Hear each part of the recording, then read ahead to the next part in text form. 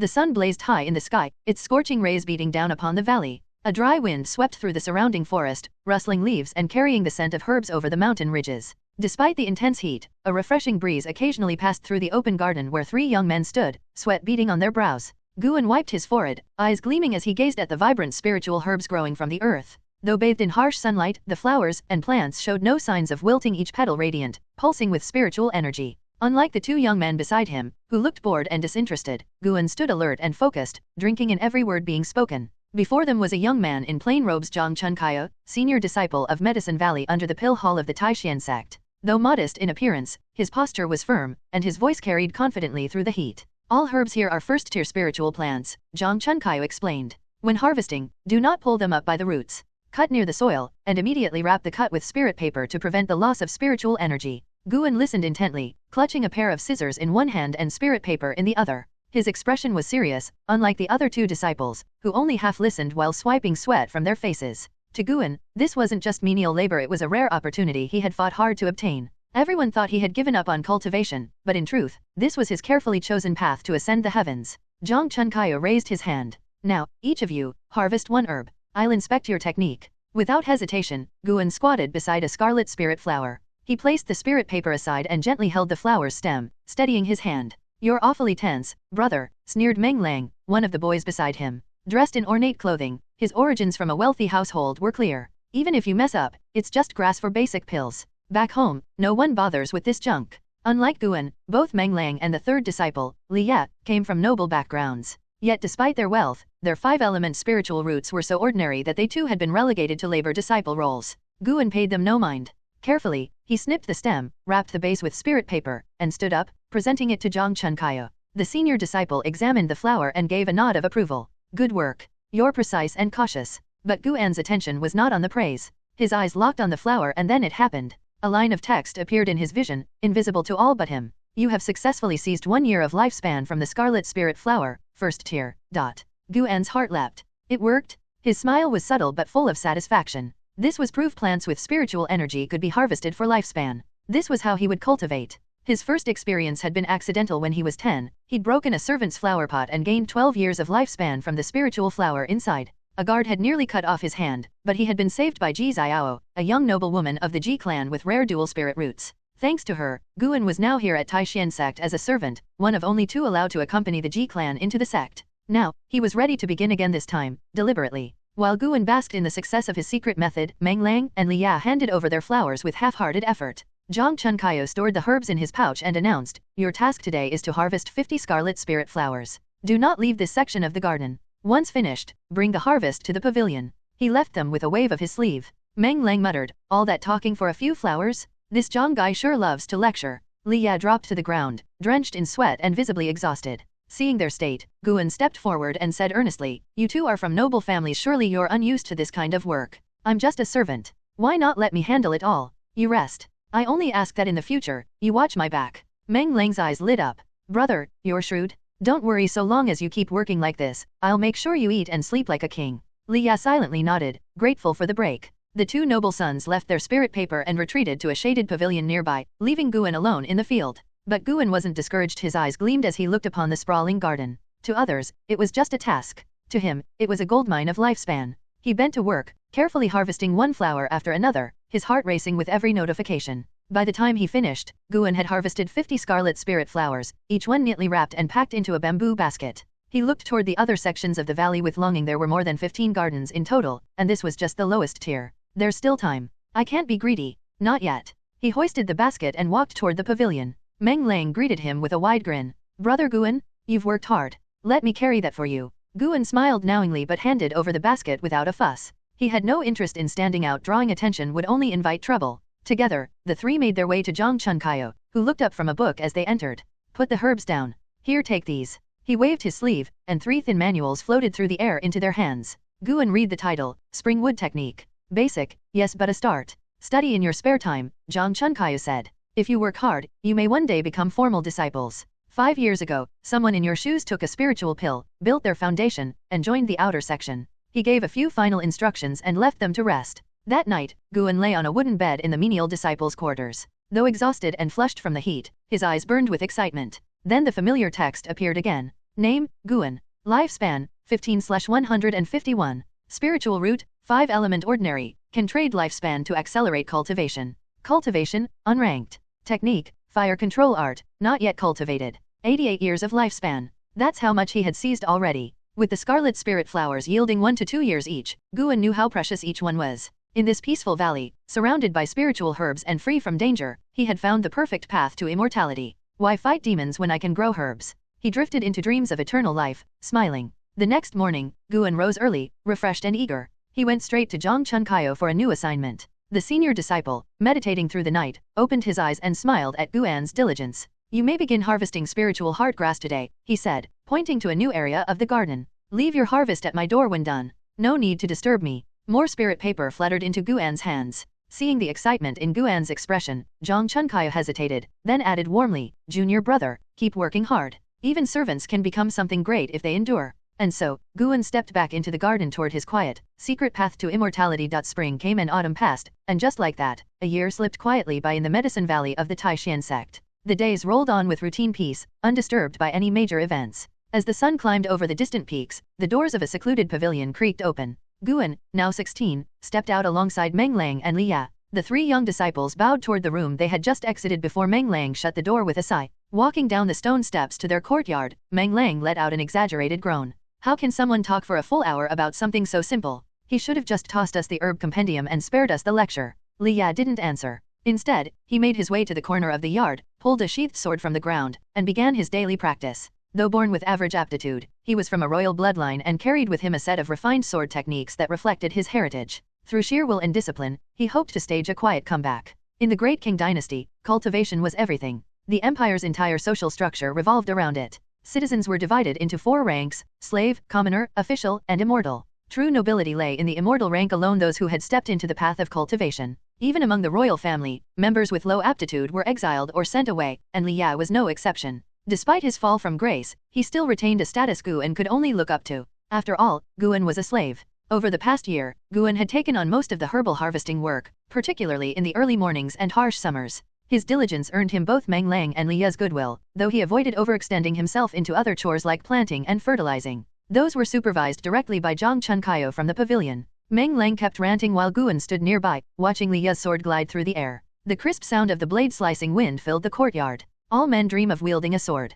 After a full year living together, a casual familiarity had settled among them. Liya no longer minded being watched while practicing. After all, the core of the Li family's swordsmanship lay in its secret breathing technique, not the physical motions. Eventually, Meng Lang clapped Guan on the shoulder with a grin. You never train, so what's with the sword envy? Guan smiled faintly. My spiritual roots are too ordinary. Practicing would be a waste of energy. Watching him pass the time feels less pointless. Meng Lang chuckled. Back home, I had 4 maidservants to help pass the time. You've no idea how dull this place is. Guan let him ramble. As evening approached and Liya finished his sword training, he stabbed the blade back into the dirt and wiped his brow. I'm going for a walk in the grove. He didn't wait for a response. Meng Lang muttered, what's he always doing in there? Guan shrugged. Who knows? Royals probably have secrets. Maybe one day he'll return to Changluo and reclaim a princely title. Meng Lang scoffed. He's here as a servant. But think, Guan countered, why come to Taixuan Sect of all places? There are hundreds of other sections. Meng Lang paused, brow furrowed. The thought hadn't occurred to him. Guan walked to the well, drew a ladle of cold water, and drank deeply. Then, without another word, he made his way toward the outer gardens. Meng Lang didn't follow. He already knew what Guan was up to. Guan arrived at a secluded section where second-tier spiritual heart grass was cultivated, blue-hued plants filled with dense spiritual energy. Over the past year, he had only been allowed to harvest first-tier herbs. These new plants represented far more than just medicinal value, they were lifespan incarnate. Suddenly, he noticed one of the plants trembling. Alarmed, he vaulted the wooden fence and rushed forward only to find a white-furred mouse clawing at the soil beneath a spiritual heart grass. Sensing danger, the mouse bolted like lightning and vanished into the undergrowth. The herb stem had been gnawed through. Guan didn't hesitate. He pulled out a strip of spirit paper, snipped the damaged plant cleanly, and wrapped its root to preserve its essence. You have successfully seized 4 years of lifespan from the spiritual heart grass, second tier. Before he could celebrate, a new notification flashed before his eyes. Your lifespan has surpassed 1,000 years. Lifespan investigation feature unlocked. Lifespan investigation? Guan focused on a nearby herb. Spiritual heart grass, second tier 4/25/102. Age/lifespan/maximum lifespan. So the maximum potential lifespan was far greater than what he could harvest, and most of it probably dissipated upon death. He headed toward Zhang Chunkaya's pavilion to report the damaged herb, but halfway there, a figure ascended the steps before him. An old man in black robes, carrying a book box on his back and wearing a black cloth hat. Guan instinctively used the new skill. Cheng Sundan, Chi Refining Stage 8 104/120/180. Cheng Sundan? The elusive master of Medicine Valley and Guan's nominal teacher. This was the first time he'd seen him in person. Guan's eyes narrowed. Cheng Sundan had 16 years left, assuming nothing went wrong. After leaving the herb in the courtyard, Guan tested his skill on others. Meng Lang, Chi Refining Stage 217/90/190 useless.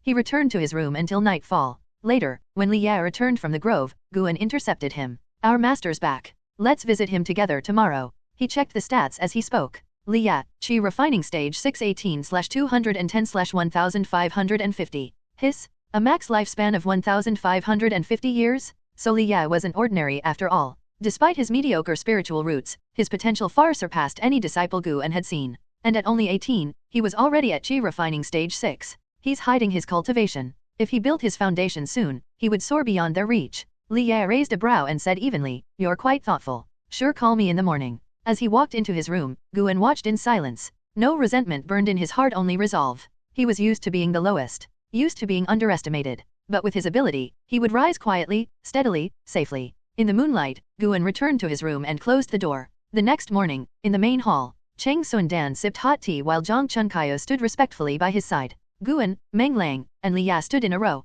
Zhang Chunkayo, Chi Refining Stage 554/110/175. So potential. Guan filed the numbers away in his mind. Cheng Sundan looked them over, then said, "I've heard good things. Since this is our first meeting, I'll allow you each to choose one gift, the herb compendium, the nurturing chi art, or the toxic woodvine spell. Choose wisely. You may not share your selection or face punishment." Meng Lang didn't hesitate. "Master, I'll take toxic woodvine." Guan was about to choose next when he paused, thinking he'd show deference. But Liya stepped forward first. "Disciple chooses the herb compendium." Guan blinked. "What? That's not how this was supposed to go." Hey everyone, I sincerely appreciate your support. If you enjoy my audiobooks, I would be truly grateful if you could subscribe to the channel. And if you'd like to support even further, you're welcome to become a Patreon member, where you can access audiobooks of novels as long as they are freely available on the internet. Your kindness and support mean so much. Thank you. Both Meng Lang and Zhang Chunkayo were also surprised by Liya's choice, but they said nothing. Cheng Sundan gave Liya an approving look, nodding slightly. "Not bad. You have good judgment, and you're not impulsive." With a wave of his right hand toward the nearby table, 3 cultivation manuals appeared. He gave Zhang Chunkayo a meaningful glance, and Zhang Chunkayo immediately began distributing the manuals. Throughout the whole process, Guan didn't even have a chance to speak. Well, it seemed he had been left out. However, Guan was naturally optimistic and didn't feel discouraged. "Today, you might be indifferent to me, but 16 years from now, I'll light incense in your honor without holding any grudges." Guan took the manual titled Nurturing Chi Art, pretending to be happy. Recently, demons have infiltrated the Taixuan Sect. The Medicine Valley is located on the outskirts of the sect. Though disciples patrol the area, it still poses some danger. Do not leave the valley under any circumstances. "Now, you may leave," Cheng Sundan advised, waving his hand dismissively. Guan and the others immediately bowed and took their leave. Guan, walking behind the others, gently closed the door as they exited. Cheng Sundan nodded slightly. "That young man, Liya, is no ordinary person. It seems he has practiced some method to conceal his cultivation. His essence and spirit are no weaker than yours. Pay more attention to him in the future. Also, since he comes from the royal family, don't be too harsh on him." Zhang Chunkayo nodded, pondering for a moment before saying, "Master, Guan is the most diligent, and given his poor aptitude, he will likely stay in the Medicine Valley for a long time." Cheng Sundan replied calmly, "Yes, take good care of him. He's in your hands now." Zhang Chunkayo smiled and bowed in gratitude. Meanwhile, Guan and the others returned to their courtyard, with Meng Lang excitedly talking about the demon threat the entire way, showing no fear but rather enthusiasm. Liya suddenly stopped and looked at Guan, saying, "The nurturing chi art isn't bad. It can conceal your aura and extend your lifespan. I already have a technique, so I didn't need it. For someone like you, the nurturing chi art is actually the better choice." Guan smiled and said, "Thank you for the advice, brotherly. I expect to spend my whole life in the Medicine Valley. The herb compendium wouldn't have much value for me. I can learn about herbs by following senior brother anyway." Liya nodded in approval, clearly pleased that Guan was so receptive to his suggestion. The 3 didn't talk much further and quickly went back to their respective rooms. The daily work in the Medicine Valley wasn't demanding, so they had plenty of time to cultivate. Guan sat on his bed and began reading the nurturing chi art. Initially, he wasn't interested in the technique, but after hearing that it could conceal his aura and extend his lifespan, he became intrigued and decided to give it a try, along with testing his lifespan evolution ability. During the past year, he had attempted to practice the spring wood technique that Zhang Chunkayo had given him but had made no progress. After half a month of fruitless effort, he gave up. For him, instead of boring cultivation, it was more enjoyable to spend time in the library of the Medicine Valley, reading books on herbs and various travel journals to broaden his knowledge. Day by day passed. Apart from checking on the medicinal herbs daily, Guan spent most of his time cultivating in his room. After 15 days of training, the words Nurturing Chi Art finally appeared on his attribute panel, though it was still marked as incomplete. Guan looked at his attribute panel with anticipation. This would be his first time using the lifespan evolution ability, and he was nervous. He didn't know how many years of lifespan it would take to fully cultivate the Nurturing Chi Art. Even though his lifespan had surpassed 1,000 years, if it required decades or even centuries, it would still make him feel the loss. Guan stared at the Nurturing Chi Art on his attribute panel and silently chose to invest lifespan into its evolution. Please input the amount of lifespan you wish to invest. Seeing this prompt, Guan made his decision without hesitation. Instantly, 2 lines of text appeared before him. You have invested 1 year of lifespan into the evolution of Nurturing Chi Art. After a year of cultivation, due to your mediocre aptitude and comprehension, your cultivation showed no progress, but your energy and vitality improved. Guan suddenly felt a sense of comfort wash over him, but the sensation faded just as quickly as it had come. That's it. The word mediocre stung Guan deeply. What the hell? This is so unfair. Guan felt a surge of frustration. Was this aptitude tied to his spiritual root? Without hesitation, he decided to invest in evolving his spiritual root, putting in a full 100 years of lifespan. You have invested 100 years of lifespan into the evolution of your spiritual root.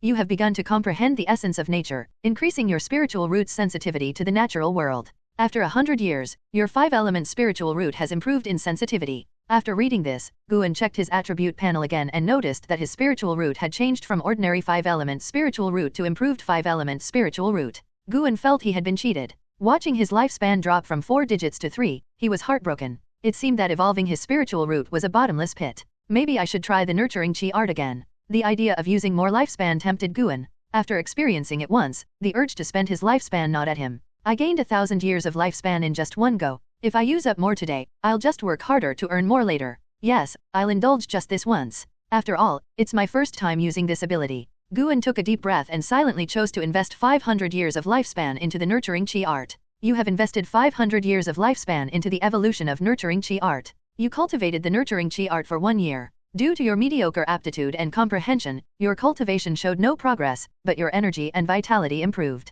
You cultivated the Nurturing Chi Art for 10 years. Due to your mediocre aptitude and comprehension, your cultivation showed no progress, but you successfully mastered the Nurturing Chi Art, increasing your blood vitality. You cultivated the Nurturing Chi Art for 100 years. Years of cultivation have granted you an insight into the technique, causing it to begin evolving. You cultivated the Nurturing Chi Art for 200 years. Your Nurturing Chi Art has merged with the spiritual energy of heaven and earth, transforming into a true cultivation method. You cultivated the Nurturing Chi Art for 300 years. Your Nurturing Chi Art has ascended to become the Nurturing Spirit Art. You cultivated the Nurturing Chi Art for 400 years. On this day, you suddenly achieved enlightenment. You gathered the true essence of heaven and earth, transforming the Nurturing Spirit Art into the Dragon Elephant Nurturing Essence Art. Your physical body and blood vitality have undergone a transformation. You cultivated the Nurturing Chi Art for 500 years. The Dragon Elephant Nurturing Essence Art has reached its peak, surpassing the limits of the technique and evolving into the Dragon Force Divine Essence Art. Your body has undergone a qualitative change. Line after line of notifications flashed before Guan's eyes, and before he could finish reading them all, a flood of memories surged into his mind. A cool breeze blew in from the window, stirring the curtains and ruffling Guan's black hair. With his eyes closed, he unconsciously began to breathe in and out, faint dragon roars accompanying his breath. It was unclear how much time passed before Guan slowly woke up. When he opened his eyes, the sight of the darkened forest outside the window greeted him. It was already night. Guan had fully absorbed the memories of cultivating the Dragon Force Divine Essence Art, and he had even completely mastered the technique. The Dragon Force Divine Essence Art was a body-strengthening cultivation method based on the training of dragon turtles. It could conceal one's aura and hide their cultivation while also granting the strength of a dragon. The Nurturing Chi Art was merely a basic part of the Dragon Force Divine Essence Art. Through lifespan evolution, Guan had essentially extrapolated a complete technique from what was originally a fragmented method. Guan suspected that the full version of the Dragon Force Divine Essence Art existed in the world and that the Taixuan Sect had only obtained a partial version, which they named the Nurturing Chi Art. If I invest another 300 years, what further changes will happen to the Dragon Force Divine Essence Art? Guan suppressed the urge to spend more lifespan. He could feel the overwhelming strength within his body.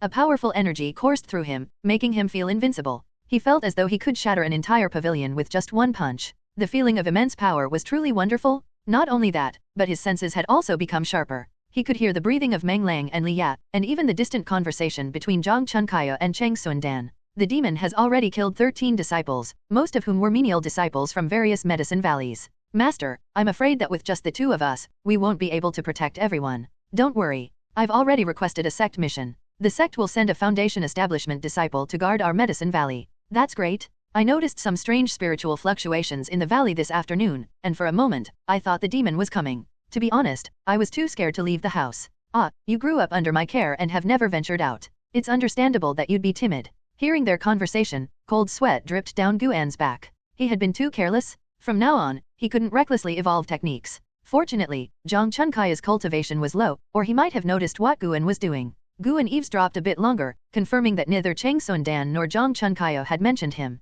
Only then did he relax. He continued to feel the changes in his body. Following the method of the Dragon Force Divine Essence art, he suppressed his aura to the lowest level, containing his blood vitality within himself. On the outside, he looked no different from before, still appearing weak and fragile. An hour later, Guan opened his eyes and checked his attribute panel. Name, Guan. Lifespan, 16/402. Spiritual root, improved 5-element spiritual root, can be evolved with lifespan.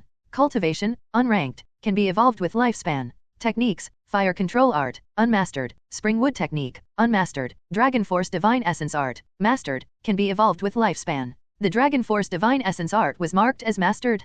Guan was thoroughly satisfied, though he regretted that the Dragon Force Divine Essence Art was a body-strengthening technique that didn't cultivate spiritual energy. As a result, his cultivation realm remained unranked. Even without a ranked cultivation, Guan believed he could easily sweep through anyone at the chi refining stage. Now all he had to do was wait for his lifespan to increase. The Dragon Force Divine Essence Art had reached its peak, and the energy within his body would naturally help extend his lifespan. However, it was hard to say how fast this increase would be. That night, Guan couldn't sleep. But by the time morning came, even after checking his attribute panel repeatedly, he still hadn't seen any increase in his lifespan. He could only console himself with the thought that no technique could possibly increase lifespan by a whole year in just one day. Yes, the heavens favor those who spend their lifespan wisely. Eventually, surprises will come. Guan washed up quickly and left his room, intending to stroll around the garden to calm his mind by looking at the medicinal herbs. By coincidence, as soon as he arrived at the garden, his eyes locked onto a familiar figure, a white-furred mouse. It was the same mouse that had been gnawing on the spiritual heart grass before.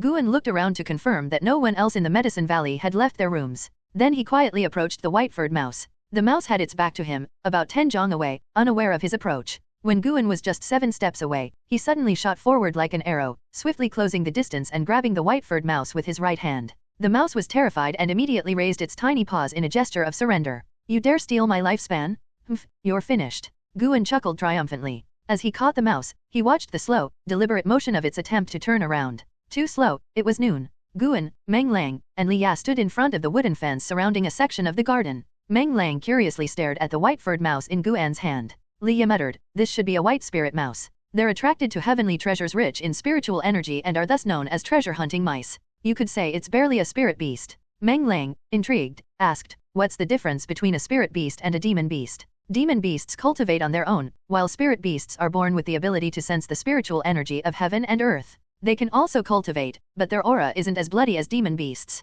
In short, spirit beasts aren't as dangerous as demon beasts, Liya explained. Hearing this, Guan suddenly didn't feel like killing the mouse anymore. Meng Lang's interest grew, and he chuckled. Guan, how about giving me that mouse? Guan raised an eyebrow, cursing Meng Lang silently. This guy really had the nerve to ask? Liya spoke coldly, white spirit mice don't usually live alone. If you see one, there's likely a nest nearby. Go catch one yourself. Trying to take even a mouse seems beneath you. Meng Lang's face flushed with anger, and he grumbled, fine, I'll catch one myself. He turned and walked away. After he left, Guan said to Liya, thanks. Guan had come to realize that, despite Liya's cold demeanor, he was actually quite easy to get along with and generous. He never stopped Guan from watching him practice swordsmanship, and today he had stood up for him. If Liya hadn't spoken up, Guan would have been in a tricky situation. If Guan had made Meng Lang cry, the commotion that followed would surely have been loud and noticeable. Liya looked at Guan closely, examining him before speaking softly. It feels like something about you has changed recently, but I can't quite put my finger on it.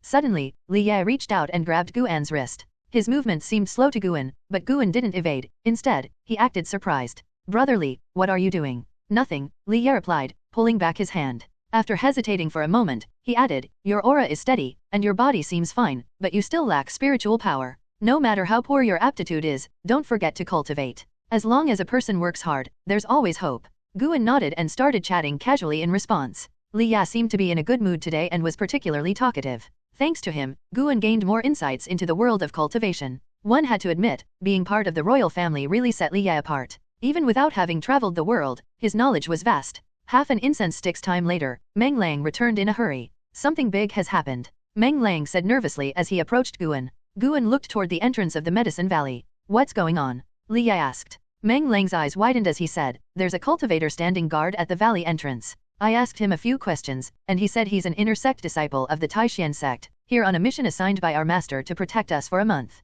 I'm guessing the reason master issued the mission is because of the demon he mentioned before. If that inner sect disciple can't stop the demon, won't we all die? Guan had already spotted the inner sect disciple in the distance. With his enhanced vision, he could clearly make out the man's features. It was a young man in a long cyan robe, with a refined and handsome appearance that set him apart from ordinary mortals. Chu Jingfeng, Foundation Establishment Stage 119/290/870. 19 years old and already at the Foundation Establishment Stage 1? A genius? No wonder he had become an inner sect disciple. As Guan observed the information displayed by his investigation ability, he couldn't help but marvel. The Taixuan Sect truly lived up to its reputation as the #1 sect in the Great Qing dynasty. Talents abounded everywhere. Liya and Meng Lang began discussing the mysterious demon. Meng Lang found it hard to believe. How could a demon have infiltrated such a powerful sect as Taixuan? And after half a month, it still hadn't been caught. Liya, however, thought it made sense. In his opinion, the Taixuan sect was vast, and the Medicine Valley was on its outskirts. It wasn't unusual for disciples in remote areas to encounter danger.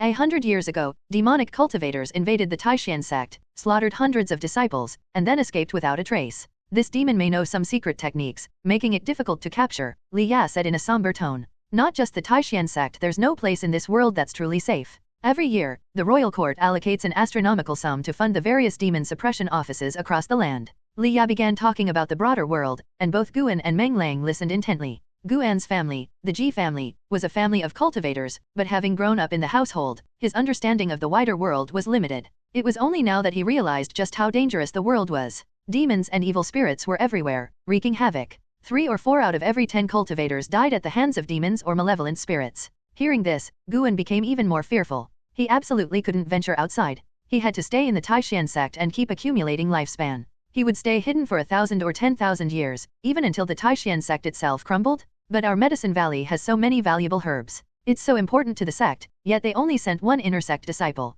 Meng Lang said, clearly dissatisfied. Liya shook his head. There are over 50 valleys like this one in the Taixuan sect. The herbs we grow aren't considered particularly valuable. There are other medicine valleys within the sect that cultivate true heavenly treasures. Each plant there has the power to change the fate of mortals. Hearing this, Guan's eyes lit up, and he began asking more about those medicine valleys. However, Liya only knew of their existence and didn't have any detailed information. After chatting for a while longer, the 3 of them went their separate ways to perform their routine checks of the garden, ensuring none of the herbs were damaged. Once Guan finished his inspection, he returned to his room. He tied a rope around the white spirit mouse's body to prevent it from escaping. Sitting cross-legged on his bed, Guan placed the white spirit mouse on his lap and began cultivating. He focused on practicing the Dragon Force Divine Essence art, which could enhance his strength and lifespan. As for other techniques, he wasn't interested in cultivating them, he would just use his lifespan to evolve them once he had accumulated enough. As night fell, the Medicine Valley became eerily quiet. With his enhanced senses, Guan could hear the conversation between Cheng Sundan and Chu Jingfeng, even from 100 zhang away.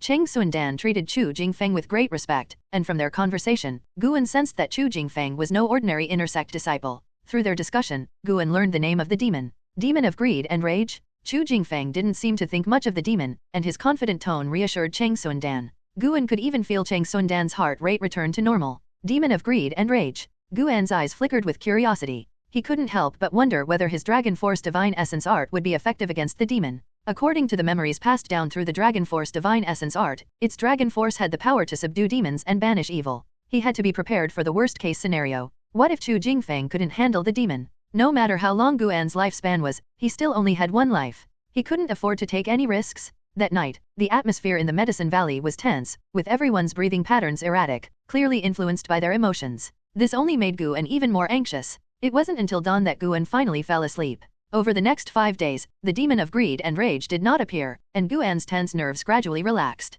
On the 6th day, as usual, Guan returned to his room after dark. This time, he had brought back 4 travelogues from the library, eager to expand his knowledge of the world. The white spirit mouse scampered out from under the bed and quickly jumped onto the table. Ever since it had sensed Guan's Dragon Force Divine Essence art during cultivation, the mouse had become attached to him. Now, even without being tied up, it didn't try to run away. Guan sat down at the table, played with the white spirit mouse for a while, and then began reading a book titled Adventures of the Green Hero. The window was half open, allowing a cool breeze to blow in. The flickering oil lamp caused the white spirit mouse's shadow on the table to stretch and shrink. Guan found the travelogue surprisingly interesting. However, it seemed to focus too much on romantic encounters. The green hero traveled the world, enjoying the landscapes of the north and south, slaying demons and monsters, and frequently engaging in fleeting romances. As he read late into the night, Guan began to feel something was off. Why did every woman the green hero encountered fall in love with him? And this guy always acted conflicted, only to give in after some gentle persuasion. Could this book have been written by a scholar?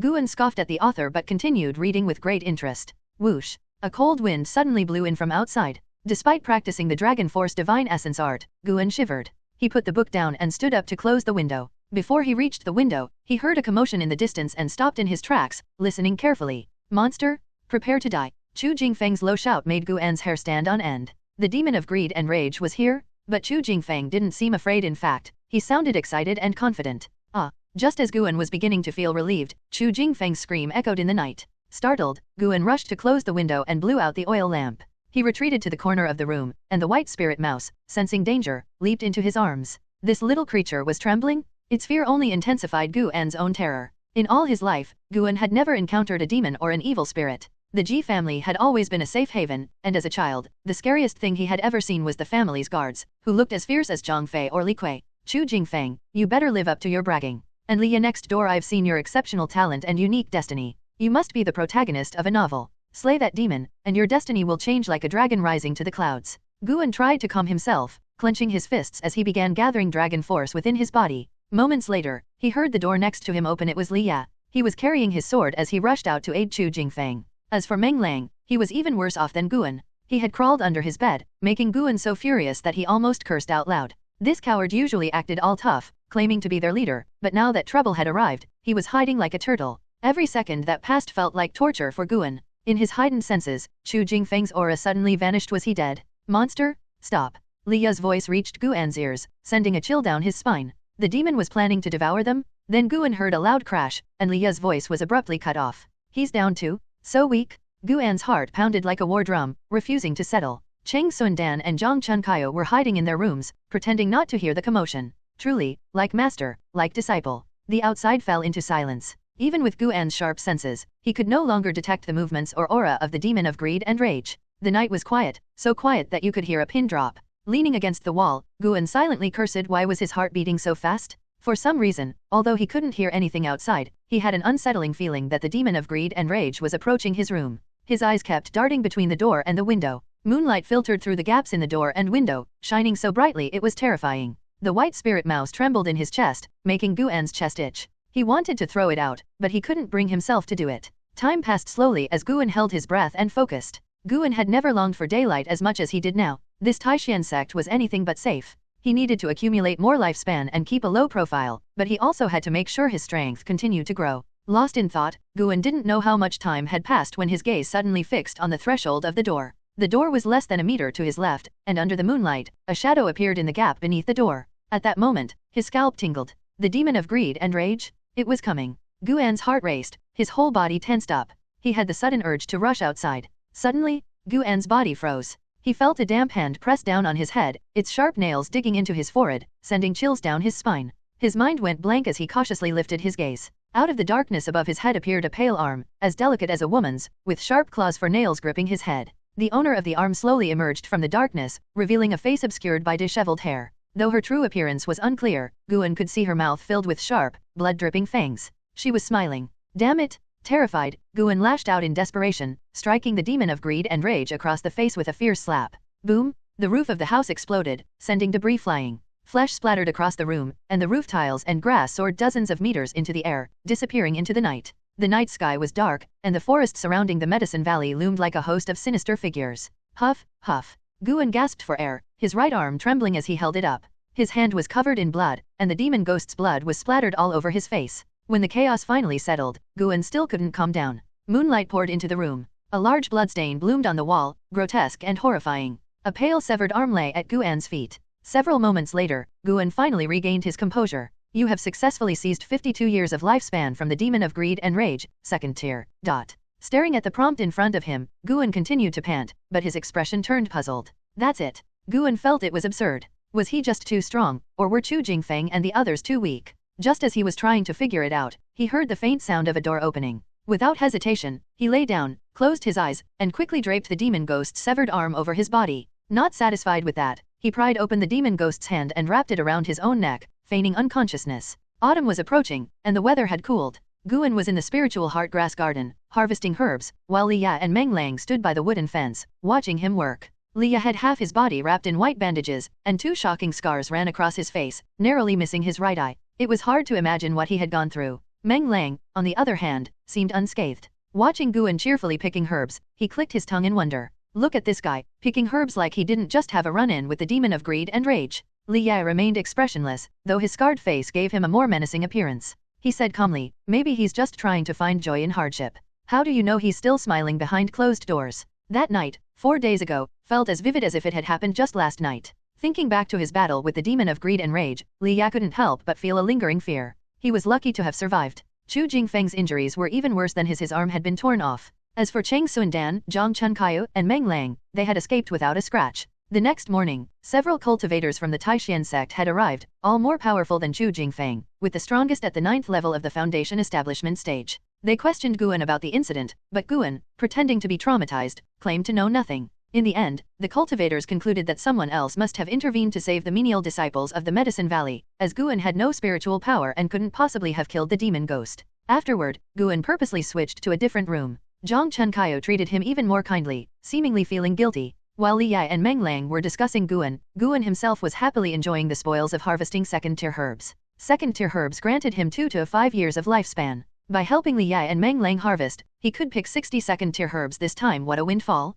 At the same time, his thoughts turned to the demon of greed and rage. Killing the demon ghost had earned him 52 years of lifespan. Didn't that mean he could gain even more by slaying demons and monsters? But as he recalled the terrifying events of that night, along with the injuries sustained by Chu Jingfeng and Liya, he quickly abandoned that idea. There's no need. He wasn't in a hurry to grow stronger, so why risk his life? Yes. No need to be reckless, better to grow steadily. A while later, Guan finally finished harvesting 60 stalks of spiritual heartgrass. Carrying a bamboo basket on his back, he approached Meng Lang to hand it over. Meng Lang coughed awkwardly and said, this time, you should hand them to senior brother yourself. Remembering his cowardly behavior that night, Meng Lang felt too ashamed to take credit for Guan's work. Guan didn't argue and smiled. All right. He nodded politely to Liya before heading toward Zhang Chunkai's pavilion. Liya, too, had no reason to linger and turned to head toward the distant forest. Meng Lang stood there awkwardly, rubbing his nose. Inside the main hall, Guan handed over all the spiritual heartgrass to Zhang Chunkayu. Instead of dismissing him immediately, Zhang Chunkayu held him back, expressing concern and asking if he had been sleeping well lately. Every time Zhang Chunkayu thought about the image of Guan being strangled by the demon of greed and rage, he felt immense guilt. As the senior disciple, he had failed to protect his junior, and it made him feel utterly useless. Guan was always so obedient and well-behaved. The mere thought of losing such a junior made Zhang Chunkayu feel miserable. By the way, don't mention the demon of greed and rage incident again. I heard today that the demon was actually raised by a certain elder in the sect. This matter shouldn't spread, so just pretend it never happened, Zhang Chunkayu said seriously. Guan frowned slightly upon hearing this. So that's why the demon was able to roam free for so long. Sensing Guan's unease, Zhang Chunkayu added, an elder of that level is not someone we can afford to provoke. With just one word, they could erase our entire Medicine Valley. You come from humble origins, so you should understand better than anyone the importance of knowing your place. Only through patience and endurance can you survive. He then took out a manual from his sleeve, saying, this is a secret technique that Master acquired for you by spending 5 years of sect contribution points. After all, you really did suffer. Guan's face lit up with joy as he accepted the manual.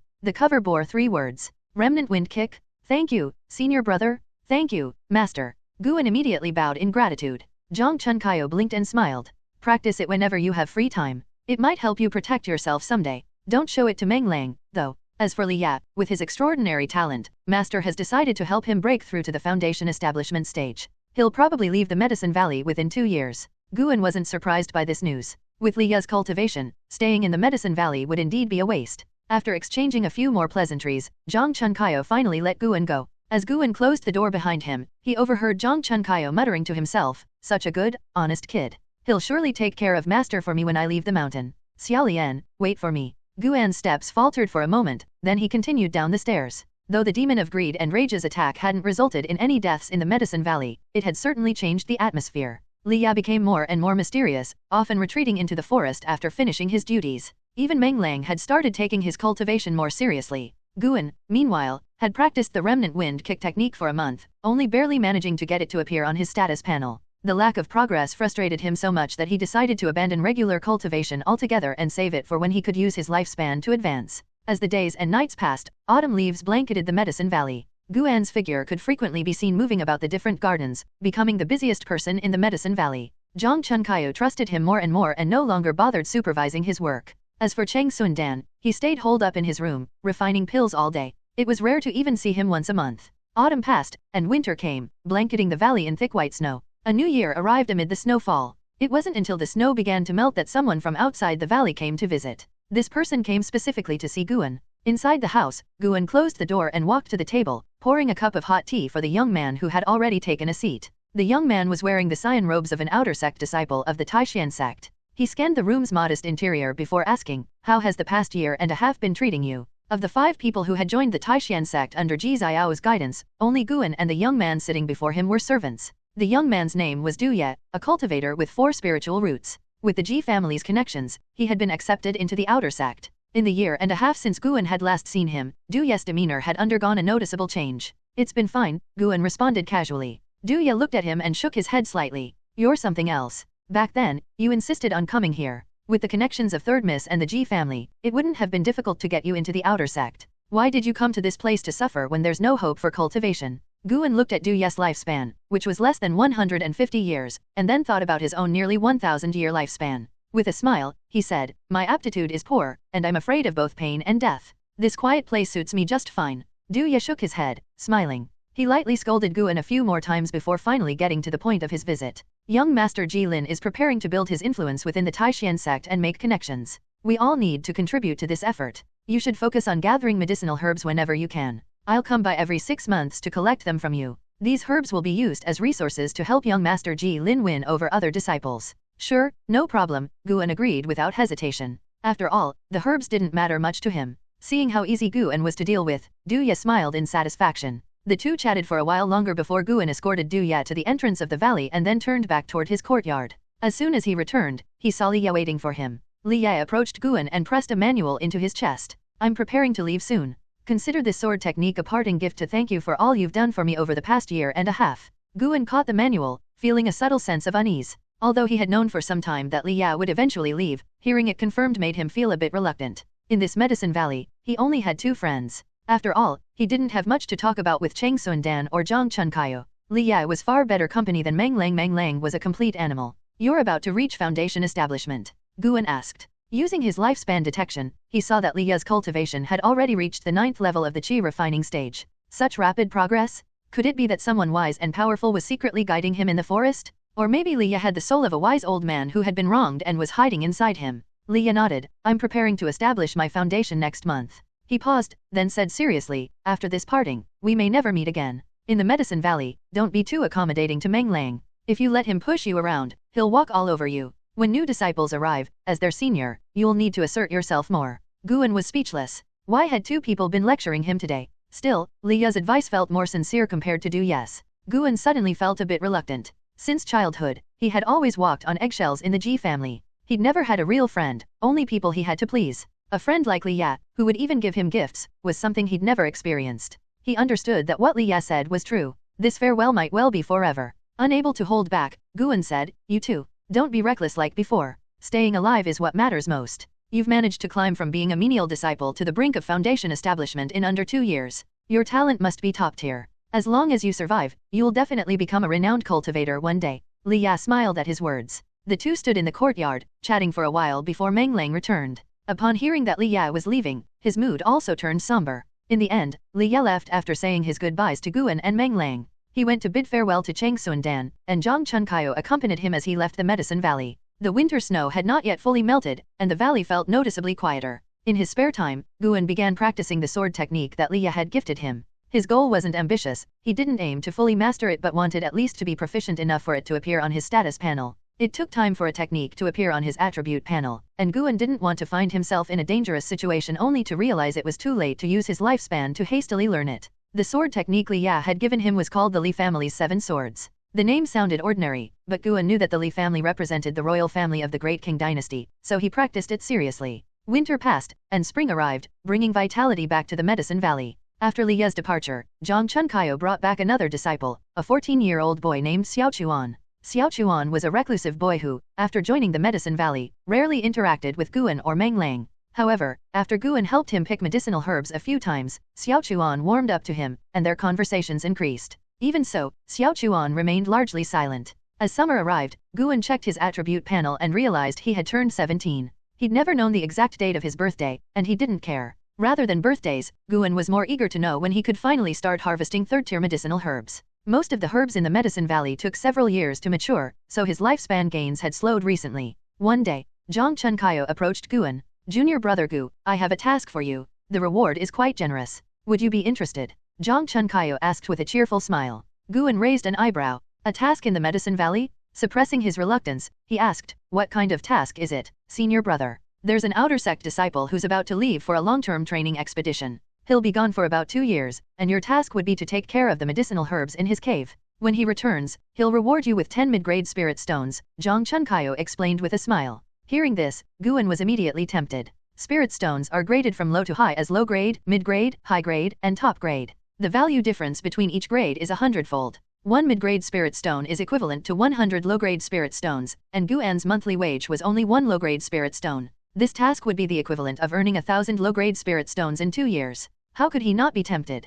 Guan hesitated and asked, "Is this senior trustworthy?" Zhang Chunkayo was momentarily stunned, then burst into laughter. He looked at Guan with approval and said, "Not bad, junior brother Gu, you're cautious. Don't worry, he's an old friend of mine. We joined the Taixuan Sect in the same year. The reason he picked you is that you're diligent and reliable. If it were Meng Lang, I wouldn't feel as confident. Plus, his cave is only about 10 li from our Medicine Valley. You'll only need to check in twice a month." After a moment of hesitation, Guan agreed. It had been half a month since he'd had the chance to harvest any herbs. Watching his lifespan stagnate was unbearable. He missed the rush of accumulating lifespan through his special ability. The Dragon Force Divine Essence Art only granted him an increase of 1 year of lifespan per month. If not for his ability to steal lifespan, he would have been satisfied with that. But now, his greed had grown. Moreover, he wasn't sure how long the effect of the Dragon Force Divine Essence Art would last. After all, everything had its limits. Seeing that Guan agreed, Zhang Chunkayo immediately led him out of the valley. Guan hadn't left the Medicine Valley in 2 years, and now that he was finally leaving, he felt a bit nervous. As they exited the valley, Guan was greeted by the sight of endless forest. Sunlight filtered through the trees, creating rings of rainbow light. The scene was breathtakingly beautiful. Zhang Chunkayo patted the storage pouch on his waist, and a sword flew out. Grabbing Guan's arm, he leaped onto the sword, and the two of them soared into the air, flying on the sword's power. Startled, Guan clung tightly to Zhang Chunkayo's waist, the hot summer wind blowing through his hair as envy filled his eyes. Sword flight? The hallmark of a cultivator? He hadn't expected Zhang Chunkayo to possess such a skill. Feeling the strength of Guan's grip, Zhang Chunkayo laughed heartily. "Junior brother Gu, make sure to keep an eye on the path. You'll have to come here on your own from now on." Guan couldn't resist asking, "Senior brother, could you teach me this sword flying technique?" "Well, you'll need to cultivate diligently. Once you reach the 4th level of the Qi refining stage, I'll teach you," Zhang Chunkayo replied. 4th level of Qi refining. If you work hard, you'll reach it one day. As he spoke, Zhang Chunkayo couldn't help but straighten his back and flash a bright, confident smile. In his mind, he thought, in junior brother Gu's eyes, I must look quite impressive right now. I hope this will inspire him to stop being lazy and take his cultivation seriously. From Zhang Chunkayo's perspective, Guan was a decent person overall, he just didn't enjoy cultivating. In his free time, the kid was always reading. Guan found it amusing. Was reaching the 4th level of Qi refining supposed to be hard? I could spend 100 years of lifespan. Would that work? If not, then 500 years. And if that's still not enough? Nonsense. The two brothers chatted as they flew on the sword. Before long, they landed in a forest. As they touched the ground, Guan was still savoring the sensation of flying. Zhang Chunkayo led Guan through the dense forest until they reached a rock face. Taking out a jade pendant, he pressed it into a groove in the rock face. The cave has a protective formation. From now on, you'll need to carry this jade pendant with you. Don't lose it, or it'll be a hassle, Zhang Chunkayo instructed. Guan nodded, and moments later, the rock face trembled. A stone door appeared and slowly opened. Zhang Chunkayo retrieved the jade pendant and led Guan inside. The two disappeared into the darkness, and a few breaths later, the stone door slammed shut. The cave was much larger than Guan had expected. The passageway alone was 5 zhang long. When they arrived in a spacious chamber, Guan's attention was immediately drawn to an area where medicinal herbs were being cultivated. The herbs were densely packed, numbering at least 100, and took up most of the chamber. From his experience, Guan could tell at a glance that these herbs were of high grade. Are all outer sect disciples this wealthy? Zhang Chunkaya began explaining to Guan which herbs needed to be harvested and the process of cultivating them. The cave had a built-in formation, so it didn't lack water, but too much moisture could cause the herbs to die. Some herbs, if not harvested in time, could even ignite spiritual flames, destroying all the plants. There were also seeds on the table. After harvesting, Guan would need to replant the herbs. The outer sect disciple had even prepared spirit-preserving paper, which was also laid out on the table. All right, I'll leave you to it. Once you're done, head back on your own. This will be a good test to see if you can find your way back. If you're not back by evening, I'll come to find you, Zhang Chunkaya said, patting Guan on the shoulder before handing him the jade pendant. Guan politely saw Zhang Chunkaya out before returning to the cave. He didn't immediately start harvesting herbs. Instead, he took a moment to observe the cave. It was quite simple, just a stone bed, a stone table, and 2 stone stools. Wait, there were also books hidden in the walls, covered by vines. Guan had no intention of browsing through them. What if there was a surveillance formation in the cave? Better to be diligent and focus on earning lifespan, without stirring up any trouble. Guan began harvesting the mature herbs. You have successfully seized 9 years of lifespan from a 3rd-tier spirit flame herb. Hiss. A 3rd-tier herb? Guan suddenly wondered if his understanding of herb grades was off, or if the outer sect disciples really enjoyed far better treatment than he had in the Medicine Valley. Oh well, better enjoy it while I can. The first batch of herbs he harvested consisted of 11 plants, granting him a total of 89 years of lifespan, bringing his total lifespan to 1,264 years. As Guan used his lifespan detection ability to scan the cave, he even spotted a 4th-tier spiritual herb. Such a wealthy outer sect disciple? Guan was thrilled. With such a generous employer, he had to make sure to maintain a good relationship for future collaborations. Wait a minute, couldn't he do this for other Taixuan Sect disciples as well? After all, every disciple would need to go on long-term expeditions at some point. No, better focus on this task first. I need to play it safe. What if I run into a bad person who tries to extort me? I'm just a menial disciple. If I get into a conflict with a full disciple, I'll definitely be the one cast aside. Guan carefully planted the spirit flame herb seeds, making sure to do everything perfectly. An incense stick's worth of time later, Guan left the cave and closed the stone door behind him, making his way back toward the Medicine Valley. Fearing that he might encounter another demon like the demon of greed and rage, he walked quickly. Thanks to the Dragon Force Divine Essence art, Guan reached the valley entrance in less than half an hour. As he approached, he spotted someone standing there. Chu Jingfeng? Chu Jingfeng, with his right arm missing, looked weathered and worn. He was dressed in black robes, a far cry from his former self. When Guan spotted Chu Jingfeng also saw him. Guan was about to quicken his pace to greet him, but Chu Jingfeng leaped into the air, soaring several zhang high. He flew over the hillside and landed gracefully in front of Guan like a wild goose. You must be Guan. I have some questions for you, Chu Jingfeng said in a low voice. Guan, feigning nervousness, bowed respectfully and replied, Yes, senior. Please ask your questions, and I will answer truthfully. Seeing Guan's obedient demeanor, Chu Jingfeng's expression softened. He asked gently, You've seen the demon of greed and rage, and she even grabbed your neck. Do you remember her face? Guan shook his head. The room was dark that night, and I couldn't see her face clearly. As soon as she appeared, I fainted from fear. As he said this, he discreetly manipulated his inner qi, causing his face to flush red. Chu Jingfeng noticed Guan's embarrassment, and his anger subsided significantly. What am I doing, making things difficult for a menial disciple? Chu Jingfeng thought to himself, self-mockingly. His expression became more gentle as he said, If you recall anything or encounter anything unusual, you can contact me. With that, he took out a spirit stone the size of an egg and said, This is a special spirit stone. You can use it to communicate with me by channeling your spiritual energy into it. He tossed the spirit stone to Guan and then leaped into the air. A sword appeared at his waist, seemingly out of nowhere, and he stepped onto it, flying into the forest. Leaves fluttered down as he disappeared. Was it just his imagination, or had Chu Jingfeng become stronger after losing his arm? Guan didn't dwell on it. Holding the spirit stone, he continued his way back to the Medicine Valley. Sigh, when will I have my own storage pouch? The young man walked along the forested hillside, dappled sunlight filtering through the leaves, making it seem as though he was wearing a robe of many colors. Time passed quickly, and 2 years went by in the blink of an eye. Now 19, Guan walked through the forest. He looked taller and sturdier than he had 2 years ago. Even though he still wore plain clothes, he appeared clean and composed. His eyes were especially bright, and his long hair was tied casually behind his head with a grass rope. 2 strands of hair fell across his forehead, giving him a carefree and somewhat unrestrained aura. Following behind him was a younger boy, average in appearance and a head shorter than Guan. The boy carried a bamboo basket on his back, wiping away large beads of sweat from his forehead as he walked. Senior brother, how much farther? Xiao Chuan asked weakly. Xiao Chuan was the only disciple in the Medicine Valley with a lower rank than Guan, and he often followed Guan around. When he heard that Guan was managing an outer sect disciples' cave, he had begged for a long time until Guan finally agreed to bring him along this time.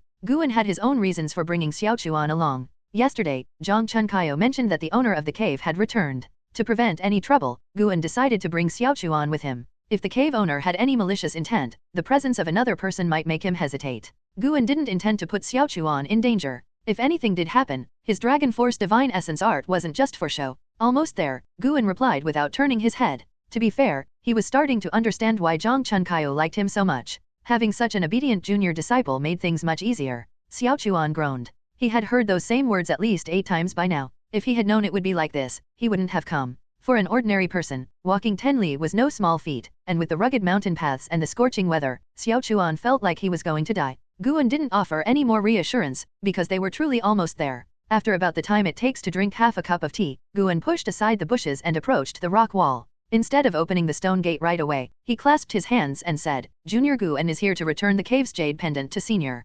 Xiaochuan stood on the other side of the bushes, his face full of curiosity as he stared at the rock wall. His background was no better than Guan's, and he knew little about the world of cultivation. To him, an outer sect disciple of the Taixuan Sect was practically a big shot. Rumble. The stone gate opened, and a hoarse voice called from within, Come in. Guan turned back and said to Xiaochuan, Wait for me outside. Xiaochuan naturally didn't dare to follow him inside. Just witnessing the stone gate open was already enough to make the trip worthwhile. Guan confidently stepped into the cave, far more self-assured than he had been 2 years ago. That confidence came from the lifespan he had accumulated. He now had over 3,000 years. In addition to the herbs inside the cave, he had also been harvesting third-tier herbs under Cheng Sundan's direction for the past 2 years, leading to rapid lifespan growth.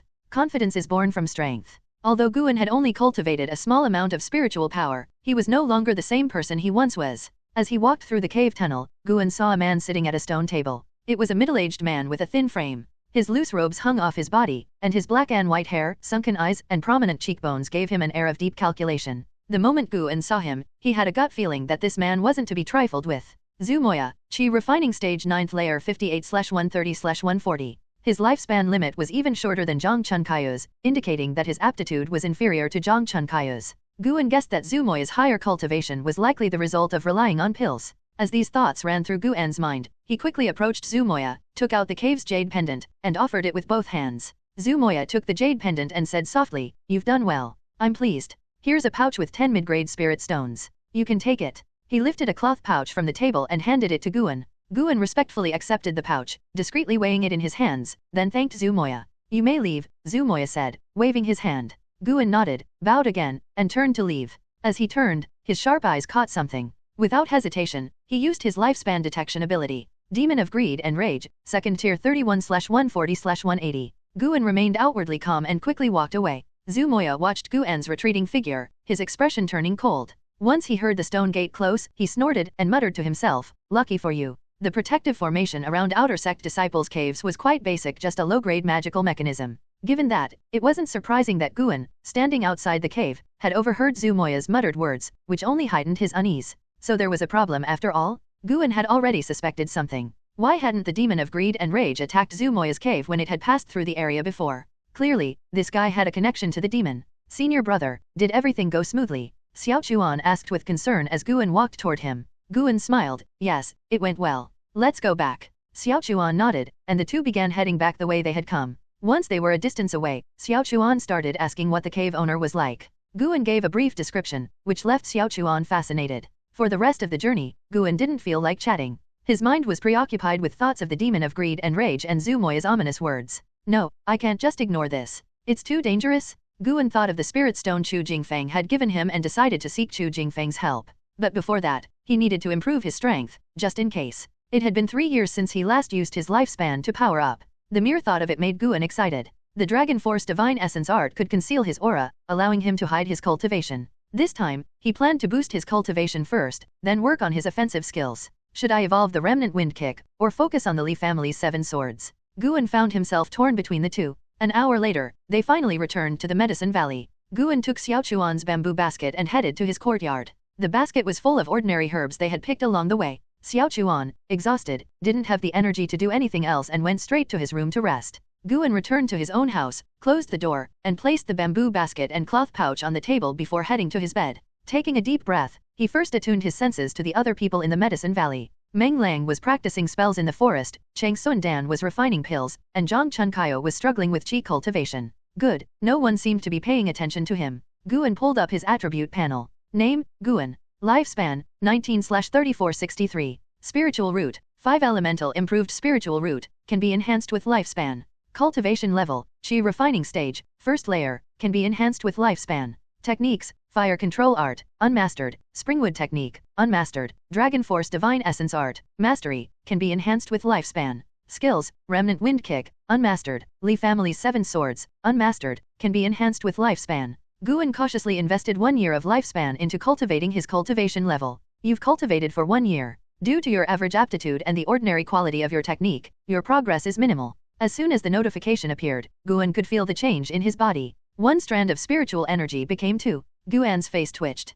He had no choice but to turn his attention to the springwood technique. This was the only qi cultivating technique he had learned. As for the fire control art, it was just an auxiliary technique taught to him by an old servant back in the Ji family. As the name suggested, it was simply about controlling fire. Forget it. I won't wait for a higher level technique. After all, I can evolve anything with lifespan. Even the most ordinary technique can become a supreme art in my hands. With that thought, Guan's expression became resolute. He chose to invest 100 years of lifespan into cultivating the springwood technique. You've cultivated the springwood technique for 1 year. Due to your average aptitude, your progress is minimal. You've cultivated the springwood technique for 10 years. You've finally mastered the springwood technique, increasing your qi cultivation speed. You've cultivated the springwood technique for 50 years. Your mastery has reached a higher level, increasing your qi cultivation speed tenfold. You've cultivated the springwood technique for 100 years. You've gained new insights, and the springwood technique has evolved into the spring essence art. A flood of memories surged into Guan's mind, all related to the cultivation of the spring essence art.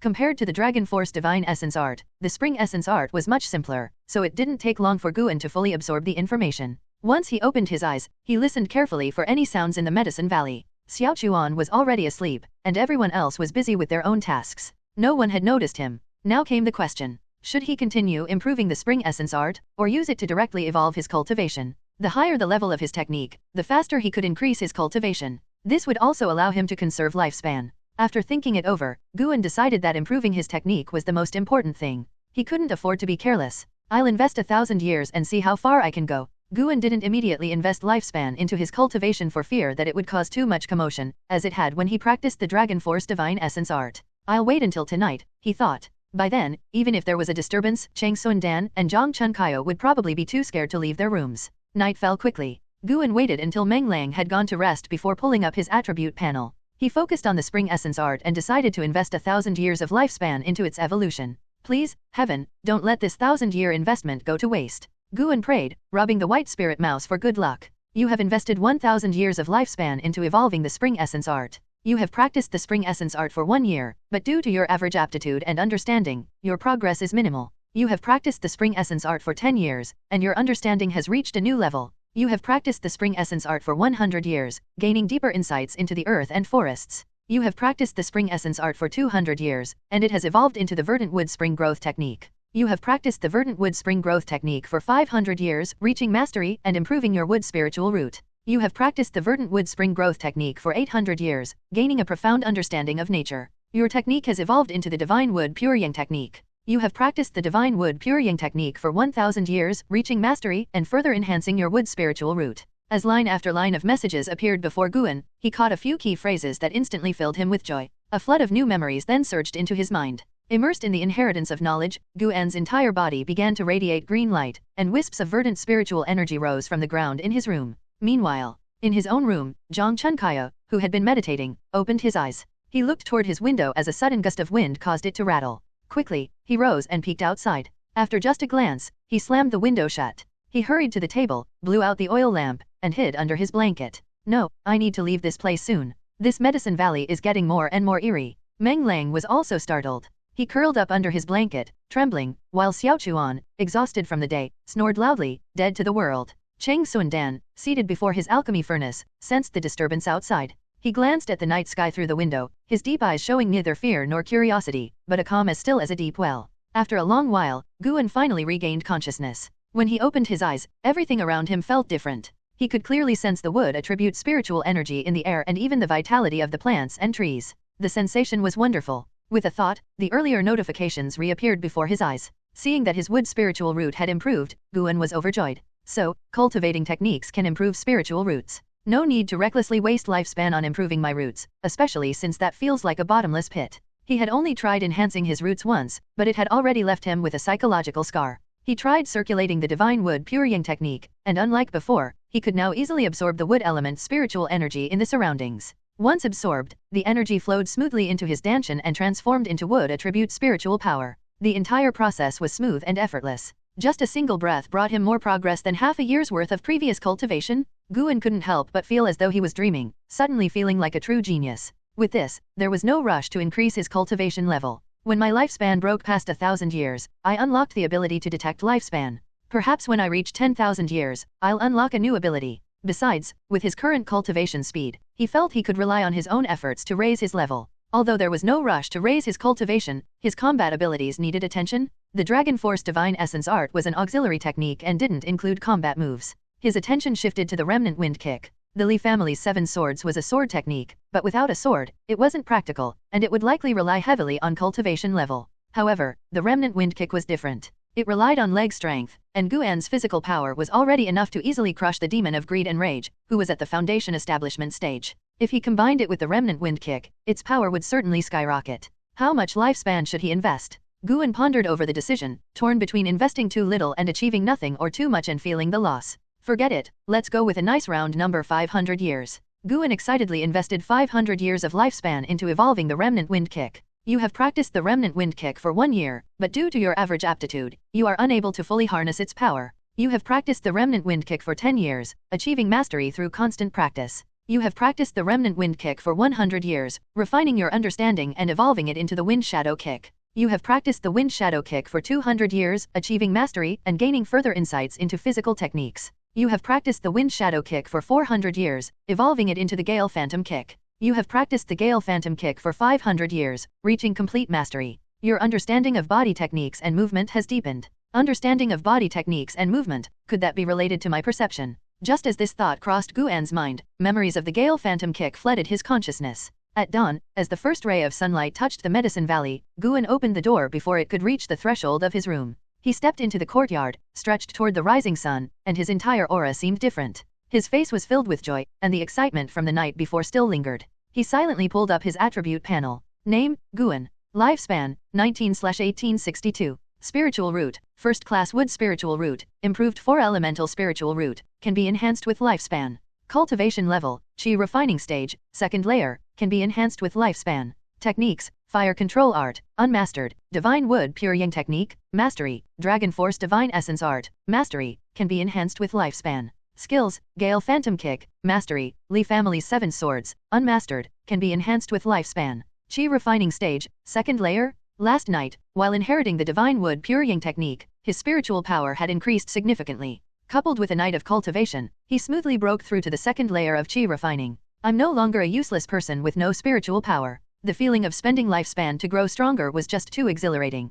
Guan started thinking more about his future path in cultivation. He had no desire to venture out into the world. Though slaying demons and monsters could potentially grant him more lifespan, the risk of death would also skyrocket. What he had in mind was to become the master of Medicine Valley. Cheng Sundan didn't have many years left, and Zhang Chunkayo was keen to leave the valley. The position of Valley Master would inevitably fall to Guan. When that time came, he could recruit a group of disciples to help him tend the herbs while he reaped the benefits. It would be perfect. Guan crossed his arms and gazed at the surrounding mountain peaks. Why not plant more herbs on these mountains? The reason Cheng Sundan hadn't expanded the valley could be because he didn't find it worthwhile. After all, he was just a laborer for the Taixuan Sect. But for Guan, it was different. He didn't care about earning more resources. He was only interested in harvesting the lifespan from the herbs. The more Guan thought about it, the more excited he became. He started kicking and stretching his legs in place. He practiced the leg techniques from the Remnant Wind Kick, his movements swift and fierce, generating gusts of wind with every strike. Before long, Meng Lang stepped out of the neighboring house and caught sight of Guan practicing.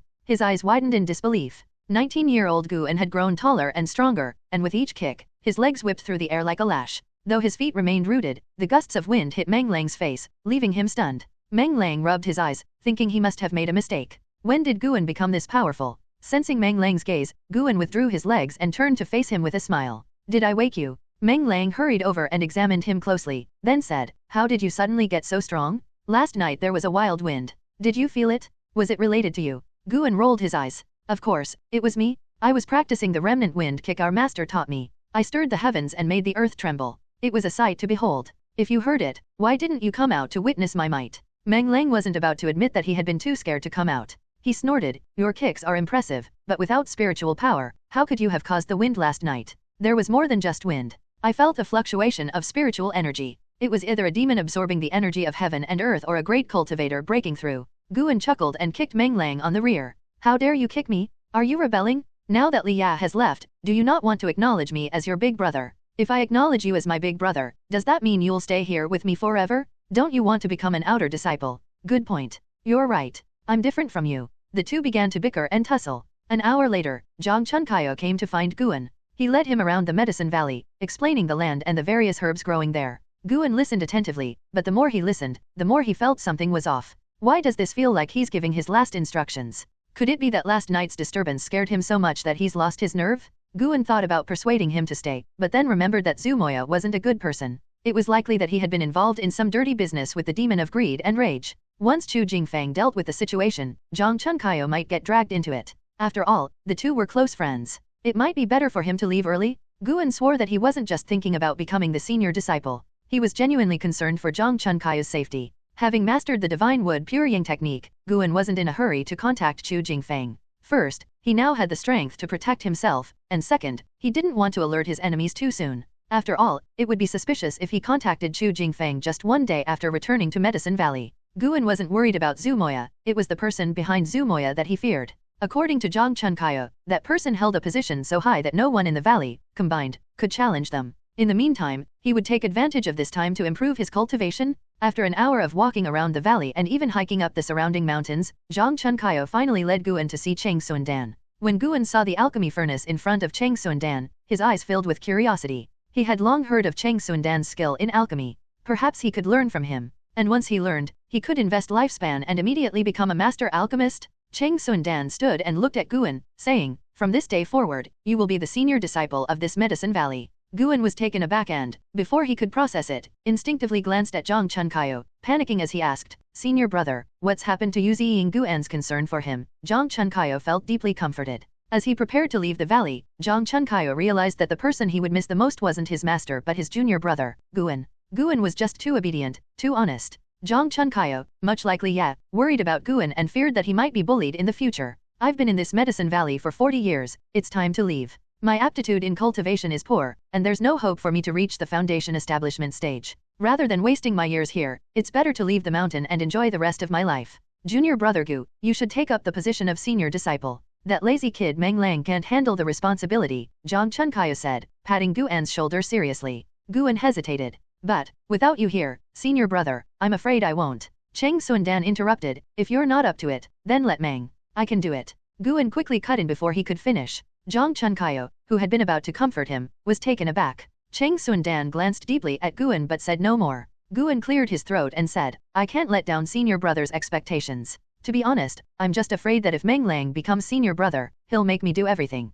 Hearing this, Zhang Chunkayo couldn't help but laugh out loud. The atmosphere lightened immediately, and Zhang Chunkayo began to offer words of encouragement to Guan, who listened intently. After chatting for a while, Zhang Chunkayo rolled up his sleeves, knelt before Cheng Sundan, and kowtowed 3 times before getting up and leaving. He left Guan and Cheng Sundan alone. You've seen it for yourself. This Medicine Valley cannot keep people. If you don't want to stay here forever, speak up now. I might be able to help you, Cheng Sundan said, his eyes calm and serene. Guan quickly responded, I'm willing to stay here for the rest of my life. Don't be too quick to answer because it could truly be for a lifetime, Cheng Sundan cautioned. Master, I wouldn't dare lie. I really do want to stay here. While others may see the work in the valley as dirty and tiring, to me, these are the most comfortable days of my life. You've been kind to me, and my senior brothers have treated me well. I genuinely want to stay here forever, Guan said sincerely. At this crucial moment, he had to be honest. Cheng Sundan's voice turned grave. You must have some background. It's no coincidence that you survived the demon of greed and rage. Moreover, the spiritual energy disturbance last night came from your courtyard. Guan panicked. Master, I truly have no significant background. The only connection I have is with the third miss of the Ji family, Ji Xiao, but I'm just her servant. Ji family. Cheng Sundan's eyes widened in shock. It was the first time Guan had seen his master's expression change so drastically. Guan could clearly see fear, anger, and dread mixing on Cheng Sundan's face, distorting his normally calm demeanor into something almost grotesque. Oh no?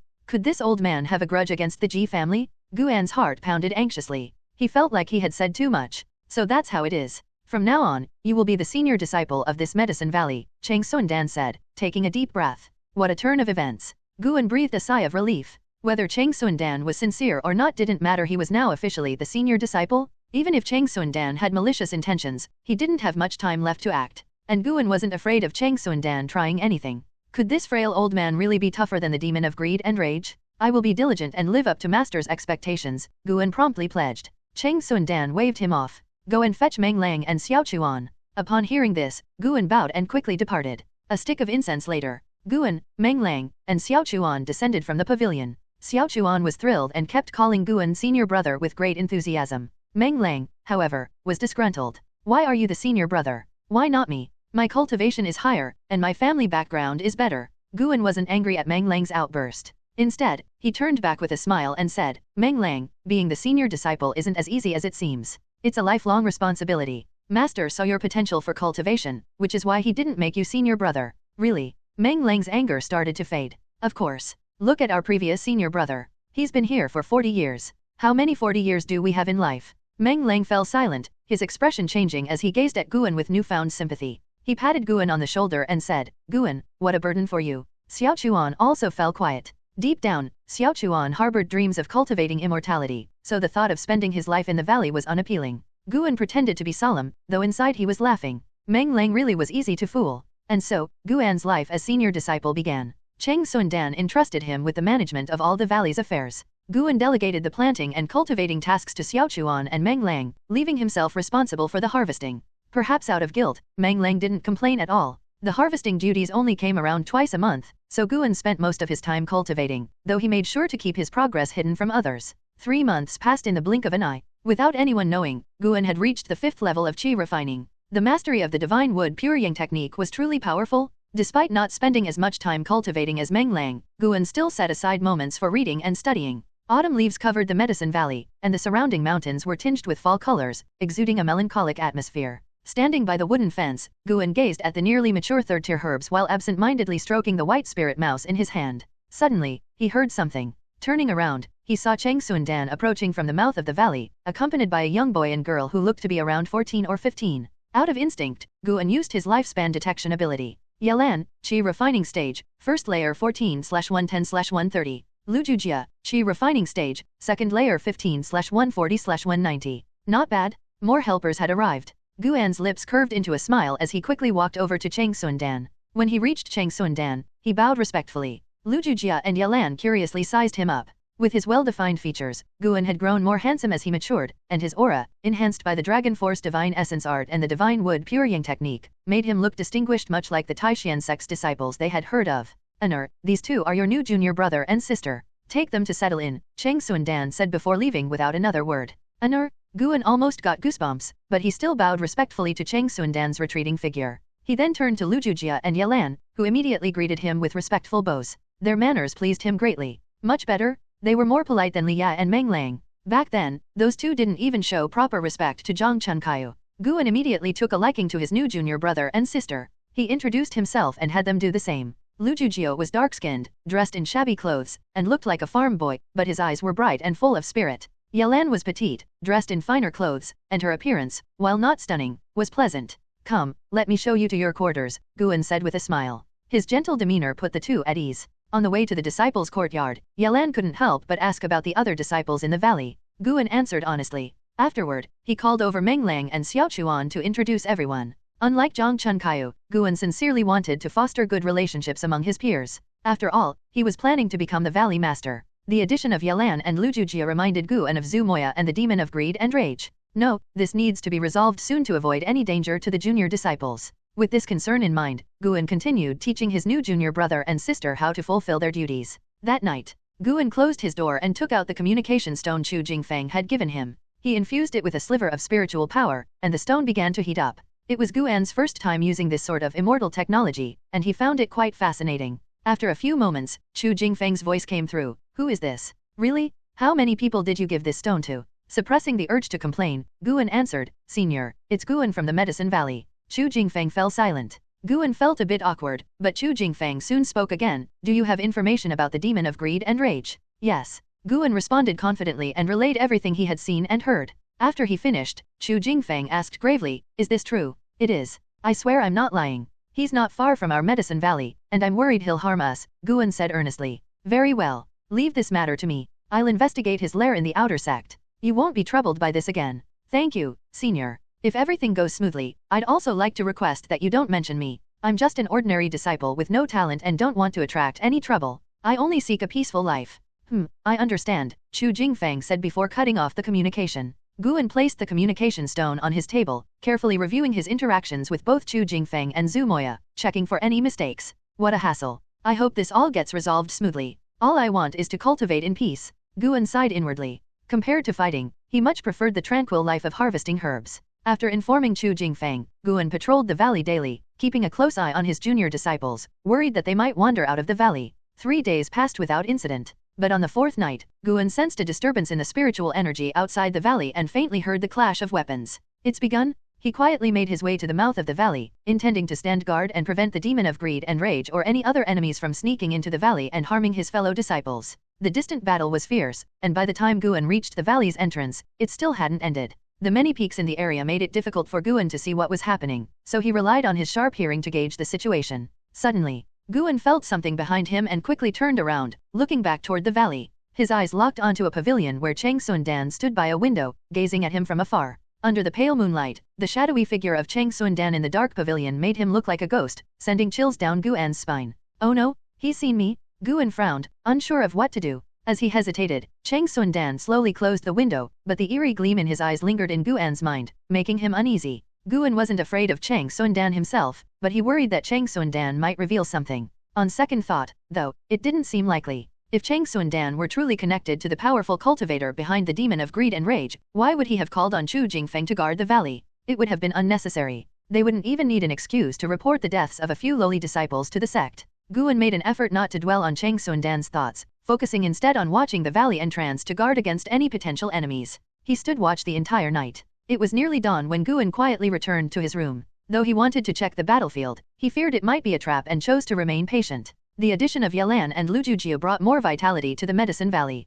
The two of them dragged Xiaochuan around the valley all day. Being young and full of energy, even the usually quiet Xiaochuan became more lively under their influence. Leaning against a wooden fence in one of the garden areas, Guan held a copy of The Adventures of the Green Hero in his hands, enjoying the cool autumn breeze. His gaze occasionally shifted to Cheng Sundan's pavilion. The previous night's eye contact lingered in his mind, making him want to talk to Cheng Sundan, though he feared disrupting the delicate balance between them. At that moment, Lujujia approached Guan with an eager expression. Senior brother, I heard from Senior brother Meng that you've mastered an impressive leg technique. Could you teach me? I'd be willing to take on all your harvesting duties in return.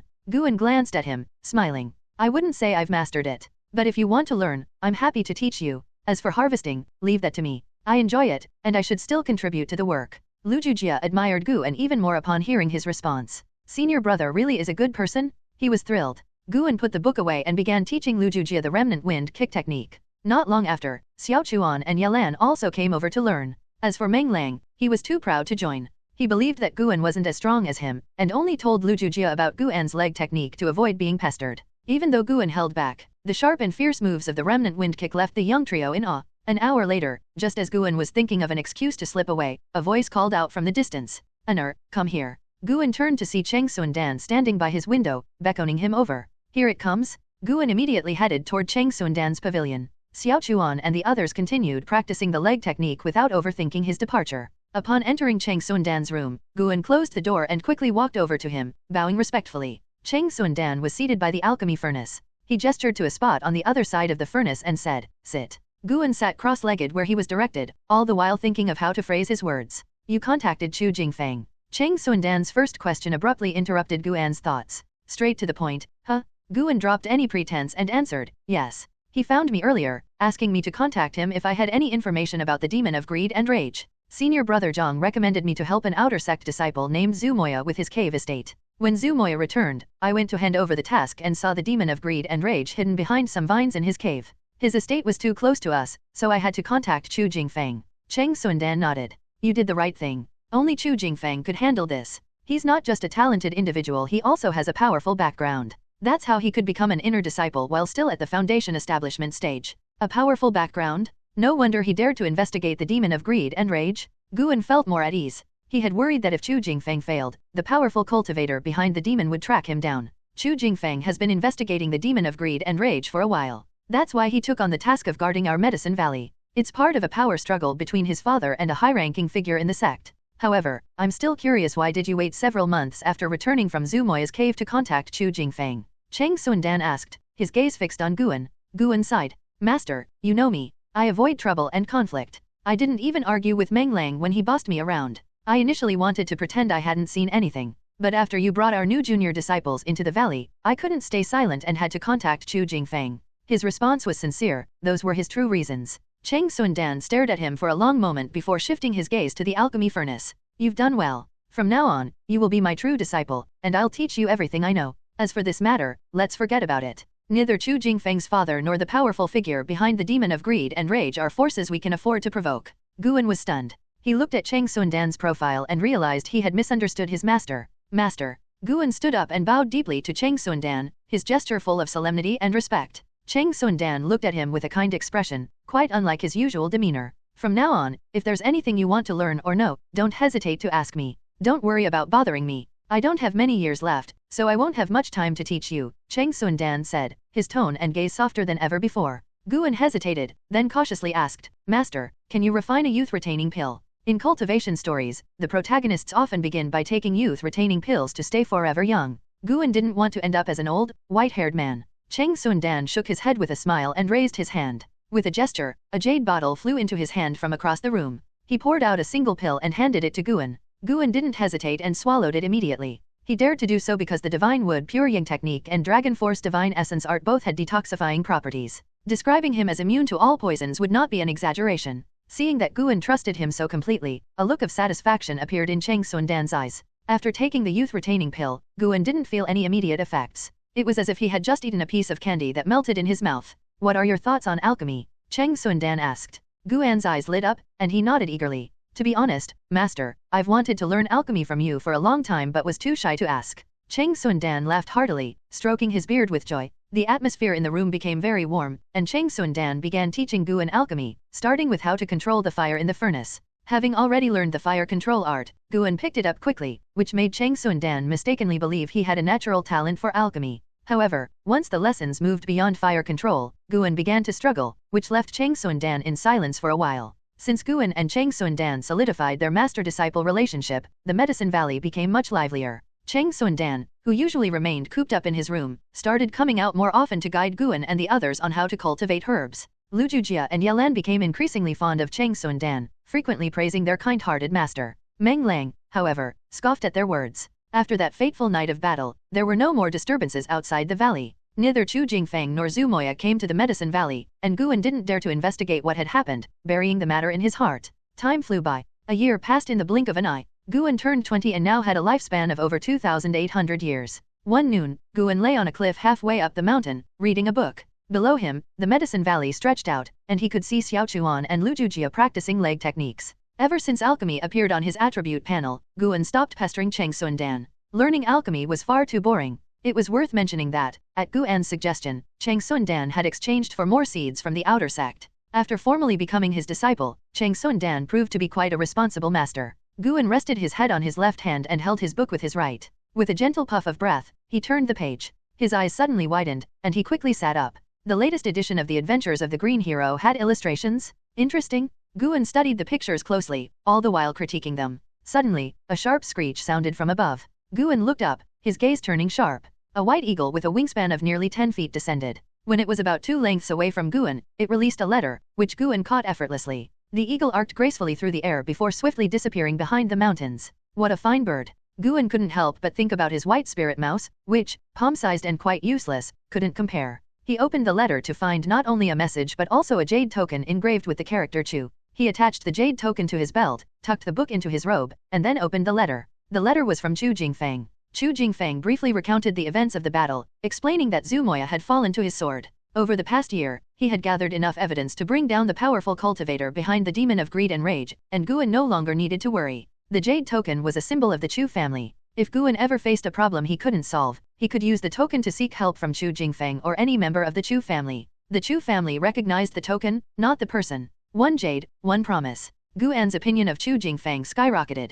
He hadn't expected such a proud inner disciple to be so loyal and honorable. Even if Chu Jingfeng hadn't given him anything in return, Guan would have had no complaints. After all, he had previously told Chu Jingfeng not to contact him again. After reading the letter, Guan tore it into pieces, scattering them on the ground. With a slight twist of his right foot, his spiritual energy surged, and the fragments turned to dust. The power of 8th layer Qi refining realm spiritual energy was no joke. Guan smiled as he leapt into the air like a wild goose. As he glided down the mountainside, his toes lightly tapped leaves and branches, carrying him along with grace. Xiaochuan and Lujujio were no longer surprised by such displays.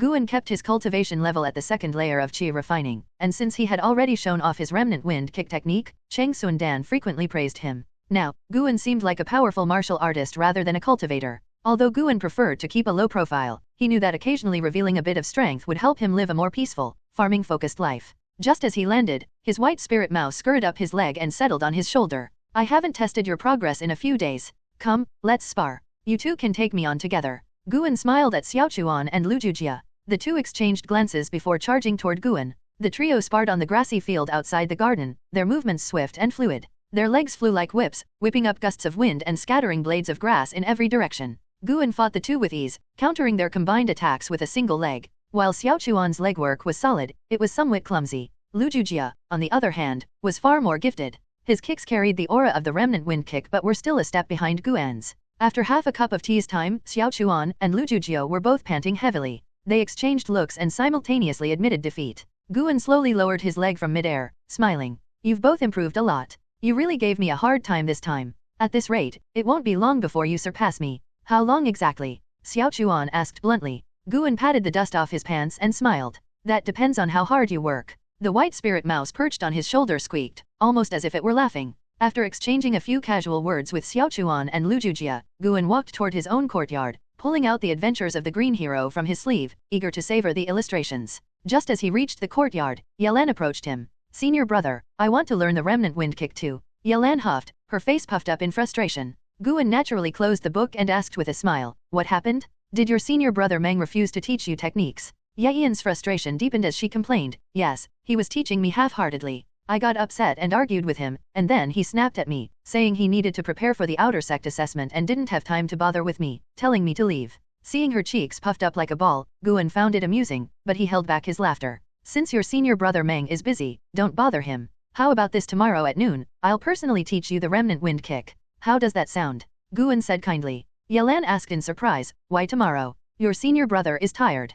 Give me a break, I just dealt with your two senior brothers earlier. You can ask them about it, Guan said, pointing towards Xiaochuan and Lujujia in the distance. With that, he sidestepped Yelan and headed toward his room. Watching him walk away with the book in hand, Yelan murmured to herself, is the adventures of the green hero really that good? Guan returned to his room, closed the door, and lay on the bed, picking up his book once more. The reason he liked the adventures of the green hero was because it was part of a series, with a new volume released every 6 months. Following a serialized novel in the cultivation world gave Guan a sense of nostalgia, almost like being back on Earth. Before long, he became fully absorbed in the book's content. He strongly suspected that the author of the book was a cultivator from the Taixuan Sect, though the book never detailed any actual fights. It was mostly filled with tales of traveling, romance, and scenic adventures. Half an hour later, Guan suddenly heard noises from the neighboring room. It sounded like Meng Lang was rolling on the ground, his breathing chaotic.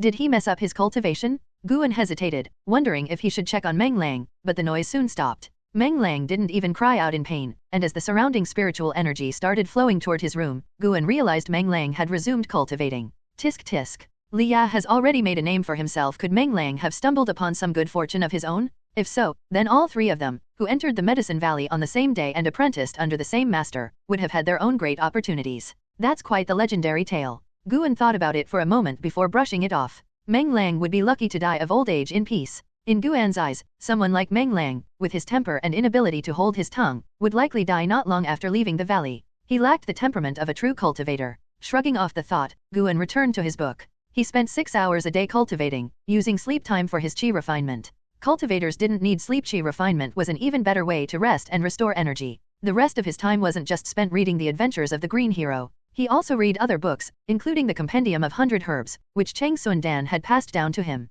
The compendium was compiled by the Taixuan Sect and documented all kinds of spiritual flowers and herbs from across the world, with Taixuan Dan adding his own notes on various medicinal properties. Taixuan Dan might not have impressive cultivation, but with his century-long life, he had indeed acquired a wealth of knowledge. People with poor aptitude had one advantage: they could spend more time filling their minds with knowledge and experience. Another winter arrived, bringing heavy snow that blanketed the valley. Guan was directing his junior brothers and sister as they cleared the snow from the garden areas. As for Meng Lang, he had become obsessed with his cultivation, hiding in his room all day. Guan no longer had any authority over him, and Taixuan Dan said to just let him be. At the edge of each garden, special talisman papers generated warmth, but these talismans had a time limit. Once they expired, the snow would cover the entire garden area within an hour. As Guan watched Xiaochuan, Lu Jujia, and Yelan working busily, his thoughts drifted. He was becoming increasingly dissatisfied with the Medicine Valley's current production. He needed to expand. Once the winter passed, Guan planned to have them chop down trees on the mountain and clear new land for cultivation.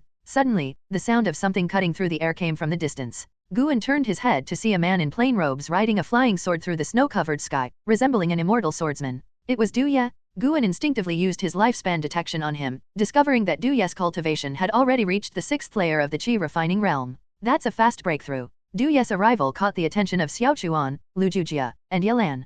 Liya flew through the snow and landed near Guan. He leaped gracefully from the sword, sheathing it with a flash of light that glimmered against the snowy backdrop. The entire process was as smooth as flowing water, effortlessly elegant. Xiaochuan, Lu Jujia, and Yelan watched in awe. They hadn't joined the Taixuan Sect to do menial labor. They all longed for the path of cultivation. However, their mediocre spiritual roots had left them in this situation. Joining the Medicine Valley was just a waiting game for them, hoping for an opportunity. Liya looked Guan over and patted him on the shoulder with both hands, smiling. Not bad, you've really grown up. No longer the little brat who used to follow me around. Guan smiled and exchanged pleasantries with Liya, though inwardly he was cursing. We're both servants, so what's with the act? After a bit of small talk, Liya finally got to the point. In a low voice, he asked, how's the medicine stock coming along? Come with me to collect it, Guan said with a nod and smile. He had indeed saved up some medicinal herbs, the rightful share of the Medicine Valley's senior disciple, and was planning to hand them all over to Liya. Even though he could use these herbs to extend his lifespan, that took time. Until he was completely invincible, he had to maintain good relations with the Ji family. He might need them in the future. No matter how powerful the Chu family was, their influence was limited to the Taixuan Sect. The Ji family, however, was different. They were one of the top noble families in the entire Taikang dynasty. Even the branch of the Ji family where Guan once served was just a small part of their widespread presence. Members of the Ji family could be found in nearly every major cultivation sect across the dynasty. As they walked, Liya started talking about the outer sect. That Liya, wasn't he from your Medicine Valley? He's been making waves lately. He's a member of the Taikang royal family and is currently in a fierce competition with one of his royal brothers. The two have even agreed to a life and death duel, and it's causing quite a stir. I heard that a few years ago, Liya was just a wastrel. But ever since he encountered some unknown fortune, his cultivation has skyrocketed. Now, he's already at the 2nd layer of the foundation establishment realm. Hearing Liya's name piqued Guan's interest. Isn't this guy just like a tragic protagonist in a fantasy novel? Curious, Guan asked, do you have to reach the foundation establishment realm to become an outer sect disciple? Liya nodded. Of course. Someone like me, whose cultivation isn't high enough, is still considered a servant. Even though I'm in the outer section, I just stay in the outer sect city and hear about these things. Once you reach the foundation establishment realm, you can immediately be promoted to an outer sect disciple. If you reach the core formation realm, you can become an inner sect disciple. Beyond the inner sect, there are also personal disciples and true disciples. These are the official ranks, but if you're extraordinarily talented, you can bypass the rules. Our third young miss, Ji Xiao, is just such a person. She entered the sect as a personal disciple and now has ambitions to become a true disciple. To achieve that, cultivation alone isn't enough. She'll also need to command respect and build her reputation. That's why we're working hard to pave the way for her. When Liya mentioned Ji Xiao, he became very animated. For the first time, Guan didn't find his rambling annoying. He listened attentively. As they entered the house, Guan listened while taking out the bundle of herbs he had prepared. Liya talked for quite a while before finally stopping. He lifted the bundle, then frowned slightly. Is this all? Guan smiled. It's a long-term game, after all. Cultivation isn't something that happens overnight. If I get too greedy and step out of line, I might get kicked out of the valley. It's better for me to play it safe and steadily provide herbs. I'll hand over every single one, not keeping any for myself. Hearing this, Liya's expression softened, and he asked again, really? Of course. With my talent, what would I need herbs for? My goal is simply to live out my life in peace, Guan replied with a nod. Liya opened his mouth, then sighed. Reaching into his storage pouch, he pulled out a manual and handed it to Guan. Guan glanced at it. The cover read 8 directions step. He was surprised. This guy actually has a conscience? Liya explained, this is a G family footwork technique. Although it's only the basic version of the G family's famed Kirin step, if you master it, it will make you quicker on your feet. In the future, it might just save your life. This technique doesn't rely on spiritual root aptitude, anyone can learn it as long as they put in the time. Guan looked at Liya with newfound respect. Just as he was about to say something, Liya hefted the bundle over his shoulder, patted Guan on the shoulder once more, and began walking away. Guan turned to follow him, escorting him to the courtyard. As they reached the yard, Liya turned back to look at him. We grew up together, after all. Even if we drift apart in the future due to the paths we choose, the bond will always remain. If things ever get rough for you, come find me. With that, Liya tapped the sheath of his sword, and with a metallic ring, the blade shot out. Leaping onto it, he soared away. What a cool sword technique! Guan looked down at the manual in his hand, a smile spreading across his face. He began flipping through 8 directions step and immediately started practicing it in the courtyard. A G family secret technique? I wonder if using my lifespan to evolve it would allow me to unlock the G family's famed Kirin step. Once Taixuan, Lujujia, and Yelan finished clearing the snow from all the gardens, they hurried over to Guan's courtyard, watching him practice the footwork with curiosity. Senior brother, what technique are you practicing? Yelan asked curiously. As he continued moving through the steps, Guan smiled and asked, do you want to learn? Yes. The 3 of them responded in unison. Guan replied, once I master it, I'll teach you. Bang! The door to the nearby house suddenly burst open, and Meng Lang, his eyes bloodshot, stepped out. Veins pulsed visibly on his forehead, giving him a terrifying appearance. Xiaochuan, Lujujia, and Yelan were all startled. Meng Lang charged toward the nearest person, Yelan, like a crazed beast, his aura menacing and violent. Yelan was frozen in fear, unable to react. In less than a second, Meng Lang was about to collide with her. Guan quickly grabbed Yelan by the shoulder, pulling her back as his right foot struck Meng Lang squarely in the chest. Boom! Meng Lang's aura surged, his body wrapped in a forceful energy, and his feet dug deep into the ground, leaving long grooves. Guan's right leg extended slowly, pressing Meng Lang backward with each step.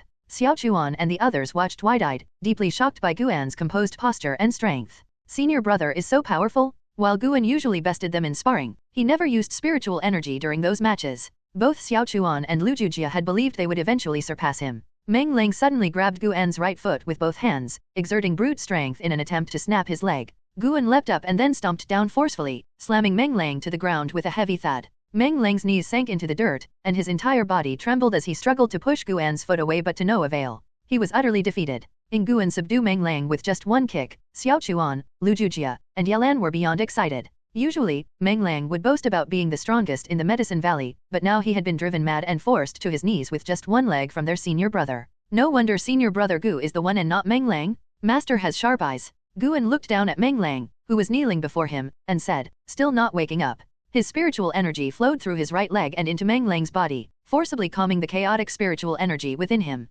Meng Lang's breathing began to steady, and the bloodshot redness in his eyes gradually faded as his fierce expression returned to normal. Seeing him awaken, Guan slowly withdrew his leg and helped Meng Lang up. Meng Lang suddenly snapped to consciousness, looking at Guan while panting heavily. Guan, what just happened? Meng Lang asked with difficulty, his blood and energy still in turmoil, making it hard for him to speak. Guan replied, it seems like you were possessed by qi deviation. Meng Lang's eyes widened as he asked, did I harm anyone? Xiaochuan and Lujujia exchanged strange looks. Yelan instinctively wanted to answer, but Guan quickly stepped in, saying, luckily, you managed to restrain yourself at a crucial moment. Meng Lang let out a sigh of relief, forcing a smile. Of course. I am the real senior brother, after all. How could I hurt any of you? Yelan looked at Guan with eyes full of admiration. Senior brother is not only strong but also kind. Xiaochuan and Lujujia shared the same thought while looking down on Meng Lang. What a show. He looked like a ghost just now. Guan told the 3 to leave and helped Meng Lang back to his room. What technique are you practicing? It's way too sinister, Guan asked, though his opinion of Meng Lang was low.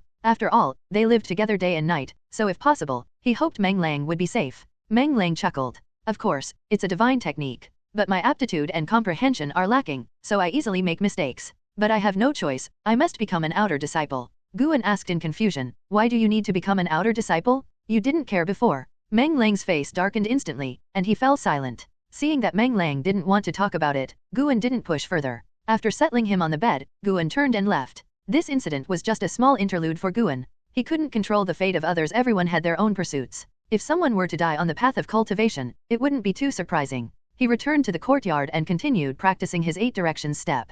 As winter passed and spring arrived, another year of beautiful weather began. At dawn, the remaining snow lingered in the Medicine Valley as Guan led his junior brothers and sister up the mountain. Chopping down trees and pulling out roots is a form of cultivation too. You can use your spiritual energy, and when it's depleted, practice refining qi. It helps in increasing your cultivation. Guan, dressed in simple green robes, stood in the forest, speaking softly, his hands behind his back, exuding the aura of a master. That day, when he subdued Meng Lang, who had gone into qi deviation with just one kick, he firmly established himself as a master in the eyes of his junior brothers and sister. Guan even sensed that his youngest junior sister had started developing other feelings for him, always clinging to him. Fortunately, he guided Yalan back to focusing on cultivation, redirecting her attention. Cultivation leaves no room for emotions. Guan didn't want to get entangled in relationships too early in this life, as they could easily cause him to lose his way. Xiaochuan turned back and asked, "Senior brother, should we use our hands or our legs?" With a smile still on his face, Guan said, "Whichever is more convenient. Cultivation is one thing, but completing the task is also important. Focus on the right direction." So this is what it felt like for Zhang Chunkayo? Talking nonsense feels pretty good. Senior brother Xiaochuan, let's see who's faster. Lu Jujia said eagerly, rubbing his hands together. Xiaochuan readily agreed, while Yalan also wanted to join. Unfortunately, she was ignored by the two, who didn't like competing with girls. Guan stood there watching them pull out trees while planning the new garden. What kind of medicinal herbs should be planted on this mountain? Guan fell into deep thought. Although Xiaochuan, Lu Jujia, and Yalan were cultivators, their cultivation levels weren't high. It took them half a day to clear a patch of land. Guan brought over seeds for the third-rank herb soul-shaking grass and had them plant it. After everything was done, the group headed down the mountain together, chatting and laughing. As the sun set, their shadows stretched long across the slope. Guan had them talk about their goals. All three wanted to enter the outer sect, though their motivations varied. Xiaochuan simply wanted to become stronger, Lu Jujio wanted to prove himself to his family, and Yalan, though vague, seemed to have some unspeakable reasons. Guan found their stories fascinating. He believed that everyone should have their own journey. Listening to different people's stories made his own life feel richer. A month had passed since they planted the soul-shaking grass. One night, under a sky with few stars, Guan sat cross-legged on his bed, staring at his attribute panel with hesitation. Name, Guan. Lifespan, 20/3163. Spiritual root, first class wood spiritual root, improved 4 elemental spiritual roots, can invest lifespan to evolve.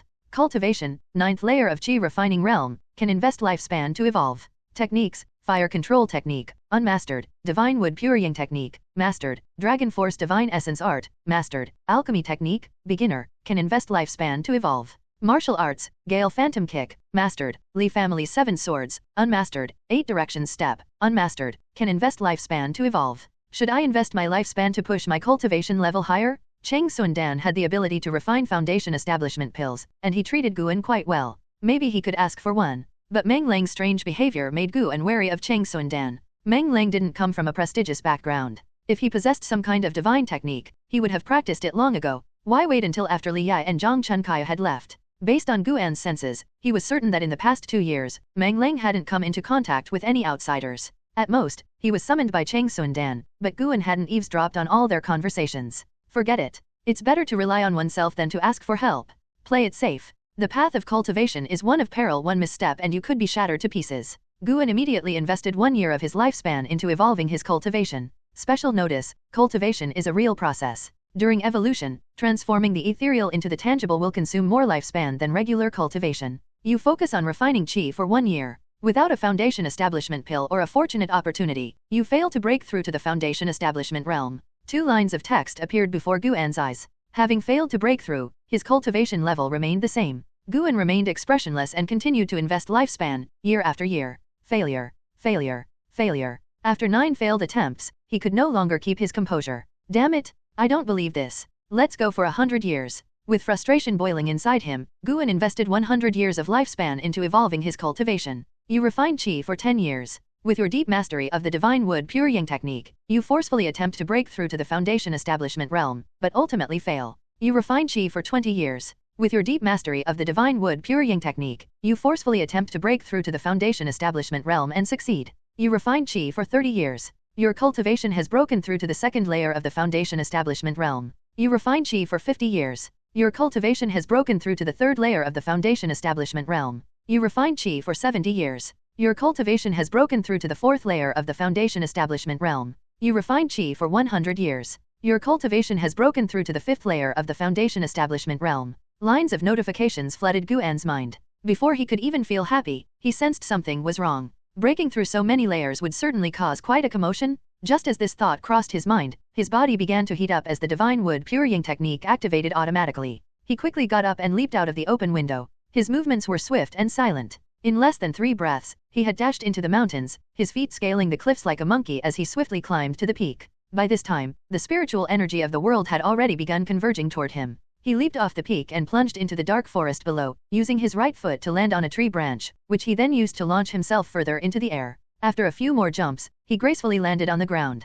The spiritual energy rushed into his body, forming a vortex around him. He was absorbing the energy at an increasingly fast rate, which made him break out in a cold sweat. Thankfully, he had reacted quickly. If he had broken through in the Medicine Valley, he would have surely alarmed everyone. Cheng Sun Dan and Meng Lang might not dare come out, but Xiao Chuan and Lu Jujia, those 2 blockheads, would have definitely checked it out. As he thought about this, Guan picked up his pace, moving as swiftly as a spirit fox. In the darkness of night, the trees swayed as the wind whipped through, making rustling sounds. Using his Gale Phantom kick, Guan sprinted with incredible speed, crossing mountains and hills. He grew farther and farther from the Medicine Valley. Just as he stopped, his cultivation began to surge, and the spiritual energy violently coursed through his meridians, transforming his Danshan. This hurts? Guan frowned, but his pace didn't slow. After running for over 10 miles, he finally stopped in a forest and sat down under a tree to meditate. As he circulated his energy, he couldn't help but feel amazed. He hadn't expected that a mere 100 years of lifespan would allow him to break through from the 9th layer of the Qi refining realm to the 5th layer of the foundation establishment realm.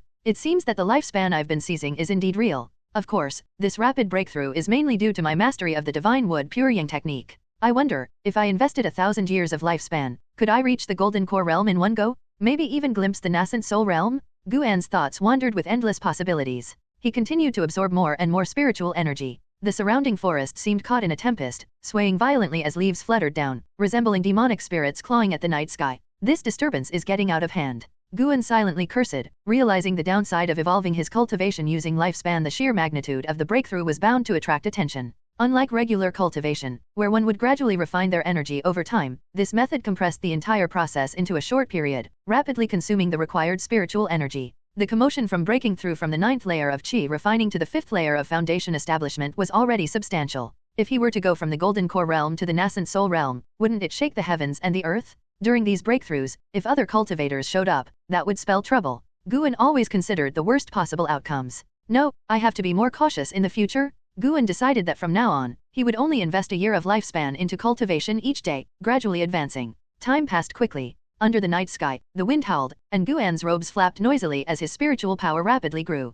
After a while, his aura changed dramatically. Foundation establishment success? His Danshan had transformed, now producing spiritual power at a much faster rate, while his bones and muscles grew stronger. And it wasn't over yet. His cultivation continued to rise, as dust and leaves whirled around him in a great storm. Foundation establishment, 2nd layer, foundation establishment, 3rd layer, foundation establishment, 4th layer. Guan wasn't particularly thrilled by his rapid breakthrough. He remained on high alert, worried that someone might arrive unexpectedly. The Taixuan Sect was vast, and within 100 miles of the Medicine Valley, it was rare to see a soul. Surely, his breakthrough wouldn't disturb any major cultivators, right? Just as Guan was thinking this, he suddenly sensed 2 powerful auras approaching from a distance, even stronger than Chu Jingfeng's had been. The very thing he feared? He was still in the process of his breakthrough from the 4th to the 5th layer of the foundation establishment realm, making it inconvenient for him to move. Even if he tried to run now, it would be hard to escape from the 2 individuals approaching. This was serious trouble. Guan anxiously monitored the 2 auras as they drew closer. When they were within 100 feet, they stopped, with only a mountain between them and Guan. Guan remained hidden in the dark forest, wearing his dark blue robe, with dust swirling around him, making it difficult for anyone to make out his figure. Feeling relieved that they hadn't charged at him directly, Guan relaxed a little. It seemed they were wary of him too and didn't want to provoke him recklessly. His cultivation continued to rise, and due to the noise around him and the distance of the mountain, he couldn't hear what the 2 were saying, keeping him on edge. By the time Guan had broken through to the 5th layer of the foundation establishment realm, the 2 on the other side of the mountain still hadn't made any moves. As his cultivation growth began to slow down, Guan raised his right hand, pressing it against the tree behind him. With his spiritual energy connecting to the tree, a green light formed around his palm and flowed over the bark. Once the green light formed a complete loop, Guan pulled his hand back, tearing off a section of the tree to create a wooden mask. He placed the mask over his face, and with his other hand, carved 2 eye holes, letting the wood fall away. Now, a complete mask covered his face. Although spiritual energy continued to pour into him, he was finally able to stand. Perhaps sensing that the flow of spiritual energy was settling down, a loud voice rang out. Who's there, breaking through in the wild? Why not conduct your breakthrough in your own cave dwelling? The voice was stern, clearly suspicious that Guan wasn't a member of the Taixuan Sect. Guan hesitated, unsure if he should respond. He was only a lowly servant disciple. If it was discovered that he had broken through to the Foundation establishment realm within just a few years of joining the sect, even if he was allowed to enter the outer sect, he'd still be in danger. The commotion he caused tonight was too big. If those two found out his identity, word would spread, and if anyone harbored ill intentions, what then? Guan had seen the dark side of human nature growing up as a servant and had learned to be cautious. As he tied the mask to his face with vines, his eyes flickered with a cold light in the darkness of the night. No, I can't expose myself. Guan wasn't interested in getting involved in any trouble. Even becoming an outer disciple wasn't necessarily a good thing for him. The Taixuan Sect didn't support disciples for free. Outer disciples had to take on sect missions, many of which involved life-threatening dangers. Once his cultivation stabilized, Guan stood up, his face hidden behind the mask, leaving only his eyes visible. A whirlwind of spiritual energy still swirled around him. Just then, he sensed the two auras rapidly closing in from the mountain. Clearly, they had mistaken him for an intruder. The reason Guan hadn't spoken was that he judged the two weren't much stronger than him. If they had been far stronger, he wouldn't have dared to take the risk. Without hesitation, he turned and sprinted into the depths of the forest. Whoosh! A sharp sound split the air behind him. Guan glanced back and saw a flash of cold light rushing through the dark forest, slicing through branches as it approached, followed closely by a woman. The woman was dressed in white, her right arm outstretched, with her palm aimed at the hilt of a sword. The spiritual energy connecting them caused the blade to radiate fierce sword energy, unstoppable as it streaked through the trees like a shooting star. In an instant, the sword was only half a meter away from Guan. His left foot hit the ground, and he pivoted, dropping into a crouch just as the sword blade passed over him. The woman's eyes widened in shock, her face obscured by the night, but the sword light illuminated her astonished gaze. In a flash, as Guan crouched, he kicked backward with his right leg, his foot slamming into the woman's abdomen with immense force, a strength she had never before experienced. Her mind went blank as she spat out a mouthful of blood. Boom! The woman flew backward, crashing into a large tree before slumping to the ground, her condition unknown. You dare! A furious shout echoed through the forest as a figure in blue streaked towards Guan, leaving afterimages in his wake. So fast? Guan could barely track the man's movements. In a panic, he unleashed the Gale Phantom Kick. Lacking real combat experience, he had only slapped the demon of greed and rage. Before Guan didn't dare engage in close combat with a skilled opponent. Pouring his spiritual energy into his right leg, Guan took a step back and kicked out fiercely. With this kick, a whirlwind erupted from the ground, roaring towards the blue-clad figure. The man's pupils shrank as he saw the barrage of leg strikes. Dust filled the air, and trees were torn down in a sweeping arc. The whirlwind of kicks slammed into the sword-wielding man, carrying him 10 feet back, tearing through the forest with overwhelming force. Guan retracted his leg and dashed into the darkness. The forest gradually returned to silence. As the dust settled, the sword-wielding man lay motionless on the ground. At dawn, Yelan stepped out of her room, her eyes instinctively searching for her senior brothers in the courtyard. Beyond the low wall, she spotted their figures. They're so diligent. I can't let them leave me behind. Yelan thought to herself as she quickly made her way over. Entering the courtyard, she walked up to Guan and greeted him sweetly. Senior brother. Guan smiled and nodded at her. Senior brother, are you going to work today? Yelan asked curiously. Guan was dressed in old work clothes, which he only wore when harvesting. Guan replied, yes, I'm planning to head up the mountain later in the afternoon. Yelan didn't think much of it and continued, last night, there was a strong wind, and I didn't dare cultivate. I was worried that the chaotic spiritual energy would affect my chi refining. Senior brother, I heard from Senior brother Meng that you all once encountered a demon. What was that like? As Guan watched Xiao Chuan and Lu Jujia practice the Gale Phantom Kick, he patiently recounted the story. He was always patient, no matter who he was speaking to. After half an hour, the junior brothers and sister left, and Guan finally had some time to relax. Lying under a tree, he held a volume of the Travels of the Green Hero in one hand, and in the other, he played with his pet white mouse, feeling completely at ease. Yet, his mind kept drifting back to the two people from last night. I held back. I shouldn't have killed them, right? Guan felt uneasy. He had no personal grudge against those two. Without a reason for enmity, Guan had no desire to kill anyone. With these thoughts weighing on his mind, Guan spent the day in slight discomfort. As the sun set and the moon rose, noon arrived the next day. Standing by the wooden fence reading, Guan suddenly noticed figures at the entrance to the valley. When he looked closely, he saw that there were two of them. A man and a woman? Guan breathed a sigh of relief. At least they weren't dead. Using his Dragon Force Divine Essence art, he suppressed his cultivation to the third layer of the Qi refining realm, confident that he wouldn't be recognized. Soon, Taixuan Dan emerged from his pavilion and walked quickly toward the pair. The two were a white-robed woman and a blue-robed man. The woman was strikingly beautiful, her skin as white as jade, with almond-shaped eyes and delicate brows. She held a sword by her side and radiated a cold, aloof demeanor that kept others at bay. The man in blue was also handsome, tall, and straight, and dressed in luxurious robes, though his face looked a bit pale. Both were outer disciples of the Taixuan Sect. The man's name was Shi Yang, and the woman's was Li Xuanyu. Facing Taixuan Dan, Shi Yang smiled and explained their purpose. After listening, Taixuan Dan replied, no one else has visited the Medicine Valley in the past few days. Having lived for over 100 years, Taixuan Sect remained calm, unfazed by the situation. Shi Yang glanced toward the valley and said, "Could you gather your disciples?" Taixuan Sect agreed and called out loudly, summoning all the disciples, including Guan. "Xiaochuan, go get your senior brother Meng as well," Taixuan Sect ordered. Xiaochuan nodded and rushed off to find Meng Lang. Shi Yang and Li Xuanyu began scrutinizing Guan and the others, their brows furrowing as they remained silent. Taixuan Sect stood by quietly, waiting for Meng Lang to arrive. Seizing the opportunity, Guan used his ability to probe the lifespans of the two outer disciples. The previous night had been too rushed for him to do so. Li Xuanyu, Foundation Establishment Realm, 4th Layer 24/245/1670. Shi Yang, Foundation Establishment Realm, 5th Layer 25/298/1304. Good grief? They're both prodigies only in their 20s, and already in the Foundation Establishment Realm. And their maximum lifespans reach over 1,000 years. Li Xuanyu's lifespan even surpasses Liya's. They're both surnamed Li. Could she be from the imperial family too? Guan was inwardly startled. It was a good thing he hadn't revealed his identity that night. Not long after, Xiaochuan returned with a clearly irritated Meng Lang in tow. Shi Yang's eyes narrowed as he looked at Meng Lang, transmitting a message to Li Xuanyu, "Junior sister Li, this one's spiritual energy is chaotic, as if he's on the verge of going mad.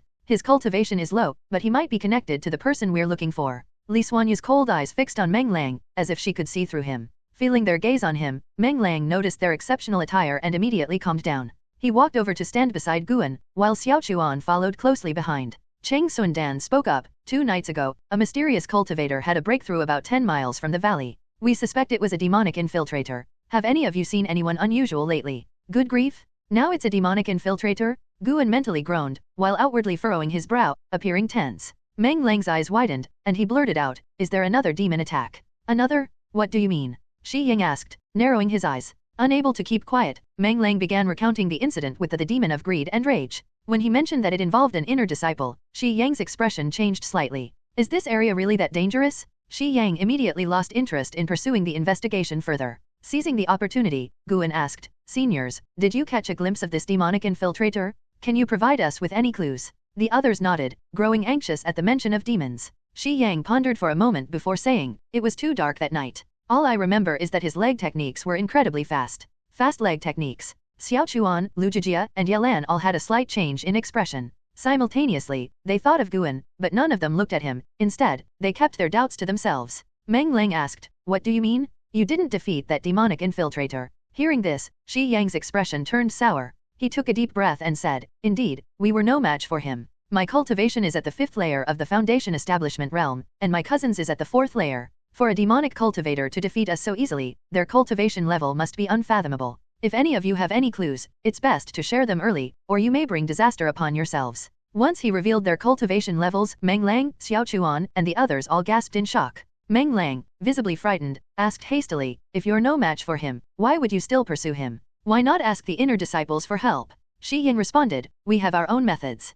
He was growing increasingly annoyed with Meng Lang. This guy just kept hitting the sore spots with his words. Seeing the opportunity, Guan said, "If this person really is a demonic infiltrator, and you two were defeated so easily, it doesn't quite make sense. From what I can see, your injuries aren't that severe. Would a demonic cultivator really be so merciful?" Shi Yang gave him a peculiar look, thought for a moment, then replied, "It's true that we can't be sure yet, but since both outer and inner disciples have their own residences, it's unlikely that anyone from our sect would be breaking through here. Something's definitely off. You're sure you haven't seen anyone?" Li Xuanyu stared at Guan, her sharp gaze sweeping over him. Guan pretended to be nervous and avoided making eye contact with the two outer disciples. "My disciples truly haven't encountered any demonic infiltrators." Taixuan Sect broke the silence, dispelling the tense atmosphere. Shi Yang wanted to say more, but before he could, Li Xuanyu spoke first, "If that's the case, we'll take our leave." She saluted Taixuan Sect, then turned to leave. Shi Yang had no choice but to follow her, though he shot a final glare at Meng Lang before departing. Xiaochuan turned to Guan, about to speak, but Yelan quickly stopped him, raising a finger to her lips in a gesture for silence and signaling with her eyes.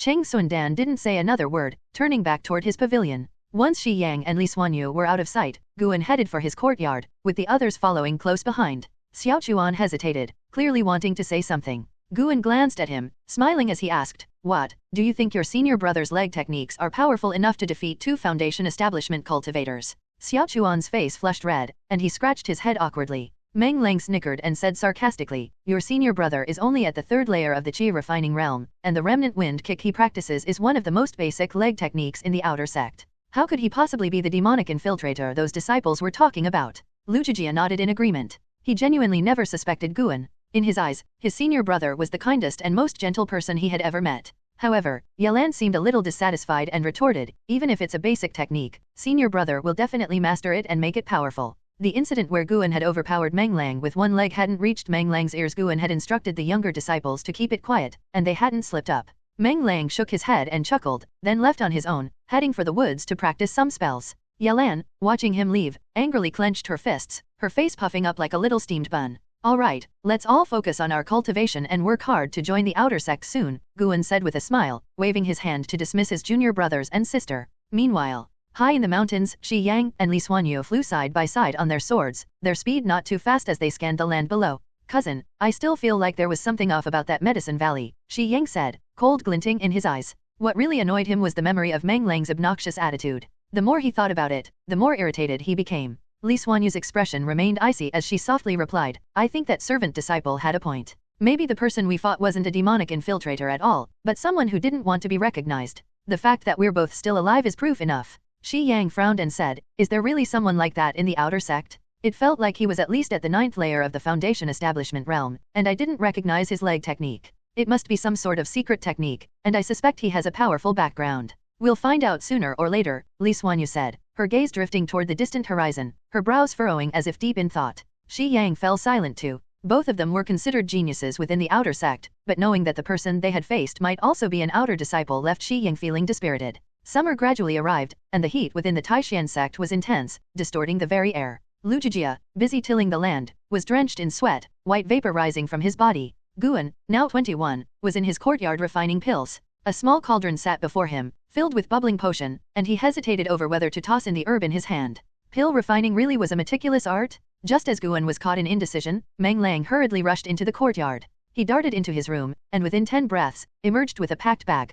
Guan, I'm off to participate in the outer sect entrance exam. When I make a name for myself, I'll come back and take care of you. With that, Meng Lang excitedly dashed off. Outer sect exam? Guan was surprised. Meng Lang was only at the 7th layer of the Qi refining realm. How was he eligible to participate? If you didn't show exceptional talent during the entrance process, you could only join the outer sect after successfully reaching the Foundation establishment realm. This was the Taixuan Sect, the #1 sect in the Great Qing dynasty. In some third-rate sects, Foundation establishment cultivators would be revered, but here in the Taixuan Sect, they were merely outer disciples. As Meng Lang disappeared into the distance, Guan saw Cheng Sundan descending from his pavilion. Cheng Sundan was actually going to escort Meng Lang out of the valley. Something was off about this. But even if Guan tried to stop him, Meng Lang wouldn't listen. Meng Lang had become obsessed with joining the outer sect. Why should I care? I'm pursuing the path of immortality. If I meddle in everything, how can I have peace in the future? With that thought, Guan steeled his resolve. He resumed his pill refining, forcing himself not to dwell on Meng Lang's situation. After an entire day of painstaking work, all he had produced was a pile of medicinal dregs. By nightfall, Guan slipped away quietly. He wasn't leaving the valley because of Meng Lang, this was for his own cultivation. It had been 2 months since Shi Yang and Li Xuanyu had left, and Guan was ready to implement his daily plan. From now on, every night, he would sneak out and invest a year of his lifespan into increasing his cultivation. This time, his advancement caused some disturbance, but fortunately, it wasn't as severe as before, and it ended quickly. The next day, Guan casually asked Yelan how her cultivation had gone the previous night. Yelan reported that everything had been smooth, no strange winds or disturbances. With that, Guan was completely relieved. His daily plan was feasible. Days passed. Half a month had gone by since Cheng Sundan and Meng Lang left, and there was still no sign of their return. Guan was convinced that Meng Lang was in trouble. When Zhang Chunkaya had gone to the outer sect, he had returned within 7 days at the most, never staying this long. Xiao Chuan and the others repeatedly asked when their master would return, but Guan skillfully diverted their attention and urged them to focus on their cultivation. 2 months later, Cheng Sundan finally returned. His hair had turned completely white, and he no longer wore his usual cloth hat. His appearance shocked Xiao Chuan, Luchijia, and Yelan, who immediately rushed to his side, with Guan following suit. I'm fine. I just need to rest for a few days, Cheng Sundan said weakly, gently pushing Luchijia aside before heading back to his pavilion. Guan frowned deeply. He noticed that Cheng Sundan's cultivation had regressed to the 2nd layer of the Qi refining realm, and his lifespan had shortened drastically, only 2 years remained. Guan had originally suspected that Cheng Sundan had sinister intentions toward Meng Lang, possibly planning to possess him or turn him into a puppet. But now, it was Cheng Sundan who looked like he was on the brink of death. Watching Cheng Sundan's frail figure, Guan fell into deep thought. Yelan, noticing his concern, tried to comfort him. Senior brother, don't worry. Master will be all right. Guan smiled and nodded in response. After chatting with his junior brothers and sister for a while, Guan quietly left. I don't think Master is alright, Lujia whispered to Xiaochuan, his brows furrowed, his gaze sharp. Xiaochuan nodded, yeah, something's definitely off. Lujia leaned in close and began whispering in Xiaochuan's ear. Meanwhile, Yelan kept her eyes fixed on Guan's retreating figure. After Cheng Sundan's return, he remained confined to his room, recuperating. Guan could sense that he was practicing to heal himself, but his aura grew weaker by the day. As winter approached, Cheng Sundan finally emerged from his room and called out to Guan from afar. Guan immediately rushed over. Master, Guan greeted respectfully. Cheng Sundan's hair was now completely white. Even his beard and eyebrows had turned grey, and his face was mottled with age spots. He looked frail and withered. Come, I'll take you to the outer sect, Cheng Sundan said, stroking his beard with a kind smile. Guan couldn't help but ask, why are we going to the outer sect? Don't you want to become the valley's next master? Cheng Sundan replied with a question of his own. Hearing this, Guan's heart raced, though his expression turned to one of alarm as he asked nervously, Master, what's happening to you? Don't scare me. Seeing Guan so flustered, Cheng Sundan's gaze softened even more. Come on, I'll explain on the way, Cheng Sundan said as he turned to walk out of the valley. Guan quickly told Xiaochuan to look after things in the valley, then hurried to catch up with Cheng Sundan. Exiting the valley, Cheng Sundan headed into the forest. He could no longer fly on his sword, meaning they would have to walk all the way to the outer sect. Guan suddenly had the urge to turn back and tell his junior brothers and sister not to harvest the herbs that were about to mature, to wait until he returned to do it himself. The two of them walked through the forest, with Guan offering to support Cheng Sundan, though the elder gently declined. The sect only gives the valley master a limited stipend. When you recruit new servant disciples in the future, you'll need to think it through carefully. And don't forget,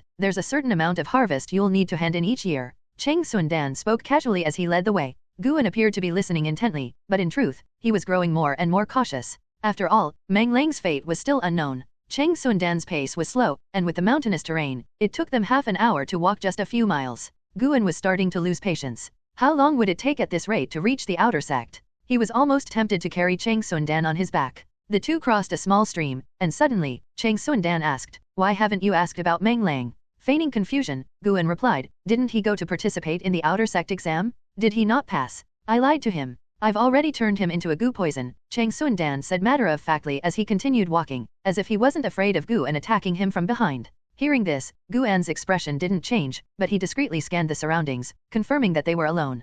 Goo poison? Master, you. Guan feigned fear as he asked. Could Cheng Sundan also be planning to act against him? Without turning back, Cheng Sundan pushed aside the branches blocking the path and bent down to walk through. As he moved forward, he spoke, Meng Lang's aptitude was only slightly better than yours, but not by much. Even with my medicinal support, it would have been difficult for him to reach Foundation establishment. Medicine Valley only needs one heir, and his presence was a threat to you. You must have sensed his character flaws. Hearing this, Guan fell silent. Something about Cheng Sundan's words didn't sit right. It almost sounded like he had killed Meng Lang for Guan's sake. But Guan hadn't wanted Meng Lang to die. Though Meng Lang was a bit of a scoundrel, at his core, he wasn't truly evil. Don't overthink it. Though I cleared the path for you, he was eliminated mainly because his aptitude surpassed yours. I did it for the future master of Medicine Valley, Cheng Sundan said casually. Guan couldn't help but ask, shouldn't the master of Medicine Valley be chosen based on aptitude? If someone with superior aptitude were chosen, how could they live out their life peacefully in Medicine Valley? Is there something special about Medicine Valley?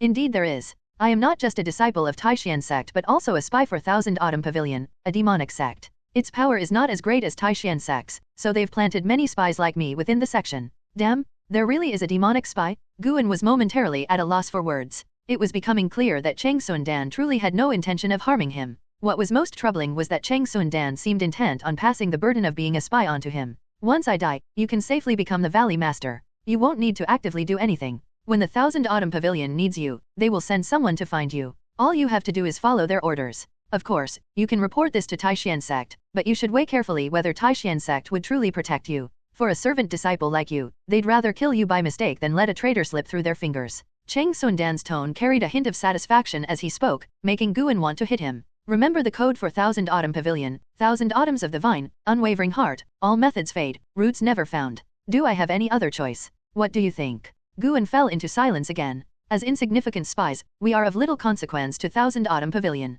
You might go your entire life without them ever contacting you, Cheng Sundan said with a self-deprecating chuckle. After thinking it over, Guan realized he really had no way to resist. It was like a patch of mud stuck to his pants whether he was truly a demonic spy or not, he was now marked as one. Master, if you're a member of Thousand Autumn Pavilion and have stayed in Medicine Valley, there must be a reason. Why hide it? Guan asked seriously. You are sharp.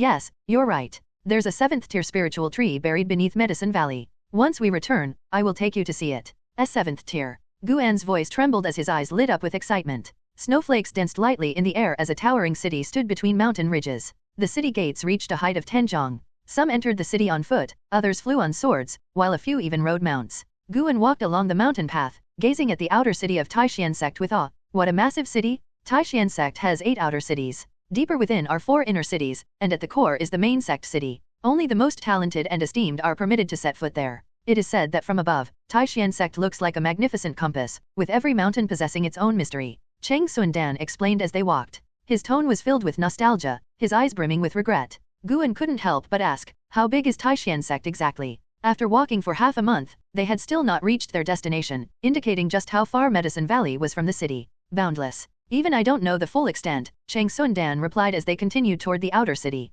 When Guan had first entered Taixuan Sect, he hadn't visited the outer city. A sect elder had met with Ji Xiao in a mountain pavilion, and it was only because of her influence that Guan was escorted to Cheng Sundan's Medicine Valley by a disciple. This was his first time in the outer city. The master and disciple duo arrived at the city gates, where Cheng Sundan flashed his token. Guan caught a glimpse of 2 characters engraved on it, Xian Valley. Once inside the city, a thunderous clamor filled the air, much to Guan's surprise. The city gates are sealed with a barrier? With his sharp hearing, Guan hadn't been able to hear any of the noise from outside. Top-grade medicinal herbs, limited to 10 stocks today. Relics from the cave of a nassent soul cultivator?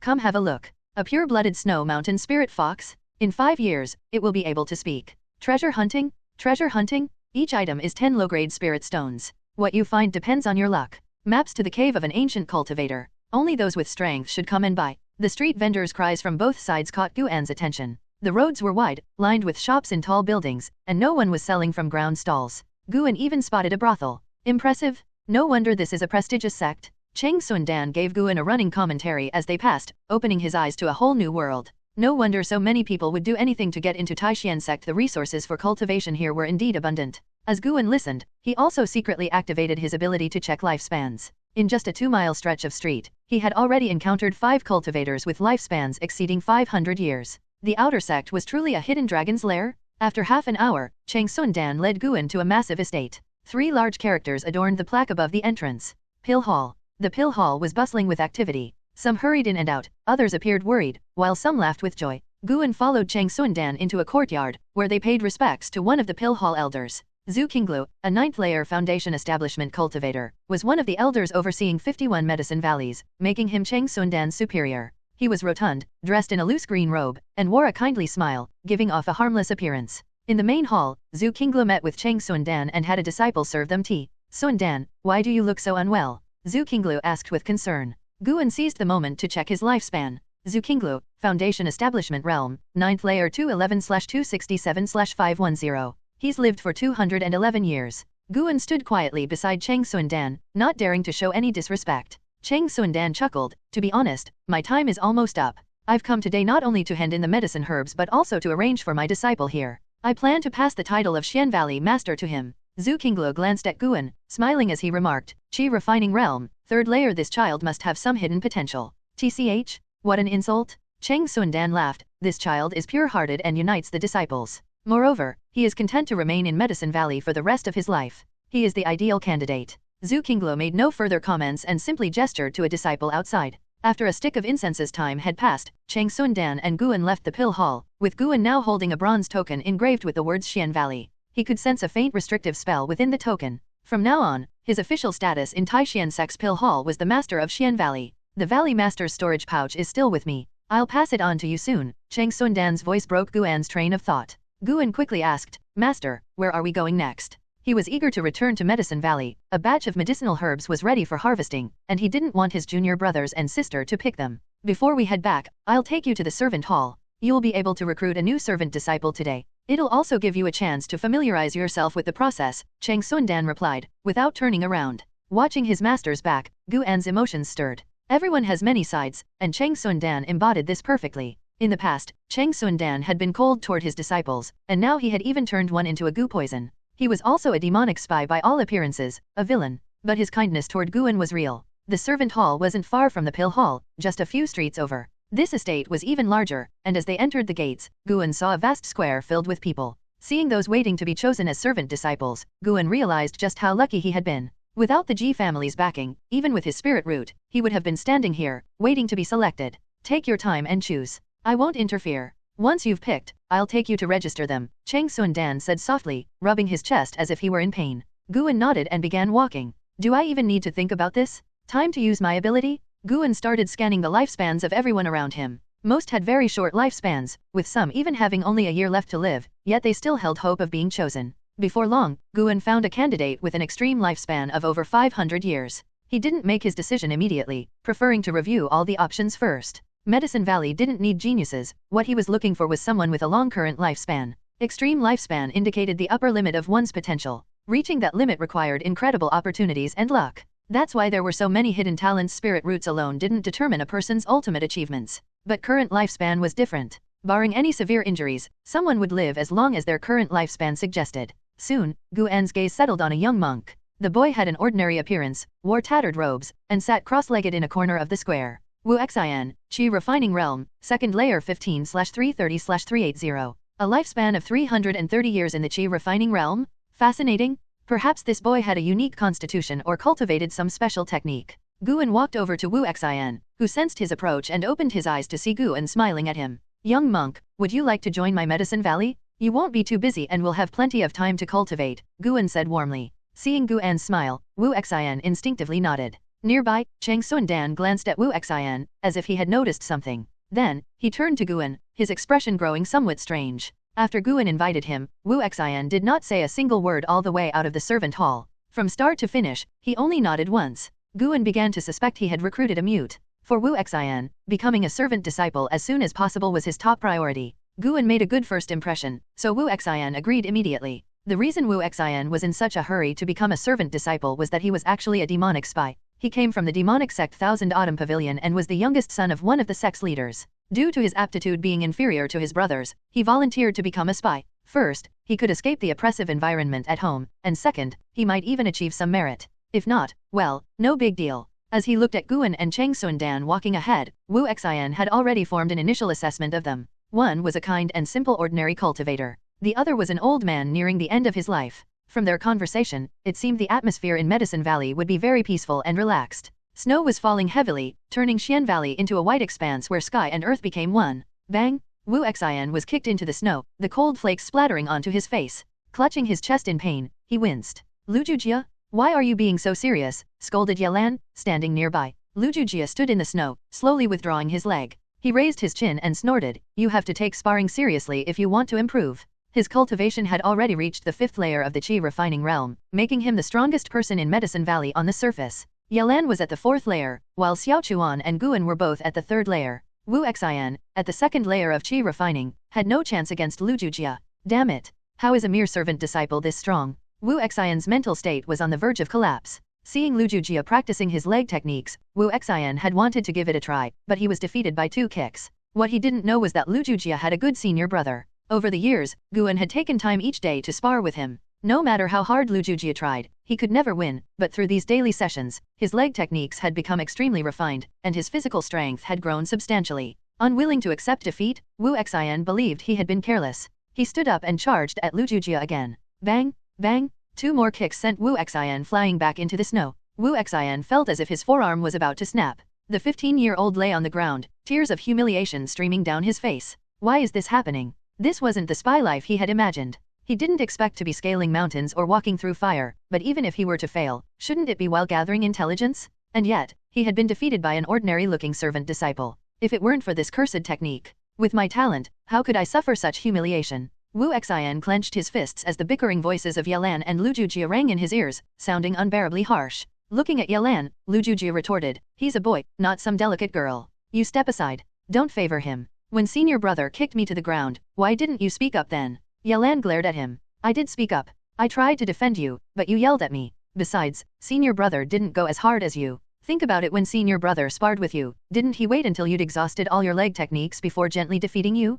But look at you, going all out from the start. What can Wu Xian learn from that? Hearing her words, Lujujia's expression changed. Upon reflection, she was right. It was because senior brother let him go all out every time that he was able to improve. One-sided beatings certainly didn't help anyone grow. Lu Jujia felt ashamed, and his gratitude toward Guan deepened. Senior brother had been too kind to him. Yalan helped Wu Xian to his feet. Seeing his tear-filled eyes, she quickly comforted him. Don't take it personally. He means well and just wants to help you improve through serious sparring. It's just that he tends to be overly serious. Lu Jujia scratched his head awkwardly when he saw Wu Xian's red eyes. Jujia, your leg techniques have improved. Come spar with me, came a warm voice from behind. Lu Jujia turned and saw Guan approaching with a gentle smile. Excited, Lu Jujia nodded vigorously. Lately, his confidence had been swelling, and he believed he could finally defeat senior brother. Yalan and Wu Xian also looked toward Guan, with Wu Xian wondering just how strong this senior brother was. Could he really defeat Lu Jujia, who was 2 whole layers above him in cultivation? Guan stopped and beckoned to Lu Jujia, who grinned and rushed toward him in a flash. Bang! Lu Jujia was sent flying over 10 meters, carving a long trench in the snow. Seeing stars, he nearly passed out, feeling as if his internal organs had shifted, the pain overwhelming. Wu Xian was stunned. What speed? He hadn't even seen how Guan had kicked. Yalan giggled, her eyes curving with delight as she hurried over to Guan, praising his increasingly swift leg techniques. Guan ruffled her hair and then turned to Wu Xian, asking, Wu Xian, would you like to learn leg techniques? Wu Xian, with a lifespan greater than the others, had great potential. Guan couldn't let Lu Jujia break him. Yes. Wu Xian replied, his voice resolute, no longer as meek as usual. From the distance came Lu Jujia's groans, drawing Guan's attention. Guan walked over to him, looking down with a smirk. Stop pretending. Now tell me, do you enjoy this kind of sparring? Lu Jujia, lying on the ground, peeked at Guan with one eye. Seeing his senior brother's stern expression, he closed his eyes again and groaned, Senior brother, I was wrong. Guan pulled him up, brushing the snow off his clothes, and said softly, true strength isn't about defeating someone stronger than you. It's about controlling your arrogance and not bullying those weaker than you. Rubbing his chest, Lu Jujia pondered Guan's words seriously. Yalan and Wu Xian also heard, and Wu Xian, in particular, was deeply moved. He had never imagined such wisdom could be found in this small medicine valley. In Thousand Autumn Pavilion, the strong always bullied the weak. Even his father and brothers looked down on him. Exactly, they weren't true strong men. Wu Xian thought to himself, his view of Guan subtly shifting. You'll teach Wu Xian the leg techniques from now on, Guan said, patting Lu Jujia on the shoulder. Lu Jujia nodded quickly, not daring to refuse. Then, Guan and Yalan headed up the mountain to check on the recently planted seeds, where Taixuan was tending. As for Taixuan, he had remained shut in his house since returning, and when Guan had visited, the elder had simply said he was recuperating. Since then, Guan had refrained from disturbing him. Time passed, and with Wu Xian's arrival, Medicine Valley became livelier. Lu Jujia and Taixuan loved teasing him, and the sound of their playful banter often filled the valley. The end of the year. Night had fallen. Guan sat in his room reading, though he was no longer reading the adventures of the Green Hero, but rather a different book titled The Secret History of Thousand Autumn Pavilion. This book came from Medicine Valley's library, and whether it was real or not, Guan read it purely for amusement. The faint flicker of the oil lamp wavered as a cold wind crept in through the window. Now at the 6th layer of the Foundation Establishment realm, Guan remained unmoved. Finishing the current page, Guan set the book down, preparing to carry out his daily cultivation routine. Suddenly, he heard a faint noise from the next room. Someone had quietly slipped out. The movement was subtle, but not beyond Guan's sharp hearing. It's Wu Xian?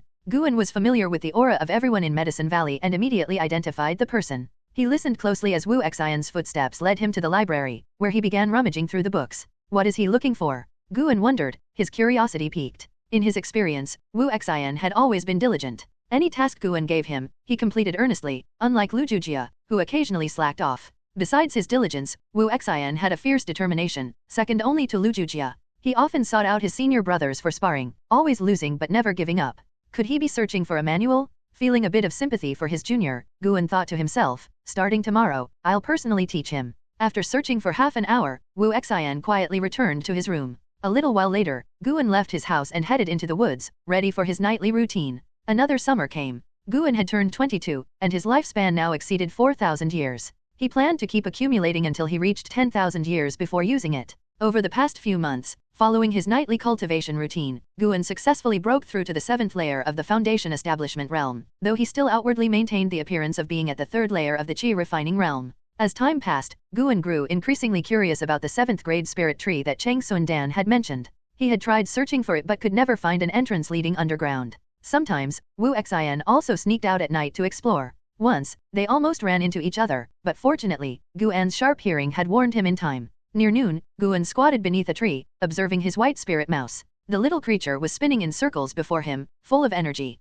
Has it matured? But spring has already passed. Guan wondered in confusion. He had raised the white spirit mouse for years, but its size had never changed. With Liya gone, there was no one to help him gauge its growth. The little fellow had been running circles around him for half the day. As if understanding Guan's thoughts, the mouse suddenly leaped up and bit his hand before dashing away. Guan didn't feel any pain, so he wasn't angry. Instead, he watched as the mouse stopped a short distance away, spinning in place again. Wait, could it be? Realizing something, Guan quickly stood up and followed the mouse. Seeing him approach, the white spirit mouse stopped spinning and ran into the forest. In no time, both master and pet disappeared into the woods. Under a tree, Wu Xian stood, frowning as he watched Guan's departing figure. The forest again? Lu Jujia said Liya and Meng Lang used to train alone in the forest too. Senior brother's leg techniques are far stronger than his apparent cultivation. Could there be some secret hidden in the forest? The more he thought about it, the more convinced he became. However, instead of chasing after Guan, he decided to wait until nightfall to investigate. Meanwhile, Guan followed the white spirit mouse over hills and valleys, eventually leaving Medicine Valley altogether.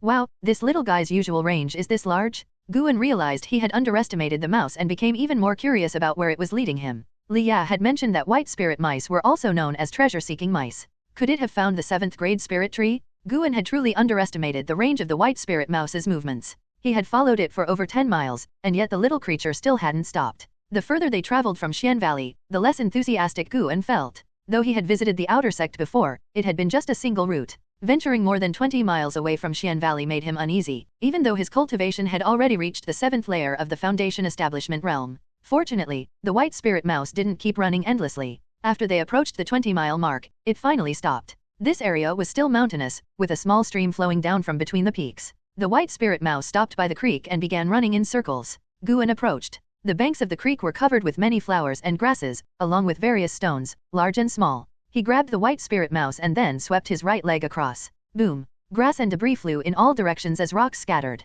With just a single leg sweep, Guan cleared out a large area. As he examined the ground, he discovered a square stone slab near the creek. Interesting. A hidden cover? Guan squatted down in front of the slab. It was engraved with mysterious symbols, whether they were words or drawings. He had never seen anything like them before. He could sense faint spiritual energy leaking from the edges of the stone slab, likely the reason the white spirit mouse had been able to find this place. As someone in the Foundation Establishment realm, Guan had developed divine sense, a formless, invisible power that, when activated, allowed one to perceive things beyond the physical senses, like a third eye. Although he rarely used it, that didn't mean he wasn't capable of it. In fact, anyone at the 7th layer of the Qi refining realm could begin cultivating divine sense. He gathered his divine sense and attempted to penetrate the stone slab, hoping to get a glimpse of what was hidden below. However, as soon as his divine sense touched the slab, it was instantly repelled by a mysterious force, causing his body to tremble. So powerful, even the divine sense of someone at the 7th layer of the Foundation Establishment realm couldn't breach this barrier. Guan hesitated. With such a strong barrier, could there be a great danger hidden beneath?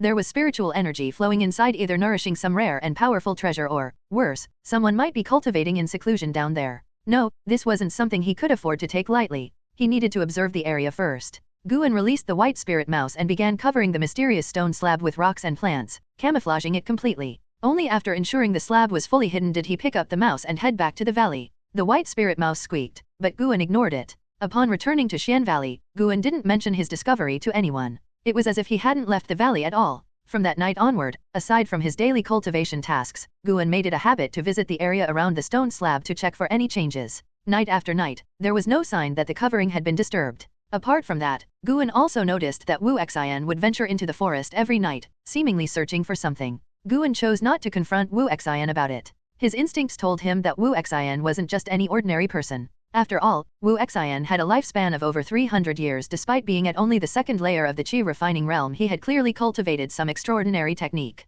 Guan had once used his divine sense to observe Wu Xian's cultivation, but everything appeared normal, as though he were just practicing basic breath work. And so, the hot summer days passed. Xian Valley was gradually blanketed in autumn's yellow hue. Guan had expanded the fields within the surrounding forest, opening up 17 plots of land, increasing the workload significantly. Xiao Chuan and the others now had to patrol daily. One evening, Cheng Sundan found Guan, gesturing with his eyes for him to follow. The two of them headed toward the northern mountain peak. As Guan watched Cheng Sundan's frail figure leading the way, his feelings were complicated. Cheng Sundan's lifespan had diminished even further, now equal to his current age, meaning he was close to death. Though Cheng Sundan had deceived him, the old man had also given him much. As death approached, Guan couldn't help but feel some sorrow. He tried to convince himself not to dwell on these feelings. After all, his path was the pursuit of immortality, and he would face many more partings in the future. He would need to get used to it sooner or later. Of course, that was only if he could live long enough. Wu Xian, watering plants nearby, noticed the two of them and raised an eyebrow. He silently noted the direction they were heading. There must be some secret hidden in that part of the forest. Once inside the forest, Chang Sundan spoke. I'm taking you to the entrance to the underground. This is a place you cannot reveal to anyone else, not even your junior brothers and sisters. Today they are close to you, but once they leave Medicine Valley to train outside, they will become strangers to you. Guan didn't argue. He had always understood this truth. As long as Xiaochuan and the others remained intent on joining the outer sect, their parting was inevitable. After a moment's hesitation, Guan asked, Master, were you always a member of Thousand Autumn Pavilion, or did they recruit you later? Chang Sundan's steps were heavier than before. He replied, my experience was much like yours. I inherited this identity from my master. Guan fell silent. For the first time, he felt some sympathy for Chang Sundan. I took on a few tasks for my master, and after that, I couldn't escape. But I don't regret it, Chang Sundan added, his tone calm. Hearing this, Guan wanted to say something but held back. He had yet to do anything for the sect. Could he still escape? Chang Sundan began recounting his relationship with his master. According to him, his master was an eccentric with a volatile temper, sometimes strict, sometimes playful like a child who never grew up. As they wound their way around the back of the mountain, Chang Sundan stopped in front of a rock wall covered in moss and vines. Master, is your master still alive? Guan couldn't help but ask. He thought of the stone slab he had been observing. Its location wasn't far from Xian Valley, and given that the valley master was a demonic spy, it was reasonable to suspect that the slab might have been left by Chang Sundan's master. Chang Sundan answered, he left before entering eternal meditation. I will follow his example soon. Tomorrow, I will be gone, and everything in Medicine Valley will be yours. Guan furrowed his brow, not thinking about Chang Sundan's departure but rather about his master. So, Chang Sundan's master might still be alive? Chang Sundan pulled a compass from his sleeve, brushing aside the vines to reveal a small depression in the rock wall. He pressed the compass into it, and as his spiritual energy flowed into the compass, it began to tremble, emitting a faint glow. Guan noticed that Chang Sundan's aura was growing even weaker. He couldn't help but worry that the old man might die right here. The rock wall began to rumble. The sound wasn't loud, but soon a narrow opening appeared, just wide enough for someone to duck inside. Chang Sundan said, go on. I'll wait for you outside. Guan hesitated. Master, perhaps you should give me the compass. I can go inside after you're gone. Chang Sundan chuckled and handed him the compass. The stone door inside the passage slid shut, sealing the entrance perfectly, as though it had never been there. Chang Sundan turned and began walking back down the mountain, with Guan following closely behind. The underground chamber has its own complete formation. In the future, if you wish to cultivate rare plants or herbs in secret, you can do so there, Chang Sundan said quietly, as though giving his final instructions. Guan listened intently, his feelings conflicted. He was grateful for all that Chang Sundan had done for him, but he couldn't shake a lingering sense of caution. He wouldn't relax until it was all over. After all, Chang Sundan would be gone soon. Only after his death could Guan lower his guard. Guan decided he would burn incense for Chang Sundan each year in gratitude after he was dead. The descent down the mountain was slow, with Chang Sundan speaking softly all the while, explaining every detail about the underground space. The information was thorough, making it seem unlikely to be a fabrication. By the time they returned to Medicine Valley, night had fallen. Chang Sundan left Guan with these parting words, life is long. Sometimes, having ordinary talent is a blessing. It allows you to do what you truly want. Guan watched as Chang Sundan walked back to his pavilion. Even after the old man closed the door, Guan remained standing outside, deep in thought. He stayed there for nearly half an hour before finally heading back to his own courtyard. His junior brothers were all busy cultivating in their rooms. The courtyard was peaceful. That night, Guan focused on his own cultivation. Just before dawn, he heard Chang Sundan's footsteps. He walked to the window and saw Chang Sundan slowly descending the stairs. The old man's steps were unsteady, and he moved at a crawl. Without looking in Guan's direction, Chang Sundan made his way toward the valley entrance. Guan watched him until he disappeared from sight. As the sun rose over the eastern hills, the first rays of light shone across the valley, casting a long shadow behind Guan. When Xiaochuan, Lujujia, Yelan, and Wu Xian awoke, they all noticed something different about the atmosphere in the valley. It didn't take them long to figure out what was off. Normally by this time, senior brother would have led them in their morning exercises. That foundational body strengthening technique, known as Soaring Eagle Ascends, was simple yet had profound benefits. Rain or shine, Guan had never missed a session. But today, for the first time, he hadn't come to lead them. It wasn't until midday that Guan appeared and gathered them together to announce that Chang Sundan had departed. From this day forward, Guan was the new master of Medicine Valley. Xiaochuan and the others were excited and immediately began asking where Chang Sundan had gone. Ever since Liya had left, Chang Sundan had become much more amiable, treating all of his disciples well. As a result, they had a positive impression of him. Only Wu Xian remained indifferent. After half an hour of chatter, the others finally dispersed. Guan climbed to the top of a mountain and gazed out in the direction Chang Sundan had gone. Only after he was sure Chang Sundan was long gone did he go to the old man's pavilion. The alchemy furnace was still there, and the nearby table was laden with items: a storage pouch, some letters, a few keys, and even a pot of spirit flowers. Guan picked up one of the letters and read it. The message was simple.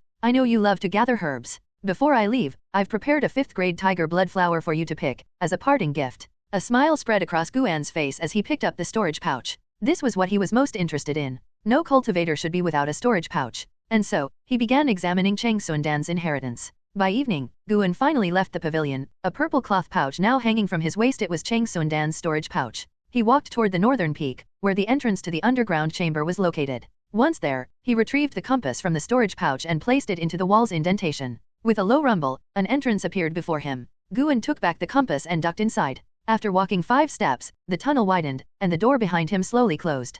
Guan's life as the Valley Master was about to begin. After the cave entrance completely closed behind him, Guan continued down the tunnel. With his divine sense at the 7th layer of the Foundation Establishment realm, he could walk through the tunnel as though it were daylight, encountering no obstacles. The tunnel gradually widened, seemingly endless. Guan grew more curious about Taixuan Sect's master. What kind of extraordinary person could have created such an immense underground passage? The tunnel twisted downward, and even after walking for several miles, Guan had yet to reach the end. He was now certain that the place beneath the stone slab he had discovered was connected to this underground tunnel. A gust of spiritual wind blew from the front, brushing Guan's face and making him feel refreshed. The tunnel ahead began to brighten. Guan noticed that the walls were embedded with stones of various colors. Upon closer inspection, however, he realized they weren't spirit stones, which left him a little disappointed. If they had all been spirit stones, he would have struck it rich. As these thoughts crossed his mind, he continued onward. His senses remained on high alert. Although Taixuan Sect had been very kind to him at the end, Guan couldn't forget how Taixuan Sect had dealt with Meng Lang, so he remained cautious. What if Taixuan Sect had been acting all along? After walking another few miles, the tunnel became brightly lit, and he could hear the sound of flowing water. The cave entrance was close. Guan approached carefully, arriving at the entrance of a vast underground space. His eyes widened as he looked ahead. I've really struck gold, Guan muttered to himself, his eyes brimming with excitement. Before him stretched an enormous underground area, even larger than Xian Valley. The ceiling towered over 100 meters above, and in the center stood a colossal tree, over 100 meters tall, its trunk requiring at least a dozen people to encircle. The tree didn't have many branches or leaves, but it bore numerous fruits that glowed like lanterns, each one translucent and radiating a soft blue light. Beneath the tree was a thick carpet of grass, and nearby, a 2-meter-wide underground river flowed along the edge of the cavern, close to the cliff walls. Ancient Vine Tree, 7th rank 245/9999/87600. A lifespan of 87,000 years. Nearly 10,000 years of current lifespan? Seeing this information, Guan was tempted to uproot the tree on the spot, but he restrained himself. According to what Taixuan Sect had told him, this 7th rank spiritual tree was the key to the underground formation.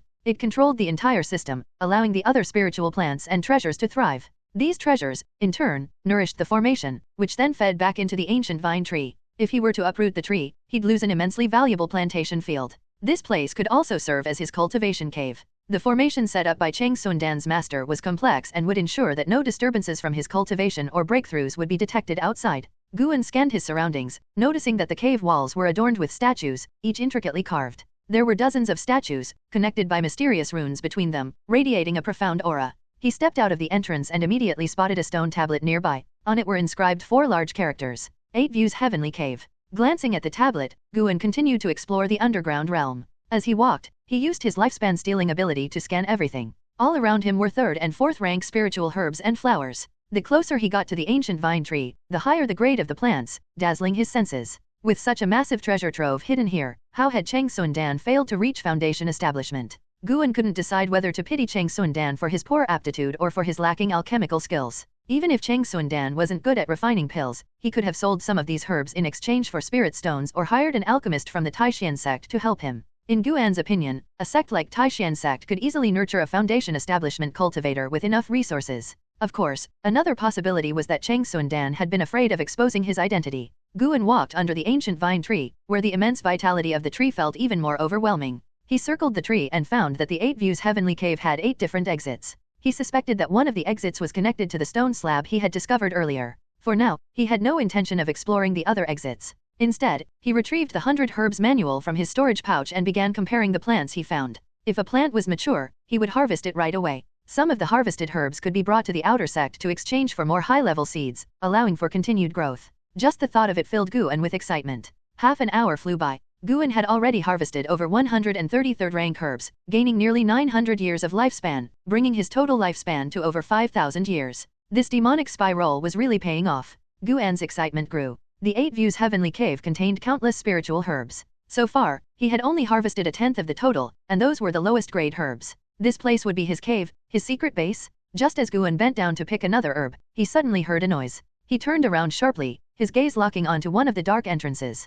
The entrance was pitch black, exuding a sinister and foreboding aura. Guan carefully stepped aside. Not all the grass in the area was spiritual herbs, some of it was just regular grass. He suspected a fight was about to break out, so he moved to ensure his precious herbs wouldn't be damaged. Those herbs were his lifeline? He moved toward the underground river, keeping his eyes fixed on the dark entrance. Soon, footsteps and heavy breathing echoed from within the cave, like a beast was about to charge out. A foot emerged from the darkness, and when Guan finally saw the figure in full, he frowned. It was Meng Lang. At this moment, Meng Lang's hair was disheveled, his clothes tattered, and he was barefoot. His neck was covered in blood-red markings, his face flushed as if scalded, and his eyes were bloodshot. White mist escaped from his mouth as he breathed heavily. Roar! Meng Lang let out a beast-like roar and charged straight at Guan. He was incredibly fast, quickly closing the distance between them. Guan didn't retreat. Instead, he advanced, stepping forward to meet Meng Lang head-on. The distance between them vanished in an instant, blades of grass flying up in their wake. Meng Lang leaped toward Guan, attempting to pounce on him. But Guan sidestepped, and with a knee strike to Meng Lang's abdomen, he sent him flying back. Guan's frown deepened. His right leg felt slightly numb. What was going on? Meng Lang had become so tough? Even though Guan hadn't used his full strength or infused his blow with spiritual power, he could still make a rough judgment of his opponent's toughness. The reason he held back was to see if Meng Lang still had a chance of surviving. Shaking out his right leg, Guan advanced on Meng Lang again. Meng Lang, who had fallen to the ground, seemed unfazed by the pain. He immediately got back up and lunged at Guan once more. Guan planted his right foot firmly, stopping his momentum. His left leg rose, and he infused it with spiritual power, unleashing his Gale Phantom kick. A gust of wind whipped through the air, and a barrage of kicks landed on Meng Lang, sending him flying once again. He tumbled across the ground, rolling over a dozen times before finally coming to a stop. His limbs were visibly twisted, and though he struggled to get up, he collapsed again, his forehead thudding against the ground. Guan retracted his leg, curiosity flashing in his eyes. Cheng Sundan's goo puppet was this strong? Even at just the first stage, its physical body was already this tough. It didn't seem any weaker than the demon of greed and rage from before. Cheng Sundan couldn't possibly match the experts behind the demon of greed and rage. Guan became more certain that Cheng Sundan had kept some things hidden, likely related to his master. He walked over to Meng Lang, looking down at his now monstrous body, unsure of how to proceed. He's already dead anyway, so why should I care about what he was when alive? Guan's eyes flickered with indecision, the grass and dirt around his feet slowly beginning to stir as he gathered power. Suddenly, Guan noticed the corner of a book poking out from Meng Lang's clothes. Reaching out with his spiritual power, he pulled the book into his hand. 10,000 Gu Mysterious Technique. Guan muttered the title. He skimmed through the book and found that it was a cultivation manual, though incomplete. The last page was abruptly cut off, indicating missing content. Aside from the cultivation techniques, the book also detailed 5 different Gu techniques, complete with illustrations. After comparing them, Guan identified the Gu that Meng Lang had been afflicted with. Flame Corpse Gu? Those who harbor this Gu will nurture flame energy in their bodies, their flesh hardening like stone and gaining immense strength. There is no cure, no technique to resolve it, and it will continue until the host is reduced to ashes. After reading this, Guan looked at Meng Lang with a trace of pity in his eyes. How tragic. The 10,000 Gu Mysterious Technique also included a method to suppress the Flame Corpse Gu. By sealing the host's 7 orifices and preventing the Gu from absorbing spiritual energy, the Gu would fall into a dormant state, rendering the host unable to move. Guan immediately used soil to block Meng Lang's 7 orifices. Once finished, he stood up and glanced at the cave from which Meng Lang had emerged. He decided not to explore it for now. Instead, he stored the 10,000 Gu Mysterious Technique in his storage pouch and resumed harvesting the spiritual herbs. If Cheng Sundan's master were still alive, but had made no move against a mere refining disciple, it either meant the master had no ill intent or couldn't act. In that case, why disturb the situation? The more time passed, the more advantageous it would be for Guan. Half an hour later, Guan left the 8 Views Heavenly Cave, thoroughly satisfied. His lifespan had now reached an astonishing 7,000 years. He had harvested all the third-rank spiritual herbs that could be picked. Next, it would be time to plant new seeds and wait for them to mature, which would take many years. Once the third-rank herbs were dealt with, it would be time to harvest the fourth-rank ones. To avoid disrupting the ecological balance of the formation, Guan hadn't harvested everything at once. He followed a balanced strategy, harvesting some and planting new ones. This was the key to sustainable growth. Even when the herbs matured, he could leave some in place. As the older they got, the more lifespan they could provide. Of course, there had to be a limit, but Guan was still observing to find that threshold. The next morning, the newly appointed Valley Master, Guan, left his room early and began urging his junior brothers to get up. After hearing Xiaochuan respond, he went to Yian's courtyard. Junior sister, time to get up, Guan called. Yes, senior brother, Yelan replied quickly, even more eager than the others. Before long, everyone was assembled before Guan. He glanced around at them and smiled. Congratulations! From now on, you will all become uncles. When I recruit new servants, they will be my disciples, and your nephews. Upon hearing this, everyone became excited and immediately started discussing the future. No one mentioned Taixuan Sect. It wasn't because they were ungrateful, but because they had privately agreed not to bring up his name for the next month. After some encouraging words from Guan, he led his junior siblings in their morning exercises, loosening their muscles. Afterward, he planned to return to the Eight Views Heavenly Cave to plant the spiritual herbs. Life was about to get busy. Inside the Eight Views Heavenly Cave, the glowing fruits of the ancient vine tree cast light upon the cave walls, while the reflection of the underground river shimmered on the walls, giving the cave an ethereal and serene beauty. Standing under the ancient vine tree, Guan placed his hands on his hips and gazed at the areas he had planted. A satisfied smile appeared on his face. You reap what you sow. The true romance he pursued was cultivating immortality while farming. As for all that fighting and scheming, it could all stay far, far away from him. Feeling content with himself, Guan's gaze shifted. He began thinking about building a pavilion within the Eight Views Heavenly Cave, so he could occasionally retreat here to rest. Although he was still young, after another 50 or 60 years, he could follow Taixuan Sect's example, letting his eldest disciple manage everything while he enjoyed life. However, it was still too early to choose his first disciple. After all, the Medicine Valley was his foundation, and he needed to find the right person. It couldn't just be whoever became his first disciple, they had to be capable of handling all affairs. Many plans began to form in Guan's mind. First, he needed to groom a deputy Valley Master. Xiaochuan was worth considering. He had poor aptitude but was honest. The only problem was that he was too blunt in his interactions with others. Lujijia would inevitably leave for the outer sect, so he was ruled out. Yelan. No, she needed to leave early, lest she destroy his path to immortality. As for Wu Xian, they would have to wait and see. More disciples were also needed. While thinking about all of this, Guan looked up. He was quite curious about the fruits of the ancient vine tree. Some heavenly treasures bore fruit, and he wondered if plucking the ancient vine fruits would boost his lifespan. No sooner thought than done. Guan leaped up, reaching out to grab one of the fruits and pulling it down. He landed on the grass, carefully examining the fruit in his hand. It was about the size of a pumpkin, and he estimated it weighed about 7 or 8 pounds. Guan took out a piece of protective spirit paper from his storage pouch and wrapped it around the stem to prevent the loss of spiritual energy and nutrients. After all, this was money? About 10 seconds later, a message flashed before his eyes. You have successfully harvested ancient vine fruit, 6th rank, gaining 85 years of lifespan. 85 years of lifespan. Guan's gaze toward the ancient vine tree changed. This thing was a money tree. He couldn't bear to uproot it. It had to be carefully nurtured and treasured for the rest of its life. Excited, Guan placed the ancient vine fruit into his storage pouch. He then counted the fruits on the tree. There were 16 fruits of similar size, while the smaller ones couldn't be touched yet. Immediately, he got to work. Some of the fruits were quite high up, so he had to climb the tree. At this moment, he longed for a sword flying technique. Although at the foundation establishment stage he couldn't fly freely yet, he didn't have any other means of flying or levitating either. After a considerable amount of effort,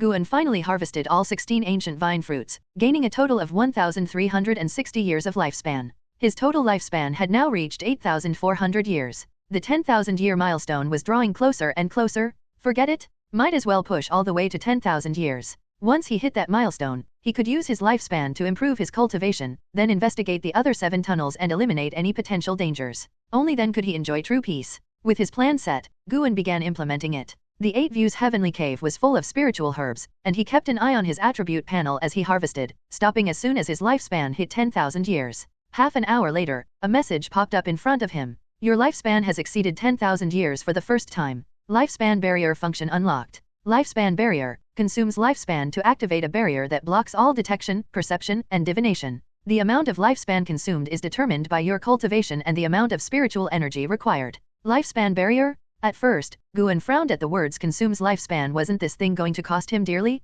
But after reading the detailed explanation, he was overjoyed. When he had broken through to the foundation establishment realm, the commotion had been so large. When he reached even higher realms, wouldn't the disturbances be worse? He had worried about this before, fearing it would eventually alert the entire Taixuan Sect. Now, he didn't have to worry. This ability was so sneaky, and he liked it. Laughing to himself, Guan walked toward the cave entrance. Once he broke through to the core formation realm, he would investigate the other tunnels. Although there was a formation in the Eight Views Heavenly Cave, there might still be hidden dangers inside. That's why he decided to break through outside the cave and test out the lifespan barrier at the same time. No matter what might be lurking in the shadows, he wasn't afraid. By the time Guan returned to Medicine Valley, it was already late at night. He had moved into the pavilion that Cheng Sun-dan had lived in, which was filled with numerous manuals, alchemical recipes, and rare books. Guan intended to read them all eventually. Entering the house, he walked over to a wooden cabinet made of special materials, designed to preserve the spiritual energy of rare treasures for as long as possible, something Cheng Sun-dan had explained to him before. There were several such cabinets. He carefully placed all the ancient vine fruits inside one of them. Suddenly, an idea came to him. He took one of the fruits back out and placed it on the table. Sitting at the table, he pulled out the secret history of Thousand Autumn Pavilion and quietly began reading. It wasn't until the latter half of the night that the white spirit mouse finally returned. It scampered up onto Guan's shoulder, its little eyes fixed on the ancient vine fruit sitting on the table. Guan gently picked it up and placed it on the table, waiting to see what it would do. The white spirit mouse approached the fruit, sniffing it cautiously before climbing on top and nibbling at it. Guan didn't know what the effects of the ancient vine fruit were. The 100 Herbs manual didn't cover treasures above the 5th rank, so he had no choice but to let the white spirit mouse try it out. After all, the white spirit mouse was a spiritual beast. If the fruit was poisonous, it should be able to detect it. If it couldn't detect it, Guan would give it a proper burial. The ancient vine fruit was 10 times larger than the white spirit mouse, so it had a tough time chewing through it. Guan didn't offer any help.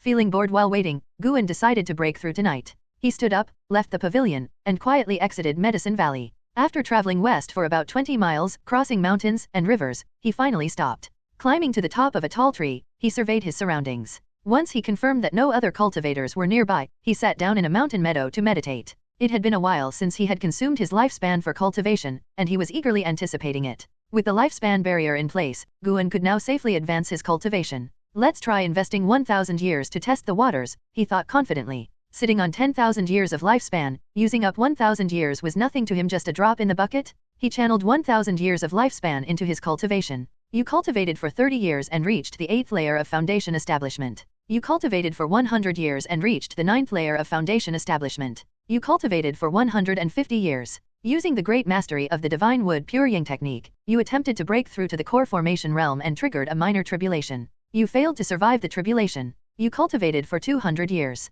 Using the great mastery of the divine wood puring technique, you attempted to break through to the core formation realm and triggered a minor tribulation. You failed to survive the tribulation. You cultivated for 450 years. Using the great mastery of the divine wood puring technique, you successfully survived the minor tribulation and formed your golden core, reaching the core formation realm. You cultivated for 500 years and reached the 2nd layer of the core formation realm. You cultivated for 600 years and reached the 3rd layer of the core formation realm. You cultivated for 720 years and reached the 4th layer of the core formation realm. You cultivated for 850 years and reached the 5th layer of the core formation realm. You cultivated for 1,000 years and reached the 6th layer of the core formation realm. A series of notifications flashed before Guan's eyes. Seeing that he had failed the tribulation 6 times in a row, Guan nearly choked. How was it possible to fail so many times? Was it really this hard to survive a tribulation? As the final notification appeared, Guan's body began to operate automatically. He immediately sensed the surrounding spiritual energy starting to surge, and he quickly activated the lifespan barrier.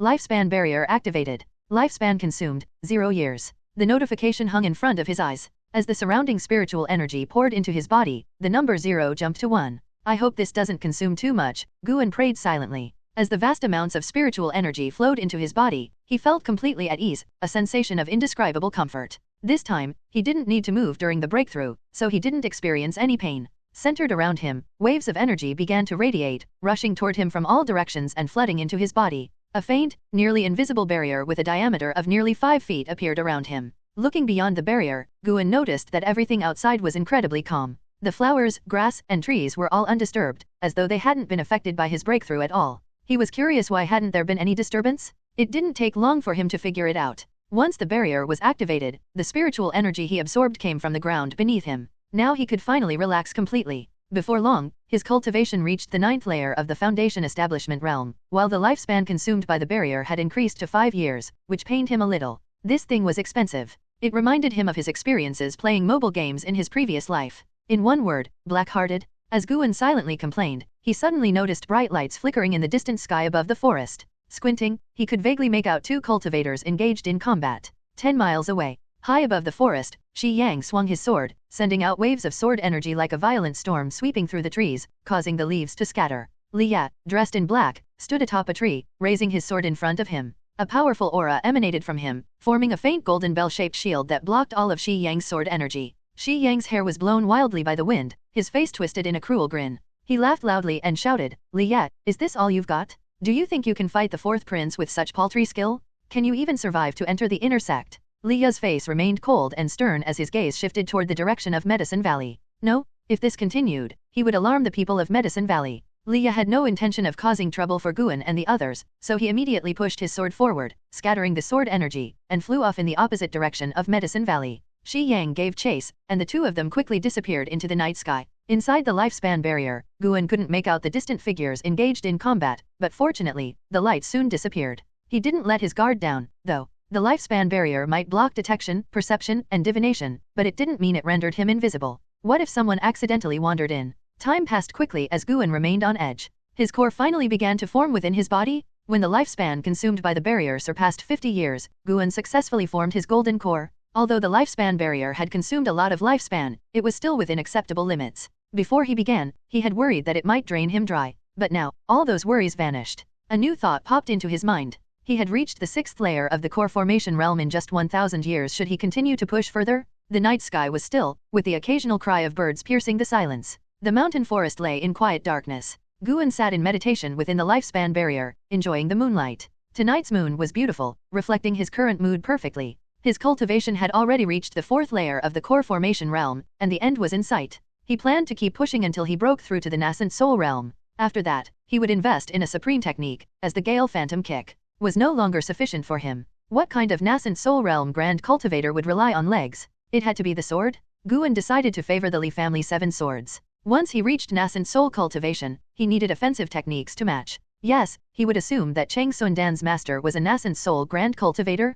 Guan always preferred to overestimate his enemies this way, the chances of defeat would be minimized. After the cultivators who had been battling earlier left without returning, Guan relaxed completely. He was now a core formation cultivator, giving him considerable authority in the outer sect's territory. Even if someone were to stumble upon him, they wouldn't stand a chance against his kick. With another surge in cultivation, Guan reached the 5th layer of the core formation realm, and his spiritual awareness grew stronger. The core formation realm was a world apart from the foundation establishment realm. The difference in spiritual power and divine sense was immense. Now, Guan's divine sense could be concentrated into a powerful force, capable of striking with immense impact. Reaching the core formation realm made him feel like a true cultivator. If the core formation realm was this powerful, how strong would the nassent soul realm be? Guan was eager to keep using his lifespan to advance. He held off for now, waiting until his cultivation reached the 6th layer of the core formation realm before checking his status panel again. His eyes were drawn to his spiritual roots. He had previously tried to enhance his spiritual roots, but it had been a waste, leaving a psychological scar. He feared it was a bottomless pit, so he shifted his focus elsewhere.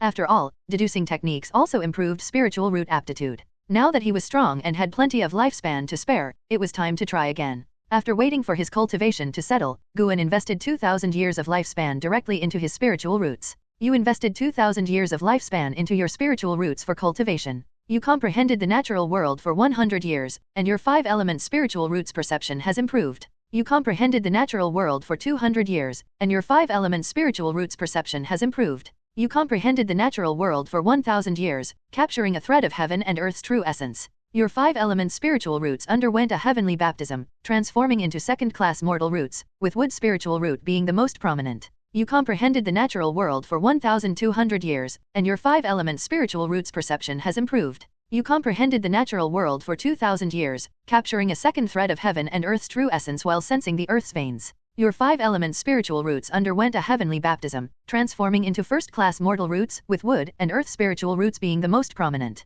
One after another, the notifications appeared before Guan. When he saw the earlier messages about the 5-element spiritual roots, his heart began to ache. He had underestimated it. This really was a bottomless pit. But when he saw that all his 5-element spiritual roots had reached first-class status, his mood improved slightly. However, the pain lingered, especially since his divine wood pure yang technique had already pushed his wood spiritual root to first class. But he couldn't think like that. Instead, he reasoned that it had taken him 1,000 years of comprehension with the divine wood pure yang technique to enhance just one spiritual root to first class. To push all 5 to first class might have taken 5,000 years. So why not cultivate techniques for the other 4 attributes? You have to experiment to find the perfect path. As Guan reflected on his decisions, the earth's spiritual energy surged again. This time, instead of improving his cultivation, it was refining his muscles and bones. Pain? Guan felt a level of pain he had never experienced before. He gritted his teeth and bore it. To distract himself, he focused on his status panel. It was clear that improving his spiritual root aptitude was the hardest task. It made sense. Enhancing spiritual roots was akin to breaking through one's lifespan limit, while cultivation was akin to increasing current lifespan.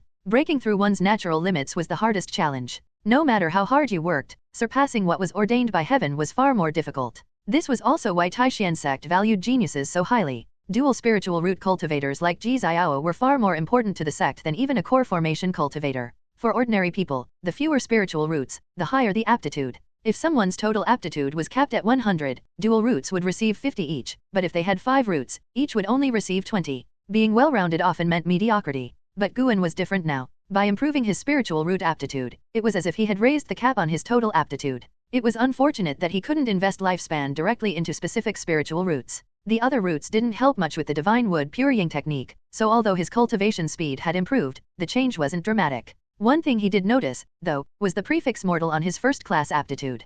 Could there be holy or spirit roots? Guan's thoughts wandered, and at the same time, the consumption rate of the lifespan barrier began to slow. From the beginning of his breakthrough until now, it had consumed 134 years of his lifespan. As his spiritual roots continued to improve, Guan became more sensitive to various attributes of spiritual energy, altering his perception of the world around him. The pain was gradually replaced by a sense of wonder. Finally, Guan's body stopped absorbing spiritual energy, and his status panel reflected his new first-class 5-element spiritual roots. Without standing up, he immediately invested another 2,000 years of lifespan into his cultivation. The fear of failing tribulation lingered in his mind, so he decided to go all out. If he only invested 1,000 years and got stuck at the 9th layer of the core formation realm, he would probably cough up blood. It was a real possibility. After failing tribulation, it took about 50 years to recover before he could attempt again. In reality, failing a tribulation would result in serious injury or even death, and recovery time was necessary. Moreover, the nassent soul tribulation would surely be even more difficult, likely leading to more failures.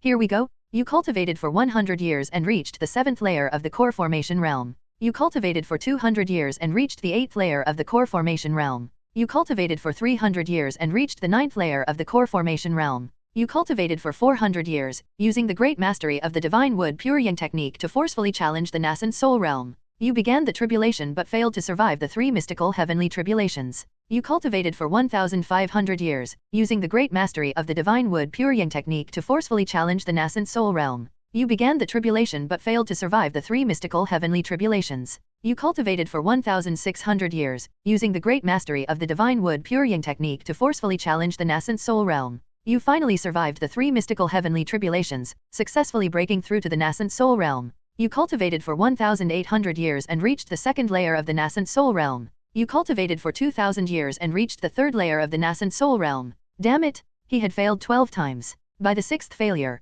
Guan's heart had sunk, and by the 10th, he was seeing stars. Thankfully, he eventually succeeded in reaching the nassent soul realm. Was the nassent soul realm really that hard to break through? Guan despaired as he realized why lifespan consumption for evolution-based cultivation was higher than actual consumption. Evolution-based cultivation was like bare-bones training. Normally, you would take pills and use formations to gather spiritual energy, both of which could assist with tribulation, not to mention the magical effects of rare treasures. Once again, spiritual energy from the heavens and earth surged toward him, and the consumption rate of his lifespan barrier increased. Guan settled his heart and began to enjoy the improvement of his cultivation. As the first rays of sunlight illuminated the world, Medicine Valley slowly brightened. Standing atop a mountain, Guan overlooked the autumn-colored forest. His robes fluttered in the wind, and the sunlight bathed him, making him appear as if he were about to ascend to immortality. He had formed his nassent soul, becoming a true nassent soul cultivator. To reward himself, Guan decided to increase his outward cultivation by 1 level, bringing it to the 4th layer of the Qi refinement realm. From now on, he would raise it 1 level per year, stopping at the 9th layer, so he wouldn't be summoned away.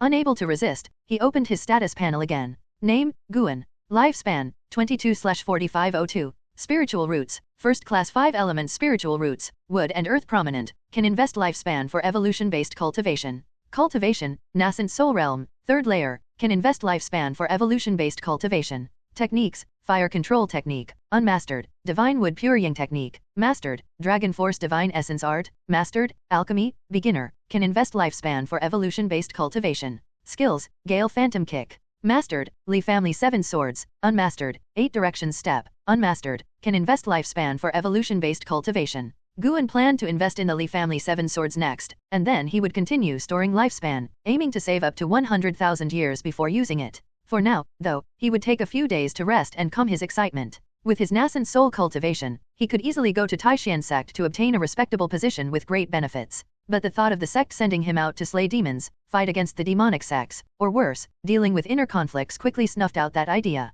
Sticking to his original goal was the key to success. No matter who came to persuade him otherwise, he would remain entrenched in Medicine Valley. Occasionally, he might search for some rare treasures, but he would never shift his focus away from Medicine Valley. A higher position might bring faster gains in lifespan, but the risks would also increase. After all, without enemies, why rush? Guan turned and began his descent down the mountain. Though he could now fly with his nassent soul cultivation, he chose to walk down instead. By the time he returned to Medicine Valley, Taixuan and the others had already emerged from their rooms. Senior brother, you were up on the mountain so early. Yalan greeted Guan, feeling that he looked even more handsome today, though she couldn't tell if it was just her imagination. Guan smiled. Just checking on the seedlings. Today, you'll lead the training session. Yalan nodded in agreement, but before she could ask more, Guan had already headed toward the pavilion. Not far away, Wu Xian watched Guan's figure, thinking to himself, there's definitely something mysterious in the mountains? I'll find it eventually. Guan ascended the stairs and pushed open the door. As soon as he entered, he saw the white spirit rat lying on the table, bloated like a balloon.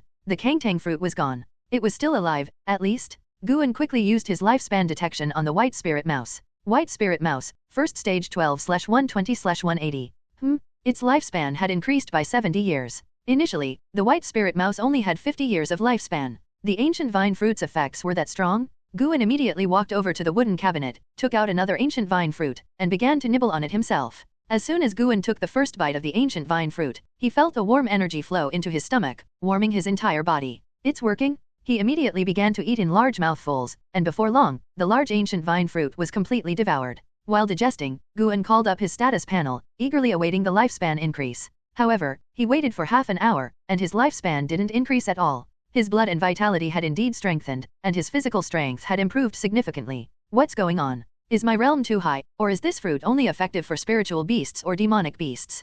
Guan wondered to himself. He glanced at the white spirit mouse on the table, still sound asleep. Its lifespan hadn't increased any further, but its aura was steadily rising. I'll wait and see. The white spirit mouse slept for 3 whole days, and when it finally woke up, it had grown to the size of an adult cat. It leaped into Guan's arms, affectionately nuzzling him, though its eyes darted toward the cabinet. No more eating. Guan, who was reading a book, scolded it. If the rat kept growing, it would inevitably attract unwanted attention, especially from Taixuan and the others. While disciples like Lujujia and Yalan would eventually go to the outer sect, Guan didn't want them knowing too much about his secrets. The white spirit mouse looked up at Guan pitifully and even nodded, which caused Guan to widen his eyes. It understands me? Guan pointed to a spot nearby and said, come over here. The white spirit mouse immediately hopped over without hesitation. He continued giving it commands, and as long as they weren't too complicated, the white spirit mouse would obediently follow them. This only made him grow fonder of the creature. Finally, it's starting to act like a proper spiritual beast. Guan picked up the white spirit mouse and took it outside.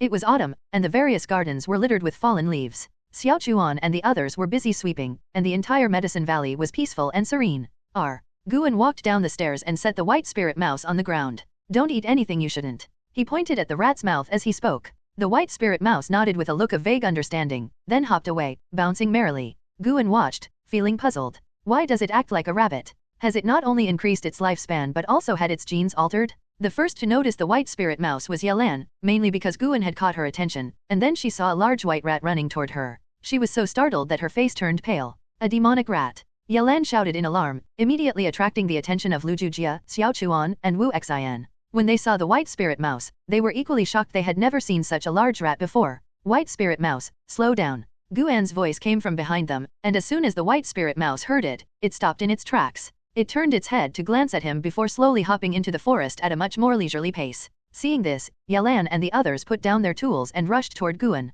Senior brother, is that your white spirit mouse? Why is it so big? It must be a different white spirit mouse, right? It seems kind of clumsy, like its legs don't work well. This spiritual beast has a remarkable bloodline. Listening to his junior brothers and sisters chatter, Guan smiled without responding, letting them speculate. He then looked at them and said, in a few days, I plan to visit the outer sect. Who wants to come with me? As soon as Guan asked, everyone except Wu Xian expressed interest. Great opportunity. Wu Xian maintained a calm expression, but inside, he was thrilled. After some deliberation, Guan decided to bring Yalan and Taixuan to the outer sect, scheduling the trip for 7 days later. Why 7 days? Because he planned to thoroughly explore the 8 Views Heavenly Cave first. Guan glanced toward the valley's entrance, where a figure was approaching. Liya had returned. It had been years since they last met, and Liya now appeared more weathered and cold. His black robes fluttered in the autumn wind, and with the sword at his waist, He exuded an aura of a solitary, proud swordsman. Taixuan and the others also noticed Liya, and his appearance made them tense up. Anyone who came to Medicine Valley usually had a higher status than them, and this man, who looked so formidable, was clearly not someone to be trifled with. Guan checked Liya's lifespan and found that he had already reached the 4th layer of the Foundation Establishment realm. That's fast. No wonder he's the first person I discovered with a protagonist's fate. Guan immediately walked over, and the others followed suit. As Liya scanned Medicine Valley, he felt a moment of nostalgia when his gaze landed on Guan. Back then, Guan had always followed others. Now, he was leading the other disciples. It was true, times had changed. Guan approached him with a smile, clasping his hands. Brotherly, it's been a long time. Are you injured? Guan could sense the turbulence in Liya's chi and blood, as well as his shallow breathing, clear signs of internal injuries. Liya smiled. Indeed, it's been many years. Where is Master, and what about senior brother and Meng Lang? Guan sighed helplessly. Master's time came, and he passed away not long ago. After you left, senior brother also left the valley. As for Meng Lang, he went to take the outer sect exam and never returned. Upon hearing this, Liya was stunned. Taixuan and the others stood behind, whispering to each other. They had guessed Liya's identity. After all, Meng Lang had often boasted about being friends with a royal disciple who had once worked as a menial servant here. Liya sighed. So it's just you left? Guan asked. Would you like to come inside? Liya nodded. The reason he had come was not just to revisit an old place but also to recover from his injuries. This was the only place where he felt safe. Guan led Liya to the pavilion while signaling the others to continue cleaning up the fallen leaves. As they reached the Valley Master's pavilion, Liya's emotions reached their peak. He couldn't help but start coughing, and his face turned pale. Walking ahead, Guan's expression shifted slightly. He sensed a faint spiritual fluctuation from Liya.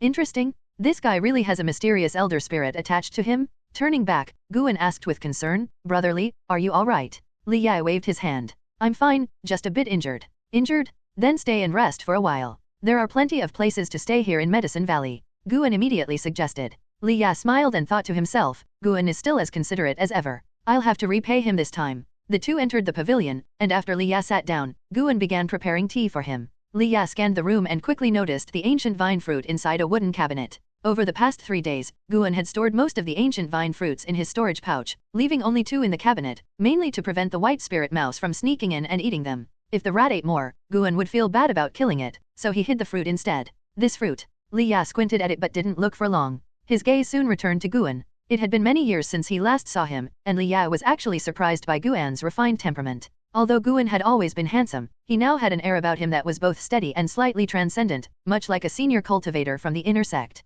If it weren't for the fact that he could sense Guan's cultivation still at the 4th layer of the chi refinement realm, Liya would have doubted whether this was the same person he once knew. As the water boiled, Guan sat down at the table and chatted with Liya. To keep the conversation flowing, Guan asked about life as an outer sect disciple, and Liya answered each question in turn. Outer sect disciples are required to complete 1 outer sect bounty task per year. Guan asked curiously. Liya smiled. That's right, and it's always an external task. Have you encountered any demons? Almost every time I go out, I encounter them. The Taixuan dynasty is vast, and there are always places plagued by demons. Last year, I almost died when facing a 3rd-tier demonic beast equivalent to a core formation cultivator. My friends and I fought hard, but one of us died, and the rest of us barely escaped with our lives. Liya recounted, a look of lingering fear on his face. 3rd tier? Core formation. Guan feigned surprise, helping to dispel the tension on Liya's face. Liya then went on to describe the specific events of that encounter, and Guan listened with genuine curiosity. After hearing the whole story, Guan had one thought. That's way too dangerous.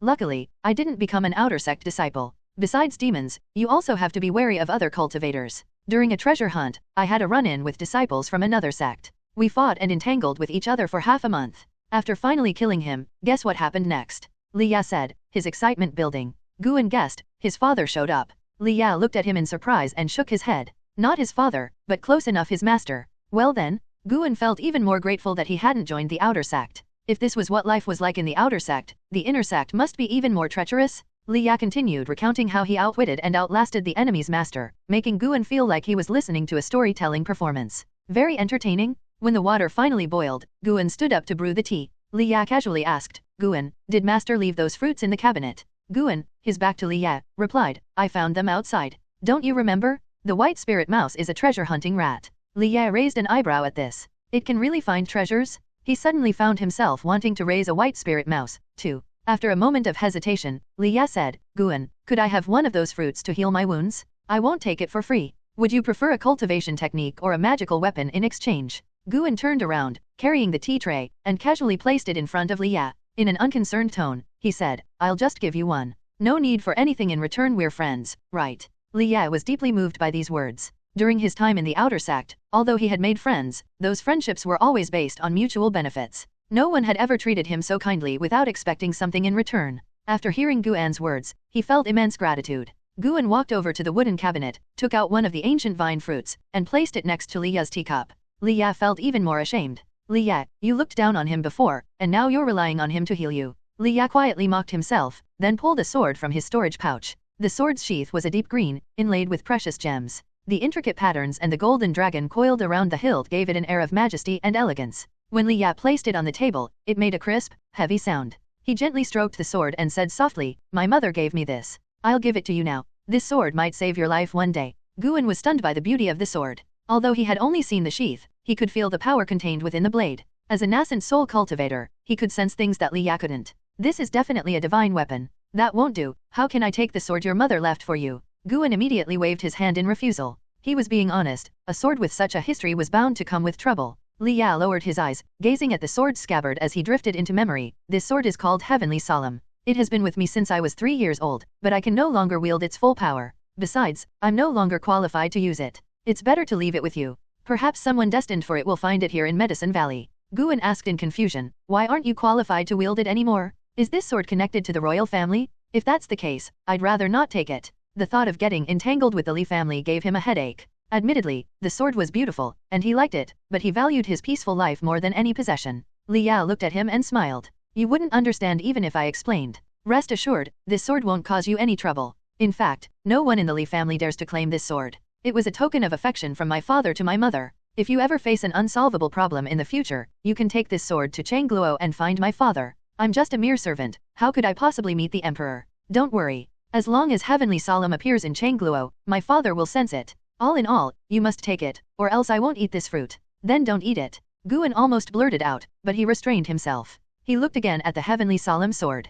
Come to think of it, he still didn't have a magic weapon of his own. Among all the things Changsun Dan had left behind, there were only talismans, no magic weapons, not even a sword. What's the big deal? I'm a nascent soul cultivator. If worse comes to worst, I'll just throw the sword to the enemy if I run into trouble. Taking a deep breath, Guan reached for Heavenly Solemn. The sword was heavy, and his right hand trembled slightly as he lifted it, which caused Liya to burst into laughter. Junior brother Gu, even if you don't have much talent, you still shouldn't neglect your training. Don't forget to practice the Li family's 7 swords that I taught you, Liya said earnestly. Guan held the Heavenly Solemn sword in both hands, smiling stiffly as he nodded.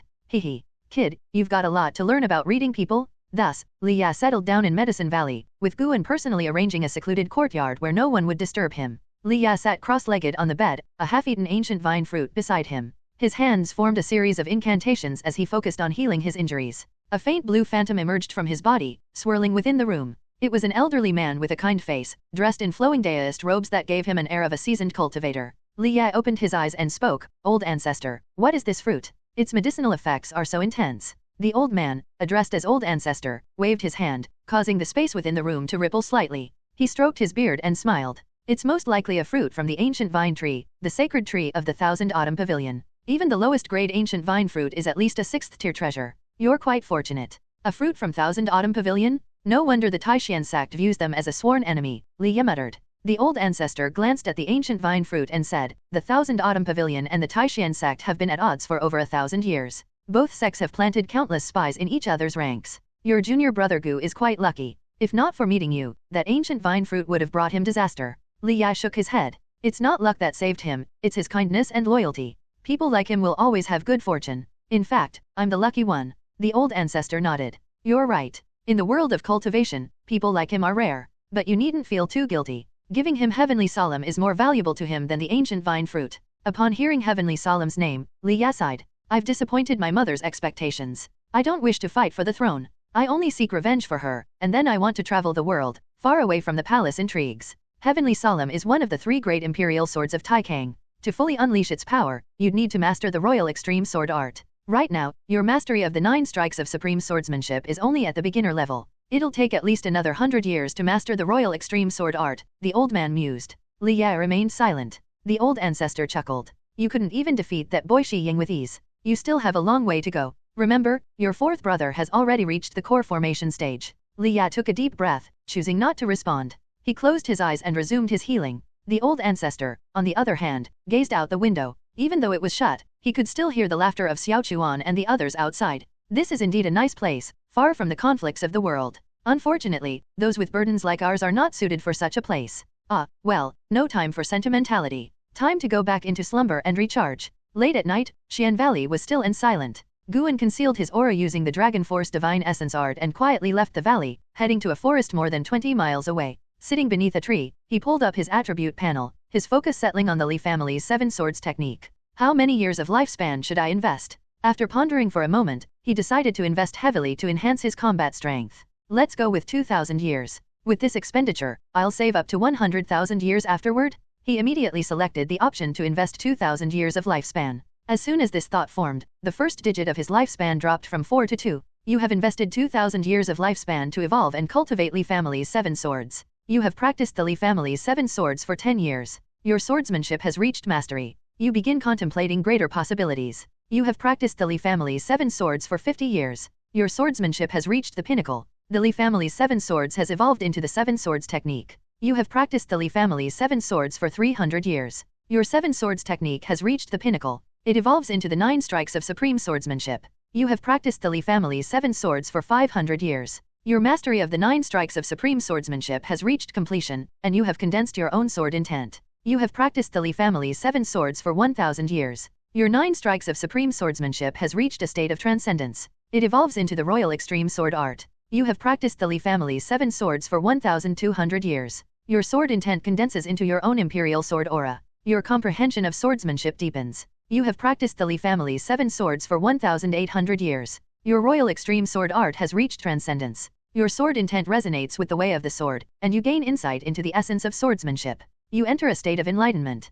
The royal extreme sword art evolves into the Taixuan divine shocking sword. You have practiced the Li family's 7 swords for 2,000 years. Your mastery of the Taixuan divine shocking sword has reached a state of complete understanding. Your comprehension of swordsmanship deepens. A series of notifications flashed rapidly before Guan's eyes. When the evolution reached the 1,000-year mark, Guan immediately activated his lifespan barrier. He feared disturbing the mysterious entity underground or the spirit within Liya. When the notifications finally stopped, a flood of immense knowledge surged into Guan's mind. The ground began to stir with spiritual energy, though none of it entered his body. Instead, it gathered around him, forming thin threads of cold light resembling sword energy, glimmering with an eerie radiance in the darkness. Guan entered a deep state of enlightenment. After what seemed like an eternity, he slowly awakened. It was still before dawn. The first thing Guan did was check how much lifespan the lifespan barrier had consumed. Damn, just from comprehending a technique, I used up 300 years of lifespan. Thankfully, I've fully mastered the Taixuan divine shocking sword. My understanding of swordsmanship has reached the pinnacle, and this profound feeling fills me with joy.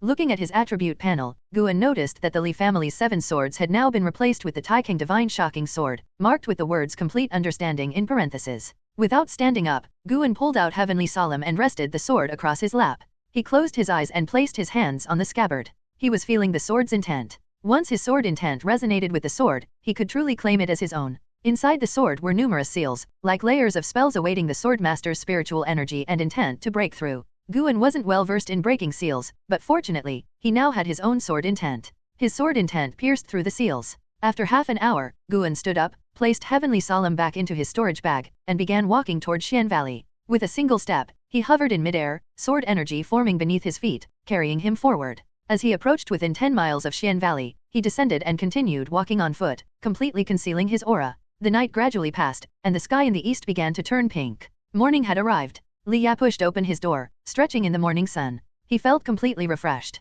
The ancient vine fruit's medicinal power was incredible. He no longer felt much discomfort, and in a few more days, he would be fully recovered. Smiling, Liya glanced toward the field beside the garden, where Guan was leading the junior disciples through their exercises. The slow, rhythmic movements piqued Liya's curiosity. Though the actions were simple, they had an inexplicable sense of profoundness. Intrigued, Liya walked over and greeted Guan, who smiled and returned the greeting. "What are you all practicing?" Liya asked, intrigued. Guan chuckled. "This is something I learned from an old man in my childhood. It's meant to strengthen the body and keep the mind sharp. I lead them through these exercises every day so they can start their day in the right mindset." Lu Jujia grumbled, "I don't really feel like it's helping." Xiaochuan glared at him. "That's because you're too thick-headed." Liya added, "Actually, it does work. You just need to stick with it over a long period of time." Coming from an outer sect disciple, his words naturally carried weight. Guan glanced at Liya, noting that he seemed much softer and more amiable than before, even capable of saying such tactful things. In truth, the reason Guan had the junior disciples practice these exercises was to help clear their minds from cultivation and dreams, preventing them from messing up his precious herbs and flowers. After you're done with your exercises, how about I teach you a sword technique? Liya suggested with a smile. The juniors were immediately thrilled, thanking him profusely, calling him senior brotherly at every turn. Liya looked at Guan and said, you should join in too. Since you've got a sword now, it's a good idea to practice. Guan smiled and nodded. All right. Let me see how well you've mastered the Li family's 7 swords. Liya's presence lifted everyone's spirits. Watching the junior disciples bicker playfully, he didn't feel annoyed. In fact, it made him feel quite happy. It wasn't until midday that Liya pulled Guan aside into the forest. Show me how much progress you've made with the Li family's 7 swords. The sooner you master it, the sooner I can teach you real sword techniques. The Li family's 7 swords is just the basics, Liya said seriously.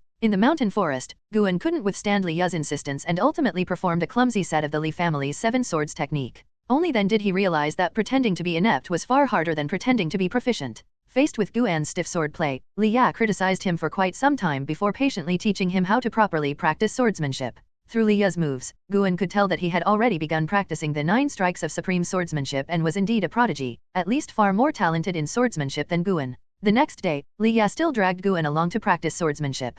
Guan couldn't take it anymore. Brotherly, I'm not cut out for swordsmanship. Let's just stop, alright? I only have a few decades to live. If I spend all my time practicing swords, wouldn't that be a waste? I'd rather spend my time growing and tending flowers, Guan said helplessly. He secretly activated the Dragon Force technique, making his eyes appear slightly red. Liya, sword in hand, suddenly felt stifled. What am I doing? Am I repaying junior brother Gu with something he doesn't enjoy? Isn't this a form of harm in itself? Liya couldn't help but think back to his childhood when his father forced him to learn from his older brothers, but he could never master the skills that came so naturally to them. Sighing, Liya walked over, patted Guan on the shoulder, and said, Junior brother Gu, I didn't consider your feelings. I'm sorry. Guan forced a smile. It's all right, senior brother. I know you have my best interests in mind. It's just that I'm not very talented. The more Guan spoke this way, the guiltier Liya felt. The two sat down, chatting about their first year in the valley, gradually easing the tension from the sword practice. For the next few days, Liya stopped pestering Guan to practice swords, but he still spent an hour each day teaching Taixuan and the others swordsmanship.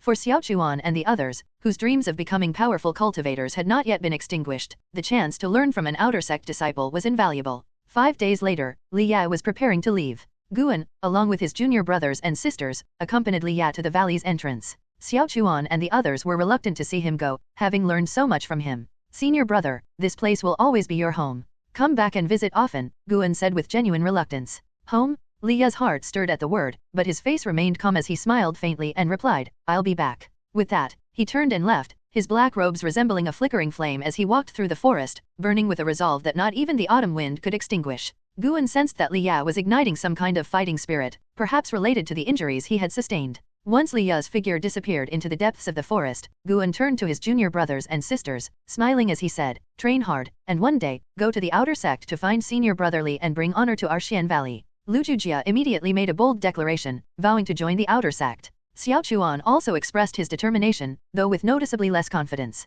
Yalan appeared to be lost in thought, her mind elsewhere. Wu Xian then said, I'm not going to the outer sect. I'll stay with senior brother Gu forever. His words left everyone, including Guan, surprised. This kid. Guan felt a bit moved. Had he perhaps misjudged Wu Xian? These days, Wu Xian had been very well behaved, no longer sneaking around at night. Moreover, nothing had ever gone missing in Xian Valley, so Guan couldn't definitively say that Wu Xian had any malicious intent. Since that's the case, I'll just assign him more chores. Yalan felt a pang of regret. Why didn't she say that first? She also realized that while senior brother Gu was important to her, he wasn't as important as pursuing the path of immortality. Lujujia couldn't resist mocking Wu Xian for being such a bootlicker, which soon sparked a noisy argument between Taixuan, Yalan, and Wu Xian. As Guan led them back to the valley, his thoughts drifted underground. Now that Liya had left, it was time to deal with the trouble beneath the surface. Late at night, in the 8 Views heavenly cave, Guan stood with the heavenly solemn sword sheathed in his hand, approaching Meng Lang, whose 7 orifices were still sealed with earth, lying motionless on the grass. The grass around here has been disturbed. So, someone has been here. Guan keenly noticed slight changes in the grass surrounding Meng Lang. Most cultivators wouldn't have detected such subtle details, but Guan had specifically observed the area before leaving last time. He gripped the heavenly solemn sword tightly, then began walking toward the tunnel where Meng Lang had originally emerged. Before long, he disappeared into the darkness. This tunnel lacked the crystals that illuminated the other paths, making it pitch dark, but that was no problem for the spiritual sense of a nascent soul stage cultivator. A cold spiritual wind blew through the tunnel, causing Guan's robes to flutter as his spiritual sense reached the tunnel's end ahead of him. It was a spacious chamber, not as large as the main cavern of the Eight Views heavenly cave but still sizable. The chamber was filled with coffins, and a massive blue-green crystal, as large as a water jar, was embedded in the ceiling, casting an eerie glow over the coffins, making the scene both terrifying and unsettling. Aside from the coffins, there was nothing else in the chamber. Guan's spiritual sense quickly detected that one of the coffins contained a living person. The faint life force was impossible for a nascent soul cultivator to miss. Though he didn't sense any danger from this life force, Guan remained cautious. He continued forward, walking for a long time before finally reaching the tunnel's end. Standing at the entrance to the chamber, he cautiously peeked inside and called out, "Is anyone there?" There was no response, as if the chamber were completely empty. Guan picked up a small stone from the ground and tossed it inside. With a soft thud, the stone hit one of the coffins, but nothing stirred. Still, he widened his eyes in feigned alarm. He instinctively stepped back, putting on an act of fearful hesitation. Why isn't anyone responding? This is getting awkward. Guan was growing anxious inside. He was stalling to gauge the intentions of whoever or whatever was in the chamber. After all, the being hadn't harmed him before, so he didn't want to kill someone innocent by mistake. At least not without a clear conscience. Grinding his teeth, Guan suddenly drew his sword and charged into the chamber, slashing wildly. With a crack, the heavenly solemn sword struck a coffin's lid and became lodged in it. He yanked the sword free, stumbling backward from the force. Haha. A soft chuckle echoed through the chamber, its eerie tone sending shivers down Guan's spine. It was a woman's voice, and for a moment, it sounded just like a ghost laughing. Gripping his sword tightly, Guan spun around, scanning his surroundings, afraid that a demonic spirit would leap out at him. "Boy, are you one of Taixuan Dan's disciples?" The mysterious female voice rang out again, her tone sultry and teasing. Guan hurriedly responded, "That's right. Senior, Taixuan Dan was my master. May I ask who you are and why you're here? If I'm here, I must be your grandmaster. Taixuan Dan is my disciple, so if you've entered this place, it means his time has come, correct?" The mysterious woman's voice turned more somber, tinged with a hint of melancholy.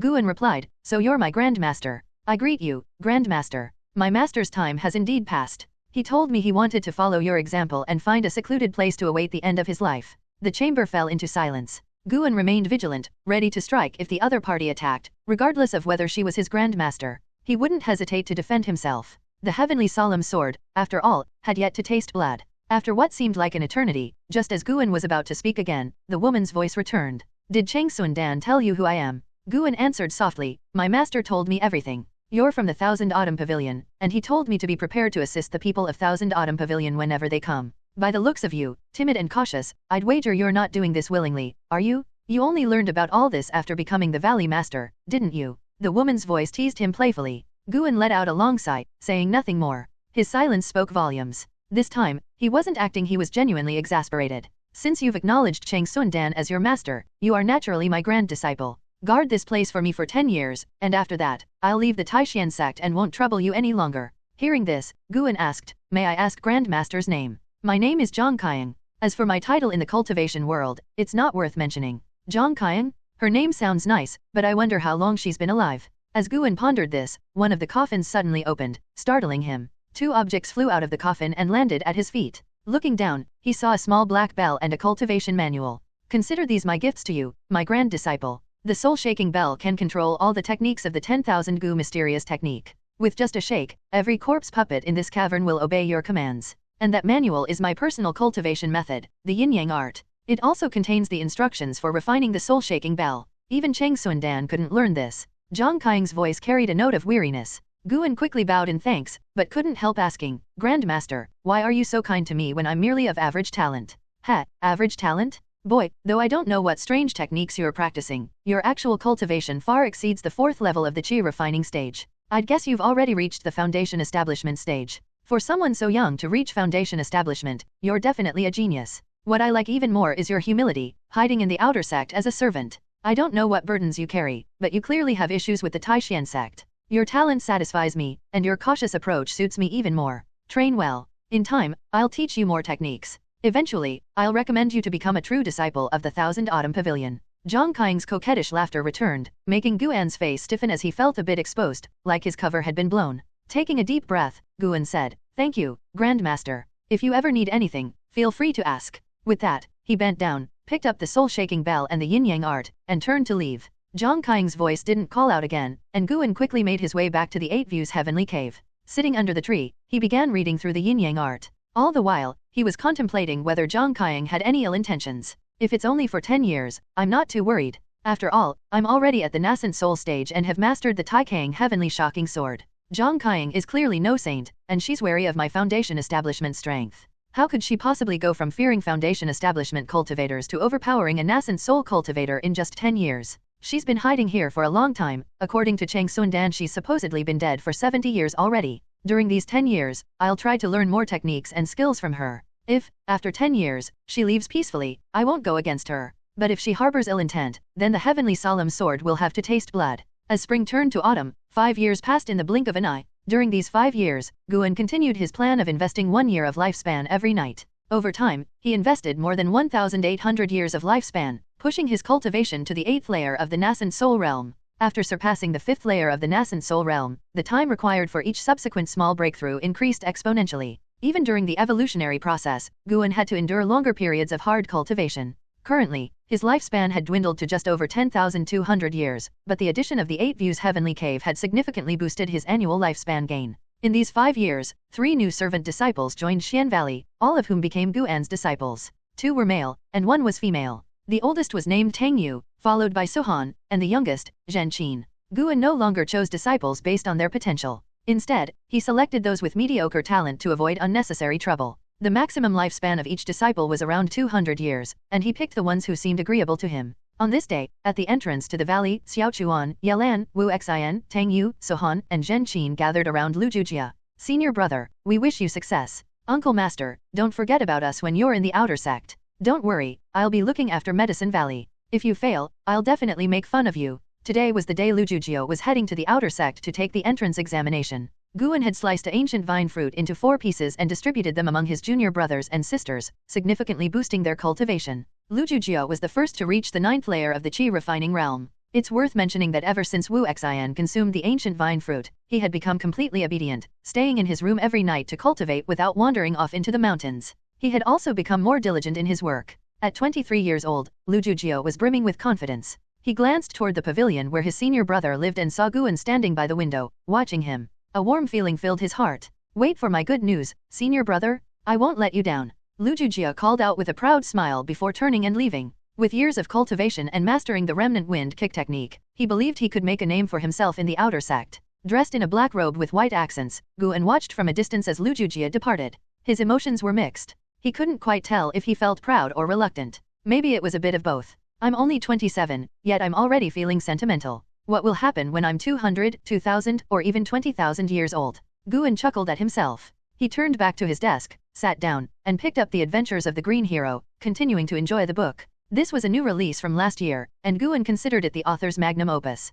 The way the writer described love and adventure was truly masterful. An hour later, Wu Xian came to visit. At 21 years old, he still dressed like a monk, and Guan often teased him, calling him a handsome Tang monk. Especially after Guan had a monk's robe custom-made for him at the outer sect, Wu Xian looked even more dignified. Senior brother, I've finished watering the fields on the mountain. Do you have any other tasks for me today? Wu Xian asked softly as he approached, glancing at the adventures of the chivalrous wanderer. His clean, handsome face instantly flushed red. Without looking up, Guan replied, there's nothing else. You can go back and cultivate. Wu Xian moved to the opposite side of the table but didn't leave. He looked hesitant. Guan glanced at him and asked, is there something else? Dressed in his black robe, Guan had developed a commanding presence over the years. Thanks to the abundant harvests in Medicine Valley and his lack of a private stash, he had used his own funds to buy new clothes for everyone in the valley. Now, none of them looked like mere servant disciples anymore. Wu Xian gritted his teeth and said, senior brother, I'll be honest with you. With my talent, I can never enter the outer sect. I genuinely want to stay in Medicine Valley and serve you for the rest of my life. Guan put down his book and carefully observed Wu Xian. The meaning behind those words was clear. He wanted to progress. Guan furrowed his brows, pretending to be troubled. Seeing Guan's expression, Wu Xian panicked and immediately knelt down. Senior brother, what am I lacking? I'm more diligent than the others, more obedient than them. And they all want to go to the outer sect, but I don't. Wu Xian's voice trembled with emotion, and his eyes reddened. Guan, however, noticed that Wu Xian had activated some sort of technique to stir his qi and blood. This kid is trying to imitate me, huh? With a sigh, Guan spoke earnestly, Wu Xian, in my heart, there's no such thing as someone being better or worse. It's like the ancient vine fruit, I split it equally among all of you. but the position of the chief disciple is no small matter. It represents the future head of the valley. Even though I'm a servant disciple, the treatment I receive is no less than that of an outer sect disciple. I owe much to the sect for their generosity. You seem to be hiding something from me. Of course, everyone has their secrets, and I won't pry. You will always be my junior brother, but as for the chief disciple position..." He trailed off with a heavy sigh, his face filled with helplessness. Wu Xian froze. He hadn't expected that Guan had already been aware of his actions from years ago. His first reaction was fear, but that quickly turned into gratitude. The last time he'd snuck around at night was 5 years ago, and senior brother had tolerated it for all that time. What did that mean? It meant senior brother truly saw him as one of his own? Wu Xian put himself in Guan's shoes. If he were the senior brother, he would have severely punished such a junior long ago. The more Wu Xian thought about it, the more guilty he felt. He couldn't keep up the act anymore. Senior brother, actually. Wu Xian gritted his teeth as if making a difficult decision. In truth, I come from Thousand Autumn Pavilion. My father is one of the 72 lords of the pavilion. My talent is poor, and I was always bullied by my siblings, so I ran away. The reason I wandered around at night was that I'd heard about senior brother Liya's exploits. I was hoping to find some opportunity that would let me prove myself to my father. But now, I've given up. I can't even compete with Lu Jujia, let alone my brothers and sisters. Wu Xian blurted everything out in one breath, his head lowered in shame. Guan's face was filled with shock and disbelief. You. Hearing the tremble in Guan's voice only made Wu Xian feel more ashamed. His forehead pressed against the ground. Guan truly hadn't expected Wu Xian to be from Thousand Autumn Pavilion. What kind of situation was this? Might as well rename Xian Valley to Thousand Autumn Valley. Guan quietly spread his divine sense, forming an invisible barrier to prevent anyone from eavesdropping. After a moment of silence, he let out a heavy sigh and said, "Fine, get up and speak." Wu Xian, still filled with anxiety, finally breathed a sigh of relief. He stood up and saw Guan's complicated expression, which only made him feel more moved. As expected, senior brother really cares about me? I don't know much about Thousand Autumn Pavilion. I've heard it's a demonic sect. Guan asked after taking a deep breath. Wu Xian nodded. It's true. Thousand Autumn Pavilion is the most evil of the demonic sects, practicing corpse manipulation, poison arts, soul ensnarement, and all kinds of dark magic. I couldn't bear it, so I ran away. Will your father come looking for you? I need to consider the safety of the other disciples, Guan asked with concern. Wu Xian quickly waved his hands. There's no way he'd come looking for me. He'd be happy if I were dead. I'm his greatest disgrace. Guan's expression softened a bit at that, and he scolded, Wu Xian, I won't allow you to belittle yourself like that. A person's worth isn't determined by their cultivation level. Wu Xian scratched his head and chuckled. I know, but people in the demonic sects are all a bit twisted, senior brother. Guan nodded as if recalling something. He then asked, by the way, have you ever heard of someone named Zhang Qiang in Thousand Autumn Pavilion? Zhang Qiang. Wu Xian frowned, trying to remember. After a few seconds, his eyes lit up. I remember now. She was the top genius of Thousand Autumn Pavilion a century ago and the daughter of the second lord. But she's been dead for many years. I remember my father talking about her when I was a child. He even wanted my elder brother to marry her. Guan was intrigued and asked, how old is your father? He's almost 500 years old. He has over 100 children, so if one of us goes missing, he doesn't care, Wu Xian answered. Guan fell silent. The ways of the demonic sects were strangely tempting. Guan asked a few more questions, but Wu Xian didn't know much about Zhang Qiang. Now that you've confessed your origins, I'll appoint you as the chief disciple. If a single valley's chief disciple can help a demonic cultivator find redemption, that would be a worthy achievement. However, this matter must remain a secret for now. You'll need to earn everyone's approval through your actions, Guan said seriously. Wu Xian was overjoyed. He was about to kneel in thanks when Guan added, from now on, you mustn't mention Thousand Autumn Pavilion at all, even when you're alone. This is the Taixuan Sect, and even talking to yourself might be overheard. Wu Xian nodded fervently, promising to follow the advice. The two brothers shifted to lighter topics, chatting about other things. Wu Xian felt even closer to his senior brother. He regretted not confessing earlier. At night, in the Eight Views Heavenly Cave, Guan arrived at a clearing near the underground river to plant more medicinal herbs. He moved slowly, savoring the process of planting. What he was cultivating wasn't just flowers, it was life itself. As someone of Huaxia heritage, farming was in his blood, and this passion had followed him into the world of cultivation. Once he finished, he gazed at his newly created garden with satisfaction. The neat rows had a unique beauty to them. Come in, my dear disciple. Zhang Qiang's pleasant voice echoed from one of the nearby caves, and Guan immediately headed in that direction. Over the years, Zhang Qiang had summoned him from time to time to help gather medicinal ingredients or even assist in refining pills. Guan hadn't been working in vain, though. His alchemy skills had improved by leaps and bounds. Zhang Qiang's alchemy far surpassed Cheng Sun Dan's, and her teaching methods were much better too. Guan entered the dim cave, where a cauldron stood on the ground, half his height, with ashes piled beneath it. Just as he was about to speak, he heard a sound. He focused his gaze and saw one of the coffins in the back trembling. Boom! The coffin lid fell to the ground with a thud, kicking up a cloud of dust. A skeletal hand reached out from the upright coffin, so thin it was like a ghost's claw. Guan immediately used his lifespan detection ability. Zhongqiang, Core Formation 9th Layer 185/304/2490. Good grief? A maximum lifespan of nearly 2,500 years? Why does she only have 300 years of lifespan at the Core Formation 9th Layer? Could it be related to her injuries? Guan pondered this while the last trace of his apprehension vanished. Crack. A shriveled foot stepped out of the coffin, landing on a piece of charcoal and snapping it in half. Guan saw that it was a disheveled woman, her hair a tangled mess, and her body frighteningly thin, as if all the flesh had been drained from her. Her tattered clothing revealed a faint image of a white robe, though her sleeves and pants were torn. She staggered out, resembling a vengeful ghost. Zhongqiang slowly lifted her face, which was equally emaciated. Her eye sockets were deep, and her bulging eyes were terrifying. Her gaze fell on Guan, causing him to hurriedly lower his head. Good disciple, thanks to you helping me refine pills these past 5 years, I've recovered much faster. Zhongqiang forced a smile, which only made her look more horrifying, as a foul breath escaped from her mouth. She no longer referred to herself as this seat but used I, signaling that their relationship had become more personal. Suppressing his discomfort, Guan said, "It's my duty as your disciple, but I do have some questions." "Ask away," Zhongqiang replied as she shakily made her way toward the pill furnace. Watching her, Guan asked, "Since refining pills can help you recover faster, why didn't you let my master help you with it before?" Cheng Sundan had believed that Zhongqiang had been dead for 70 years, which meant she had been hiding here for that long, and he had never discovered she was still alive. Zhongqiang gave a creepy, forced smile. "Because I didn't trust him. Your master was forced to become my disciple, and his heart was always wavering. There's no telling when he might have betrayed me. Half of the coffins in this cave are filled with the corpses of his former disciples." Guan remained silent. He believed Zhongqiang's words. After all, Meng Lang had suffered such a fate. Zhongqiang sat down before the pill furnace, waving her hand as various herbs piled nearby flew into the furnace. 5 years have passed. What level of the Foundation Establishment realm have you reached now? Zhongqiang asked. Guan's outward cultivation appeared to be at the 5th layer of the Qi refining realm, but Zhongqiang was convinced he had already reached the Foundation Establishment realm. Guan answered, "I'm about to reach the 3rd layer. That's slow. Don't neglect your cultivation. Back in the day, I reached Foundation Establishment at 18 and formed my core by 40. If I hadn't spent decades studying pill and formation arts, I would have already reached the nascent soul realm." "Have you heard of the nascent soul realm?" Zhongqiang asked absent-mindedly as she stared at the pill furnace. Guan quickly nodded and said, "The nascent soul realm is like being an immortal. You rarely see one in the outer sect."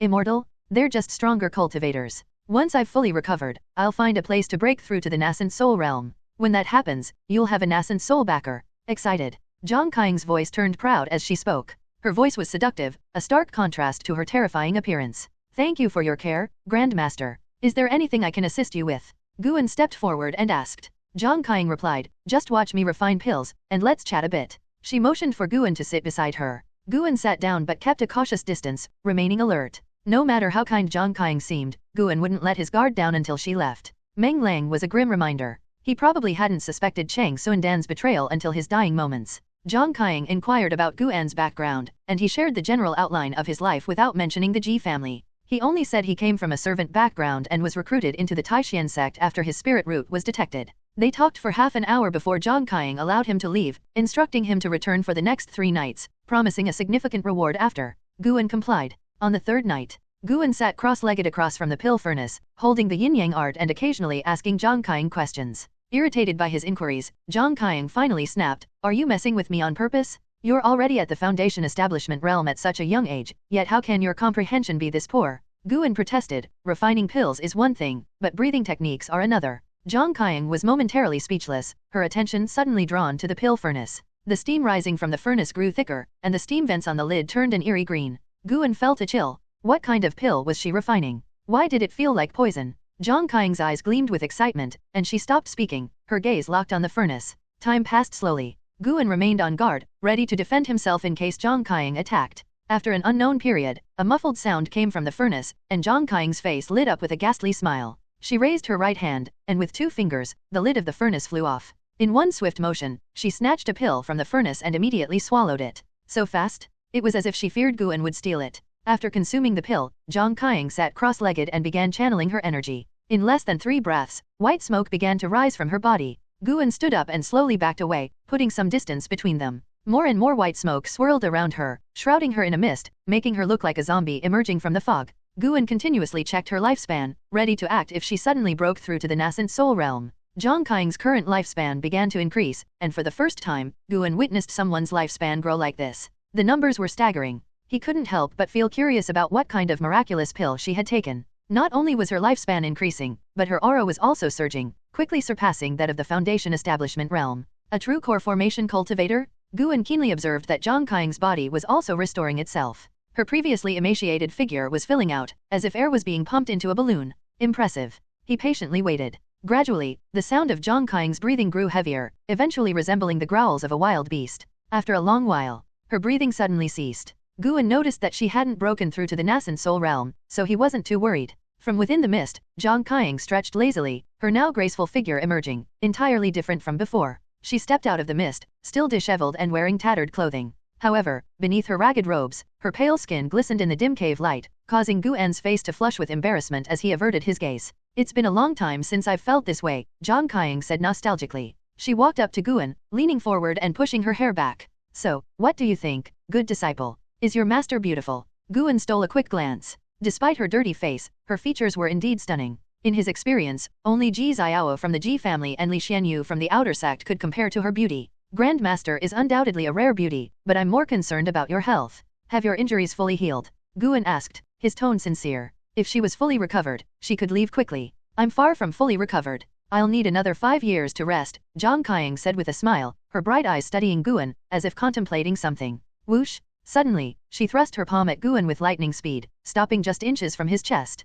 The force of the wind caused his robes to billow. Zhang Qing smirked. Why didn't you dodge? Guan stiffly replied, I didn't have time to react. In truth, that wasn't the case. To him, Zhang Qing's movements had been slow, and he could have easily countered with his dragon force, repelling her attack with his own energy. She didn't stop out of mercy, she stopped to save herself. Zhang Qing burst into laughter, her body shaking with amusement, eventually holding her stomach as she laughed. Guan watched her quietly, not interrupting. After a long while, Zhang Qing finally composed herself and walked back to the pill furnace. Don't worry, I won't kill my own disciples. Even when Cheng Sundan betrayed me, I spared his life and used his protection to hide within Taixuan Sect. As long as you remain loyal to me, I'll never wrong you. If anyone dares bully you, I won't sit idly by. Hearing this, Guan couldn't help but chuckle. Zhang Qing turned back to face him at the furnace. Leave a new set of clothes and return tomorrow night. I'll teach you some spells. Guan promptly retrieved a set of his white robes from his storage bag, gently placing them on the ground. He then cupped his hands in salute and took his leave. Once he disappeared into the darkness, Zhang Qing turned to the robes. She reached out, lifting them with her fingers, and brought them close to her face, inhaling deeply before letting out a soft chuckle. At dawn, Guan was leading the disciples of the Medicine Valley in their morning exercises. A figure approached the entrance to the valley. It was Liya. Liya was still dressed in black, but compared to 5 years ago, he radiated an intense, commanding aura, the presence of a strong cultivator. His arrival immediately drew everyone's attention. It's senior brother Liya, Xiaochuan exclaimed excitedly. Guan quickly walked toward Liya, instructing the others to continue their exercises. He approached Liya, just about to speak, but Liya beat him to it. Let's talk upstairs. Huh? Something serious? Guan felt a surge of tension. What could be so important that Liya came in person? He immediately led Liya to the pavilion, shutting the door behind them once they were inside. Liya walked to the table, waved his hand, and ancient vine fruit appeared on the table, leaving Guan stunned. 4 years ago, the outer sect's pill hall had ancient vine fruit. I bought it, but I've been too busy with missions to bring it to you until now, Liya said with a smile. Guan looked at him, feeling a bit awkward.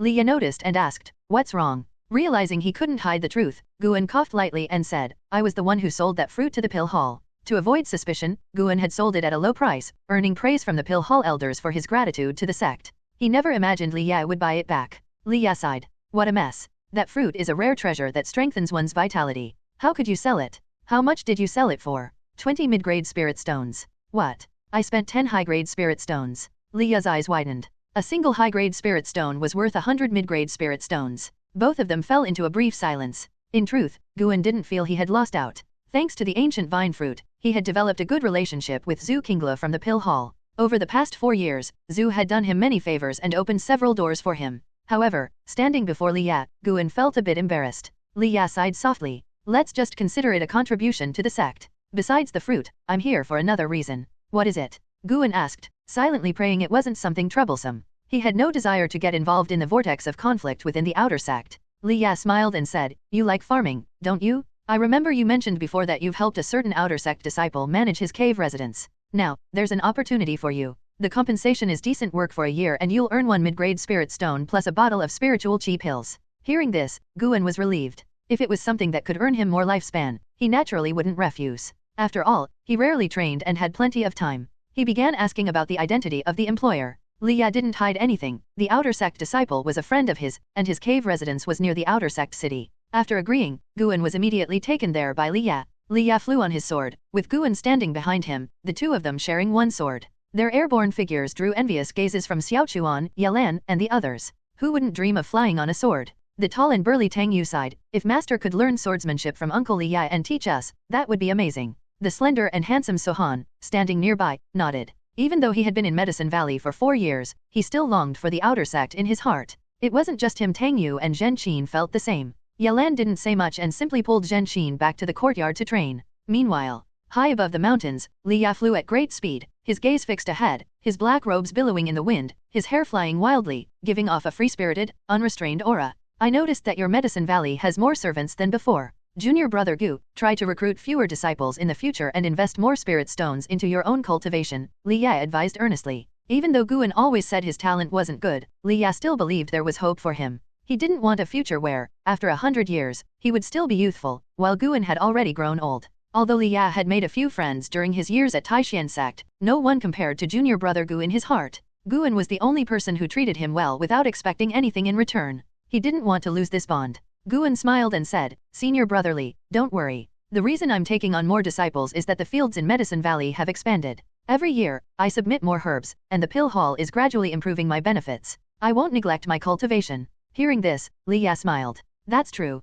You're always diligent, you're bound to achieve something great. Not as great as you, senior brother. Your reputation in the Outer Sect is unmatched. They began exchanging compliments. Normally, Liya hated this kind of polite banter, but for some reason, hearing it from junior brother Gu made him feel oddly happy. 2 hours later, Liya dropped Guan back at Medicine Valley before flying off. As soon as Guan landed, he was surrounded by Sohan and Zhen Qin. They were curious about where Guan had gone, and Guan didn't hide anything. After a brief explanation, he sent them on their way. Lujijia's departure had greatly motivated the disciples of Medicine Valley, leaving the valley quieter than usual. Whenever they had free time, they would each retreat to their rooms to train, eager to catch up with Lujijia. Guan returned to his room, picked up yin-yang art, and began studying it. That night, Zhang Qing was supposed to teach him spells, and he was looking forward to it. What cultivator wouldn't want to learn more spells? Especially since Guan lacked many basic spells. Late at night, in the 8 Views Cave Heaven, under the ancient vine tree, Zhang Qing, dressed in white with her black hair flowing loosely, looked like an immortal descending to the mortal world. However, her stunning face was filled with frustration. Why are you so slow? I've explained the method of qi circulation several times, and you still can't remember it. Zhang Qing held back her anger as she scolded him. She stood next to Guan, her eyes fixed on the black mist swirling in his hands. She was teaching him the soul capture technique, a sinister method that could seize a person's soul, a highly poisonous and dangerous spell. Guan replied helplessly, Grandmaster, you've only just begun teaching me. Can't you be a bit more patient? It's not that. It's just. Zhang Qing suddenly didn't know what to say. Before she had regained her body, she had looked forward to teaching Guan, considering him a prodigy in her eyes. But the reality turned out to be quite different. This kid was strange. When she taught him the sword control technique, he understood it instantly. But when it came to anything else, it was as if he was a beginner in the path of cultivation. In terms of swordsmanship, Guan was undoubtedly the most talented person she had ever seen. The problem was that swordsmanship wasn't her specialty. If I were so skilled at everything, would I have ended up as a servant disciple? Guan sighed. Zhang Qing hesitated for a long time before muttering, but you're not supposed to be this slow. Guan's hand trembled. What else could he expect from someone from the demonic path? Her words were brutally hurtful. Anger flared up in Guan, and he said, I have my strengths too. When it comes to swordsmanship, even you, Grandmaster, might not be as talented as I am. Zhang Qing laughed, clearly amused. Oh, shall we test that theory? Let's spar without using spiritual power, relying only on our sword techniques. Fine. Guan released the black mist from his hands, stood up, and prepared to teach her a lesson. Zhang Qing took a few steps to the side, raised her right hand, and extended her index and middle fingers, holding them together. She smiled and said, since this is a friendly match, let's not hurt each other. We'll use our fingers as swords. Guan nodded, placing his left hand behind his back and extending his right hand in front. Zhang Qing squinted her eyes. For some reason, the moment Guan raised his hand, she felt a sudden panic. What's wrong with me? How could I be intimidated by a mere foundation establishment boy? Zhang Qing cursed herself internally for being weak and losing the arrogance she once had. She immediately thrust her fingers toward Guan, using the speed of a core formation cultivator. Guan parried her thrust with 2 fingers, deflecting her hand as if plucking a string. Zhang Qing's eyes narrowed. She stepped to the side like a phantom, her fingers aimed at Guan's ribs like a sword. Guan turned, thrusting his fingers downward and pressing them against the back of her hand, causing her a sharp pain, forcing her to retract her hand. The two exchanged moves under the ancient vine tree, parrying and countering each other. Zhang Qiang's attacks were fierce, but Guan's movements were fluid and effortless. After 30 moves, Guan noticed Zhang Qiang was becoming anxious. To end it, he deliberately left an opening, allowing her to strike his abdomen, after which he pretended to stumble backward, clutching his stomach. Zhang Qiang didn't pursue her advantage. She straightened up and fixed her intense gaze on Guan. Guan feigned a pained expression but was startled by the look in her eyes. What was that look? It was as if she was ready to devour him. Zhang Qiang took a deep breath and said, "Impressive. I underestimated your swordsmanship. Although your moves were unrefined, every strike was direct and aimed at my weaknesses. You're a rare swordsmanship prodigy. With the right master, you could become renowned across the world as a sword cultivator." Guan shook his head. "I don't care about becoming famous. That would just bring trouble my way. I hate fighting, let alone killing." Zhang Qiang was stunned for a moment before finding it amusing. This was the first time she had encountered such a timid genius. "It was wrong of me to scold you earlier. Come, continue practicing the soul capture technique. Even if you're suited for the sword, there are some spells you must learn to be prepared for anything." Zhang Qiang beckoned him. Guan immediately stepped forward, resuming his practice of the soul capture technique. After their sparring match, Zhang Qiang's attitude softened considerably, speaking to him in a gentler tone. At times, her words even gave him goosebumps. And so, every night, Guan went to the 8 Views Cave Heaven to practice spells under Zhang Qiang's tutelage. Once he mastered a spell to the point where it appeared on his attribute panel, he would move on to the next one. Zhang Qiang assumed he was just frustrated and didn't force him. After all, she had plenty of spells to teach. Teaching an apprentice while recovering from her injuries was surprisingly enjoyable for her. Besides that, once a month, Guan would visit the cave residence of the outer sect disciple to tend to the herbs. As winter approached, snow fell thick and heavy, blanketing the land. Wearing a straw hat, Guan climbed halfway up the mountain and reached the cave residence. Just as he was about to take out his token, he sensed something amiss. There were people inside. And not just one. Guan instantly wanted to leave, but the voices inside the cave abruptly stopped. If he left now, it would reveal that he had sensed the presence of people inside, bypassing the cave's protective barrier. He had no choice but to press the token against the mountain gate. The gate opened, and he stepped inside. Walking through the cave tunnel, he entered the cave hall. When he saw 3 people standing inside, he froze for a moment before quickly bowing and apologizing. "My apologies, I didn't know the senior was back. I'll leave now." With that, he turned to leave. The owner of the cave, Li, appeared to be in his 40s, with the scholarly demeanor of a refined gentleman. He raised a hand and smiled, saying, "No need. Do what you need to do. We'll continue our conversation." Hearing this, Guan had no choice but to turn back, bow again, and proceed to the herb garden. As Guan worked, he noticed the other 2 people in the cave, a man and a woman. The woman was none other than Liya, whom he had sparred with before. The man, however, wasn't Shi Yang. Instead, he was someone else handsome, graceful, and as striking as a character from a painting. Even men couldn't help but be captivated by his looks. Liya recognized Guan but didn't say anything. Guan discreetly used his lifespan ability to check the handsome man's details. Xiaoqinzhan, Core Formation Stage, Level 158/621/1508. Core Formation Stage, Level 1. An inner sect disciple? Li, noticing that Guan had begun harvesting the herbs, turned to Liya and Xiaoqinzhan and sighed. "The Grand Outer Sect tournament is approaching, and this time, it's being hosted by Taixuan Sect. The pressure is on us." Xiaoqinzhan chuckled. "What's there to fear? The Outer Sect has many talents. Even if those other sects and schools join forces, it'll be hard for them to surpass Taixuan Sect. Within the Taixing Empire, Taixuan Sect reigns supreme." Li shook his head. "I've heard that the Guhao Sect, Tianzhu Sect, and Thousand Autumn Pavilion each have dual spiritual root geniuses, and they've been deliberately holding back their breakthroughs just for this tournament." He paused, glancing at Xiaoqinzhan with a sigh. "Junior brother Xiao, why didn't you wait before breaking through? Your master surely knew about this." Xiaoqinzhan smiled. "Senior brother Chen, the Grand Outer Sect tournament is held at least twice every 100 years. How could cultivators like us be so concerned about victory and defeat? Besides, Taixuan Sect produces geniuses every year. Don't worry, the burden won't fall solely on you." The 3 of them continued discussing the tournament, with Xiaoqinzhan and Li doing most of the talking while Liya occasionally chimed in. The Grand Outer Sect tournament? Geniuses from various sects gathering at Taixuan Sect? Including disciples from Thousand Autumn Pavilion? Guan listened with great interest. Such a grand event would surely be spectacular, though he felt a bit worried. Would any cultivators from Thousand Autumn Pavilion use this opportunity to find him and force him to provide information about Taixuan Sect? Li and the others continued their conversation, shifting the topic toward the inner sect. Li was very curious about the inner sect, wondering what it was like. Xiaoqinzhan gave a brief description: the bustling inner sect cities, the profound heritage of the various mountain peaks, and the numerous rich bounties and tasks available. It was like listening to a story for Guan. But Guan still wasn't tempted. Inner sect disciples had to protect the Taixing Empire. They weren't just responsible for slaying demons and monsters within the kingdom but also had to help fend off invasions from other empires. The mere thought of it made Guan's head ache. After Guan finished his work and collected several hundred years of lifespan, he approached Chen Li to bid farewell. You do your work quite meticulously. How about also taking care of my cave residents? Li Xuanyu suddenly suggested. Chen Li chuckled. Indeed, he's thorough and follows the rules. He was recommended by Liya, so he's trustworthy. Li Xuanyu fixed her gaze on Guan, awaiting his answer. With everyone watching, Guan couldn't refuse and nodded in agreement. Why don't I take him along to familiarize him with the place? Li Xuanyu said, rising to leave. Guan quickly bowed to Chen Li and Xiao Qinjun before following Li Xuanyu out. Once the cave entrance closed behind them, Xiao Qinjun smiled and asked, the feud within the Li family is truly complicated.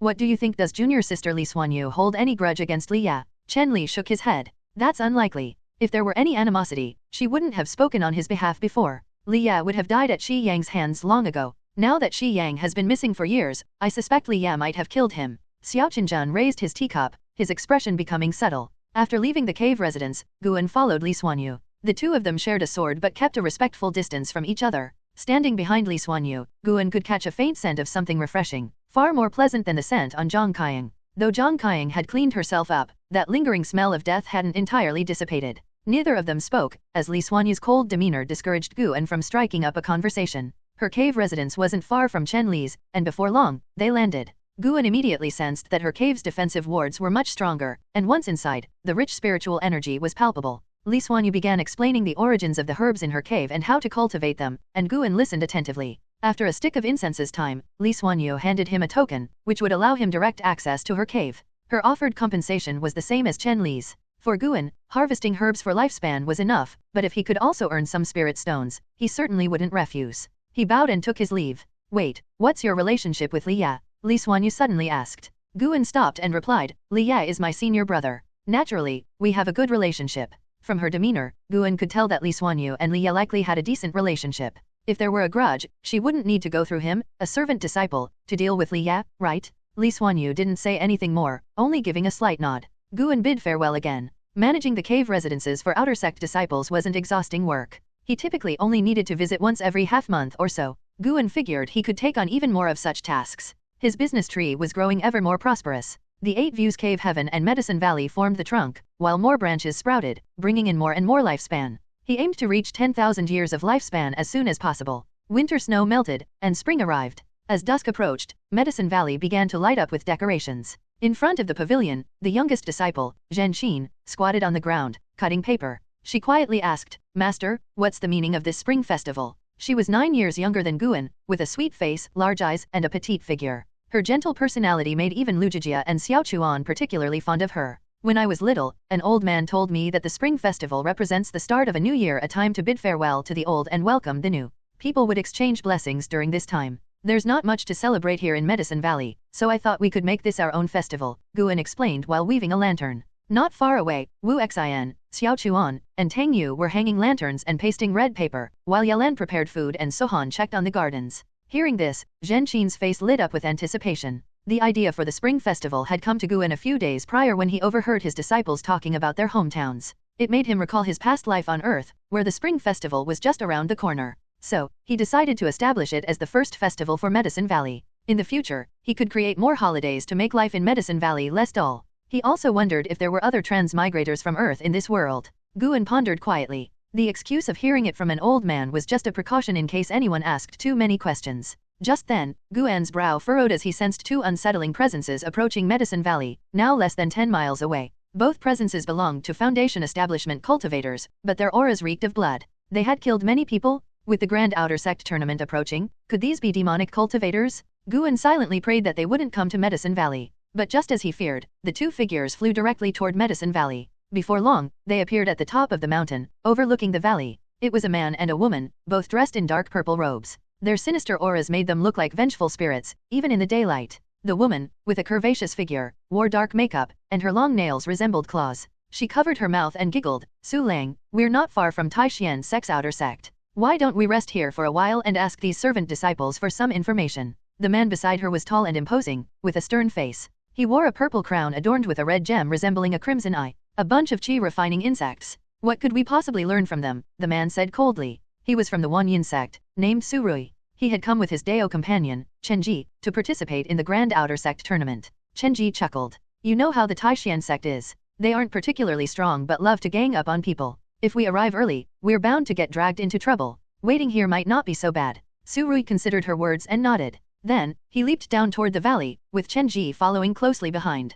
Guan glanced up and immediately used his lifespan ability to inspect them. Surui, Foundation Establishment Stage, Level 967/389/920. Chenji, Foundation Establishment Stage, Level 774/370/605. It seemed they were quite talented. Guan stood up, and Zhenqin followed his gaze. When she saw Surui and Chenji, she quickly hid behind her master in fear. Xiaochuan, Wu Xian, and Tang Yu also noticed the arrival of the two demonic cultivators. They immediately dropped what they were doing and rushed to Guan's side. Surui and Chenji landed in the garden, their eyes scanning the herbs. Guan's heart tightened. Was Taixuan Sect's security this lax? With such a grand event approaching, weren't there any disciples patrolling the area? Guan cursed inwardly, though he understood that to Taixuan Sect, Medicine Valley wasn't of much value. It only grew low-level herbs meant for the outer sect. Chenji turned her head toward Guan and the others, asking, "Who's the master of this valley?" Guan stepped forward and cupped his hands. "That would be me. May I ask what brings you two seniors here?" Chenji gave him a seductive glance and said with a smile, "Little brother, my husband and I are on our way to attend the Grand Outer Sect tournament at Taixuan Sect. We were hoping to rest here for a few days. What do you think?" Surui's gaze shifted to Yalan and Zhenqin, his cold eyes unsettling the two women. Yalan frowned and stepped in front of Zhenqin protectively. Though Guan was displeased, he could sense a familiar presence approaching. He asked, "May I ask which sect you two hail from?" Chenji's expression turned cold as she was about to respond. "Why bother talking? What can this chi refining ant do to stop us?" Surui interrupted impatiently. A terrifying killing intent erupted from him, causing everyone present to feel as though they were standing in an ice cave. "Are you two from the Wanyan Sect, here to make an enemy of Taixuan Sect?" A cold voice echoed from above. Everyone looked up to see Li Xuanyu standing on a flying sword, her figure poised like an immortal. "Li Xuanyu," Chenji hissed through gritted teeth. Li Xuanyu spoke calmly, "Follow me." With that, she turned and flew over the mountain. Surui leaped into the air, and the gourd at his waist expanded, quickly transforming into a massive platform beneath his feet. Chenji followed, and the two flew off together. The disciples of Medicine Valley breathed a collective sigh of relief. Were they demonic cultivators? Sohan asked, his face pale from Surui's killing intent. Wu Xian replied, "Yes, the Wanyan Sect is a major demonic sect, very powerful." Xiaochuan, frustrated, said, "Aren't we supposed to be a righteous sect? Why would we invite demonic sects to participate?" The disciples began discussing the matter, still shaken by the encounter. Had Li Xuanyu not arrived, they feared disaster would have befallen them tonight. Guan gazed toward the horizon, frowning slightly. After a moment, he instructed the others to continue preparing for the spring festival before heading inside to rest. As dusk fell, the sky turned a deep crimson. Guan stood by the side window of the pavilion. He could sense faint traces of battle far away, about 30 miles from Medicine Valley. Suddenly, he felt something and swiftly leaped out of the window, vanishing into the forest. Deep in the woods, the trees were knocked over, and the ground was riddled with cracks. Surui and Chenji stood side by side, smug smiles on their faces. Standing opposite them were not only Li Xuanyu but also Liya. "The Li family's 9 strikes of supreme swordsmanship is indeed impressive, but your cultivation levels are far too weak," Surui sneered coldly. Purple chi swirled around his fingers. Blood trickled from both corners of Liya's mouth. His right hand, which gripped his sword, trembled. Beside him, Li Xuanyu fared slightly better, but she was still injured. Chenji ignored Liya and fixed her gaze on Li Xuanyu, her smile sinister. "Li Xuanyu, weren't you the pride of the heavens? How did you end up in such a sorry state? It seems you and your brother from the Li family are no match for us." Surui stepped forward, heading toward Liya. Li Xuanyu suddenly threw her sword, and as it flew through the air, the blade split into 4 sword shadows, all striking toward Surui. Surui reacted swiftly. With a wave of his hand, a burst of purple energy shot out like raging flames, forcibly blocking Li Xuanyu's sword. Chenji, like a ghost, appeared behind Li Xuanyu. A crimson fan appeared in her hand, and with a forceful wave, rolling waves of red poisonous mist surged forth, forcing Li Xuanyu to retreat. The red mist rapidly spread through the forest, and within it, a giant serpent silhouette darted about. Wherever it passed, the red mist surged, quickly surrounding Liya and Li Xuanyu. Li Xuanyu landed beside Liya, her eyes scanning the surroundings, but Chenji's figure was nowhere to be seen. Meanwhile, Surui floated above the forest, looking down on them. "You dare harbor murderous intent within the grounds of Taixuan Sect?" Liya asked sternly. Surui's lips curled into a mocking smile. "I've long heard that Taixuan Sect's vast territories have been increasingly neglected ever since the current sect master took over. It seems they prefer to let their disciples handle their own conflicts on the outskirts. The 8 outer sect cities may be like a wall, with justice and righteousness inside, but outside, it's nothing more than survival of the fittest, no different from the demonic sections. We've been fighting for this long, and yet no one's come." It seems Taixuan Sect has sent no one to patrol the outer regions. Today, I'll kill you, then take your sister. If it means skipping the Grand Outer Sect tournament, so be it. What do you think? And those people in Medicine Valley? I'll kill them too. If Princess Li herself came to protect them, they must be quite important to you. As Su Rui spoke, he licked his lips, clearly relishing the idea. Buy me some time, Li Xuanyu whispered. She then sat down cross-legged, her hands moving rapidly through a series of hand seals. A faint golden flame flickered between her brows, appearing and disappearing. Liya's eyes narrowed. He suddenly crouched, then leapt into the air, his sword pointing skyward. Sword chi burst forth from the ground like a geyser, surging with a powerful force that shook the forest within a radius of several dozen meters. The red mist churned in response, creating a massive spectacle under the twilight sky. Su Rui smirked disdainfully. From his storage pouch, he pulled out a large purple banner embroidered with a terrifying ghostly face, as if ready to leap from the fabric at any moment. With a flip of his left hand, Su Rui unleashed a tremendous wave of spiritual power, creating a giant palm that slammed down, crushing Liya's sword chi with sheer force. Liya frowned. His spiritual power was far weaker than Su Rui's, and he couldn't compete. As he watched, a dizzying purple whirlwind spun from Su Rui's banner, threatening to seize his very soul. Not good. Liya's face paled as a wave of intense dizziness washed over him. What frightened him the most was that his body refused to respond. He's trying to steal your soul. The audacity, the voice of the ancestral spirit boomed angrily in Liya's mind. Liya panicked even more upon hearing this. Let me savor the taste of a soul from the Taikang imperial bloodline. Su Rui laughed sinisterly, his eyes filled with greed. Whoosh! A sharp whistling sound suddenly cut through the air from afar. Both Liya, suspended midair, and Li Xuanyu, who was sitting in meditation, instinctively glanced up. A single leaf, infused with sharp sword chi, streaked across the sky like a lightning bolt, heading straight for Su Rui. Su Rui glanced at it, but the leaf moved too fast for him to react. Bang! Su Rui's head exploded instantly, blood mist spraying into the sky. The red poisonous mist that shrouded the forest was swept away by a powerful gust of wind. Liya was thrown to the ground, while Li Xuanyu channeled her spiritual power to resist the wind, but she was still forced to stand up. Su Lang! Chen Ji screamed in the midst of the storm. Just as she was about to leap into the air, another whistling sound pierced through the air. She turned to look, only to see a powerful wind slicing through the red mist, whipping at her robes and outlining her perfect figure. In her pupils, a single leaf was reflected. Bang! The leaf pierced through her head, splattering blood across the forest. The leaf continued on its trajectory, slicing through trees and stirring up dust before embedding itself in the trunk of a large tree. Thud! Thud! Su Rui's body hit the ground, followed shortly by Chen Ji's. Silence fell over the forest, broken only by the howling wind. Liya propped himself up, sitting on the ground with his hair in disarray, staring in disbelief. Not far away, Li Xuanyu was similarly stunned, her eyes fixed on the bodies of Su Rui and Chen Ji, as if in a trance. Flying leaf to slay an enemy, such domineering sword chi. This person must at least be at the nassent soul stage and has achieved profound mastery in the way of the sword, the ancestral spirit's voice echoed in Liya's mind. Liya snapped back to reality. He immediately stood up, cupped his fists, and shouted, "May I ask which senior has saved us?" Li Xuanyu quickly stood up as well, scanning the surroundings. But no one answered. "Boy, go check over there," the ancestral spirit urged, directing Liya toward a certain direction. Liya obediently headed toward the indicated spot, though his injuries and the lingering effects of the soul attack made him unsteady on his feet. Meanwhile, Li Xuanyu walked over to inspect the corpses of Su Rui and Chen Ji. She even stabbed each of them twice, using sword chi to destroy their hearts. Liya walked about 200 feet before stopping in front of a tree. His gaze fell on the trunk, and his expression changed dramatically.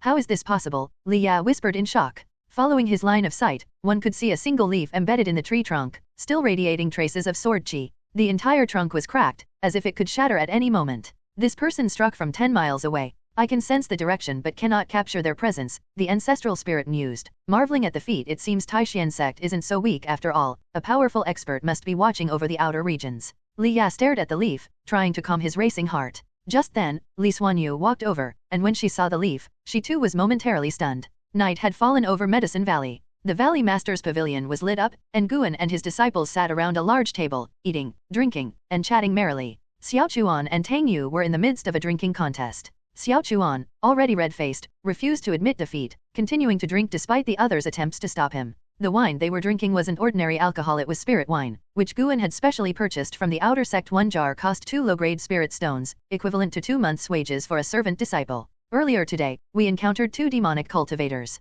Do you think more might come? Sohan suddenly asked. His words immediately dampened the lively atmosphere around the table. Everyone's smiles faded as they began to worry. Guan laughed reassuringly. Don't worry. The outer sect disciples are patrolling. Didn't you see that today? After this, I'm sure they'll strengthen the patrols. Inside, Guan wasn't worried at all. He was still basking in the joy of his earlier success. Killing Su Rui and Chen Ji had granted him 112 years of lifespan. He was now trying to figure out the pattern behind the amount of lifespan he could seize. It seemed that the years he took ranged between 10 to 20% of his target's remaining lifespan, but the exact number wasn't fixed. There appeared to be an element of randomness involved. While killing cultivators did yield more lifespan, Guan wasn't eager to face such situations again. Killing too many enemies would eventually bring trouble. It was far safer to accumulate lifespan by harvesting medicinal herbs. There was always someone stronger out there. Even though killing enemies allowed Guan to grow quickly, if he encountered an overwhelmingly powerful foe, he could still end up dead. He couldn't be sure how powerful the strongest beings in the world were, but he figured that if he could lay low for 1,000 or 10,000 years, he might eventually become invincible in the mortal realm. Hearing Guan's words, everyone felt reassured, and the cheerful atmosphere returned. Guan set aside his own thoughts and began chatting with his disciples, asking about their cultivation goals. The mood grew livelier, and even Guan joined in the drinking. The first spring festival in Medicine Valley was a resounding success. Late into the night, everyone continued to disperse. Guan made his way to the Eight Views Heavenly Cave. Zhang Qiang was meditating under the ancient vine tree, shrouded in demonic energy that gave her a sinister and fearsome aura. Guan brought a tray of food to her side and said, "Grand Master, today is the Spring Festival in Medicine Valley. This is a meal prepared by my junior sisters. Please try it, and I wish you a speedy recovery." Upon hearing this, Zhang Qiang opened her eyes in confusion and asked, "Spring Festival? What kind of holiday is that?" Guan had already prepared an explanation and gave the same response he used for anyone who asked that it was something he had heard from an elderly man.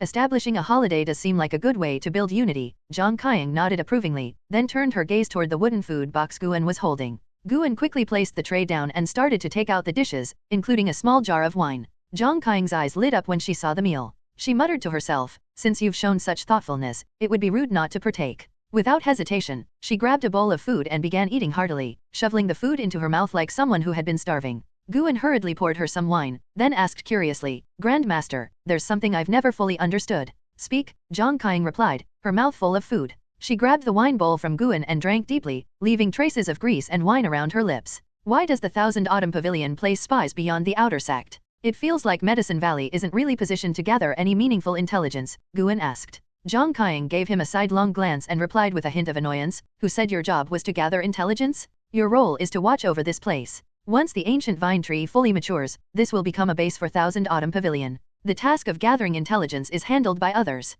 Hearing this, Guan's unease deepened. "What? They plan to establish a base here?" Guan furrowed his brows and asked, "Is Medicine Valley the only place suited for this?" "Of course not. Aside from Medicine Valley, at least 5 other Medicine Valley masters are Thousand Autumn Pavilion spies. They don't know each other's identities, of course. Over a century ago, some Thousand Autumn Pavilion spies even climbed to the rank of true disciples. By now, some may have already become elders," Zhang Qiang said casually. Guan fell silent. Has Taixuan Sect become that full of holes? Zhang Qiang, now done with her meal, grabbed a large chicken leg and laughed, "The food tastes quite good. Even though I no longer need to eat, it's nice to indulge once in a while. As a reward, I'll teach you one of Thousand Autumn Pavilion's secret techniques later." "What secret technique?" Guan asked expectantly. He had already learned many spells from Zhang Qiang, but with magic, the more, the better. After Zhang Qiang left, it would be difficult to find such a diligent Grand Master. Zhang Qiang took a big bite of the chicken leg and said proudly, "One of the 9 secret techniques of Thousand Autumn Pavilion, the Demon Shadow Divine Art." Demon Shadow Divine Art? It sounds. Guan frowned and asked, "Is it a cultivation technique?" He wasn't lacking in cultivation techniques. If he had to switch and cultivate a new one, he'd have to rebuild his spiritual power, which would waste his lifespan. "I said it was a secret technique, not a cultivation technique. The Demon Shadow Divine Art will make you better at being a spy. You'll understand soon," Zhang Qiang said with her mouth full of chicken, barely able to swallow it all. Guan's face twitched. "I don't want to be a spy for the demonic path. Well, I'll just endure until Zhang Qiang leaves. Then, I'll play my cards right, speak as needed to different people, talk like a person when facing people, and like a ghost when facing ghosts. When wandering the world, your identity is what you make it." The next day at noon, Guan was sitting under a tree reading a book. 7 steps away, Yalan and Zhen Qin were practicing their swordsmanship, their movements graceful, but they failed to catch Guan's attention. "Master brother, Liya is here." Xiao Chuan ran over, and behind him followed Liya. Guan immediately put away his adventures of the green hero and went to greet Liya. "Let's talk inside," Liya said first. Guan nodded and led him upstairs. Zhen Qin stopped practicing her sword, looked at Yalan nervously, and asked, "Aunt Ye, do you think Uncle Li came because of those 2 demonic cultivators from yesterday?" "Maybe," Yalan replied softly, glancing back in the direction they had gone. Inside the house, Guan and Liya sat opposite each other. While pouring tea for Liya, Guan asked, "What's going on?" Liya spoke directly, "I plan to stay in Medicine Valley for 6 months. Is that all right?" "Of course. You can stay as long as you want. Did something happen?" Guan immediately agreed, following up with a concerned question. Liya hesitated for a moment but eventually decided to share what happened yesterday. Maybe knowing about this would push Guan to practice harder under pressure. After hearing the story, Guan's eyes widened in shock. They died? Won't the Wanyin sect come seeking trouble? Liya sneered. They attacked me and Li Xuanyu. If anyone should seek trouble, it's Taixuan Sect going after Wanyin Sect. And beyond Taixuan Sect, the imperial court will also pressure Wanyin Sect. After all, Li Xuanyu is my father's most cherished daughter. Guan asked in surprise, and they still dare to attack her.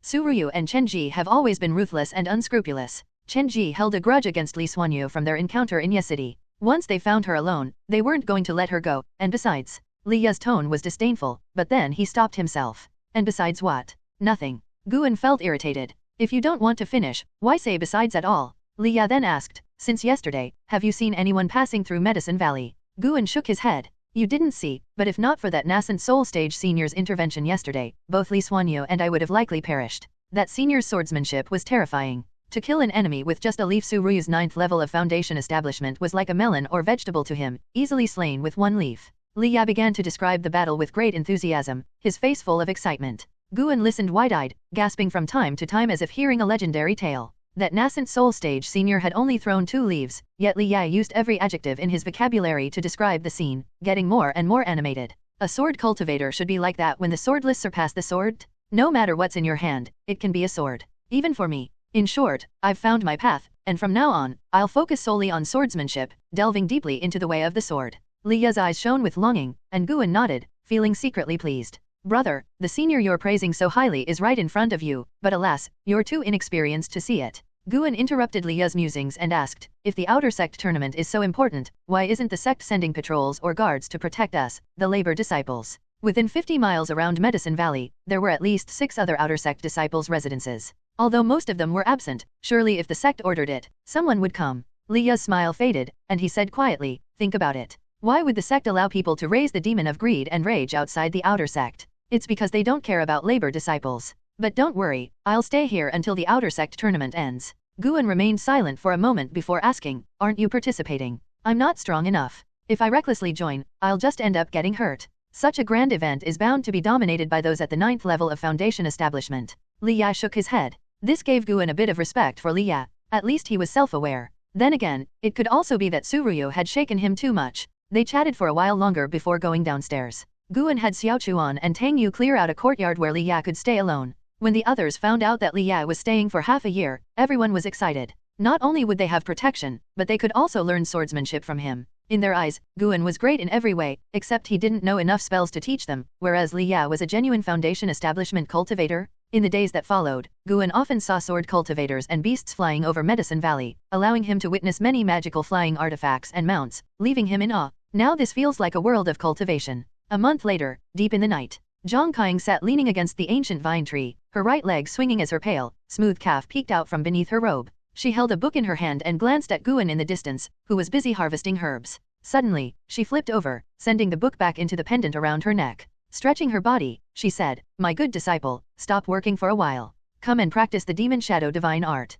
She leapt and landed in front of the cauldron, which was currently brewing pills. Wisps of white smoke floated up from the lid. Guan, without turning back, said, no worries, I'll finish up soon. Zhang Qing shook her head and chuckled to herself, thinking, this kid is truly diligent, a rare trait. I should refine some pills for him. Half an incense stick's time later. Guan finished gathering the herbs and brought them to Zhang Qing, carefully categorizing them on the ground. Zhang Qing's satisfaction grew even stronger. This kid is flawless. Guan had just harvested over 1,300 years worth of lifespan and was in a very good mood. This kind of harvest wasn't easy to come by. Keep practicing. Ask me if you get stuck, Zhang Qing said softly as she watched the cauldron. Guan nodded and continued practicing the demon shadow divine art. He had been practicing for a month but still hadn't made enough progress for it to appear on his status panel, which was quite frustrating. Now, he was determined to master it. The 8 views heavenly cave fell silent as Guan and Zhang Qing meditated by the cauldron, their forms obscured by the rising alchemical smoke. 4 days later, the demon shadow divine art finally appeared on Guan's status panel. He glanced at his status panel with a satisfied smile. Name, Guan. Lifespan, 27/12,268. Spiritual root, first class 5 elemental spiritual root, with prominence in wood and earth attributes. Cultivation, nascent soul stage, 8th layer. Techniques, Fire Control Art, Unmastered. Divine Wood Purying Technique, Mastered. Dragon Force Divine Essence Art, Mastered. Alchemy Technique, Novice. 10,000 Gu Mysterious Technique, Unmastered. Yin Yang Technique, Unmastered. Skills, Gale Phantom Kick, Mastered. Taixuan Divine Shocking Sword, Mastered. 8 Directions Step, Unmastered. Demon Shadow Divine Art, Unmastered. Spells, Soul Capture, Unmastered. Sword Control Technique, Mastered. Bewitching Eyes, Unmastered. Poisonous Wood Formation, Novice. Wind Control Technique, Unmastered. Corpse Control Technique, Unmastered. If it shows up on the status panel, it means it's real. Zhang Qiang had taught him 8 techniques and spells over the past 5 years. She was a responsible teacher? This made Guan view her in a new light. Although she was a demonic cultivator, her teaching was more dedicated than many righteous cultivators. Guan stood up, bowed to Zhang Qiang, and said, "Grandmaster, let's stop for tonight. I'd like to go back and rest." Zhang Qiang continued to meditate by the cauldron, surrounded by demonic energy. Without opening her eyes, she said, "Go ahead, but continue practicing diligently. I'll be leaving in 2 years at most." Guan said nothing, turned, and left. Zhang Qiang opened one eye and glanced at his departing figure, thinking to herself, "This kid seems a bit sad. Of course, it's only natural. Where else can he find such a good grandmaster like me? He's all alone. When I return, I'll have someone take him under their wing and bring him to the Thousand Autumn Pavilion to cultivate. I'll even have father find someone to teach him swordsmanship."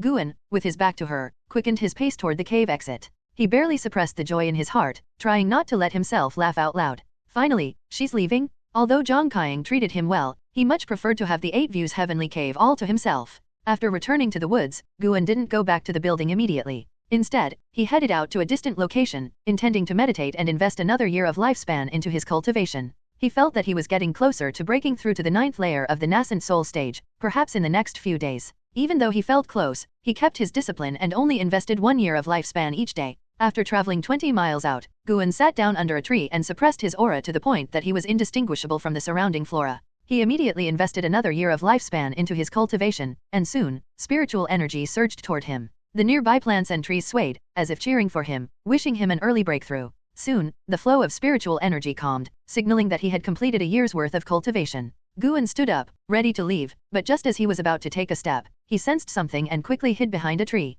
About 4 breaths later, 2 figures flew overhead, swiftly passing above Guan. With his exceptional eyesight, Guan caught a glimpse of them and immediately used his lifespan detection technique on them. Zhou Yijian, 9th layer of core formation 142/490/980. Zolin, 2nd layer of foundation establishment 27/280/1400. 9th layer of foundation establishment? Guan was curious about which sect they were from. Once they were far enough away, Guan quietly returned to Medicine Valley. The next morning, Guan led his disciples through their usual exercises, and Liya came over to greet him, mentioning that he needed to make a trip to the outer sect. It wasn't until noon that Liya returned, flying on his sword, bringing someone with him. It was Zolin, whom Guan had detected the night before. "Junior brother Gu, let me introduce you. This is my childhood friend, Zolin. He wishes to discuss sword techniques with me, so I'll let him stay in my courtyard," Liya said as he walked up to Guan and introduced him. Zolin, dressed in yellow, had a handsome face with an unrestrained arrogance that he couldn't hide. A treasured sword hung at his waist, and its quality was clearly high.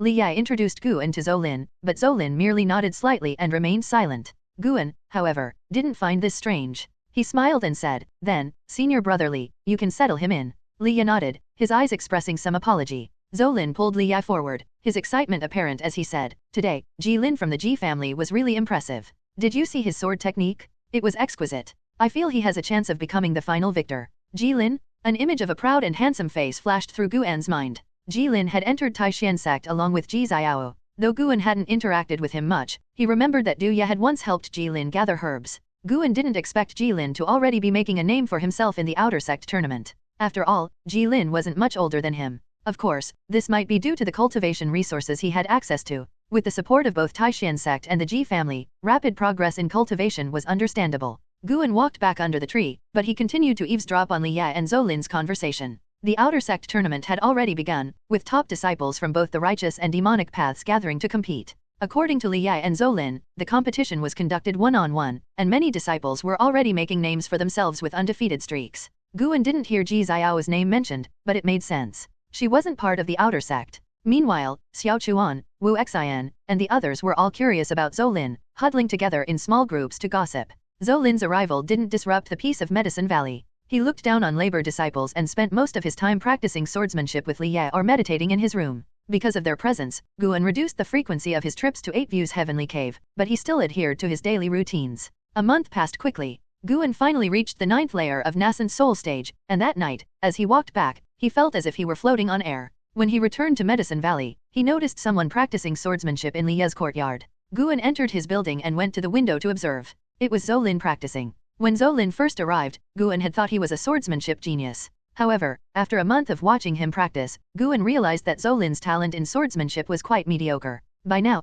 Guan had gained considerable insight into swordsmanship, and he could tell that Zolin's talent wasn't even as good as Sohan's. Sohan had the best swordsmanship talent in the valley, but even he wouldn't be considered exceptional outside of it. After watching for a while, Guan closed the window. At dawn, Guan went downstairs and found Zolin still standing in the courtyard, staring at his sword with a furrowed brow. Guan called his junior brothers, sisters, and disciples for their daily exercises, and their movements soon caught Zolin's attention. You don't have to force yourself with swordsmanship. Your spiritual root talent is extraordinary. If you focus on raising your cultivation first, you might find that learning sword techniques later will be much easier, Liya advised Zolin gently as he approached. Zolin's expression darkened, and he replied, No, I must become a sword cultivator. My father is the sword maniac of Kanghu Lake. Liya had wanted to persuade him otherwise, but then he thought about his own situation, how he, too, wanted to prove himself to his father. Zolin's eyes remained fixed on Guan and the others as they practiced. For some reason, he felt that Guan's movements held some mysterious profundity. Although Guan's actions were the same as everyone else's, there was an underlying secret to them.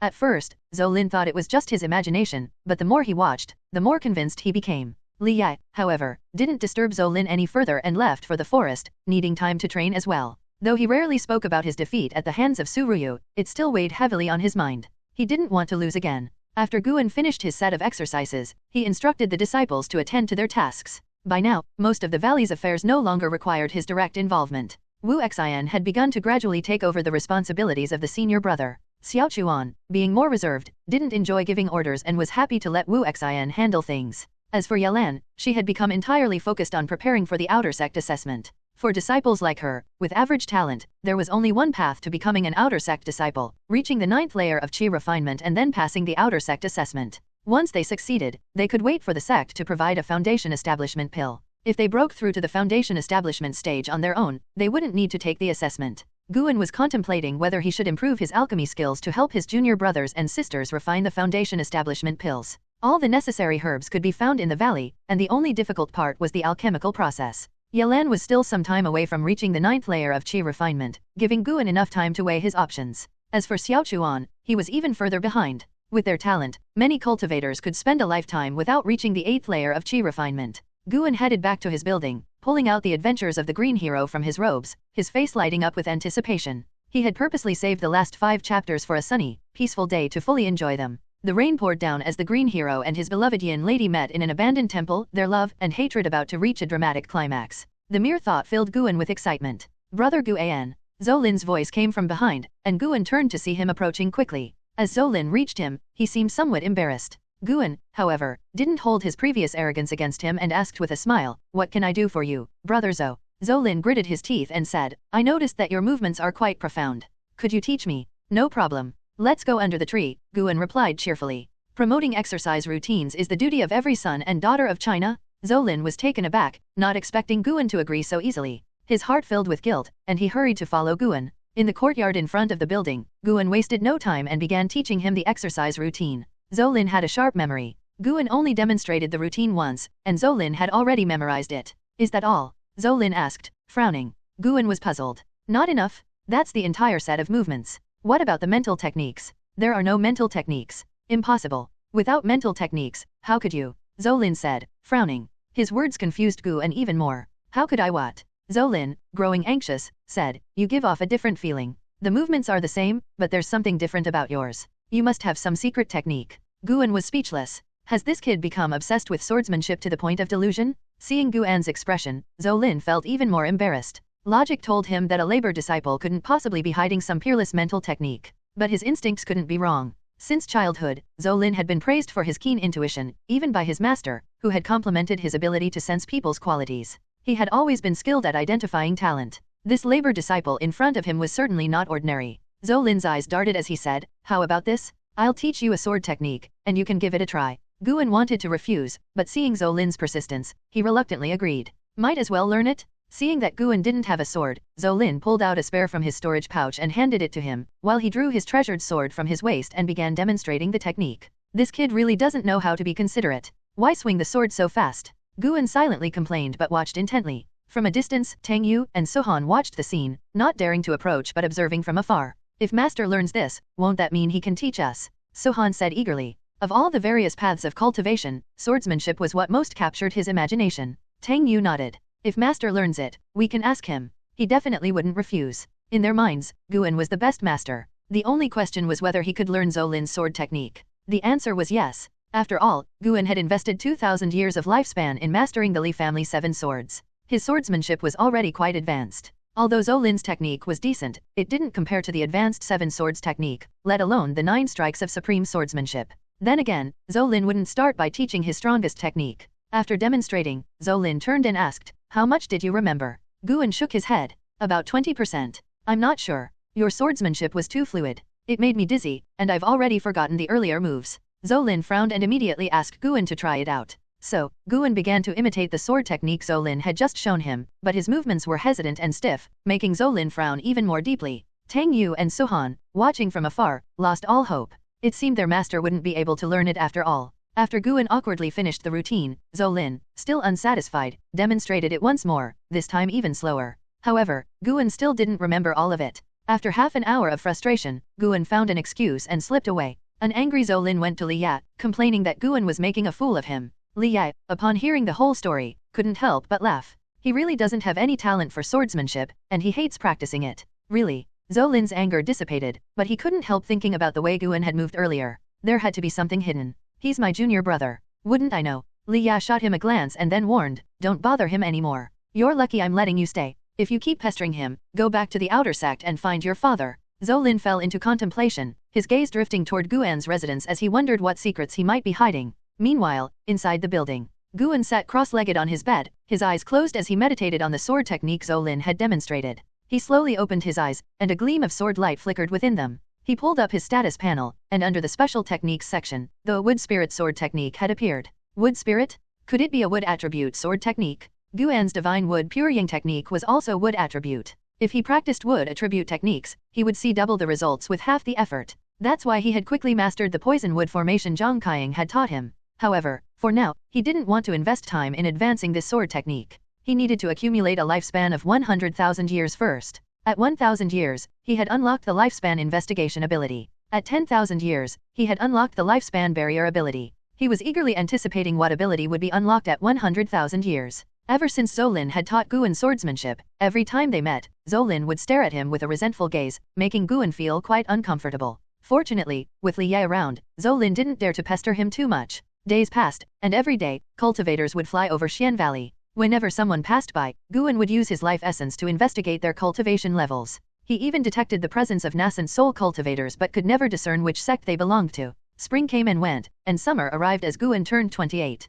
After reaching the 9th level of the nassent soul stage, he temporarily paused his daily cultivation plan. He feared wasting his life essence and decided to accumulate a large amount of it for a breakthrough in the future. Aside from hard work, he also believed in the mystical arts of fate. As the scorching summer heat descended, in the forest, Guan lay beneath a tree, reading a book, while Wu Xian directed Tang Yu, Sohan, and Zhen Qin to pull weeds. Xiao Chuan and Yalan were cultivating in the valley. Tang Yu wiped the sweat from his forehead and glanced at the Green Hero's journal in Guan's hands, his eyes full of curiosity. What kind of book is that? The biggest mystery in the valley was what exactly was recorded in the Green Hero's journal. The 3 disciples all wanted to read it, but unfortunately, the entire set was privately stashed away by Guan, and they couldn't find it anywhere in the library. Suddenly, a large white spirit mouse darted out of the grass and scurried into Guan's arms. It was the white spirit mouse. Noticing something in its mouth, Guan sat up straight. The mouse spat out an egg the size of a chicken's egg, with a pale blue-white shell covered in wavy brown patterns. He could feel the spiritual energy radiating from within. Is this a demon beast egg?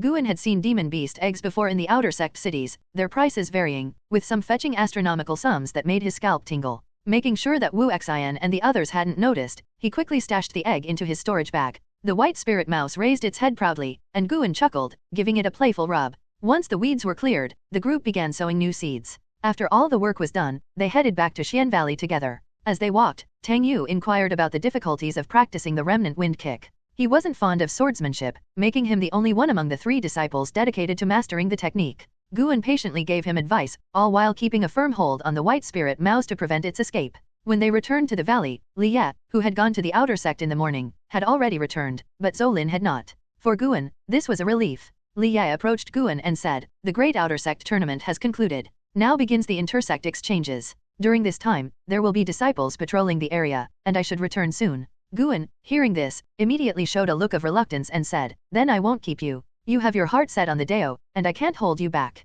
But remember, if you ever miss this place, you're always welcome back. As long as I'm alive, I'll be waiting for you." Liya nodded, then pulled Guan upstairs into the pavilion. After closing the door, he took out 3 white jade bottles from his storage bag and placed them on the table. These 3 bottles contain foundation establishment pills, high-grade spiritual chi pills, and marrow cleansing pills. Keep them safe and don't expose them easily, especially the foundation establishment pill. You must save one for yourself. Don't trust your disciples too much. Many have killed their masters over pills. The human heart can change. Guan was stunned and immediately waved his hands. "I can't accept this. Even if I were the Valley Master for 100 years, I wouldn't have enough spirit stones to repay you." "Repay what? You're my junior brother, and I'll probably be bothering you in the future. If you don't take it, I won't return again." Liya glared at him, his tone stern. Hearing this, Guan reluctantly accepted the bottles, feeling deeply touched. More than the value of the pills, what mattered most to him was Liya's sentiment. Liya continued, "Last night, about 100 miles from here, there was a battle between demon cultivators.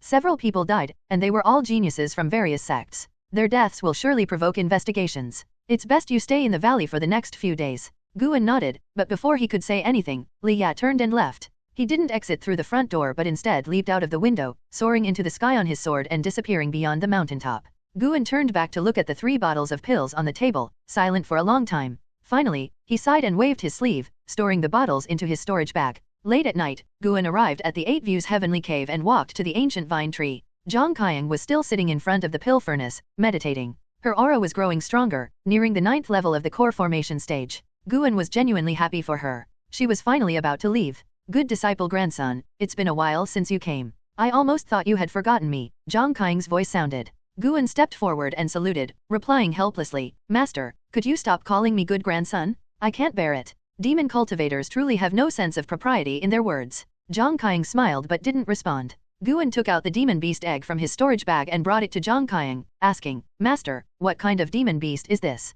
Hearing this, Zhang Qiang opened her eyes, casting a casual glance at the egg. At first, she didn't care much, but suddenly, her eyes widened in shock. She turned around, snatched the egg from Guan's hand, and examined it closely, as if her gaze could pierce through the shell. Seeing this, Guan grew nervous. Sure enough, this thing isn't simple. When Liya had mentioned the battle between demon cultivators the previous night, Guan suspected that the white spirit mouse had scavenged the egg from the battleground. In all his years living in this area, he had never seen a demon beast, let alone a demon beast egg. "It really is the sacred beast of the Guhao sect," Zhang Qiang muttered to herself. "Sacred beast?" Guan's eyelids twitched, and he suddenly wanted to strangle the white spirit mouse. It had brought him trouble. Zhang Qiang handed the egg back to Guan, saying, "This is a sky dragon, a rare demon beast with the true dragon bloodline. It can grow to become a 9th-tier demon beast, with the power to flatten mountains and overturn seas. The Guhao sect regards it as a sacred beast. Take good care of it. A sky dragon serves only one master in its lifetime, and while it is gentle and loyal to its master, it is extremely ferocious towards others. If its master dies, the sky dragon will go mad and slaughter the world." Hearing this, Guan quickly said, "If it's so powerful, it's better for you to take it, master. You'll need help as you roam the cultivation world. Are you sure?" Zhang Qiang asked with a half-smile. Guan nodded, his expression sincere. Seeing this, Zhang Qiang's expression softened, and she couldn't help but feel touched. Thinking back, since they had met, this boy had always been respectful toward her and never slacked off when carrying out her orders. His words now didn't seem to be empty flattery. Zhang Qiang had faked her death for 70 years, and it was because of betrayal that she had ended up in her current state. Over the years, she had harbored hatred toward many people. When she first met Guan, she had been full of suspicion. That's why, after her recovery, she had tested him. Zhang Qiang pushed the sky dragon egg back into Guan's hands. As their hands touched, he felt a slight chill. "Don't refuse. The ancient vine tree needs strong protection. Raise the sky dragon here, and you won't have to worry about being exposed," Zhang Qiang said seriously. Hearing this, Guan realized it made sense. This way, it would also prevent anyone from stealing the spirit herbs and flowers. Guan sighed, "All right then." Zhang Qiang then began to recount the legends and habits of the sky dragon, helping him understand more. The more Guan listened, the more excited he became, and he began to look forward to raising the sky dragon. Finally, he left the egg under the ancient vine tree for Zhang Qiang to take care of. In the following month, fewer and fewer cultivators flew over Xian Valley. Eventually, 3 days passed without any sign of a cultivator, and Guan decided it was safe to leave the valley. He still had other jobs to attend to, and they provided a significant amount of life essence that he couldn't afford to miss. Compared to battles and killing, Guan preferred a steady and peaceful way to accumulate life essence. At noon, he first went to Chen Li's cave. Chen Li wasn't there, so Guan spent the time tending to the spirit herbs before leaving. Next, he went to Li Xianyu's cave. Li Xianyu also wasn't there, so Guan got to work. As expected of a princess, Li Xianyu had recently planted a batch of 5th-tier spirit herbs, which filled Guan with anticipation. 5th-tier spirit herbs took at least 5 years, if not more, to mature. But fortunately, Guan had time to wait. Just as Guan was about to finish up, Li Xianyu suddenly returned. "Greetings, Senior Li." Guan quickly stepped forward and saluted. Dressed in her usual white, Li Xianyu still exuded her cold, pure aura, but Guan could sense that her energy was unstable. "She's injured again. Always getting into fights." Li Xianyu spoke softly, "You're Liya's junior brother, so there's no need to call me senior. You can just call me senior sister." Hearing this, Guan had no choice but to comply, addressing her as senior sister. Li Xianyu glanced around the cave and said, "You've done well. Would you like me to recommend you for this job? If I speak up, the employers will give me some face and won't shortchange you. I'd be grateful for that." "Thank you, senior sister," Guan quickly replied. He was still working towards amassing 10,000 years of life essence to break through to a higher realm, so he wouldn't refuse any opportunity. Li Xianyu nodded and said, "Come back in a month." Guan saluted and then took his leave. After he left, Li Xianyu walked to her bed and began circulating her energy to heal her injuries. Her face quickly turned pale, devoid of any color, and then she spat out a mouthful of black blood onto the floor. Outside the cave, Guan sensed the sudden surge in her energy, guessing that her injuries had flared up. However, he didn't stop his steps. He wasn't a healer, and besides, he didn't want to get too involved with Li Xianyu. After the Great Outer Sect tournament ended, time in Xian Valley returned to its usual fast pace. When Guan saw Li Xianyu again, her injuries had mostly healed. Under her guidance, he met 5 Outer Sect disciples. With that, he was now managing the caves of 7 Outer Sect disciples. Since each cave had different requirements, Guan found himself leaving the valley every 3 to 4 days. To make travel easier, he raised his visible cultivation level to the 6th level of the Qi refining stage. Each time he went out, he would use the sword control art. After all, at the 5th level of Qi refining, his spiritual power wasn't enough to make the round trip in a single day. He didn't use his heavenly solemn sword but instead traveled on a simple flying sword, a standard artifact he had exchanged for at the Outer Sect, to avoid drawing attention. Autumn came and went, covering Xian Valley in falling leaves. After autumn passed, winter arrived, blanketing the valley in snow. One day, Guan was in his pavilion, writing with a brush. Having read so much of the adventures of Green Hero, he wanted to try his hand at writing his own story. He had recently learned from a trip to the Outer Sect that writing books could earn spirit stones, though the review process was quite strict. With his background as a reincarnated earthling, Guan felt confident he could surprise the Taixuan Sect with something new. The more spirit stones he earned, the more seeds he could buy. As he wrote fervently, he suddenly sensed something unusual and furrowed his brow. Outside the window, the sky had darkened, and rolling thunderclouds were sweeping in from the horizon, filling the heavens and forests with an overwhelming sense of divine might. This is a tribulation crossing. Guan looked out the window at the thunderclouds, his brows gradually relaxing as a look of curiosity spread across his face. He wasn't worried because he sensed that the heavenly might was far from Xian Valley. Tang Yu, Sohan, and Zhen Qin, who were sweeping the snow in the garden, all turned their heads to look. Yalan, who was meditating in the forest, also opened her eyes. Xiao Chuan walked out of his room, gazing up at the rolling thunderclouds. Wu Xian, sitting cross-legged at the mountain's peak, was untouched by the flying snow that failed to conceal his figure. He looked toward the sky, his brows tightly furrowed. Such powerful sword intent. Wu Xian muttered to himself. Though his cultivation was low, his experience, as someone from the Thousand Autumn Pavilion, was considerable. The entire sky was quickly covered by thunderclouds, like an endless ocean, surging with massive waves. The snow-covered forest and earth fell into darkness. The winds between heaven and earth grew stronger, causing the forest to sway, shaking off layers of accumulated snow. The overwhelming heavenly might made it impossible for Guan to concentrate on his writing. He stood up, went downstairs, and instructed the disciples to keep an eye on the various garden areas. An hour later, several cultivators flew over Xian Valley, rushing in the direction of the heavenly might, disappearing into the snowy wilderness. This scene made the valley disciples even more nervous, unsure of what was happening. As dusk approached, a thunderclap resounded across the sky. Standing atop a mountain, Guan saw lightning flickering in the distant sky, thunderbolts intertwining and striking down at a single point on the ground, forming a massive fan-shaped display. It was truly spectacular. The light from the lightning illuminated his face, and his black robe fluttered in the wind. The tribulation lightning is terrifying. No wonder I failed so many times during my simulated cultivation. Guan sighed internally, finally releasing the resentment that had built up over the years. Although simulated cultivation consumed more life essence than reality, it had the advantage of being safe. Looking back on his achievements, being a nassent soul 9th level cultivator at 28, could the Taixuan Sect find a second person like him? Afterwards, he turned and descended the mountain, ready to continue writing. That night, the continuous rumble of thunder kept everyone in Medicine Valley from cultivating in peace. By noon the next day, the thunder continued, and the wind between heaven and earth grew fiercer, as if a blizzard was approaching. Guan periodically led the disciples out to tend to the spirit herbs. After 3 days and nights, the thunder finally stopped. As the thunderclouds dispersed, sunlight broke through, bringing a sense of relief to the disciples of Xian Valley. However, their joy was short-lived. Not half a day later, a fierce pressure enveloped the land, making everyone feel as though a heavy weight was pressing on their chests, their hearts filled with unease. Inside the pavilion, Guan set down his brush and looked out the window, his brows furrowed. He could feel a powerful sword intent coming from the distant sky, though it was difficult to determine how far away it was.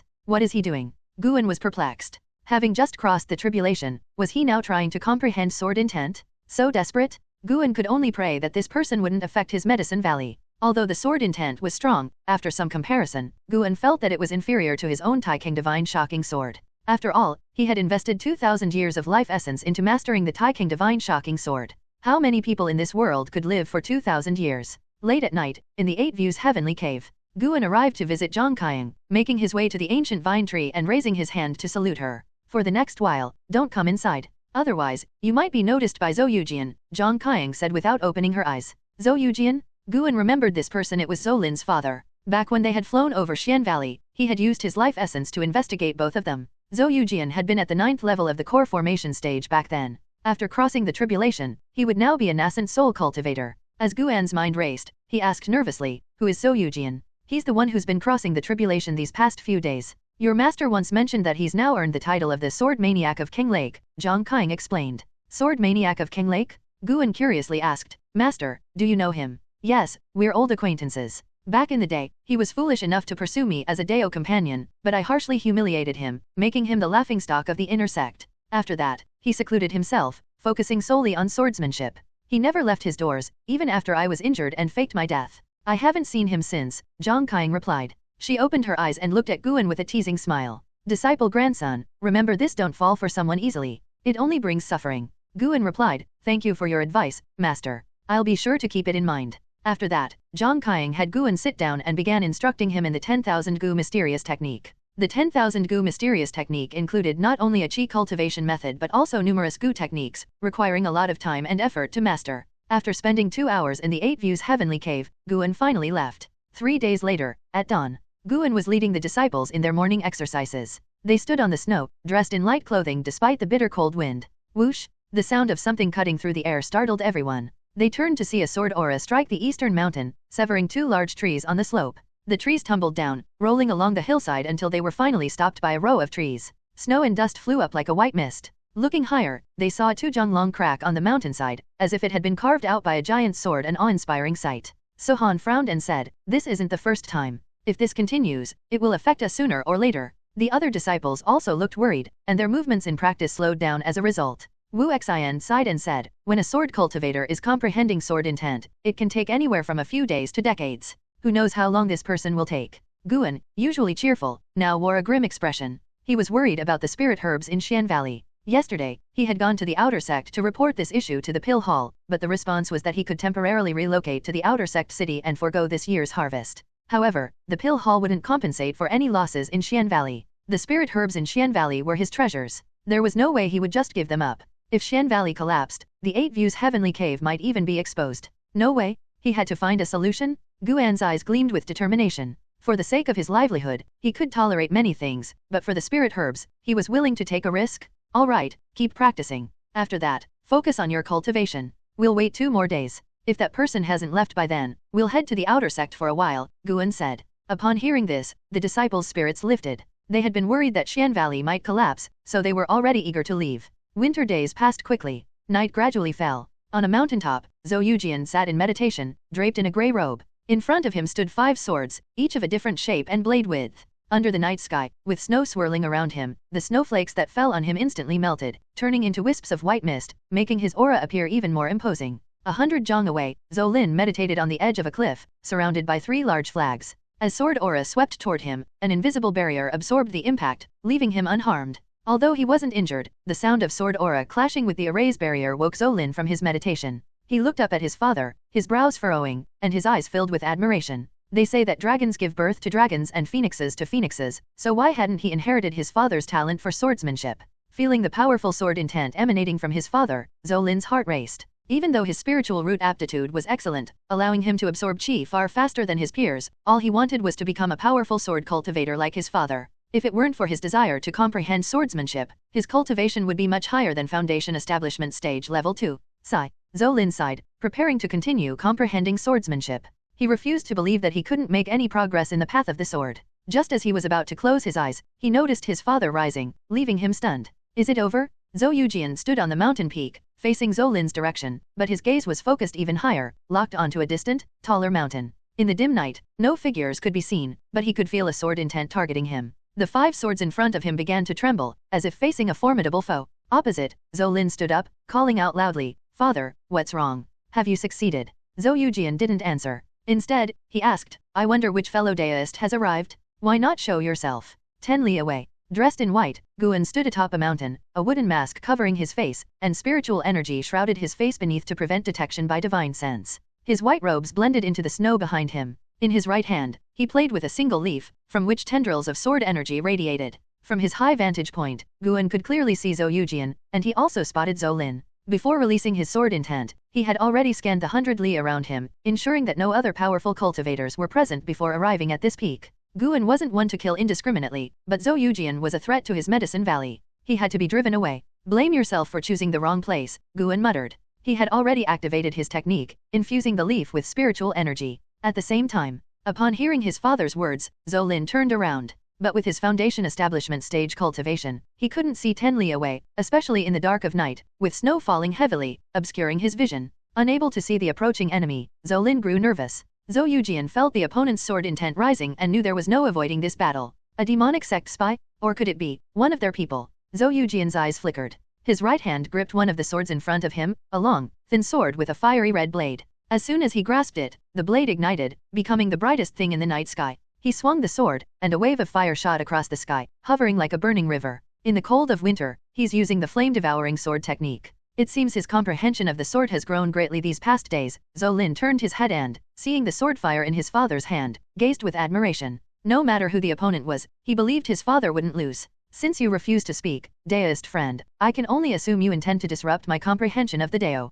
Let this icy landscape bear witness to whose sword intent is stronger. Zhou Yujian's cold voice echoed through the heavens. As his words fell, a soaring sword intent erupted from his body, causing the mountain he stood on to tremble violently. Snow cascaded down, and even the mountain Zhou Lin stood on began to shake. 10 li away. Too much talk. Guan muttered softly, his voice barely audible to himself. As he spoke, he suddenly flung the leaf from his hand. It didn't seem like a leaf at all, it was as if a divine sword had cut through time and space. In the dim, snowy night, Zhou Yujian's sword intent formed a massive and domineering pillar of energy, swirling the wind and snow as it connected heaven and earth. From within the pillar, blazing flames surged, transforming into a soaring fire dragon. Zhou Lin watched, stunned, never having imagined that his father's flame-devouring sword technique could reach such heights. It was beyond anything he had ever heard of. Boom! A tremendous explosion suddenly erupted from behind Zhou Lin, like thunder cracking in the sky. Instinctively, he turned around, but before he fully faced the source, a brilliant sword light illuminated his face. His eyes widened, catching a glimpse of a dazzling sword light streaking across the dark sky.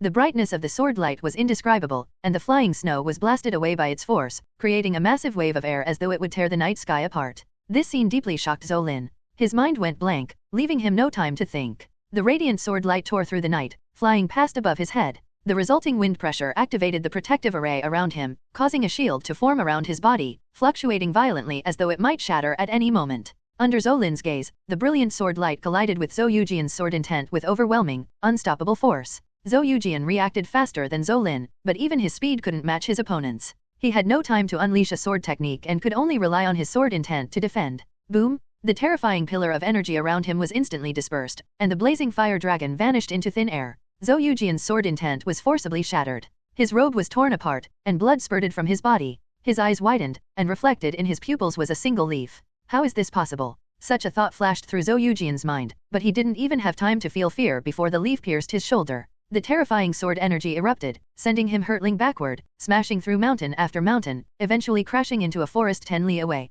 A straight path was carved through the night sky, and the surrounding snow evaporated into mist, hanging in the air between the mountains, an awe-inspiring sight. On the mountain peak, Zhou Lin knelt within the protective array, staring in disbelief toward where his father had disappeared. He collapsed to his knees, unable to accept what he had just witnessed. His invincible father had been defeated, and defeated without putting up a fight. 10 li away, atop another mountain. Guan maintained the posture of having just thrown his hand, the cold wind filled with swirling snow whipping his white robes. Beneath his mask, his eyes were calm. How could your 100 years of cultivation withstand my 2,000 years of life essence investment? Guan thought to himself. He had already held back, aiming for Zhou Yujian's shoulder instead of his head. He turned and disappeared into the vast snow, as though he had never been there. By dawn, Guan, as usual, led the disciples in their morning exercises. As Zhen Qin twisted her waist, she glanced up at the sky and remarked, "The snow seems lighter today." Wu Xian looked into the distance and said, "Not just the snow, there's no longer that strong sword intent either." At his words, the other disciples grew excited. Could it be that the person has left?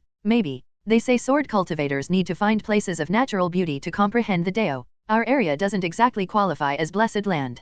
Don't let your guard down. What if he's just taking a nap? Did you forget the thunder tribulation from a few days ago? Do cultivators at that level even need naps? Listening to their debate, Guan couldn't help but chuckle. He cleared his throat and said, "Focus on your exercises. Whether that senior has left or not, we'll find out soon enough." He just hoped no one else would come nearby to cross tribulations or comprehend sword intent. If he accidentally hit too hard again, things could get ugly. For the next 2 days, there was no more sword intent filling the air. The disciples of Xian Valley were finally certain that the sword cultivator had left, and life in the valley returned to its usual rhythm. With grave. Occasionally, cultivators flew over the valley, but the disciples had grown used to it. Only Guan knew that some of these people were investigating Zhou Yujian's injury, as he had detected one of them possessing a nascent soul 6th level cultivation. That night, after several days, Guan went to visit Zhang Qiang in the 8 Views Heavenly Cave. After greeting her, he said, "It seems Senior Zhou Yujian has left." Zhang Qiang wasn't cultivating but was refining pills, her gaze focused on the flames under the pill furnace. "He didn't leave.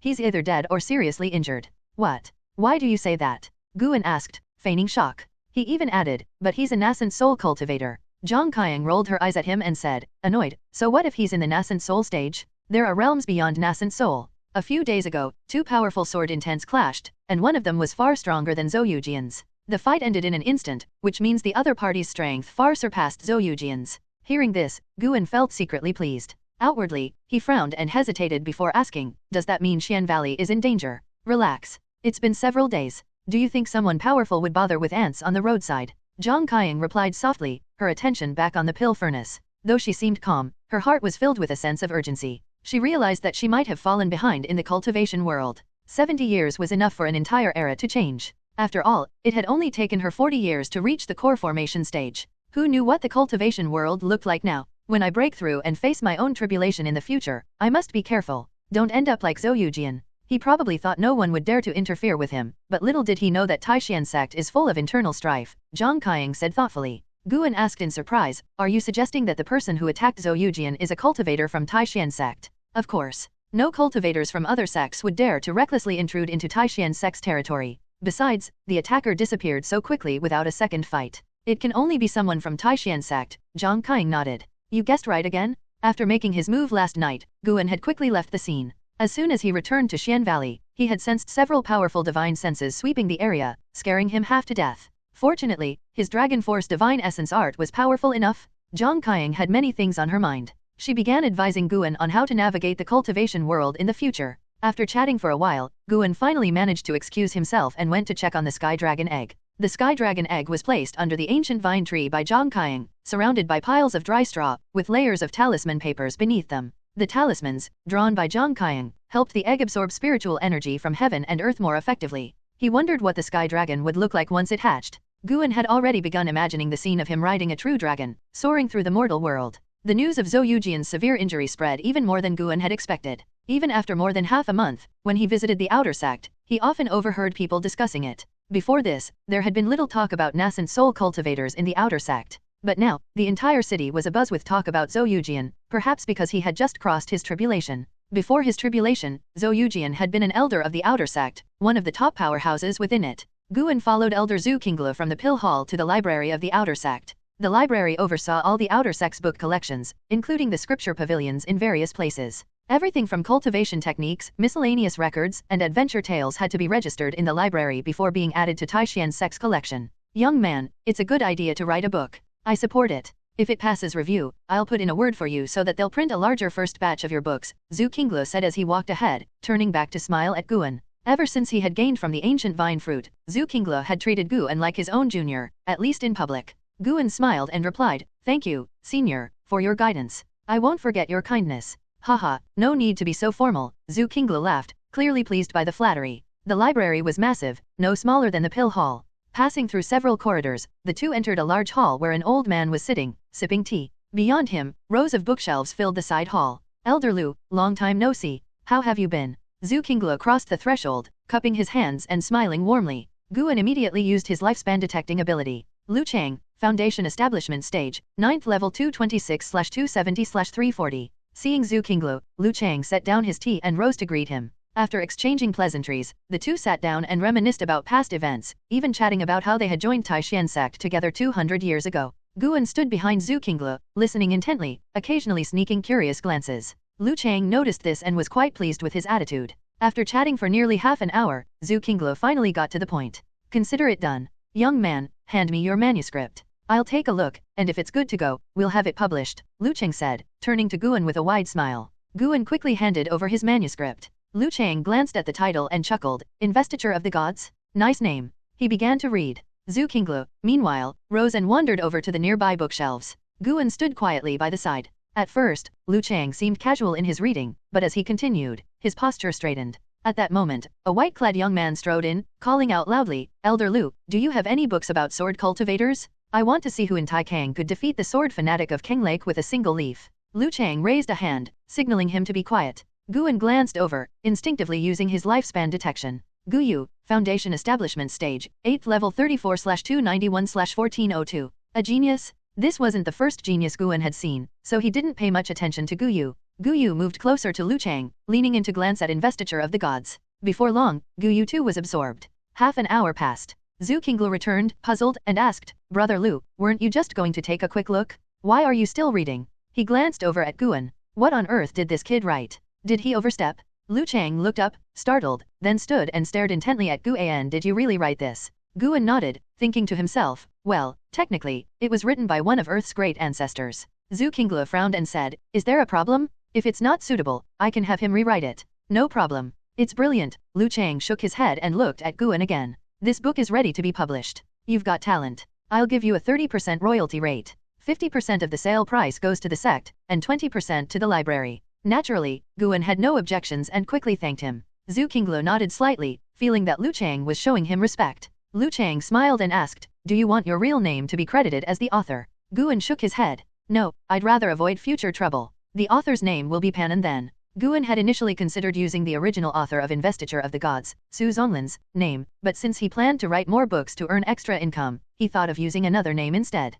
Lu Chang and Zhu Qinglu didn't think much of it. Changing his surname to Panan wasn't a big deal, and they understood his reasoning. Afterward, Lu Chang began giving Guan instructions, mainly reminding him what he could and couldn't write about. He subtly hinted that Guan should include references to Taixuan Sect in his writing and portray the sect in a positive light. Even if he didn't explicitly mention Taixuan Sect, he could imply it. The more he praised the sect, the better treatment he could expect in the future. Guan had no choice but to agree, though he thought to himself that he'd decide later whether to actually do it. Writing was just a hobby for him, something to pass the time, and he wasn't planning on dedicating too much effort to it. After Lu Chang finished speaking, Gu Yu, who had been standing nearby, eagerly approached Guan and asked, "Brother, have you written anything else?" Guan shook his head. "This is my first time. Ha ha ha, not bad, not bad. I have high hopes for you. You might even surpass the status of Green Hero in Taixuan Sect." Gu Yu clapped Guan on the shoulder, acting overly familiar. Hearing this, Guan became interested and asked, "You know Green Hero?" Gu Yu raised an eyebrow. "You like the adventures of Green Hero too?"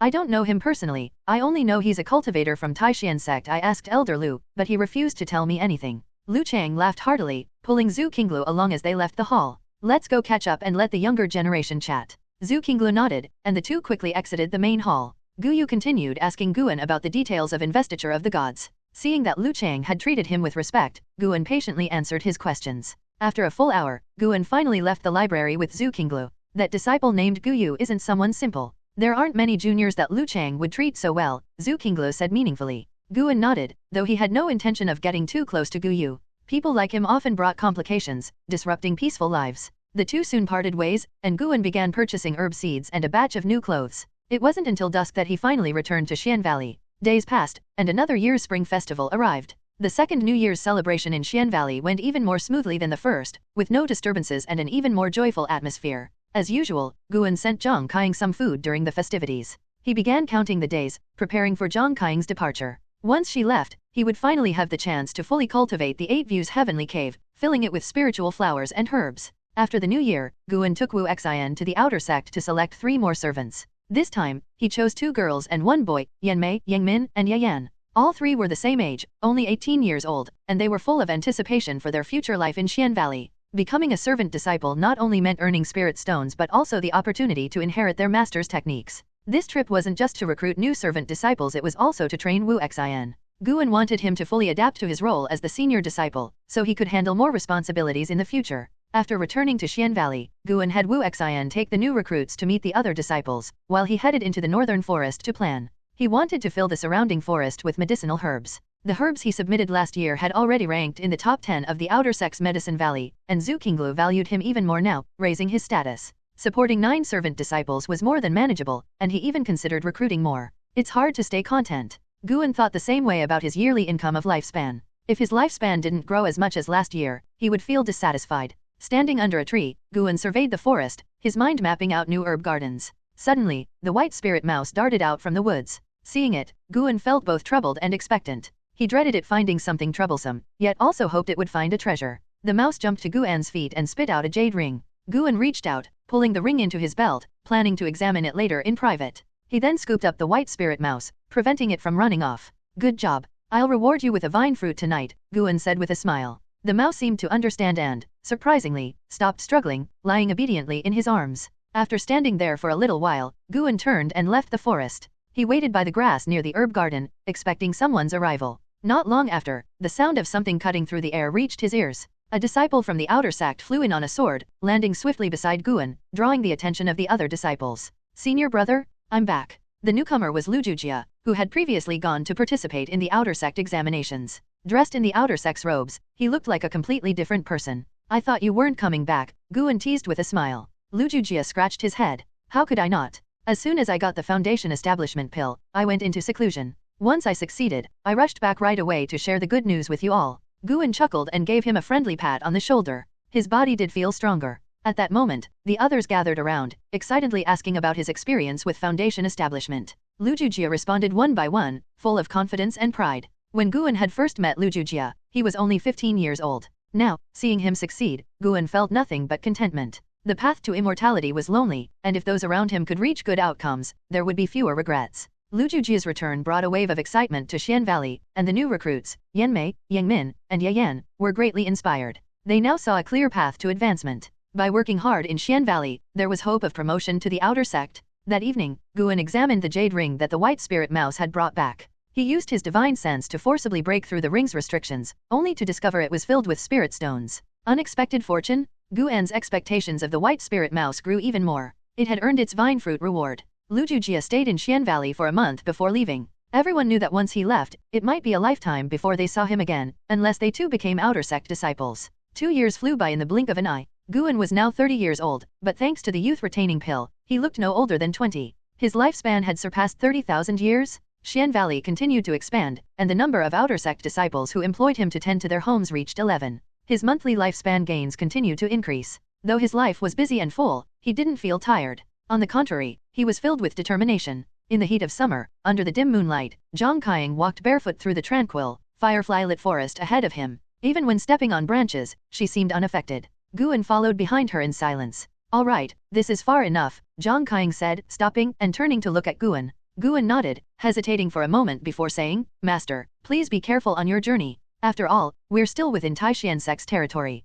After all these years of being taught by Zhang Qiang, Guan couldn't deny there was some affection between them. But more than that, he wanted her to leave. Zhang Qiang nodded and raised her right hand. A blue-covered manual appeared in her hand, and she casually tossed it to Guan. Train hard. When I come back, I'll test your progress. If you disappoint me, I'll give you a beating, she said with a playful, childlike threat, even waving her fist at him. Guan couldn't help but laugh. Before he could respond, Zhang Qiang vanished into thin air, her demonic energy quickly fading away. In the dim forest, Guan's lips curled into a slight smile. He turned and headed back toward Xian Valley, looking at the manual in his hands. Zaiwei Formation Manual? As he schemed through it, he found that each page was layered with unique restrictions. The pages introduced formations in text, but the cultivation methods for these formations required divine sense to probe. This is something special. Guan thought of the formations in the 8 Views Heavenly Cave. It was those formations that had prevented even the highest level cultivators from Taixuan Sect from detecting the ancient vine tree while passing over Xian Valley. Although Zhang Qiang was only at the core formation 9th level, her knowledge of formations and alchemy far exceeded the core formation stage.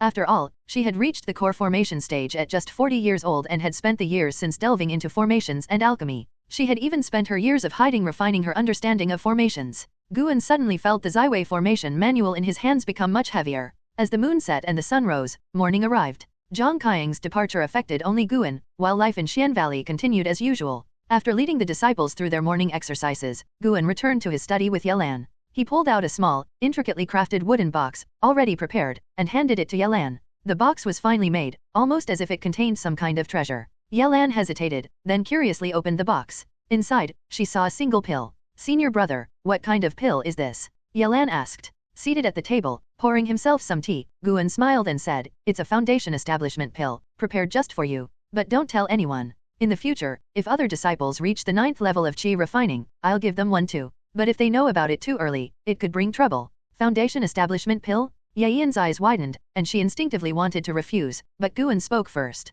"Don't worry, I saved one for myself. Once you've successfully established your foundation, maybe you can be my support in the outer sect one day. The best way to repay me is to cultivate diligently." Yalan felt conflicted, many words rising in her heart, but none of them came out. Guan spoke sincerely, "Life is long, and people will have many thoughts. But never forget what your ultimate goal in this life is." Though Yalan hadn't been clingy these past years, the way she looked at him had always been full of warmth. Sometimes, Guan overheard other disciples discussing her feelings for him. Everyone could see it. Guan's feelings for Yalan were purely brotherly, far from wanting to be with her for life. His heart was focused on cultivation. Yalan nodded firmly, her voice soft. "Senior brother, don't worry. I'll cultivate diligently and won't disappoint you. I'll work hard to climb higher, so I can take care of you one day." As she said this, she playfully winked at Guan. Guan smiled and waved her off, signaling her to leave. Yalan carefully stowed the foundation establishment pill, turned, and walked to the door. Just as she was about to close it, she said, "Senior brother, no matter where I go in the future, I'll never have feelings for another man. You'll always be the only one in my heart." With that, she quickly shut the door and fled in embarrassment. After Yalan received the foundation establishment pill, it only took her a month to successfully establish her foundation. That night, Guan secretly protected her as she underwent her tribulation, which passed without any major danger. The day after her success, Yalan bid her farewell, leaving in a hurry. Her sudden breakthrough to foundation establishment became a hot topic in Xian Valley. Many disciples speculated about the cause. Some said Guan gave her the foundation establishment pill, others believed she had encountered a fortuitous event, while some thought it was divine assistance from cultivating in the forest. Regardless of the rumors, Yalan had ultimately left. Under the scorching summer sun, Guan stood on the balcony of his pavilion, gazing down at the busy disciples. A sense of nostalgia and change washed over him. Cheng Sundan, Zhang Chunkaio, Liya, Meng Lang, Lu Jujia, and Yalan had all gone. Now, the remaining disciples were his juniors. Among them, the most senior was Xiaochuan. Xiaochuan had long given up on the idea of joining the outer sect, but he wasn't disheartened. He still lived with enthusiasm, finding new meaning in life beyond cultivation. Guan's gaze shifted to a corner of the Medicine Valley, where a bamboo fence enclosed a group of ducks. Xiaochuan was leaning against the fence, talking to the ducks.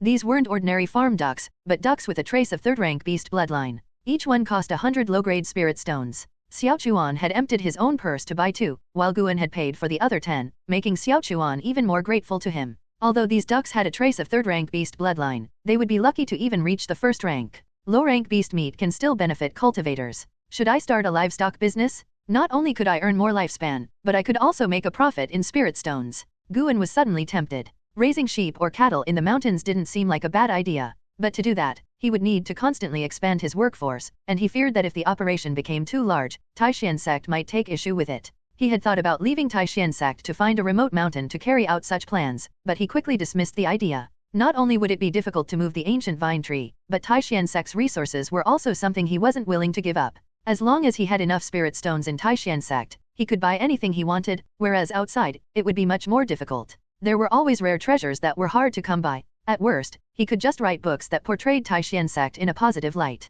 Guan thought to himself. As long as he handed in enough herbs and beast materials, why would Taixuan Sect trouble him? They might even help him expand? Yes, that's the plan. Xiaochuan could manage the livestock, while Wu Xian would oversee the cultivation, acting as his right and left hands in Xian Valley. With circumflex. The more Guan thought about it, the more feasible it seemed. He began planning in his head. The jade ring the white spirit mouse had found contained a vast fortune. Guan had calculated that it was equivalent to 2 million low-grade spirit stones or 200 high-grade spirit stones, more than enough to carry out his plans. With a decision made, Guan called out to Xiaochuan. Xiaochuan immediately ran over, leaping onto the balcony with ease. "Senior brother, what do you need?" Xiaochuan asked. Guan shared his ideas with him, and Xiaochuan's eyes lit up, growing more excited as he listened. The two agreed on the plan with a single handshake. In the end, Guan sent Xiaochuan to the outer sect to procure the necessary supplies, along with a list of items to buy. Xiaochuan readily agreed and set off that very day. Xiaochuan had also learned sword flying techniques, but his spiritual energy wasn't sufficient, so the round trip would take 2 days, with a night of rest in between.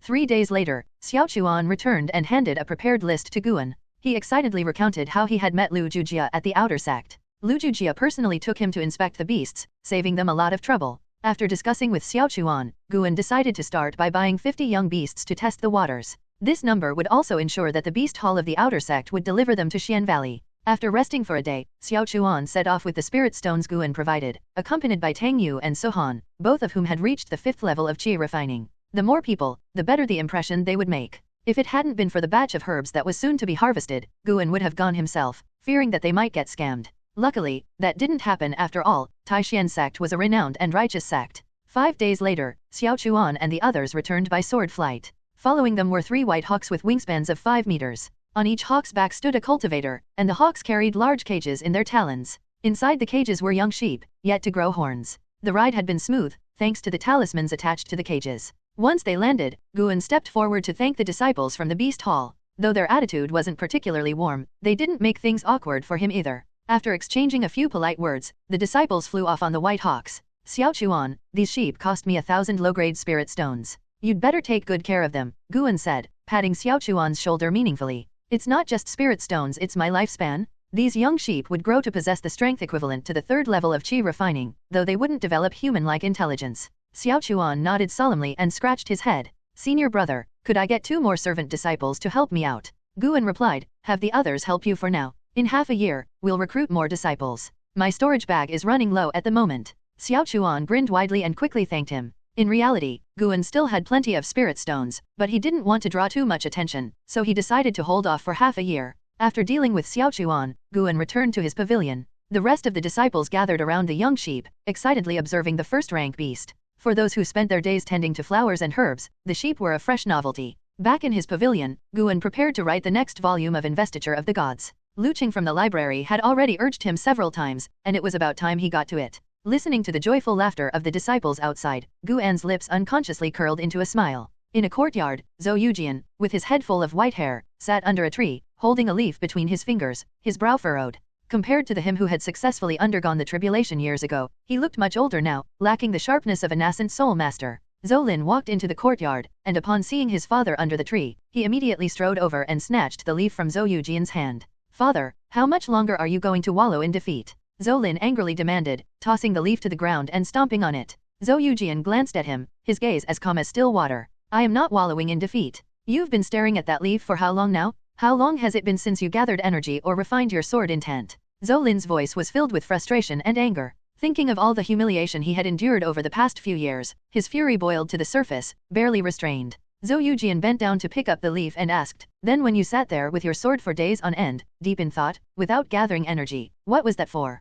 Holding a sword, does that make you more diligent than me holding a leaf?" Zhou Lin was momentarily speechless, his face flushing red with embarrassment. Gritting his teeth, he retorted, "A sword is a sword, a leaf is a leaf. I couldn't comprehend the sword's path, so I was stuck. But you, are you trying to comprehend the path of the leaf? But the flying leaf sword immortal defeated me with just a single leaf. Do you think that leaf doesn't count as a sword? That's different. The true path of the sword has never been confined to just one sword." Zhou Yujian spoke softly, his gaze once again focusing on the leaf in his hand, becoming distant and contemplative. Zhou Lin cursed inwardly and reached into his storage pouch, pulling out a book. "Father, take a look at this book. It's called Investiture of the Gods. Over the past 2 years, it's spread throughout the cultivation world. Many sects are passing it around, and some say it contains records of ancient battles between cultivators." Zhou Yujian remained unmoved. Zhou Lin placed Investiture of the Gods at his feet, then turned and left the courtyard. As soon as he stepped outside, he couldn't resist pulling out another copy of Investiture of the Gods from his storage pouch. Zhou Yujian sat there, lost in thought.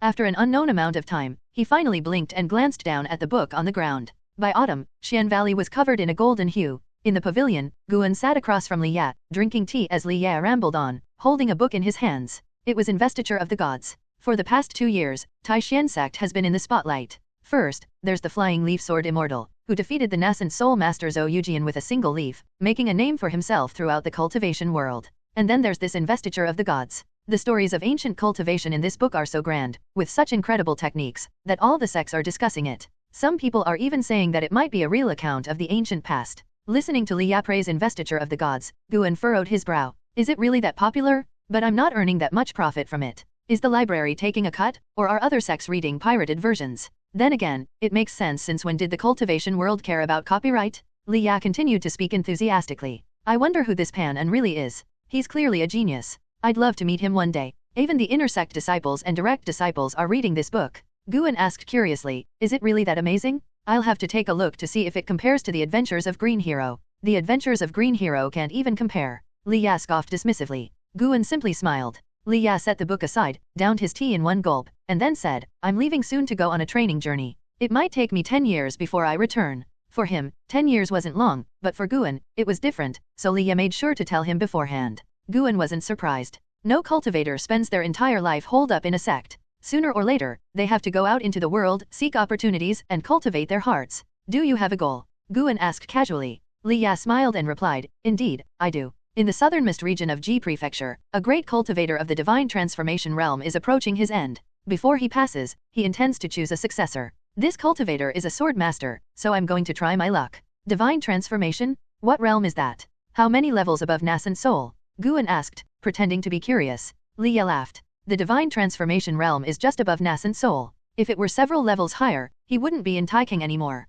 After all, Taikang isn't the only empire on this land. It's said that beyond the seas, there are even vaster worlds, but without reaching nassent soul, it's difficult to cross over. Standing up, Liya smiled confidently and said, Guan, when I return, I'll be the successor to a divine transformation master. By then, if you call me senior brother, maybe I'll even show you some divine transformation techniques. With that, he stepped to the window, leapt out, and flew off on his sword. Guan glanced at the footprints on the windowsill, raising an eyebrow. Divine transformation, huh? I have to reach that level before Liya returns. After Liya's departure, Guan immersed himself in the construction of Xian Valley, with his days of leisure becoming fewer as the young demon sheep caused quite a bit of trouble. At just 4 months old, they ran through the forest as effortlessly as leopards from his previous life on Earth. If it weren't for the fact that everyone in the valley was a cultivator, these sheep would have already escaped into the wild. Guan had to study the Zaiwei formation manual left by Zhang Qiang, learning some basic restrictions to reinforce the sheep pens. After half a year, Guan sent Wu Xian and Xiao Chuan to the outer sect to recruit 2 more servant disciples, named Chen Hong and Zhen Xiaoer. Their mediocre aptitude made Guan quite satisfied. The number of servant disciples in Xian Valley now reached 10, making the valley lively every day. Time passed swiftly, like a galloping horse that could never be caught again. In the blink of an eye, 3 years went by. Once again, it was autumn. Xiao Chuan was inspecting the various gardens, followed by rows of ducks, marching in great formation. On the mountain peaks surrounding Medicine Valley, disciples sat cross-legged, gathering spiritual energy, while the occasional rustling in the forest signaled Tang Yu and Suhan chasing after the demon sheep. Guan emerged from the western forest, smiling. He had just harvested another batch of herbs, gaining hundreds of years of lifespan. His goal of reaching 100,000 years of lifespan was drawing nearer. As of now, Guan's lifespan had already reached 80,000 years. Over the past 3 years, he had earned close to 50,000 years of lifespan, mainly because many of the herbs he had been cultivating had matured. He also earned 10,000 years by helping outer sect disciples manage their caves. Zhen Qin, the petite disciple, came running out of the forest with a bamboo basket on her back. She quickly made her way to Guan's side and asked eagerly, Master, can you teach me how to refine pills today? A dry leaf was stuck in her hair, and the strands on the sides of her face were slightly disheveled. Guan chuckled, of course, but you'll need to use your own herbs. That way, you'll be more careful. Zhen Qin had overheard Guan talking about taking a youth-retaining pill, and since then, she had become deeply interested in alchemy, pestering him endlessly for half a year. I've already prepared everything, Zhen Qin said excitedly, bouncing up and down like a young girl who never seemed to grow up.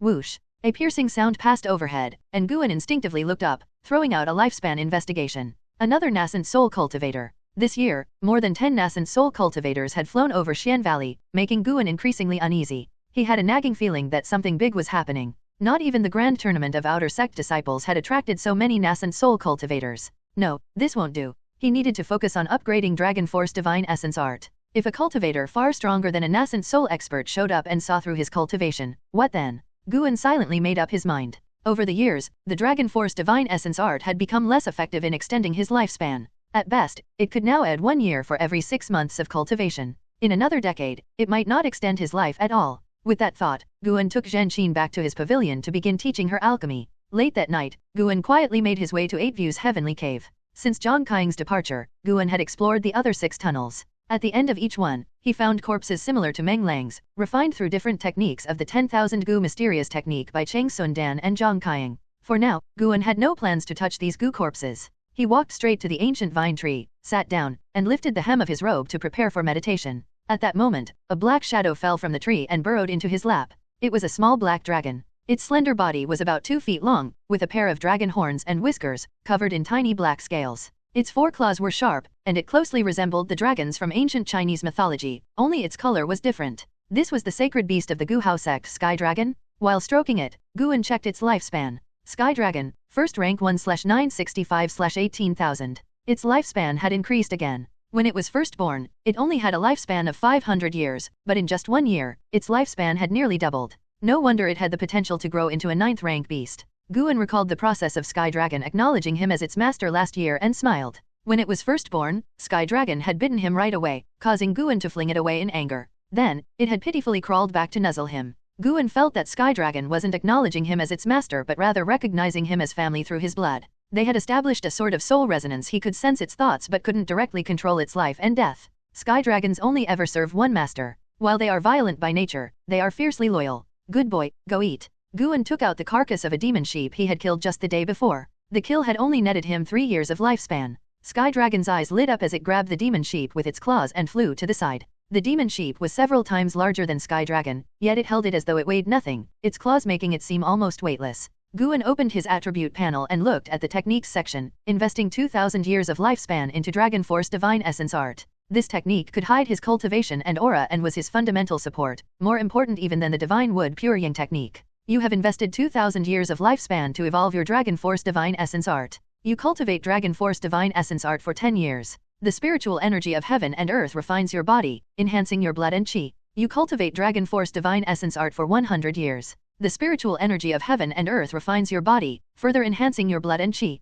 You cultivate Dragon Force Divine Essence art for 200 years. Your Dragon Force Divine Essence art reaches the peak of perfection. You cultivate Dragon Force Divine Essence art for 400 years. One day, you capture the true essence of the earth. Your Dragon Force Divine Essence art returns to its original state and evolves into Earth Vein Emperor Chi technique. You cultivate Dragon Force Divine Essence art for 1,500 years. You sense the essence of the Earth's rules. Your Earth Vein Emperor Chi technique surpasses its limits and evolves into Mysterious Yellow Dragon Chi technique. You cultivate Mysterious Yellow Dragon Chi technique for 1,800 years. Your understanding of the technique deepens, and you achieve mastery. You cultivate Mysterious Yellow Dragon Chi technique for 2,000 years. You reach the pinnacle of understanding, and you comprehend the divine ability Mysterious Yellow Dragon's might. A series of notifications appeared before Guan. Dragon Force Divine Essence art had evolved into Earth Vein Emperor Chi technique, then into Mysterious Yellow Dragon Chi technique. It even came with a divine ability. Guan was elated, feeling that his luck this time had been extraordinary. A vast amount of knowledge flooded his mind, immersing him in a sea of profound deist techniques.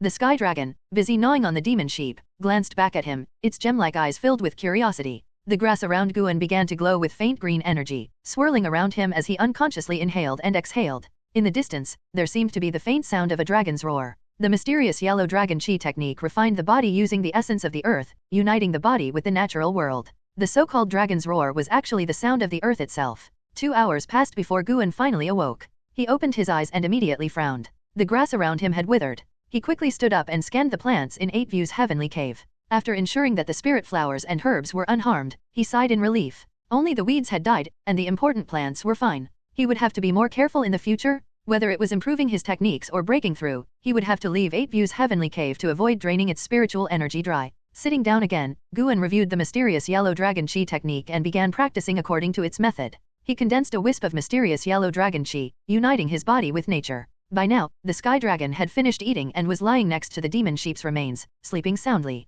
The only sound in the cave was the rustling of the wind. At dawn, Guan descended from his pavilion. He had changed into a green robe, his black hair loosely tied behind his head, with 2 strands hanging by his ears, exuding the carefree and ethereal aura of a cultivator. Though his body hadn't fully adapted to the mysterious yellow dragon chi technique yet, he wasn't in a rush. With nightly practice, he estimated he'd master it in a month. The mysterious yellow dragon chi technique came with a divine ability called mysterious yellow dragon's might, which didn't require separate cultivation. Once the mysterious yellow dragon chi was formed, the dragon's might would naturally follow. The so-called dragon's might was, in fact, the might of heaven and earth, capable of intimidating all living beings. Guan began leading his disciples in their morning exercises. As they gathered, they could all sense that Guan was in an exceptionally good mood. Zhen Qin, ever curious, asked, "Master, what made you so happy today?" "Nothing much. I read a book last night called Investiture of the Gods. If you all have free time, you can borrow it from the library." Guan smiled as he led the exercises. Xiao Chuan's eyes lit up. "I know Investiture of the Gods.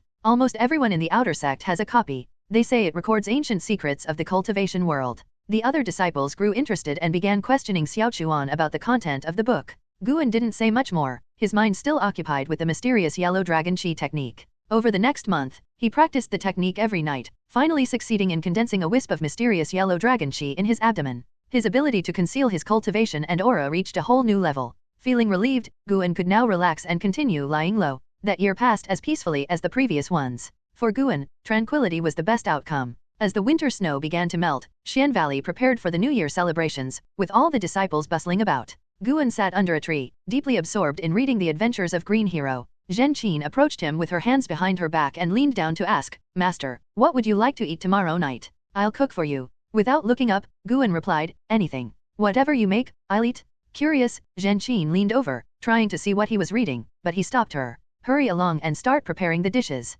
If you delay tomorrow's festival, I won't teach you alchemy anymore." Guan pretended to be stern. Zhen Qin pouted but had no choice but to leave. As she walked away, Guan faintly heard her muttering, "Always reading those improper books." His mouth twitched. Who had been spreading this rumor? Ruining my reputation? Now, the disciples of Medicine Valley all knew he liked reading the adventures of Green Hero. Although they didn't dare mention it in front of him, they often teased him in private. Guan stood up and tucked the book into his robe. "Starting today, I'm quitting." He walked out of the courtyard, intending to inspect the gardens. Suddenly, his gaze was drawn to the entrance of the valley, and his brow furrowed. A man in white robes was walking toward him, appearing to be in his 30s. He had a handsome face and an extraordinary bearing. What made Guan frown was that he couldn't sense this man's aura. He immediately threw out a lifespan probe. Lisundeo, Divine Transformation Realm, 8th layer 230/899/3020. 3,000 years as the lifespan limit. Guan was stunned by the information about the other's lifespan. It was the first time he had encountered someone with such extraordinary potential. Moreover, this person was in the Divine Transformation Realm, at the 8th level.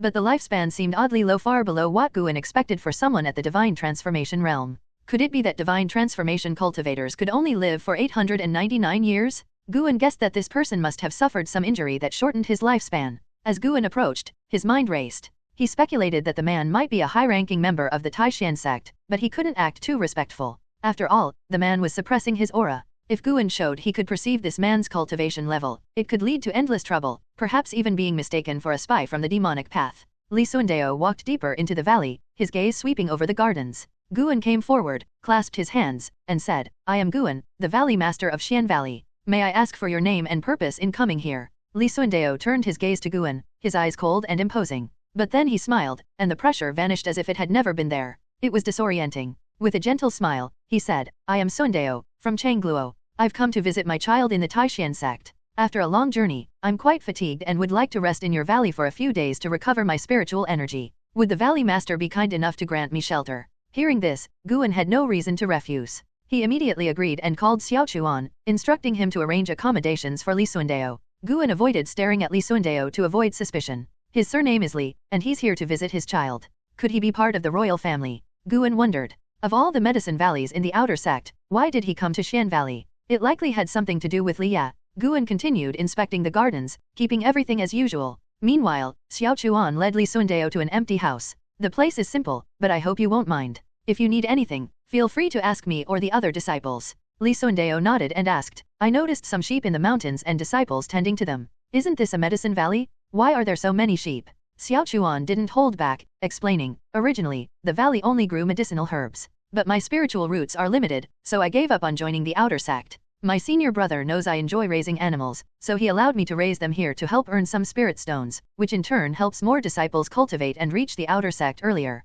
Oh, your senior brother is the Valley Master. Yes. He must be a good person to think so much of you. Of course. My senior brother is the best person in the world. Hearing Li Sundao praise Guan, Xiao Chuan became animated, launching into a stream of compliments about his senior brother. This piqued Li Sundao's interest in Guan, and he continued asking about his deeds. Xiao Chuan, not suspecting anything, enthusiastically shared stories, even pulling Li Sundao to sit down and chat at length. While inspecting the gardens, Guan smiled, thinking he hadn't pampered Xiao Chuan for nothing. Whether Li Sundao was connected to Liya or a high-ranking figure from the Taixuan Sect, it wouldn't hurt to leave a good impression. Surely, Li Sundao couldn't be from Thousand Autumn Pavilion, right? Wait, Thousand Autumn Pavilion? Suddenly, Guan felt a chill down his spine, his smile freezing. Better to be cautious than regretful? When dealing with Li Sundao, Guan would have to be extremely careful, just in case. Li Sundao's arrival aroused the curiosity of the other disciples, as visitors were a rare sight in Xian Valley. That day, after settling in, Li Sundao did not leave his residence, seemingly truly focusing on recovering his spiritual energy. Due to Li Sundao's presence, Guan refrained from visiting Eight Views Heavenly Cave that night, staying obediently in his pavilion. The next morning, as usual, Guan led the disciples in their morning exercises. Hearing the commotion, Li Sundao came out to observe, and Xiao Chuan cheerfully greeted him. Guan simply nodded at Li Sundao, showing no intention of avoiding him. As the morning exercises began, Li Sundao initially watched with disinterest. However, the more he watched, the more intrigued he became. After the exercises, Guan dismissed the disciples, pulled out a book, and began reading while heading back to his pavilion. He needed to maintain composure and not let Li Sundao's presence disrupt his routine. But just as he reached his courtyard, Li Sundao caught up with him. Valley Master, what are you reading? Li Sundao asked with a friendly smile. Guan turned and raised the book in his hand. Investiture of the Gods. Have you read it? Li Sundao's smile grew wider. Indeed I have. I've even memorized it by heart. Oh, so you're a fellow enthusiast. Ha ha ha, the moment I saw the Valley Master, I had a feeling we'd get along. Shall we discuss Investiture of the Gods? Hearing Li Sundao's insincere flattery, Guan had no choice but to smile and agree. He invited Li Sundao upstairs, and after Li Sundao sat down, Guan busied himself with boiling water for tea, using spiritual energy to light the fire. As Li Sundao glanced around the room, he suddenly asked, Valley Master, what do you think of King Zhou? Wow, testing me right off the bat? Facing away from Li Sundao, Guan calmly placed tea leaves into the cups and said, if we only consider the story, he appears cruel and tyrannical. But if we analyze it further, his actions seem somewhat illogical. Li Sundao nodded thoughtfully. Yes, the first time I read it, I thought King Zhou was foolish and violent. But upon a second reading, I realized something was off. In that world, immortals and gods truly existed. King Zhou couldn't have been ignorant of this. Given that knowledge, how could he dare defile Noah's sacred statue? That's not how a ruler should act. Furthermore, Noah, a goddess, responded to this blasphemy not by punishing him directly, but by sending a fox spirit to corrupt his heart, leading to chaos throughout the land. Can such behavior really be considered divine? Guan turned, bringing the tea to the table in front of Li Sundao. Smiling, Guan replied, there are indeed many inconsistencies, but it's a fictional story. To make it entertaining, contradictions are inevitable. It's understandable. Guan couldn't determine Li Sundao's true identity, so he remained neutral in his responses. Li Sundao shook his head. Perhaps the story is fabricated, but the truths it reveals about the world are real, that is, heaven and earth have deities, and mortals cannot defy fate. Guan hadn't expected him to interpret Investiture of the Gods in this way. If King Zhou had been powerful enough to surpass all the gods and immortals, how do you think the story would have ended? Li Sundao asked. Guan thought for a moment and replied, then the final battle wouldn't have been against the Grand Master of Heaven, but against King Zhou himself. Li Sundao was momentarily taken aback before bursting into laughter. He lifted the teacup, blowing away the steam. Unsure of how to read his reaction, Guan remained silent. After taking a sip of tea, Li Sundao shifted the conversation to Xian Valley's cultivation methods, even asking about specific techniques. Guan answered each question patiently. You've joined the Taixuan Sect not to seek immortality, but to grow flowers and herbs. Is this out of necessity or genuine interest? Li Sundao asked. Guan chuckled bitterly. It's a mix of both. Everyone has their own pursuits. Immortality isn't the only goal. Of course, if I had great potential, I would still pursue eternal life. Li Sundao teased, you're quite a candid man, not hiding anything. In life, when we look back and then ahead, there are only 4 words, find joy in hardship. Guan shrugged. He was increasingly convinced that Li Sundao was from Thousand Autumn Pavilion, testing his views on Xian Valley. Setting down his cup, Li Sundao asked, what do you think of the current emperor? Do you think he is like King Zhou? Guan froze. That's quite the awkward transition. How did we go from King Zhou to discussing the emperor of Taixing dynasty? Could it be that he isn't from Thousand Autumn Pavilion but is truly related to Liya? Thoughts swirling, Guan cautiously replied, I don't know much. Before joining the Taixuan Sect, I was just a servant. Now, living in this valley, I hardly hear news of the outside world. Has something happened with the emperor? Li Sundao chuckled. Not particularly. It's just that he's been on the throne for a long time, and there are many rumors both in court and among the people. Some believe an emperor shouldn't rule for too long, as a long reign inevitably leads to corruption. Meanwhile, those in the cultivation world fear an emperor who cultivates might let imperial power overshadow the cultivation world. Guan grew anxious. This conversation was starting to touch on many sensitive topics. He had to tread carefully. Seeing Guan's hesitation, Li Sundao smiled mischievously. In your opinion, is it better for an emperor to rule for a long time, or should the throne change hands every few decades? Knowing that Li Sundao was in the divine transformation realm at the 8th level, Guan dared not avoid the question. After a moment's thought, Guan replied, I think it depends on the character of the emperor. If he is virtuous and capable of ruling the land, a long reign shouldn't be an issue. However, if a good emperor still has many years to live but abdicates to a foolish son, that would be a disaster for the people. The common folk don't care about dynasties lasting for thousands of years. They only live a century. If their lives are bitter, they will curse the emperor for abdicating. Li Sundao laughed again, and Guan could sense his mood improving. Wait a minute. Liya's relative, surname Li, asking about King Zhou and then the current emperor. Guan recalled hearing from the Ji family that the emperor of Taikang had been cultivating and had reigned for over 200 years. You're right. I shouldn't listen to all those voices. I should go out and see how the people are living, Li Sundao said, smiling. The moment those words left his mouth, Guan's expression changed dramatically. He exclaimed in shock, You're the current emperor. As he spoke, he tried to stand up. Li Sundao raised his hand, and an overwhelming pressure forced Guan to sit back down. Guan didn't resist, fearing the emperor might see through his cultivation level. Keep your voice down. No need to treat me like an emperor. Just think of me as Liya's father. You can call me uncle, Li Sundao said with a gentle smile, showing none of the authority of an emperor. Guan, however, was at a loss for words. A divine transformation realm emperor? This was a serious situation? Li Sundao then said, take out heavenly solemn. Hearing this, Guan quickly retrieved the heavenly solemn sword from his storage bag. The moment Li Sundao saw the sword, his expression grew complicated. He gently stroked the sheath. Guan remembered what Liya had told him. The heavenly solemn sword was a gift from his father to his mother. After her death, the sword was passed to him. Now, seeing Li Sundao's expression, Guan couldn't help but imagine the complex emotions and history between Li Sundao and Liya's mother. After a long while, Li Sundao set the sword down and pushed it toward Guan, saying, in the Taixuan Sect, Liya is closest to you. I heard you even saved his life. This sword now belongs to you. Consider it a gift from me. From now on, you are the rightful owner of the heavenly solemn sword. In addition, I plan to establish a new medicine valley near the Taixuan Sect, where many high-level herbs will be grown. I want you to manage it. Don't worry, I won't treat you unfairly. In time, I'll help you reach foundation establishment, perhaps even core formation. But you must remember one thing, while you may appear to be a disciple of the Taixuan Sect, your loyalty will belong to me. Li Sundao finished speaking, smiling as he watched Guan, awaiting his decision. Guan was numb. Even the emperor wanted him to become a spy? This was essentially forcing him to become a triple agent? This was far from the kind of life Guan sought, but he was stuck in a difficult position. Whether in cultivation or status, the emperor held overwhelming power over him.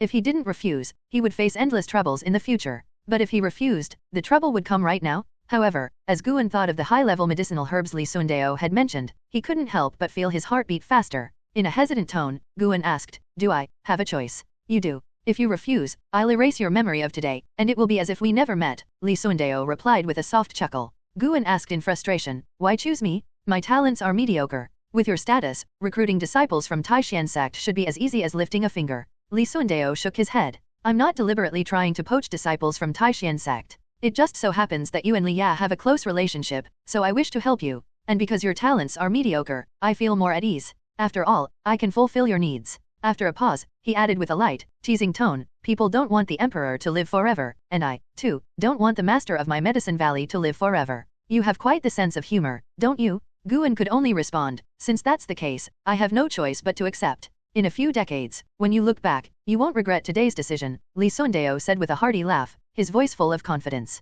Unable to resist his curiosity, Guan asked, has your majesty always been watching over brother Li? The matter is settled. There's no need to call me your majesty anymore. Just call me uncle, so it feels more like family, Li Sundao said, a stern expression on his face. Seeing that Li Sundao wasn't testing him, Guan hesitated for a moment before calling him uncle. Li Sundao smiled, his expression softening. To be honest, I have quite a few informants in the outer sect of Taixuan, so I'm well aware of Liya's situation. Previously, Guan had thought that the relationship between Liya and his father was strained, but it seemed that wasn't the case. Could it be a misunderstanding? Guan wanted to ask on Liya's behalf but ultimately held back. This emperor before him desired immortality, which complicated his feelings toward his children. Even if he loved his sons, there was likely an underlying sense of caution. After all, no prince wants to be a prince forever, and no son doesn't harbor some ambition for the throne. Guan sighed inwardly. He had thought that Liya and Lisuanyu were exceptionally talented, but now he understood why they had inherited their powerful bloodline. At 230 years old, and already at the 8th level of the divine transformation realm,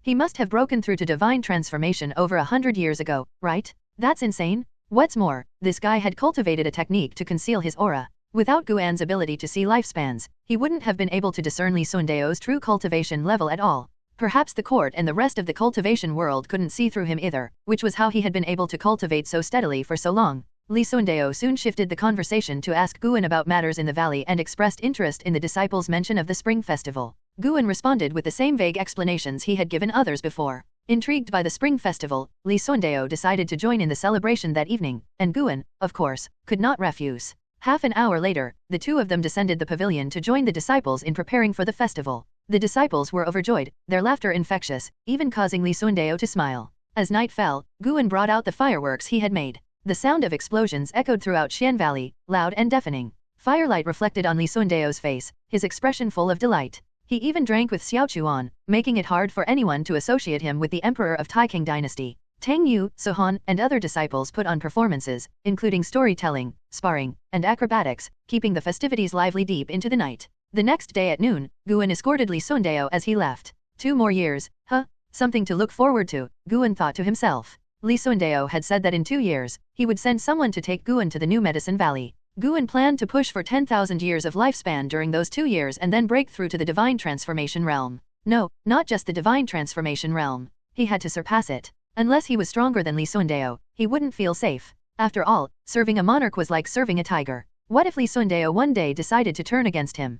Guan watched as Lisundeo disappeared into the distance, his mind buzzing with curiosity. Why had the emperor come to the outer sect alone? Was it possible his real reason for coming was to visit Lisuanyu? Liya had once said that Lisundeo's favorite child was Lisuanyu. Guan dismissed the thought and returned to the valley to plant more medicinal herbs. Spring passed, and summer arrived. Guan turned 34 in the heat of the season. On this day, he bid farewell to Liya, who had come to collect medicinal herbs. At the valley entrance, Liya turned and said, "Over the years, you've provided many medicinal herbs. Young Master Jilin is quite pleased with you. Before long, he'll send someone to deliver a foundation establishment pill to help you reach foundation establishment. Once you become a true outer sect disciple, he'll find a way for you to take over the management of this medicine valley." With that, Liya turned and soared away on his sword, leaping over the mountains. Guan shook his head with a smile. Earlier in the year, when he'd bid farewell to Lisundeo, the emperor had said something similar. It seemed he needed to keep a certain distance from the Ji family. Otherwise, if they ever plotted against the Taixuan Sect, they might expect his help. Though sects were powerful, the strength of noble families couldn't be underestimated.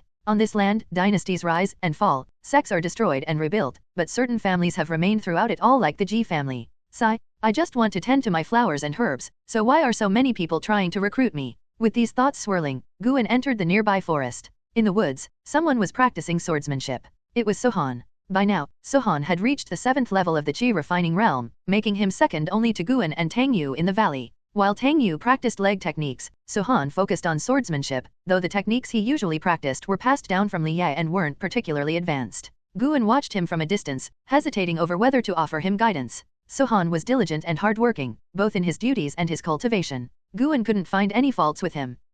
Wait a minute, that's not the Li family's 7-sword technique. Looking more closely, Guan realized he had never seen the sword technique Sohan was practicing before. This kid also had a fortuitous encounter? When did this happen? Intrigued, Guan deliberately stepped on a dry leaf, making a noise. Sohan, who had been practicing, noticed Guan's approach and immediately stopped to bow. Xiaohan, to enter the outer sect, you rely on your cultivation. Why are you working so hard on swordsmanship?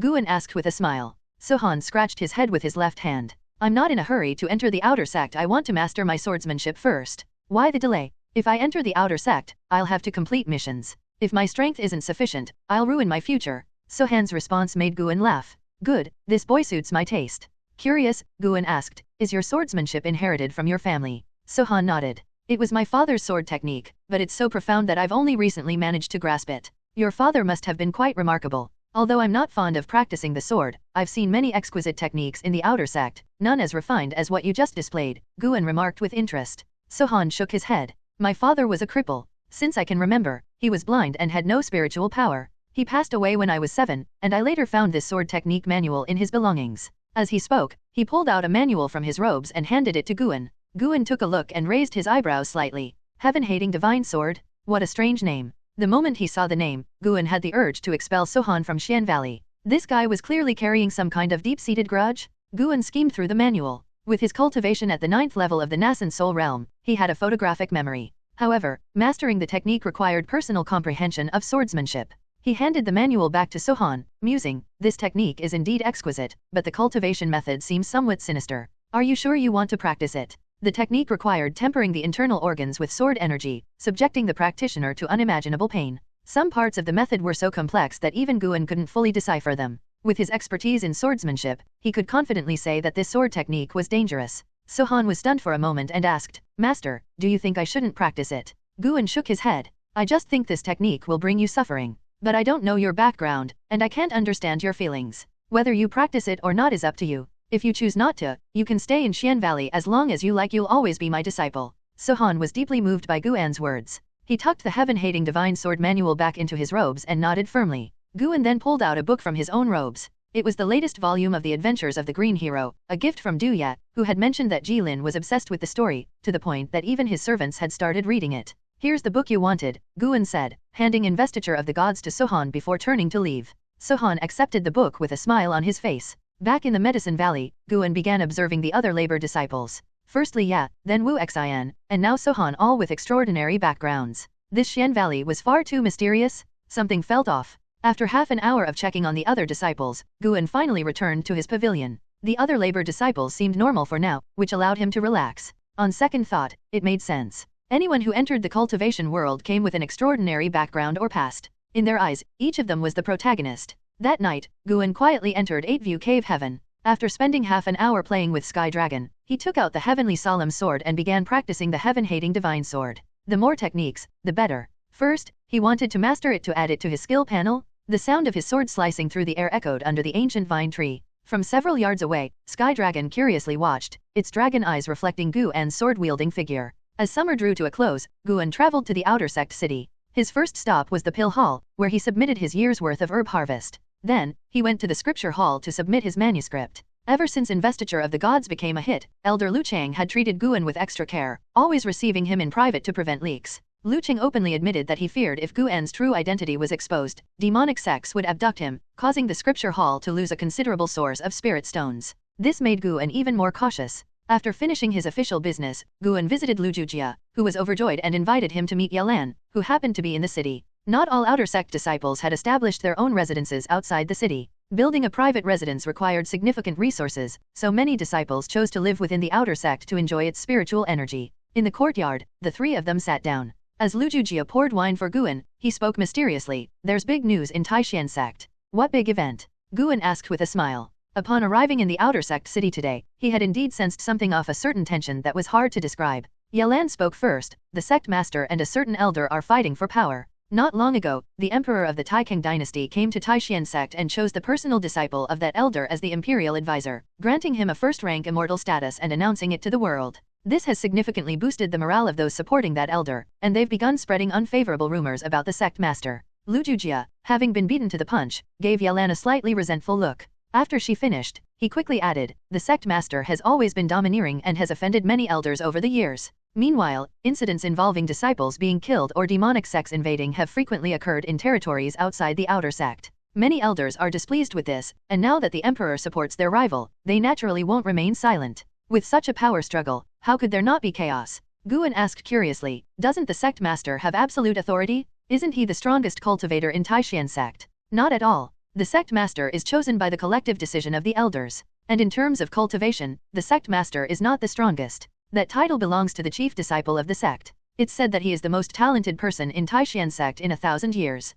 He's often away on adventures and rarely returns. But there's a rumor that if he wanted to become the sect master today, by tomorrow he'd already hold that title," Lu Jujia said, his tone filled with excitement when talking about the chief disciple. "Is he really that powerful? What's his name?" Guan asked. "Ahem, I haven't found that out yet." Lu Jujia faked a cough, trying to cover up his embarrassment. Yalan rolled her eyes at him, then turned to Guan and softly said, "I've heard many inside details from the law enforcement hall. The open and secret strife in the sect's main city has already spread to the inner and outer sects. Senior brother, you must be cautious in Xian Valley. Those people will stop at nothing in their power struggle. Guan chuckled, it can't be that bad, can it? Would someone actually dare to slaughter the Xian Valley and pin the blame on someone else? Even as he said it, Guan felt a chill run down his spine. There were already people in the outer sect raising the demon of greed and rage. Was there really anything they wouldn't do? Yelan noticed his concern and gently placed her hand on his, offering comfort. Senior brother, don't worry. I'll find a way to convince the law enforcement hall to increase patrols around the various medicine valleys of the outer sect. Guan discreetly withdrew his hand. He had only been momentarily distracted, and she had taken advantage of the moment to act. All right, truth be told, he had noticed but reacted slowly, fearing that if he responded too quickly, his fellow disciples might become suspicious. Lu Jujia quietly chuckled to himself, only to be met with a glare from Yelan. More than me, you two need to be careful. Power struggles like these can be even more dangerous than fighting demons outside, Guan said earnestly. Lu Jujia was full of confidence, claiming that he was too lucky to die. Yelan, on the other hand, assured him that her position in the law enforcement hall would make others think twice before targeting her. The law enforcement hall oversaw all departments, and being a part of it granted authority over ordinary disciples. However, it also meant less time for cultivation, as they had to manage any crises in any department. Guan looked at Yelan, feeling a sense of pride. In just a few short years, Yelan had transformed. She was no longer the little girl who had once followed him around. Now, she was confident and capable, a reliable presence. The three of them chatted while drinking. Most of the conversation was between Lu Jujia and Yelan. Through their words, Guan gained a deeper understanding of the current power dynamics in Taixuan Sect. He felt a sense of satisfaction. The disciples he had mentored were now looking out for him. It gave him a unique sense of accomplishment. If, in the future, Xian Valley disciples were scattered throughout the various departments of the outer sect, or even entered the inner sect, wouldn't that make him well connected? Just the thought of it excited Guan. 2 hours later, Lu Jujia left first. Guan politely declined Yelan's invitation to visit her residence for some fine delicacies. He left the outer sect city, with Yelan reluctantly watching him go. Riding on his flying sword, soaring with the wind, Guan was in a great mood. The sky gradually turned red as dusk approached. Guan, with his cultivation level at the 9th level of the Qi refining realm, was not flying too slowly. As he admired the rolling mountain scenery below, half an hour passed in the blink of an eye. Suddenly, Guan noticed a figure emerging from the forest ahead, flying straight towards him. He instinctively slowed down. A white-robed old man, standing on a sword, approached, holding a wine gourd in his hand. His nose was bright red, as if he had just finished drinking heavily. Young friend, please wait, the old man called out. Guan could sense that his cultivation aura was only at the foundation establishment realm, but to be safe, Guan used his lifespan checking ability. Lin Fusion, Nassent Soul, first layer 603/800/840. Good heavens? A Nassent Soul cultivator. Guan cursed silently at how sly the man was, concealing his cultivation with a secret technique. The two of them met in the air. Lin Fusion smiled kindly and said, young friend, I am Lin Kun from the Outer Sect's Law Enforcement Hall. I have a matter I need to inquire about. Recently, there have been frequent sightings of demonic spies. Let's discuss this in the forest, shall we? Guan nodded. At this point, refusing would likely be useless, so he decided to see how things would unfold. The two of them quickly descended into the forest, where Guan casually plucked 2 leaves from a tree. Lin Fusion took a step forward, speaking in a low voice, young friend, have you ever heard of Su Rui from the Wanyin sect? Su Rui? Of course, he knew him. He was the one Guan had killed. Back then, Su Rui and Chen Ji had tried to occupy his medicine valley and had even injured Liya.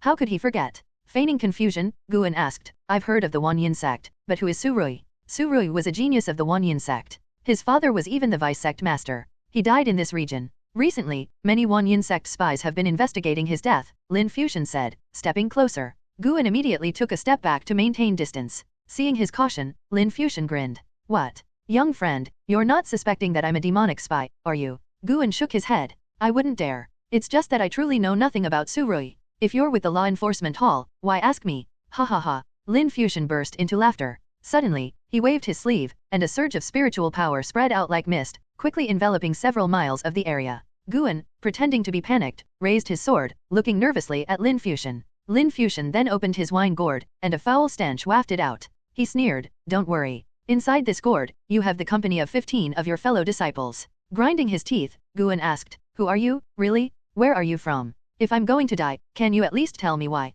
You've already guessed, haven't you? Lin Fusion sneered. He reached out with his hand, summoning a powerful spiritual force that wrapped around Guan, pulling him toward him. Guan's face showed despair as his body was pulled through the air toward Lin Fusion. Lin Fusion reached out with his left hand to grab him, while his right hand raised the wine gourd to his lips. Boom! Suddenly, Guan's body erupted with terrifying energy, instantly shattering Lin Fusion's spiritual force. Lin Fusion's eyes widened in shock, his pupils reflecting the image of a single leaf. This leaf was surrounded by fierce sword energy, moving as swiftly as lightning. It pierced directly through Lin Fusion's forehead, spraying blood. The leaf continued on its path. Boom, boom, boom. Trees were shattered one after another as dust rose into the air, forming what looked like a massive, 10-mile-long wall of grey. Lin Fusion's body trembled as disbelief and rage filled his expression. You were hiding your cultivation, despicable, he muttered. Guan stepped forward, bringing his index and middle fingers together like a sword, pressing them against Lin Fusion's chest. Boom! A burst of sword energy erupted, shattering Lin Fusion's body in an instant.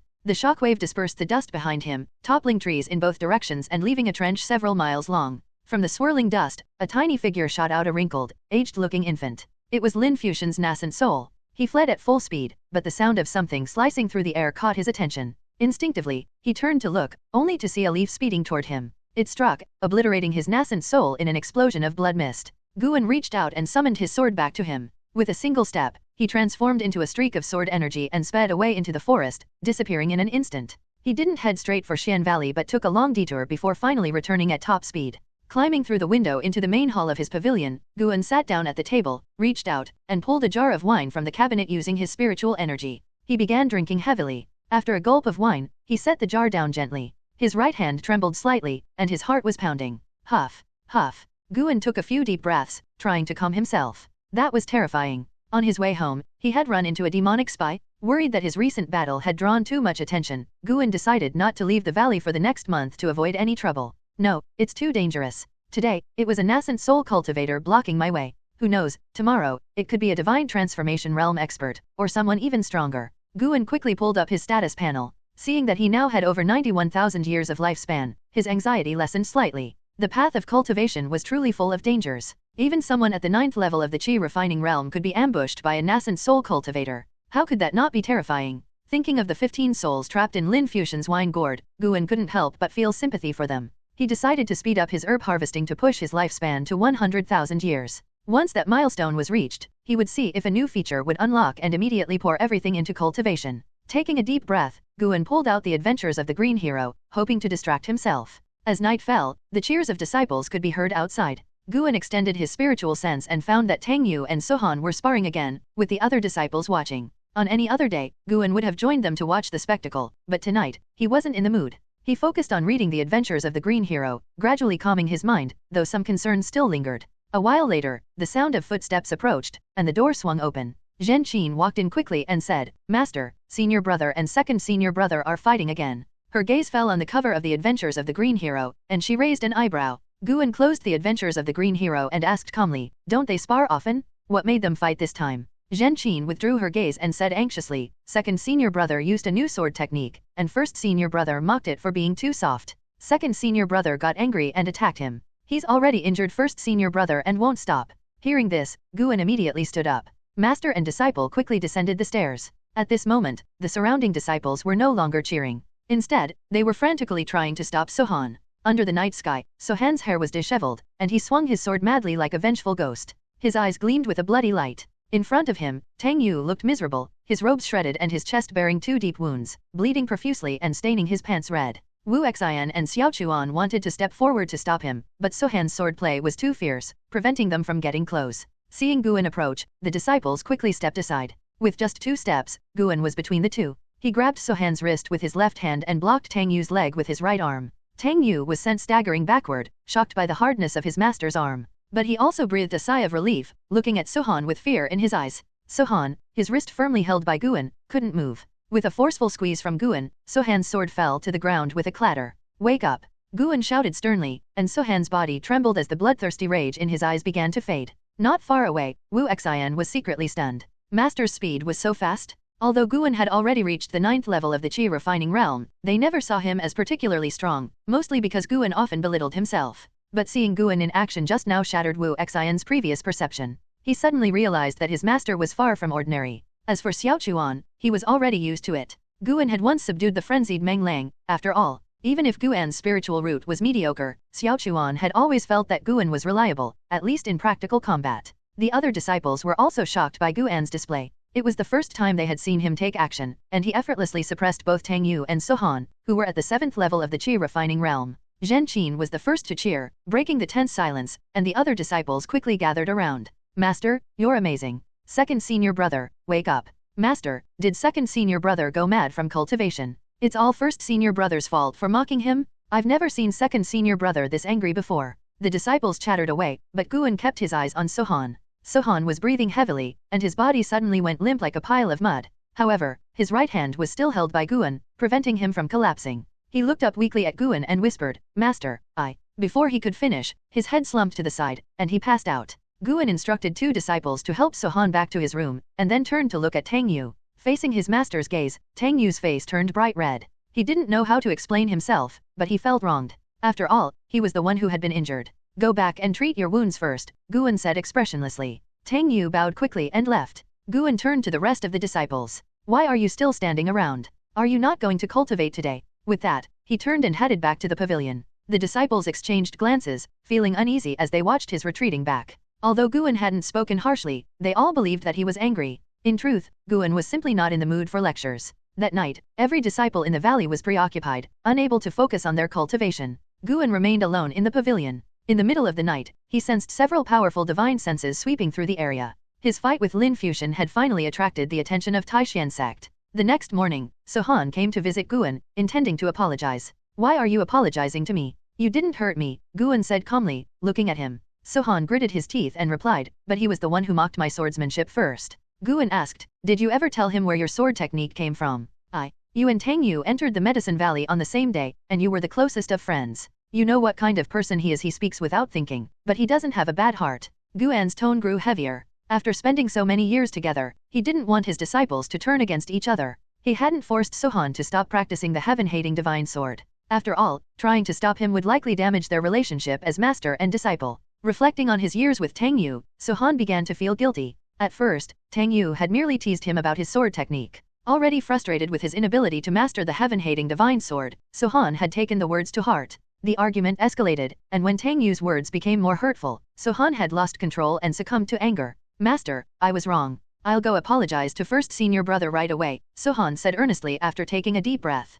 Guan responded, no need to wait. Go now, I need to check on the herbs anyway. He stood and started walking, with Sohan following behind. After closing the door, Sohan caught up with Guan and couldn't help but ask, Master, aren't you curious why I lost control last night? Without turning back, Guan replied, it probably has something to do with your heaven-hating divine sword. That sword technique was passed down to you by your father. Whether you choose to practice it or not is entirely up to you. I won't make that decision for you. Just think carefully about what matters most in your heart. Sohan slowed his pace, standing at the base of the stairs and staring blankly at Guan's retreating figure. What matters most? Guan had no time to worry about his disciples' conflicts. He had already said what needed to be said. If they couldn't get along, then he'd eventually have them leave the valley, never to meet again. Guan began checking the herb gardens to see which plants were nearing maturity. He needed to reach 100,000 years of lifespan as soon as possible, so for herbs that were close to maturity, he harvested them directly. Of course, he left alone any plants that still had a long way to go. He wasn't so desperate as to destroy his own future resources.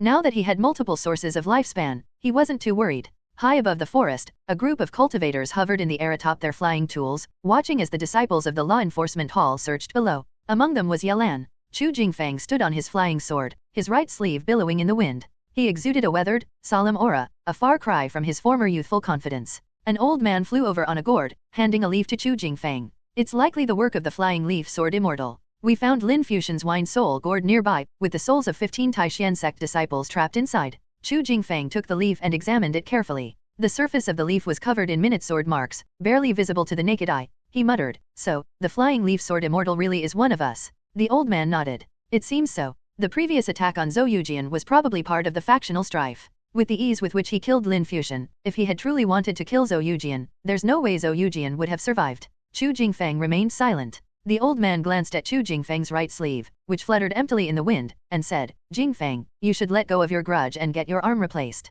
If you keep using only your left hand to practice swordsmanship, it will become an ingrained habit that you won't be able to undo. Why should I get a new arm? The flying leaf sword immortal can use leaves as swords. Why must I rely on my right hand to wield a sword? Chu Jingfang retorted. Hearing this, the old man shook his head with a bitter smile and said no more. In the forest below, Yalan stood at the edge of a massive trench. She looked toward the far end, where the trench seemed to stretch to the horizon. Her eyes were filled with astonishment. I heard it was the flying leaf sword immortal. This terrifying scene was caused by a single leaf, said a female disciple who approached, marveling at the sight. Other disciples nearby also voiced their admiration for the flying leaf sword immortal's strength. Yalan couldn't help but be in awe as well. How powerful must one be to achieve such a feat? Yalan turned her gaze in another direction, a hint of worry in her eyes. Ever since Lin Fusion's death, groups of cultivators had flown over Xian Valley every few days, most of them at the Foundation establishment level. Guan occasionally spotted Yalan among them. She never came down to visit, acting as if she was merely passing by. Yet over the course of a month, she passed over Xian Valley 4 times.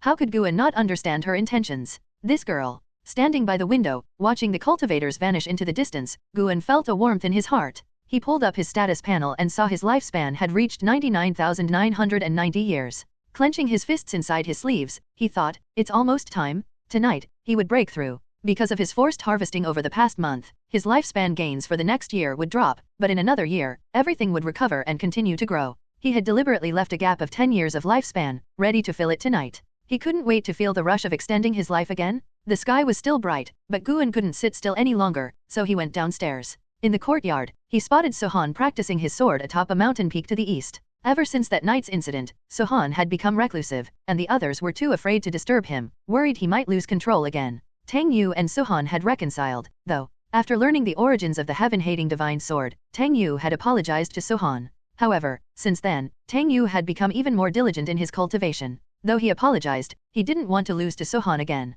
After all, he was the senior disciple. Guan stood at the fence of the herb garden, gazing out with a smile on his face. Master, what's making you so happy? Zhen Qin ran over, curious. Guan ruffled her hair with a smile. What, do I not smile often? Zhen Qin giggled. Master, since you're in such a good mood today, how about teaching me the remnant wind kick technique? Guan raised an eyebrow, surprised. Didn't you hate practicing swordsmanship and martial techniques? What changed? I want to be like Aunt Yalan and join the law enforcement hall. Zhen Qin said excitedly, clenching her fists. It turned out that earlier, Wu Xian and Xiao Chuan had also spotted Yalan flying by. They had discussed it among themselves, and Zhen Qin overheard while pulling weeds nearby. When she learned that Yayan's robe was from the law enforcement hall, she was filled with admiration for her. Guan laughed. All right, I'll teach you. It's better to get this girl trained and sent off sooner. She's always interrupting my reading. And so, Guan began teaching Zhen Qin the remnant wind kick technique. By nightfall, after all the disciples had returned to their rooms, Guan quietly left Xian Valley. Before leaving, he stopped by the herb garden and plucked 2 third-tier herbs. Under the night sky, Guan swiftly darted through the forest, moving in the opposite direction of the place where he had killed Lin Fusion. This time, he intended to break through 100 miles away. Over the past month, he had observed that the law enforcement hall disciples did not patrol after midnight. As he advanced, a series of prompts suddenly appeared before Guan's eyes. You have successfully absorbed 6 years of lifespan from bitterroot grass, 3rd grade. You have successfully absorbed 7 years of lifespan from bitterroot grass, 3rd grade. For the first time, your lifespan has exceeded 100,000 years, unlocking the lifespan divination feature. Lifespan divination, by consuming lifespan, you can deduce the great Dao, cause and effect, and fate. The amount of lifespan consumed will be determined by the complexity of the cause and effect being deduced. Lifespan divination? Guan frowned, he immediately sensed a trap. Was this a ploy to drain his lifespan? Could it deplete all his lifespan in one go? Guan decided to try it out cautiously. When new system functions appeared, he always had an innate understanding of how to use them. This divination was essentially asking questions using lifespan. Guan silently inquired in his mind, use lifespan divination. Does Zhang Kaiying intend to kill me? 2 breaths passed. This divination requires the consumption of 300 years of lifespan. Do you wish to proceed? No? Too expensive? Guan instantly refused. However, this experiment reassured him somewhat. At the very least, lifespan divination would notify him beforehand about how much lifespan would be consumed, preventing any sudden depletion of all his lifespan. Guan decided not to experiment further and focused on his journey. He would avoid using this feature as much as possible. Consuming lifespan to explore the unknown didn't seem worth it for now. On the road ahead, Guan remained cautious, keeping his divine sense constantly active to avoid running into any nascent soul cultivators again. The night was quiet. While he didn't encounter any demonic beasts, he did notice signs of wild animals, most of them herbivores like rabbits and rats. About 50 miles from Xian Valley, Guan suddenly spotted the white spirit mouse. In the forest, the creature was pestering a rabbit, following its every hop while sniffing it from behind, like a big dog chasing after its prey. How pitiful. Guan pretended not to notice and quietly slipped away, not disturbing the white spirit mouse. No wonder this little guy keeps running off all the time, even moving like a rabbit. Recalling the scene he had just witnessed, Guan couldn't help but laugh to himself. The white spirit mouse had been spoiled, but fortunately, he still had the proud sky dragon. Thinking of the sky dragon's majestic form, Guan's mood brightened. After the time it takes for half an incense stick to burn, Guan arrived at a dense forest. The overlapping branches and leaves formed a thick canopy, making it impossible for anyone flying above to see him. Guan sat cross-legged beneath a large tree, took a deep breath, and summoned his status panel. Seeing his lifespan surpassing 100,000 years by 3 years, anticipation filled his face. 100,000 years of lifespan, it was truly abundant? This time, he could significantly improve his various attributes. Let's start by enhancing my spiritual roots, and I'll invest generously since this is the hardest to improve. How many years should I invest? Guan hesitated for a moment, then decided to be bold and invest a full 10,000 years? You invest 10,000 years of lifespan into evolving your spiritual roots. You comprehend the natural world for 100 years. Your sensitivity to the 5 elemental spiritual roots has increased. You comprehend the natural world for 200 years. Your sensitivity to the 5 elemental spiritual roots has increased. You comprehend the natural world for 2,000 years and finally grasp a hint of the true essence of the world. Your 5 elemental spiritual roots undergo a transformation, with wood and earth spiritual roots becoming more prominent. You comprehend the natural world for 5,000 years and resonate with the 5 elemental laws of the world. Your 5 elemental spiritual roots undergo a qualitative transformation, becoming 5 elemental heavenly spiritual roots. You comprehend the natural world for 8,000 years and finally capture a hint of the law of wood. Your wood spiritual root transforms into a supreme wood-attributed heavenly spiritual root. You comprehend the natural world for 10,000 years. Your sensitivity to the 5 elemental spiritual roots has increased. One after another, notifications rapidly popped up, with dozens in total, making Guan reluctant to even blink. When the final notification appeared, he immediately activated his lifespan barrier. In an instant, the ground beneath him began to glow with a faint green light, and even the trees behind him emitted tiny green glimmers, illuminating the barrier. 5 elemental heavenly spiritual roots? Guan was ecstatic. Heavenly spiritual roots were the most powerful spiritual roots he had ever heard of, far surpassing the likes of Ji Xiao from the Ji family. Heavenly spiritual roots were usually attributed to a single element, but their cultivation speed was far beyond anything dual-element spiritual roots could achieve. According to Liya, heavenly spiritual root cultivators were favored by heaven and earth. Such individuals were either born with immense luck or were nurtured over generations by powerful families, only appearing after centuries of effort. The Taixuan dynasty currently had only one cultivator with heavenly spiritual roots, residing within the Taixuan Sect. Liya hadn't mentioned their name. Guan suspected that even Li Sundao possessed heavenly spiritual roots but had concealed it well. As Guan pondered this, the spiritual energy of the heavens and earth began surging into his body, causing an itching sensation, mixed with an indescribable comfort. Let's invest another 10,000 years. Feeling wealthy in terms of lifespan, Guan suddenly thought that 10,000 years wasn't such a big deal. So, he invested another 10,000 years into his spiritual roots, and once again, a stream of notifications appeared before his eyes. Spiritual root sensitivity increased. Spiritual root sensitivity increased. As he saw the repeated notifications, Guan's heart began to waver. Something's not right? This is bad. At the 5,000-year mark, his earth spiritual root transformed into a supreme heavenly spiritual root. Beyond that, the remaining 5,000 years only resulted in slight increases in spiritual root sensitivity, like a bottomless pit. Guan felt his heart ache. He cultivated the divine wood purying technique, and his wood spiritual root was the most important. This meant that the extra investment of 10,000 years wouldn't further accelerate his cultivation speed. Spiritual roots were typically set at birth, and there had never been a method for improving them through cultivation in the real world. That Guan had advanced from ordinary 5 elemental spiritual roots to 5 elemental heavenly spiritual roots was already unbelievable. No, I have to invest more. I can't let that 10,000 years go to waste. Gritting his teeth, Guan invested another 10,000 years into his spiritual roots. Once again, notifications flashed rapidly, and Guan's expression darkened. After another 10,000 years, his fire spiritual root had transformed into a supreme heavenly spiritual root. Was it really taking 10,000 years to enhance just one spiritual root? Guan invested another 10,000 years, and the surrounding spiritual energy became even denser. Now, red and gray light particles appeared around him. Dozens of notifications later, his water spiritual root transformed into a supreme heavenly spiritual root. If I complete the 5 elements, will something special happen? Guan continued investing another 10,000 years. Finally, his metal spiritual root transformed into a supreme heavenly spiritual root, and his status panel now displayed supreme 5 elemental heavenly spiritual roots. Guan stared at his lifespan, his gaze dazed. 50,000 years of lifespan, gone. After that impulsive spending spree, Guan felt an overwhelming emptiness in his heart. The spiritual energy of the earth surged into his body, bringing him into a strange state where he felt itchy yet warm, but not uncomfortable. Floating around him were countless light particles, red for fire, green for wood, blue for water, yellow for metal, and gray for earth. The scene resembled a radiant starfield. Guan's thoughts were scattered, and his emotions conflicted. Time flew by quickly. An hour later, Guan completed the transformation of his spiritual roots, and everything in the world suddenly seemed fresh and new. This abrupt sensory shift filled him with an exhilarating clarity. This sensation was too wonderful. Suddenly, Guan no longer regretted spending 50,000 years of lifespan. The supreme 5 elemental heavenly spiritual roots were unmatched in the Taixuan dynasty. As for whether they were the best in the entire world, Guan couldn't say, as he still didn't fully comprehend the scale of this world. Guan took a deep breath and focused on the techniques section of his status panel. Should I invest in improving my techniques? He feared that after reaching a certain stage, the cost of further improving his techniques might skyrocket. Moreover, now that he had supreme spiritual roots, and his divine wood pure yang technique wasn't weak, how long could he keep focusing on building foundations? What if tomorrow a divine transformation demonic cultivator ambushed him? Better to focus on cultivation directly? With these new spiritual roots, they had better not disappoint. Starting with a solid investment 10,000 years into cultivation should do the trick. After all, cultivation is of utmost importance, worthy of a large investment. Let's go. You invest 10,000 years of lifespan into evolving your cultivation. You cultivate by drawing in qi for 10 years. Using your high proficiency in the divine wood pure yang technique, you forcefully attempt a breakthrough to divine transformation. You begin to undergo the 5 elemental tribulation but fail. You cultivate by drawing in qi for 100 years. Using your high proficiency in the divine wood pure yang technique, you forcefully attempt a breakthrough to divine transformation. You begin to undergo the 5 elemental tribulation but fail.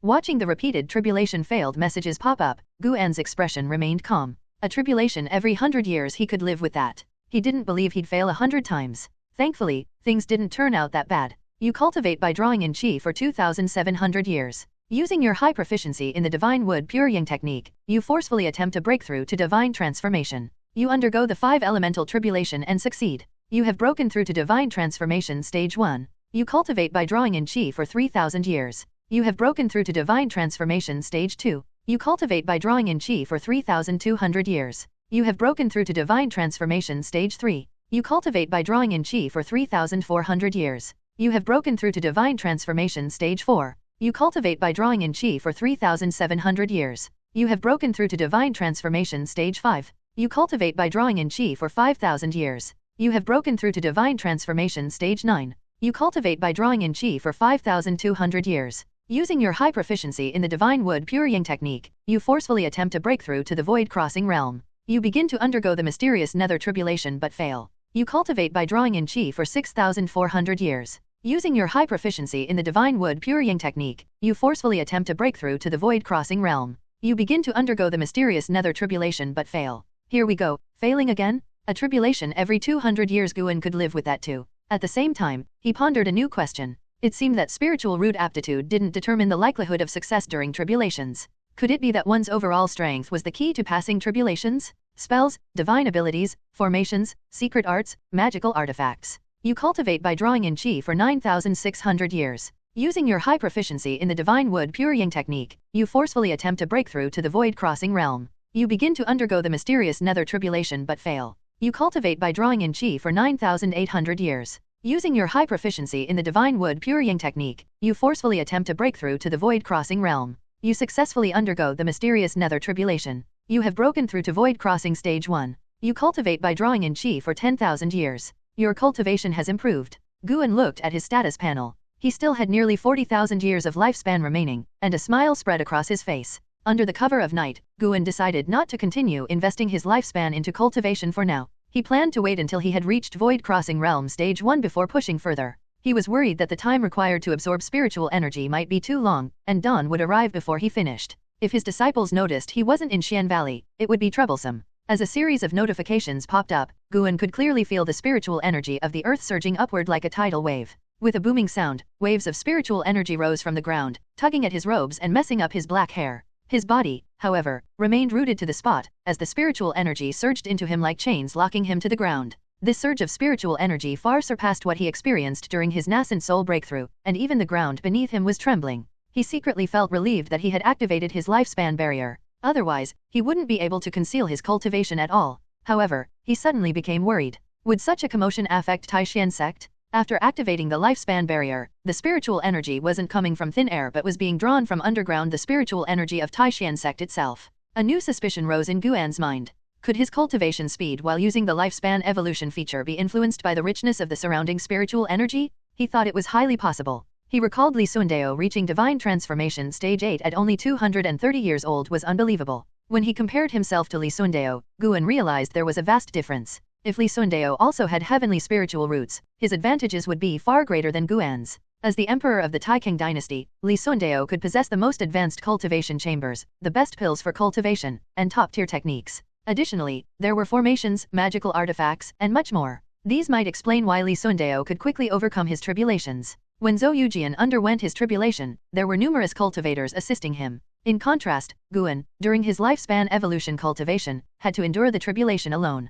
In reality, failing a tribulation meant death, with no chance to try again every 200 years. If he compared his lifespan evolution to Li Sundao's achievements, Guan would seem far behind. But that comparison wasn't fair. In truth, Guan was a 34-year-old cultivator at Void Crossing Realm Stage 1. Could Li Sundao reach Void Crossing Realm before the age of 300? Was there anyone else in this world who cultivated so recklessly, enduring tribulations head-on with nothing but bare strength? With this thought, Guan felt much more balanced. The lifespan used in cultivation was just a number. The real cultivation achieved in reality was what truly mattered. At the same time, he wondered whether he should consider cultivating techniques related to other elements or even search for a technique that focused on all 5 elements. This might allow him to fully utilize the potential of his supreme 5 elemental heavenly spiritual roots. Rumbling echoed as the spiritual energy from the earth poured into his body, the sound growing louder and louder. Inside the barrier, a vortex had formed, and the 5-colored spiritual energy was on the verge of drowning him. Dark clouds gathered, gradually covering the bright moon. In a certain estate, a pavilion stood with an oil lamp flickering on the table.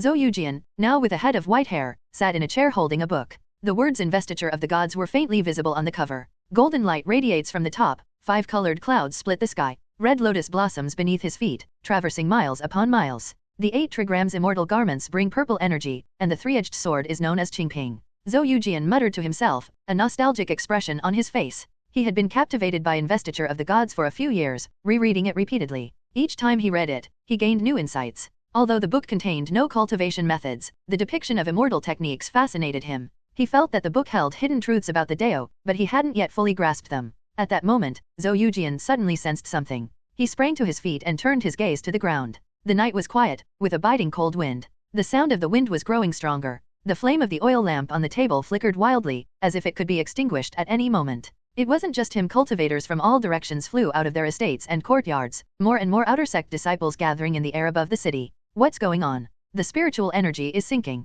You felt it too. Could it be a demonic invasion? That's unlikely. This is Taixuan Sect. Who would dare risk their life here? Could it be a massive formation activating underground? The outer sect disciples whispered among themselves. Yelan also flew out of her courtyard, nervously watching the streets below. The night was dim, and more cultivators continued to gather in the sky. Those who couldn't fly gathered anxiously in the streets, worried and fearful. Everyone could feel the spiritual energy sinking into the ground. Having never experienced such a thing before, it was natural that they were alarmed. What worried them the most was that the rate of spiritual energy depletion was accelerating, and the city's spiritual energy was rapidly thinning. Spiritual energy was the foundation of any section. A great sect's strength was partly dependent on the richness of its spiritual energy. In the forest, Guan had already broken through to divine transformation realm. His nascent soul emerged from within his body, floating above his head. In the nascent soul realm, cultivators could form a nascent soul, but it couldn't leave the body. If it did, the connection between body and soul would be severed, which is why nascent soul cultivators only let their souls leave their bodies when near death, in search of a new vessel to possess.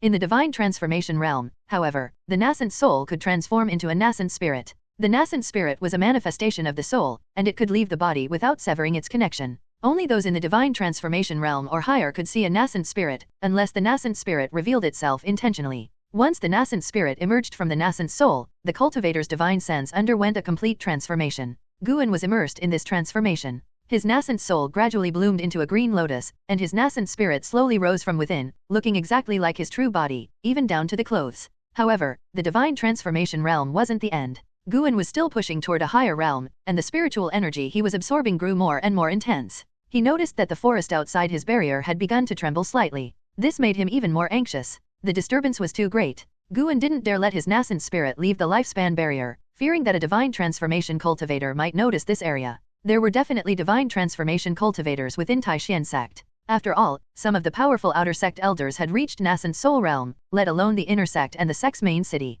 He even suspected that the Taixuan Sect harbored void-crossing cultivators. Otherwise, why would Li Sundao, at divine transformation stage 8, conceal his true cultivation? Time passed. An hour later, Guan had reached divine transformation stage 9. Suddenly, 2 figures flew overhead. Guan glimpsed them with his own eyes and immediately used lifespan investigation. Good heavens! 2 nascent soul cultivators. Guan grew even more tense, praying that no one noticed this forest. The lifespan barrier could hide his presence, but what if someone happened to pass by? Not long after, powerful cultivators continued to fly overhead, none of them weaker than nascent soul realm. It wasn't long before Guan spotted several divine transformation cultivators, and not just one. Guan felt like he had stirred up a storm, and now that he was attempting to break through to void-crossing realm, the amount of spiritual energy he needed was immense. This night was bound to be anything but peaceful. It wasn't until dawn approached that Guan's cultivation began to slow down. Void crossing stage 1. Reaching void crossing meant that his nassent spirit could roam thousands of miles, and his spiritual energy, divine sense, awareness, and vitality would all see a massive leap in power.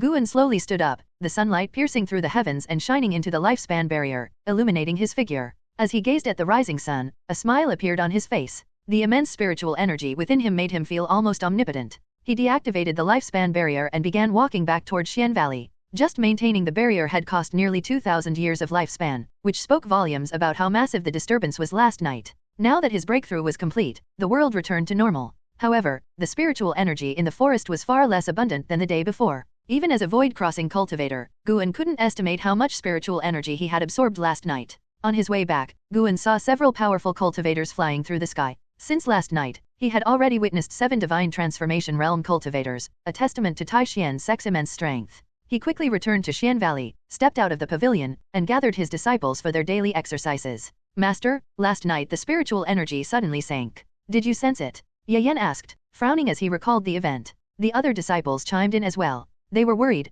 fearing that Xian Valley might suddenly collapse. Guan chuckled and said, "This is Taixuan Sect, the safest place in the Taixing dynasty. How could anything collapse here?" Hearing this, the disciples' concerns were somewhat alleviated. Wu Xian speculated, it could be related to some kind of formation. Perhaps a powerful cultivator in the sect was undergoing a breakthrough and required a massive amount of spiritual energy. He had clearly experienced something similar in Thousand Autumn Pavilion but didn't want to mention it outright. "Master, you seem different today," Zhenqin said, staring at Guan curiously. Guan rolled his eyes at her and replied, "You always say that I've changed. If you want me to teach you remnant wind kick, just ask directly." The other disciples couldn't help but laugh, and Zhenqin, embarrassed, laughed along. Once their exercises were finished, Guan didn't return to his room. Instead, he walked toward the nearby forest. In order to achieve his breakthrough, he had exhausted many of the spirit herbs. The yield for the next 2 years would be affected, so he needed to expand the fields and plant more herbs. Sigh. A void-crossing realm cultivator like him, reduced to planting herbs for others.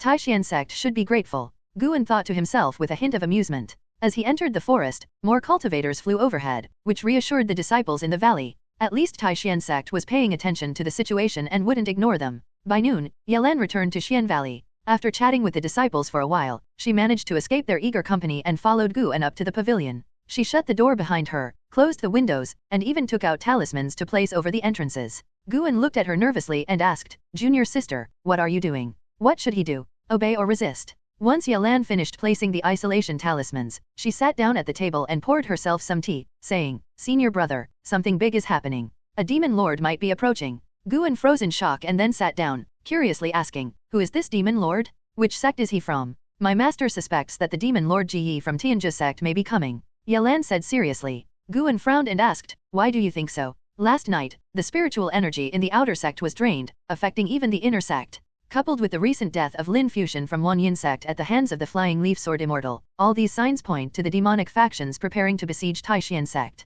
Draining the spiritual energy from the outer sect is only the first step. Among the demonic sects, only the demon lord Ji from Tianjia sect possesses the heaven-devouring demonic art, which is said to drain the vitality from 1,000 miles of land, Yelan explained, her eyes filled with fear. Guan was momentarily speechless. Lin Fuxian had been killed by him, and the events of last night were also his doing. Had the demonic sects unknowingly taken the blame for his actions? Though Guan had been forced into becoming a spy for Thousand Autumn Pavilion, he never considered himself a demonic cultivator. After thinking for a moment, he reassured her, "Junior sister, don't worry. If the sky falls, there will be those taller to hold it up. Taixuan Sect is the #1 sect in the Taixing dynasty. Even if the demonic sects attack, how difficult would it be for them to truly shake Taixuan Sect?" Yelan took a deep breath and looked at Guan with determination in her eyes. She bit her lip and said, "Senior brother, let's run away together. I've already reached Foundation Establishment. We could hide in some remote mountains and cultivate. I can help you reach Foundation Establishment too." Guan almost lost his composure. Oh, this junior sister is trying to use this opportunity to tie their fates together?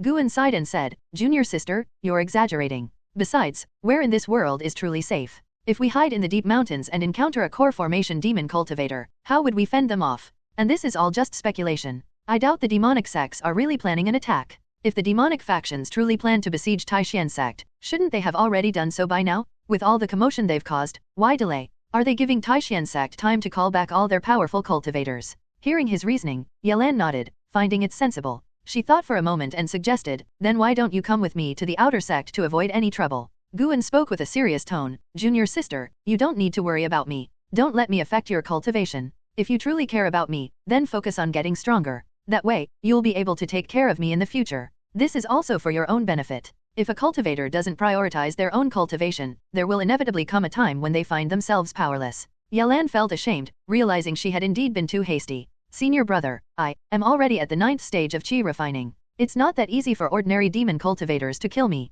Guan said proudly with a smile. Hearing this, Yelan burst into laughter, quickly covering her mouth. Senior brother, do you really think demon cultivators that dare to sneak into Taixuan Sect would be at the qi refining level? I heard that Lin Fuxian was a terrifying nassent soul cultivator. Guan huffed, what, you think a nassent soul cultivator wouldn't need to lift a finger to kill me? Yes, senior brother is the strongest, Yelan said with a laugh, her earlier nervousness easing. Afterward, Guan asked about the situation in the outer sect, and Yelan explained everything without holding back. It wasn't until the evening that Guan saw her off. He had originally planned to improve his cultivation and techniques that night, but after hearing that the outer sect had entered a state of readiness, he decided to lay low for a while. There was still one question that lingered in his mind. If the spiritual energy in the surrounding area were completely drained and he continued to break through, what would happen? He suspected the lifespan barrier would start drawing spiritual energy from even farther away, which would definitely alert Taixuan Sect. For the next 3 days, Guan stayed within Xian Valley, not even venturing into the 8 Views Heavenly Cave. Sky Dragon had begun cultivating on its own and could go without meat for days.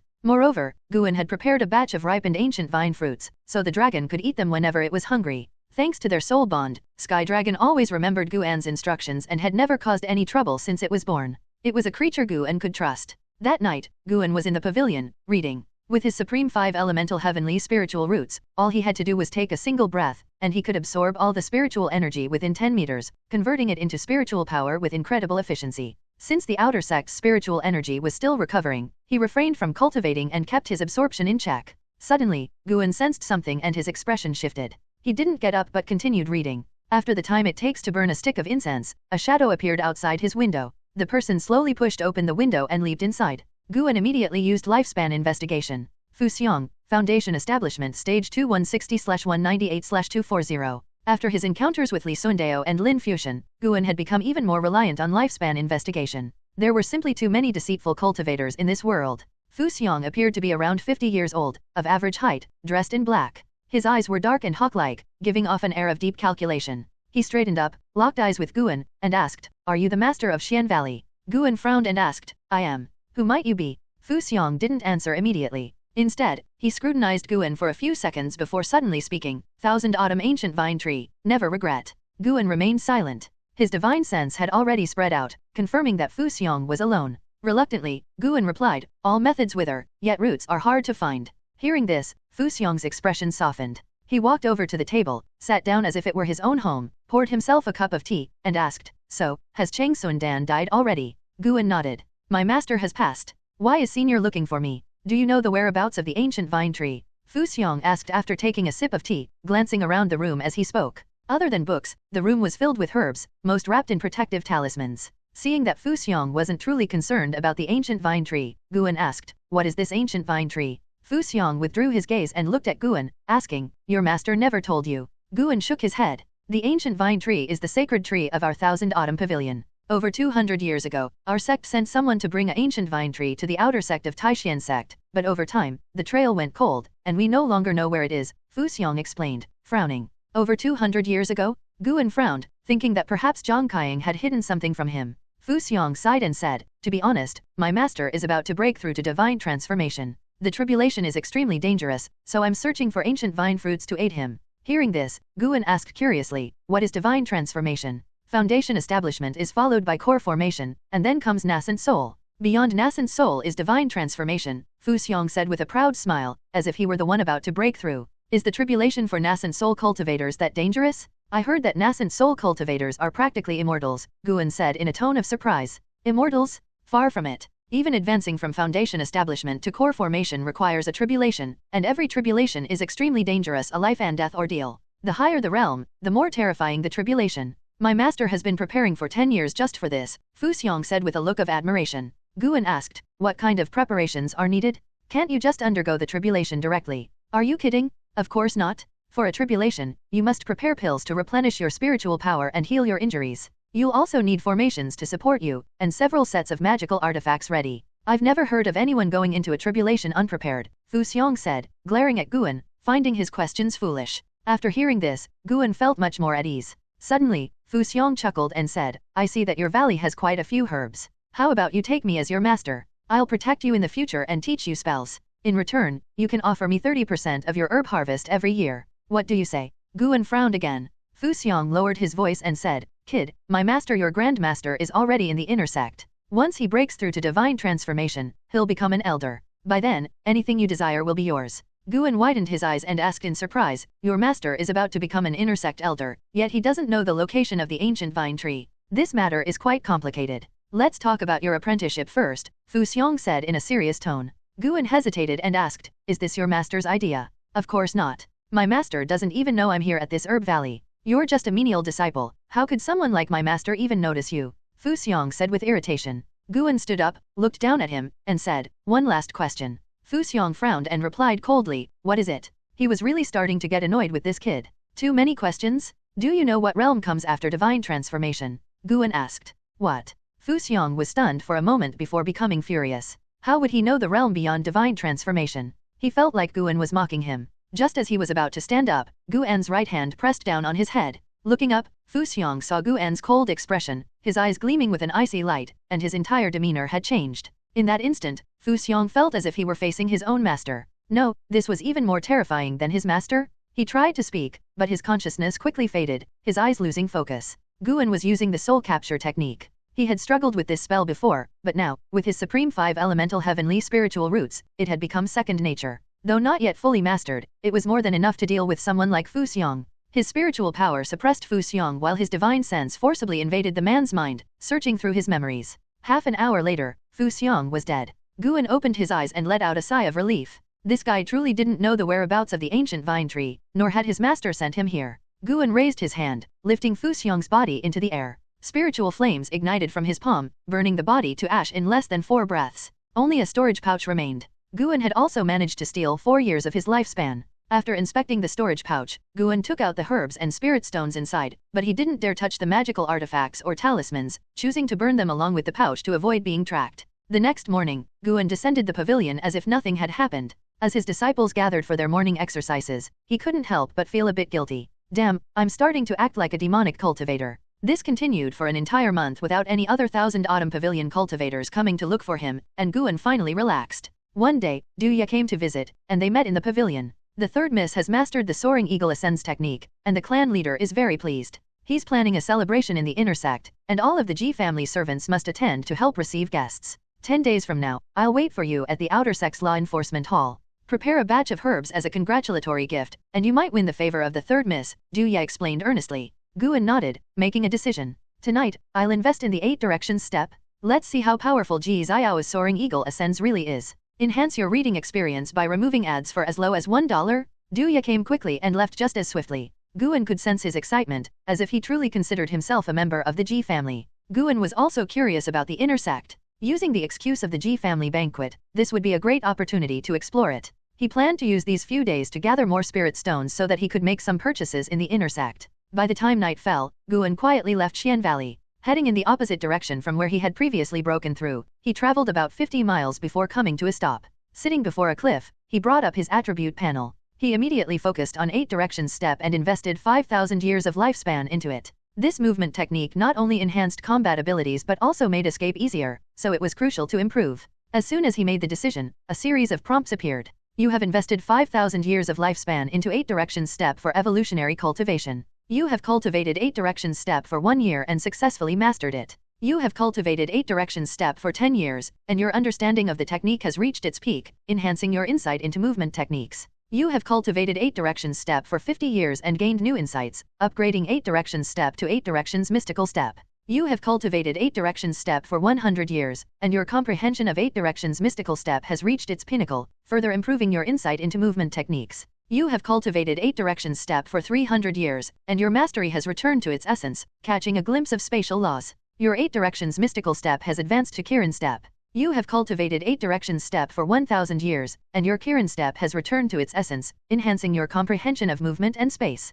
Your Kiran step has upgraded to Heavenly Dragon Mysterious True Step. You have cultivated 8 directions step for 4000 years, and your perseverance has resonated with the heavens and the earth. Your Heavenly Dragon Mysterious True Step has reached its limit, advancing to Infinite Vanishing Celestial Step. You have cultivated 8 directions step for 5000 years, and your Infinite Vanishing Celestial Step has reached a state of perfection, further enhancing your comprehension of space. From 8 directions step to 8 directions mystical step, Kiran step, Heavenly Dragon Mysterious True Step, and finally Infinite Vanishing Celestial Step, Guan was thrilled, and soon, a vast amount of knowledge poured into his mind. He quickly activated the lifespan barrier and immersed himself in the new technique. Half an hour later, Guan opened his eyes. He first checked the lifespan barrier, noting that it had only consumed 200 years of lifespan. While passing on cultivation techniques and spells doesn't directly increase one's cultivation, it still requires the absorption of spiritual energy. After all, in evolutionary cultivation, one is always in an environment filled with spiritual energy. Compared to breaking through to the void-crossing realm, this technique hadn't consumed much spiritual energy.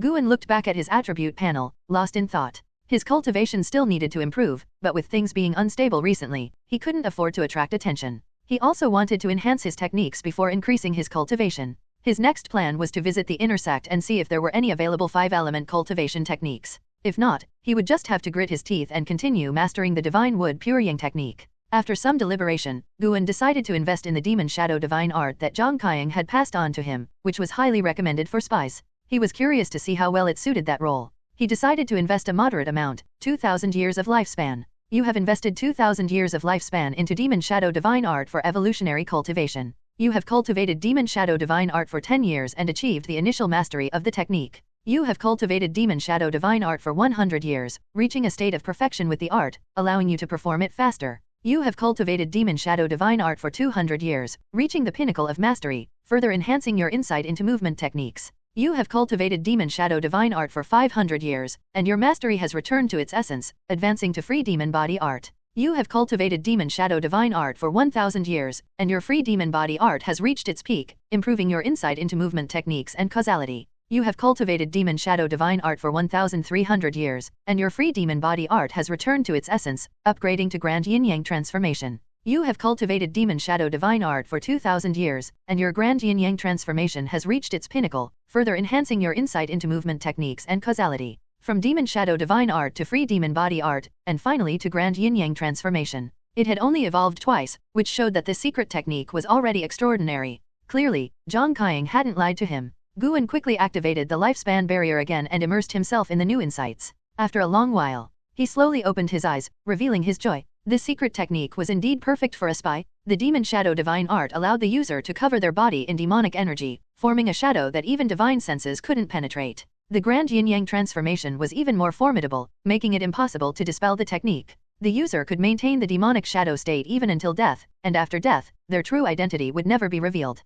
Moreover, the technique couldn't be divined, and no magical artifacts could forcefully expose the true form of the user. Too overpowered? With this technique, Guan could do many things in the future. Especially when paired with the Infinite Vanishing Celestial Step, it was unbeatable. The Infinite Vanishing Celestial Step allowed for the mysteries of spatial shifts, where every step could bring forth a manifestation that could both evade and attack, filled with endless possibilities. Guan checked his attribute panel again and was quite satisfied. Name, Guan. Lifespan, 34/30,823. Spiritual root, first class 5-element spiritual roots, wood and earth prominent. Cultivation, void crossing realm, first layer. Techniques, fire control art, untrained. Divine wood purying technique, peak mastery. Mysterious yellow dragon chi technique, mastery. Alchemy, novice. 10,000 gu mysterious technique, untrained. Yin-yang art, untrained. Skills, Gale phantom kick, proficient. Taixuan divine shocking sword, proficient. Infinite vanishing celestial step, perfection. Grand yin-yang transformation, mastery.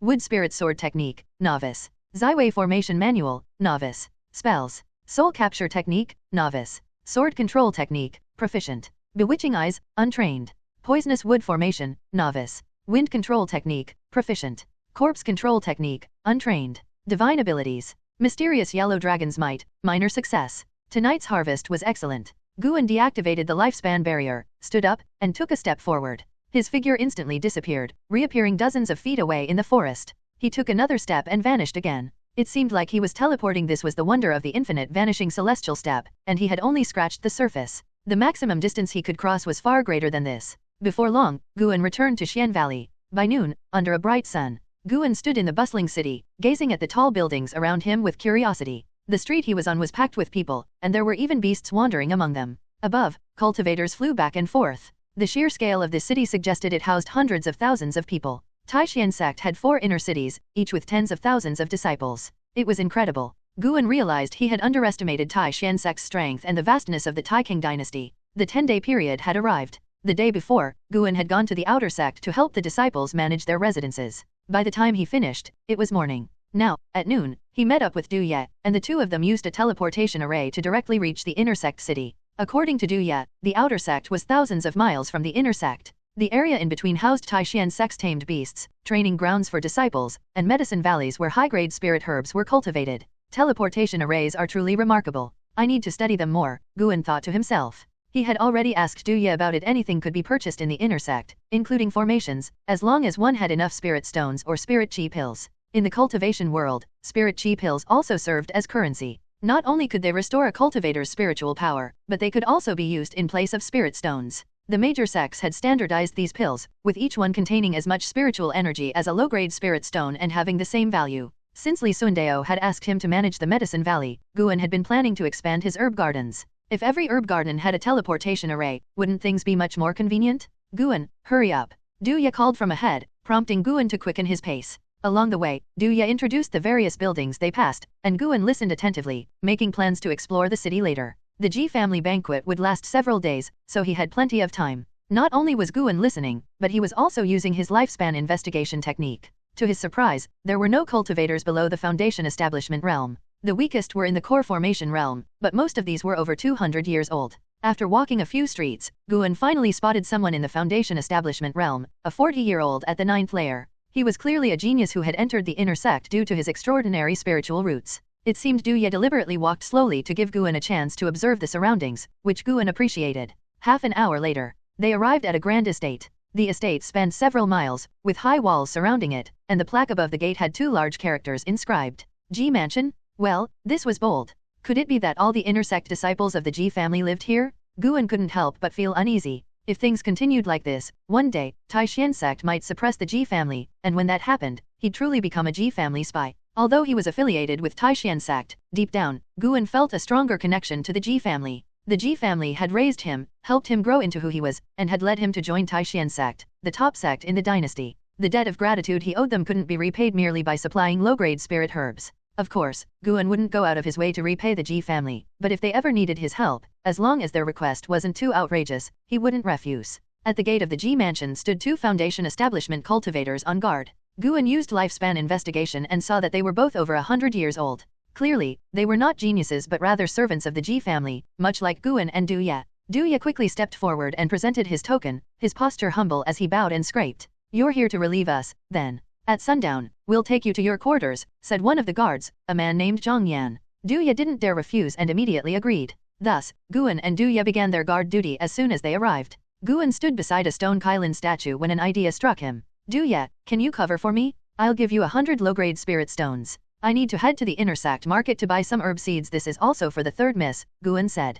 Liya was momentarily taken aback. He wanted to refuse, but the offer was too tempting to turn down. 100 low-grade spirit stones? This kid was generous. And so, after handing over the stones, Guan left, beginning his solo exploration of the inner sect city. He hadn't walked far when a familiar voice called out, "Guan, what are you doing here?" Guan turned around to see Zolin, an old friend of Liya, walking toward him. After so many years, Zolin's cultivation had only reached the 3rd layer of the foundation establishment realm, likely because he was still obsessed with sword training. Guan turned to greet him with a fist salute. "My family summoned me for a task, so I came." "You have a family? Aren't you a servant by birth?" Zolin asked, surprised. Guan replied, "Indeed, I am a servant of the Ji family. Our 3rd miss is hosting a banquet, and I've come with the other servants to assist." "What? You're from the Ji family?" Zolin widened his eyes. Guan asked in return, "Didn't senior brother Li tell you?" Zolin shook his head. "No, he didn't mention it. What a coincidence though, my father was also invited by the Ji family, and I'm just here to tag along."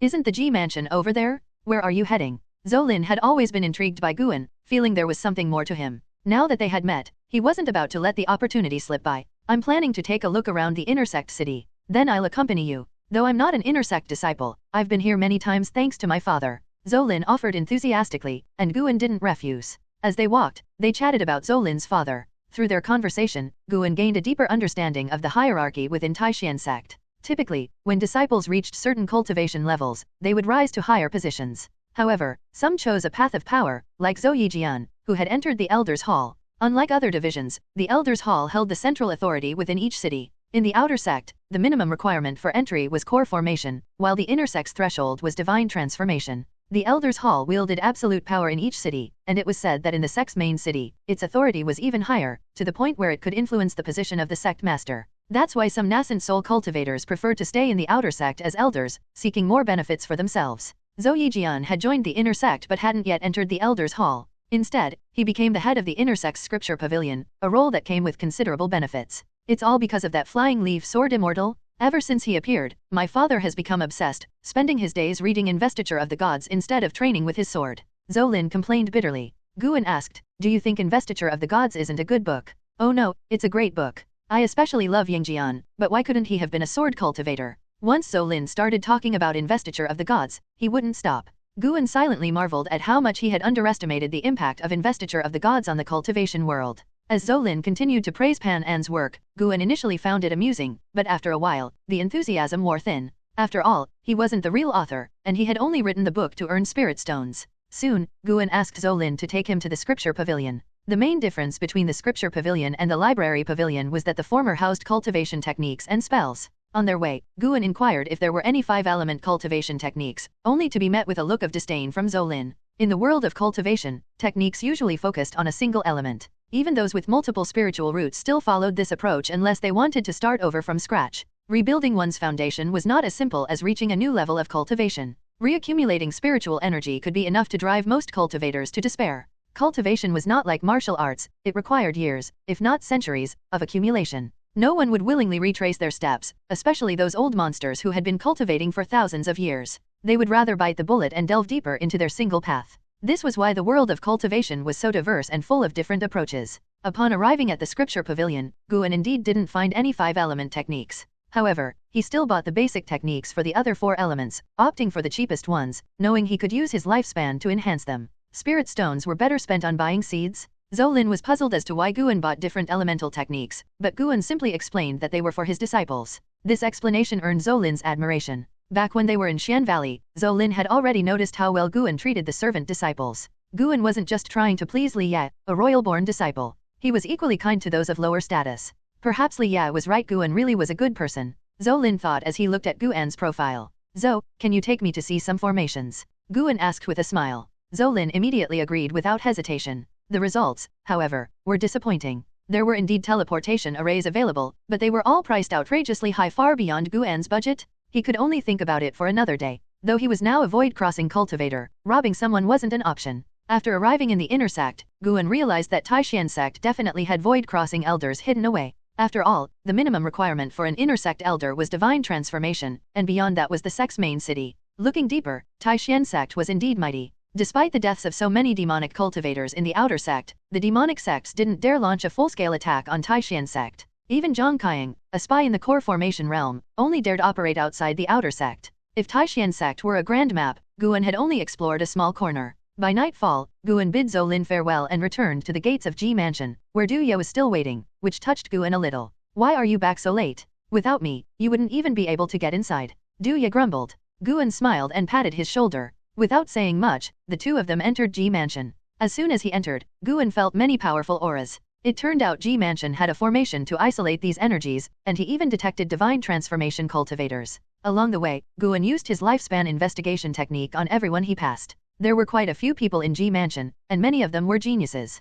Although Ji Xiao had only brought 5 people into Taixuan Sect, the Ji family wasn't limited to just one branch, and every year, new disciples joined various sects. After the time it took to burn an incense stick, Duya introduced Guan to Ji Lin, a genius famous throughout the outer sect. Ji Lin, Foundation Establishment, 9th layer 36/330/900. 36 years old and already at the 9th layer of Foundation Establishment, impressive. He must have consumed many pills along the way. Guan thought this as he presented the prepared herbs to Ji Lin. Ji Lin, however, didn't show arrogance. His attitude toward Guan was relatively pleasant. He painted a glorious picture for Guan's future, and Guan pretended to be excited, making the meeting go smoothly. Afterward, Liya took Guan to their living quarters. They were to share a courtyard, but fortunately, they each had their own room. The night passed without incident. The next morning, at the crack of dawn, Liya dragged Guan out of the courtyard. The two of them stood at the main gate, along with a dozen other cultivators. Under the instructions of the supervisor, they lined up in 2 rows, ready to greet the honored guests of the day's banquet. Half an hour later, the guests began to arrive. The first guest to arrive was a nassent soul cultivator. After the guest entered the mansion, Guan overheard the other servants talking about how that man was from the inner sect's law enforcement hall and wielded considerable power. As time went on, more and more guests arrived. The leader of each group was at least in the nassent soul realm, and there were quite a few divine transformation cultivators too. No wonder Li Sundao had to hide his strength. Even at the 8th layer of divine transformation, he was far from invincible. One guest, in particular, caught Guan's attention, Fu Xiong's master, Luo Sunya. Guan had memorized his face after searching Fu Xiong's soul. Luo Sunya, nassent soul, 9th layer 254/804/1300. A 250-year-old nassent soul cultivator at the 9th layer, definitely a genius. The Ji family representatives clearly had a good relationship with Luo Sunya, exchanging pleasantries with him for a while. Who would have guessed that this man was a demonic cultivator? Guan thought silently. Throughout the entire encounter, he remained silent, just standing there, relatively relaxed. Another half hour passed, and Guan spotted another spy from Qinkaya Pavilion.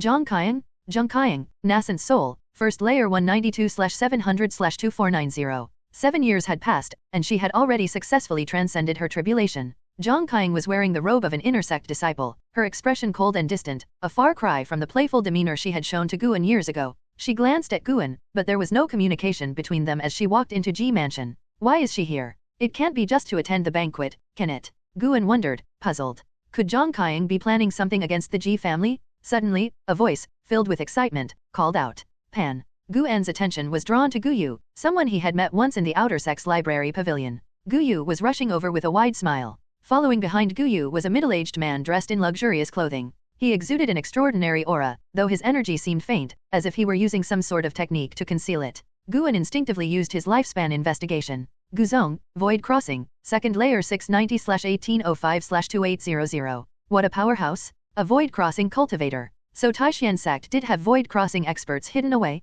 And this man shared the same surname as Guyu, clearly a blood relative. Guan had always suspected Guyu wasn't an ordinary individual. Guan, are you from the Ji family? Guyu excitedly asked as he reached Guan.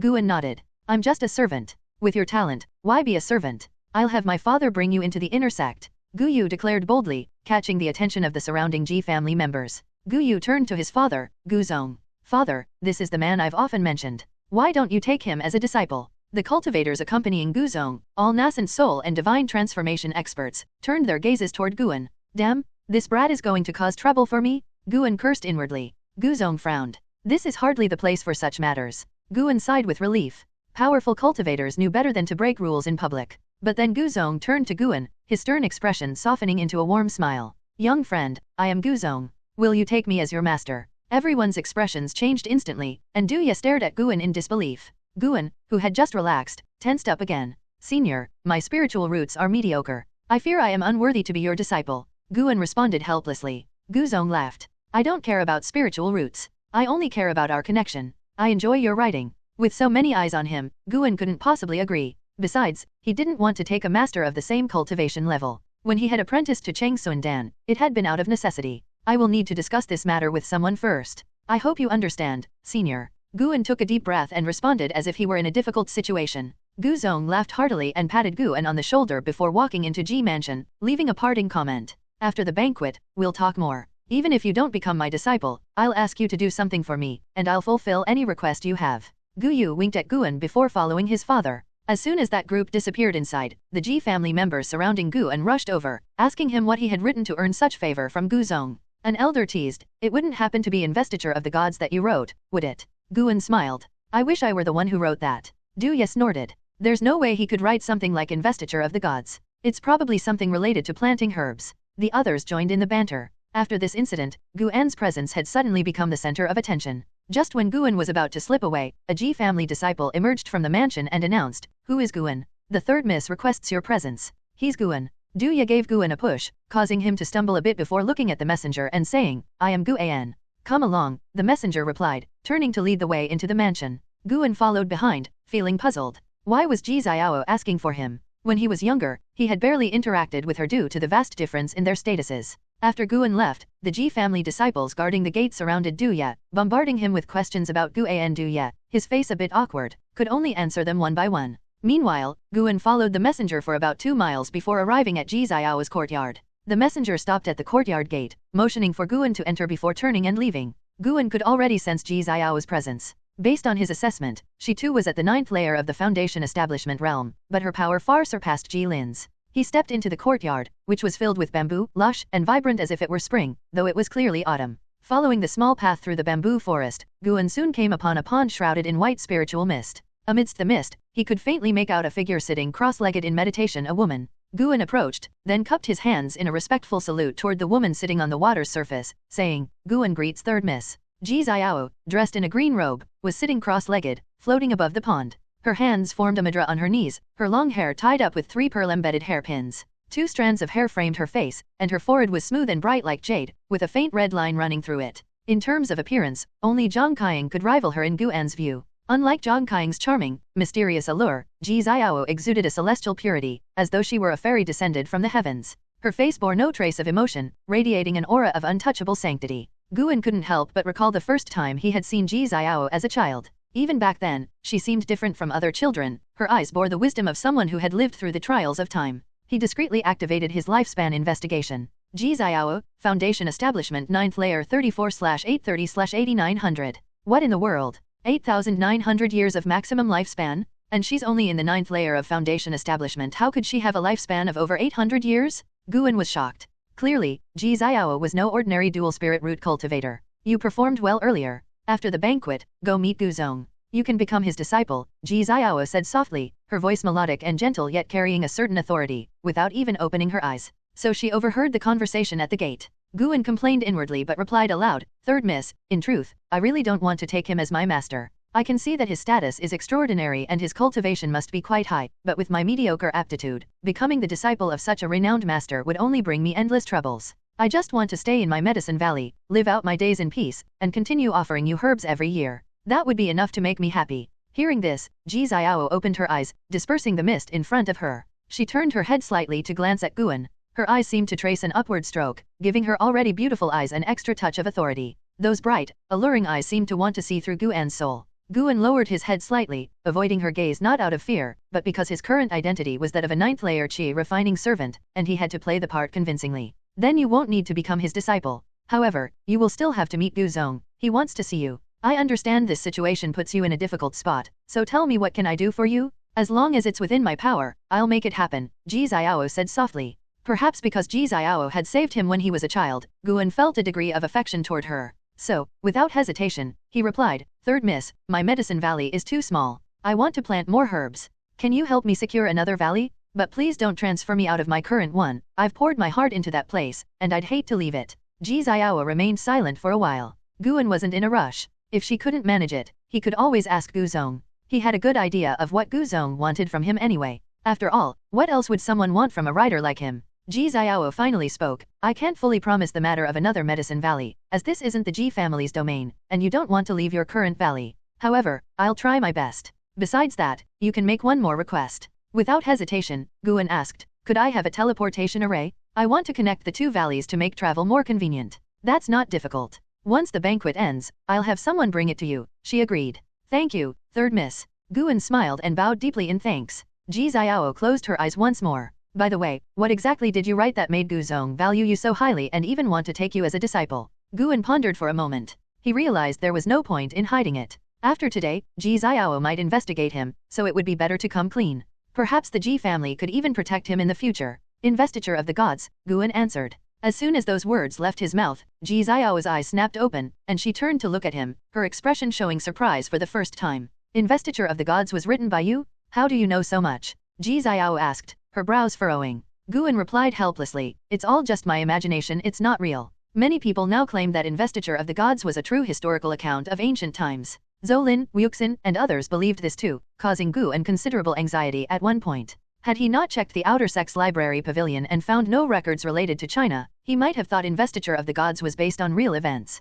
"Just your imagination?" But the world you depicted in Investiture of the Gods is so vast, and the Daoist arts are awe-inspiring, Ji Xiao said softly. It was clear that she was a fan of the book too. Guan feigned awkwardness, as though unsure how to respond. This is something you mustn't tell anyone else. Investiture of the Gods has had a massive impact, and the name Panin has spread throughout the Taixuan dynasty. Other sects are all looking for you, Ji Xiao warned him. After a moment's thought, she raised her right hand. The jade ring on her middle finger glowed, and a small bronze sword appeared in her palm. This is a talisman treasure. Simply inject spiritual power into it to activate it. It can kill a core formation realm cultivator. Keep it for your protection, Ji Xiao said. Guan eyed the bronze sword curiously. It was his first time encountering such a talisman treasure. Zhang Qiang had once mentioned them to him. Talisman treasures couldn't be bound to a master and required stored spiritual energy to activate. Often passed down by powerful cultivators to their juniors for protection, it was a luxury Guan hadn't expected to receive today. He didn't refuse and accepted the bronze sword gratefully. Go back and rest. You don't need to stand guard anymore, Ji Xiao said, her tone returning to its usual detached coolness as she closed her eyes. Guan bowed again before turning to leave. As he left the courtyard, Guan couldn't help but wonder about the strange aura he had sensed around Ji Xiao earlier. It was elusive, yet somehow intoxicating, making one inexplicably drawn to it. He shook off the thought and made his way back to his own courtyard. As more and more guests arrived, the Ji family mansion grew lively. Everywhere, people were rushing about. Divine transformation cultivators exchanged pleasantries while nassent soul cultivators hovered nearby. Those in the core formation realm were left to scurry about, serving their betters. The stark divide in status brought on by cultivation level was on full display here. As he walked, Guan suddenly spotted someone familiar. Zhang Qiang. The two of them met in a narrow hallway, coming face to face. Guan remained calm, his expression unchanged. Zhang Qiang did the same. They passed by each other, leaving only half a meter between them. Just then, Guan felt something being pressed into his left hand, a jade pendant. Go back to your room and investigate it with your divine sense. Let's pretend we don't know each other. Zhang Qiang's voice reached Guan's ear via a sound transmission technique. Clutching the jade pendant in his hand, Guan continued walking without looking back. They parted as if they were strangers. Back in his room, Guan sat cross-legged on his bed, gripping the jade pendant in his left hand with the back of his hand facing upward. Even indoors, he was careful not to let the pendant be seen. He extended his divine sense into the pendant and soon furrowed his brow. The pendant contained a fragment of Zhang Qiang's divine sense, explaining the reason for her presence at the Ji mansion. Zhang Qiang's target was none other than Ji Xiao. And it wasn't just her. Other spies from the Thousand Autumn Pavilion and several demonic sects had been sent here to seize the innate Dao seal within Ji Xiao. The innate Dao seal was an incredibly rare and powerful force, akin to a bloodline power, and was something one was born with. Once the owner reached core formation, the Dao seal would manifest on their golden core. At that point, if the golden core was stolen, the Dao seal would be taken along with it. According to Zhang Qiang, the Dao seal was even rarer than heavenly spiritual roots, possessing the ability to alter one's destiny on an enormous scale. No wonder Ji Xiao had such a ridiculously long lifespan. She had the innate Dao seal. Now Guan was in a bind. On one side was Zhang Qiang, and on the other was Ji Xiao. Who should he support? Forget it? He decided to stay out of it. After all, Zhang Qiang wouldn't make a move until Ji Xiao reached core formation, and by then, Guan would be back at his medicine valley. Still, Guan was intrigued by the Dao seal. Was that strange aura he had sensed from Ji Xiao earlier the presence of the innate Dao seal? Even as a void-crossing cultivator, Guan couldn't help but feel a twinge of greed. The power contained within the Dao seal must be unimaginable. As time passed, the banquet proceeded smoothly, and the lurking demonic cultivators remained inactive. At noon, Ji Xiao even demonstrated her mastery of the soaring eagle ascends. Guan watched from the courtyard. Ji Xiao ascended step by step, with each step forming the image of a Kylin beneath her feet. After 7 steps, the Kylin image enveloped her, making it appear as though 7 dark red Kylins were standing in the air around her, an impressive sight. With his keen vision, Guan could tell that Ji Xiao could take 2 more steps, making her limit 9 steps. However, the true limit of the soaring eagle ascends was not 9 steps. At the peak of mastery, one could take 1,000 steps, creating 1,000 Kylin avatars that could either attack or confuse an opponent. Nonetheless, for Ji Xiao to master the soaring eagle ascends at just 34 years old was an incredible achievement. With this technique, she could dominate anyone in her realm. As dusk approached, Liya arrived, bringing Guzong and Guyu with him. After showing them the way, Liya tactfully left, not wanting to intrude. An hour later, Guzong left with a satisfied smile. Guan saw them to the gate. Before leaving, Guyu turned back and winked at him, saying, "Remember, make sure I have plenty of love interests in your next book." Guzong's request to Guan was simple, to write a book detailing his accomplishments. Naturally, Guan had no reason to refuse, especially since Guzong wasn't asking him to make him the protagonist of Investiture of the Gods. In return, Guzong promised to elevate Guan's status to that of an outer sect disciple, along with granting him an herb valley twice the size of his current one in Xian Valley. 6 months later, Guyu would personally deliver the reward to Guan. A book for an herb valley. Guan felt it was a fair deal, especially since writing didn't take much of his time anyway. That night, after Liya returned to his room, he couldn't help but ask Guan about his meeting with Guzong. Sect secrets. Are you sure you want to probe further? Guan asked meaningfully, instantly scaring Liya into silence. He didn't dare ask again. The next morning, as the guests from the Ji mansion dispersed, a cultivator came to find Guan, handing him a storage bag, claiming it was from the third Miss, Ji Xiao. Using his divine sense, Guan scanned the contents of the bag and found it full of materials for an array enough to set up a proper formation. He debated whether to warn Ji Xiao, but seeing that there were now even more Ji family cultivators guarding the mansion, with many meditating on the rooftops, he realized the Ji family had already sensed the impending danger.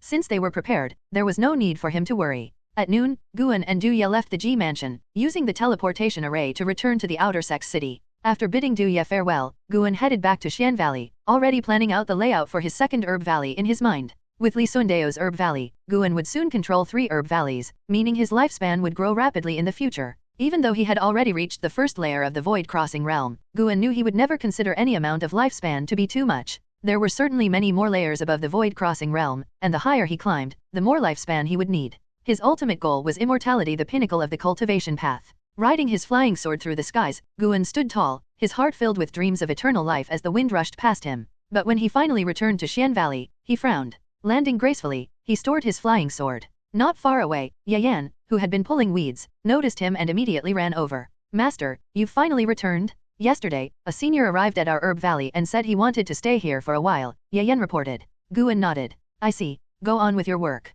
He glanced around and noticed flags planted discreetly in the surrounding forest, hidden among the weeds, a clear sign of an array. Sensing the presence of the visitor, Guan feigned ignorance and made his way toward the direction of the aura, all while discreetly inspecting his herbs. To his surprise, 6 of his 4th grade herbs were missing. His expression turned cold. The visitor wasn't ordinary, he was a divine transformation realm cultivator. But even a divine transformation cultivator who dared to steal from him would have to pay a price. Guan soon reached the courtyard by the creek, where he saw an old man busily working at a pill furnace. The furnace looked ancient, standing about half a man's height, with wisps of green smoke rising from it. The alchemist was a hunched, stout old man with graying hair tied in a simple knot with a grass cord. Chu Qinli, Divine Transformation 2nd Layer 486/930/1050. After confirming that Chu Qinli wasn't concealing any stronger cultivation, Guan stepped forward, asking, "May I ask the senior's name and where you come from?" His tone was sharp, completely different from his usual polite demeanor. Chu Qinli stood up, turning to Guan with a smile. "My name is Chu Qinli. I'm just passing through and wanted to stay in your herb valley for a few days."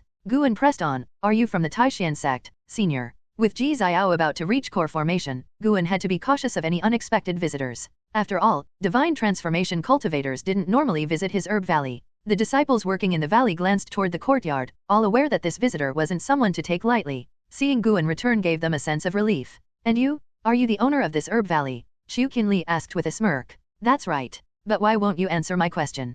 Guan's eyes narrowed. Chu Qinli chuckled to himself, muttering, "A mere chi refining stage servant dares to speak to me like this." Suddenly, he crouched and slammed his hand into the ground. The earth trembled, and the flags hidden in the surrounding forest shook violently, releasing a surge of demonic energy. The energy shot into the sky, forming a demonic net that covered the entire Xian Valley. A moment later, the net became invisible, as if nothing had happened. "What are you doing?" Guan feigned panic. The disciples in the distance noticed something was wrong, and several rushed toward the courtyard. First to arrive were Xiaochuan and Yan, followed by Wuxin, Zhenqin, and Sohan. The other disciples, though slower, remained on guard, too afraid to approach. Sohan stood in front, gripping his sword tightly, though his trembling legs betrayed his fear. Zhenqin's face was pale with fright, but she still stood in front of Guan, trying to protect him, making him want to laugh. "This foolish girl?" Chu Qinli's right hand crackled with sinister demonic energy as he stood up, his face contorting into a menacing grin. "Now that the Valley Master has returned, there's no need to pretend anymore. If you all want to live, you'll do as I say.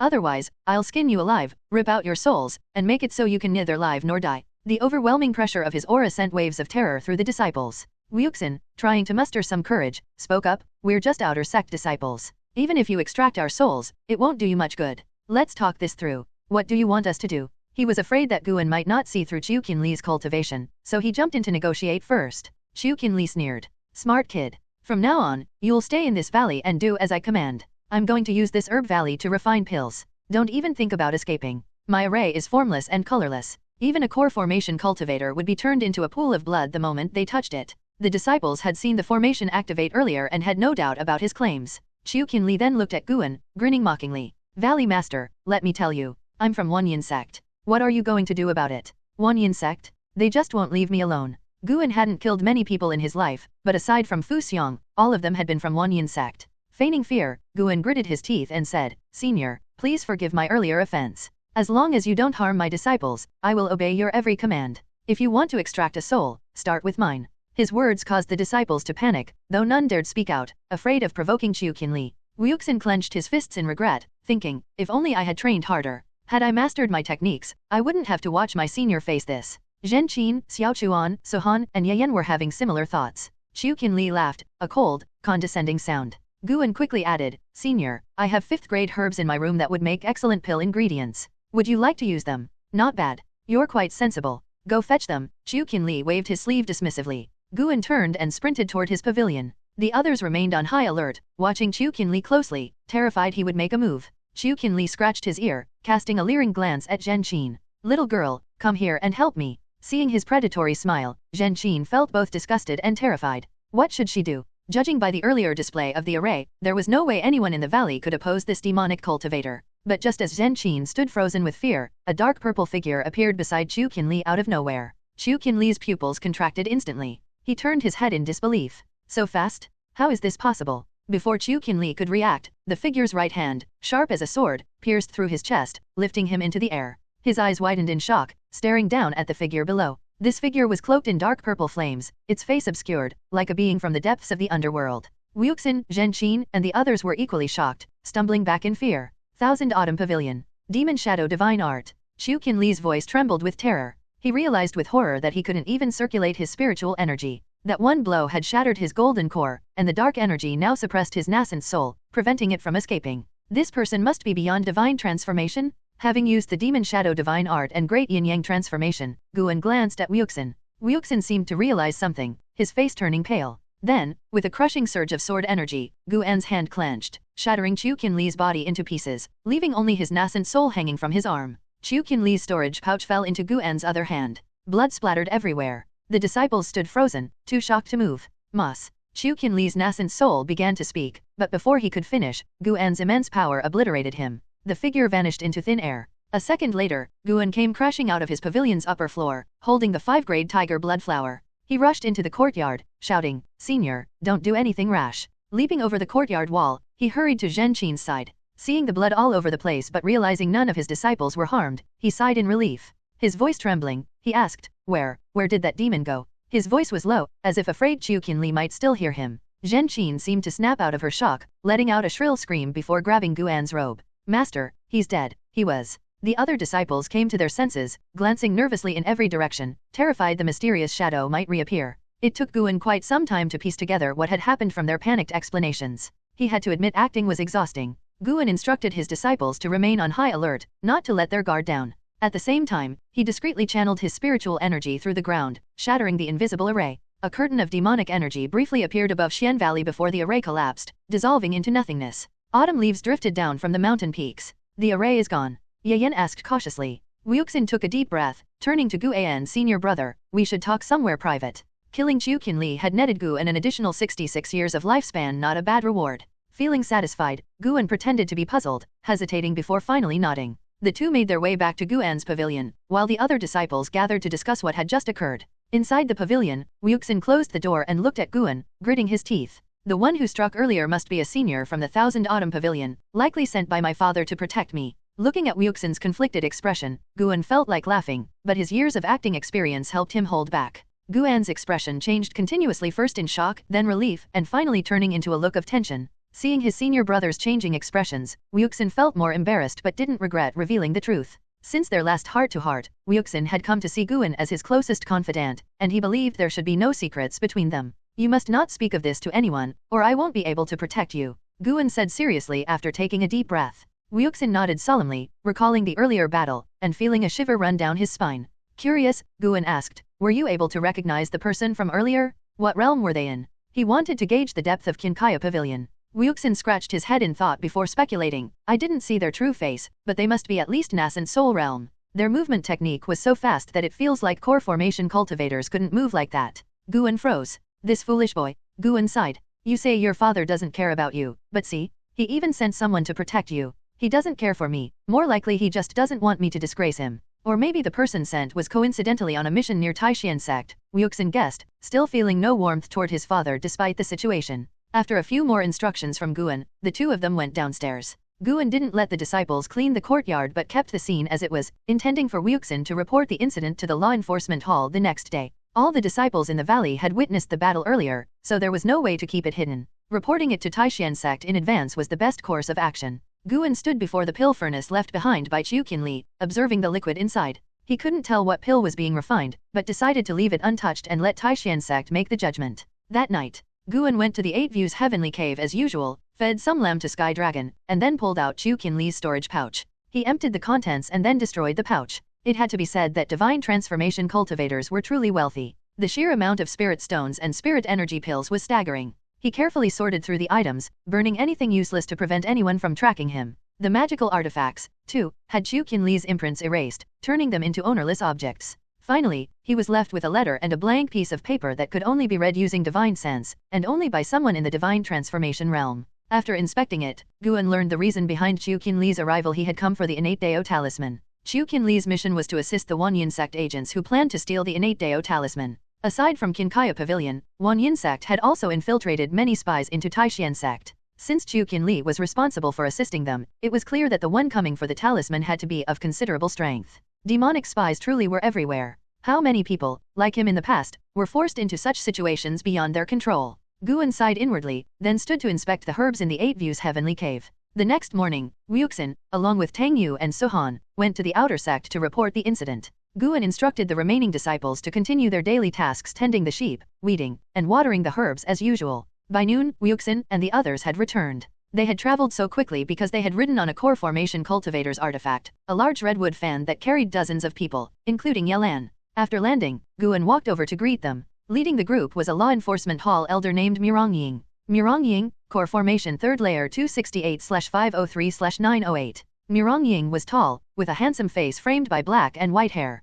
His presence exuded the authority of someone in a high position. After hearing Guan's account of the incident, Mirongying nodded slightly and said, "You handled it well. We'll conduct a sweep of the area and won't allow any demonic cultivators to remain hidden." Guan immediately expressed his gratitude. The law enforcement disciples didn't converse much with the valley's disciples. They went straight to Xiaochuan's courtyard, where the sight of blood on the walls and ground left them all on edge. Mirongying approached Li's pill furnace, looked inside, and quickly furrowed his brows. On the other side, Yelan approached Guan, comforting him. Guan had sent Wuxin to request her assistance, knowing that with her influence, it would be easier to enlist the help of the law enforcement hall. As soon as she heard of the incident in Xian Valley, she had wanted to rush over. After about half an incense stick's time, Mirongying took the pill furnace and, after a brief call to his subordinates, led the law enforcement disciples away. Watching them leave, Zhen Qin couldn't help but ask, "Is it really over, just like that?" Guan had never expected the law enforcement hall to solve everything. As long as the incident was reported, that was enough. He didn't want to be suspected of being a demonic spy. "They'll investigate.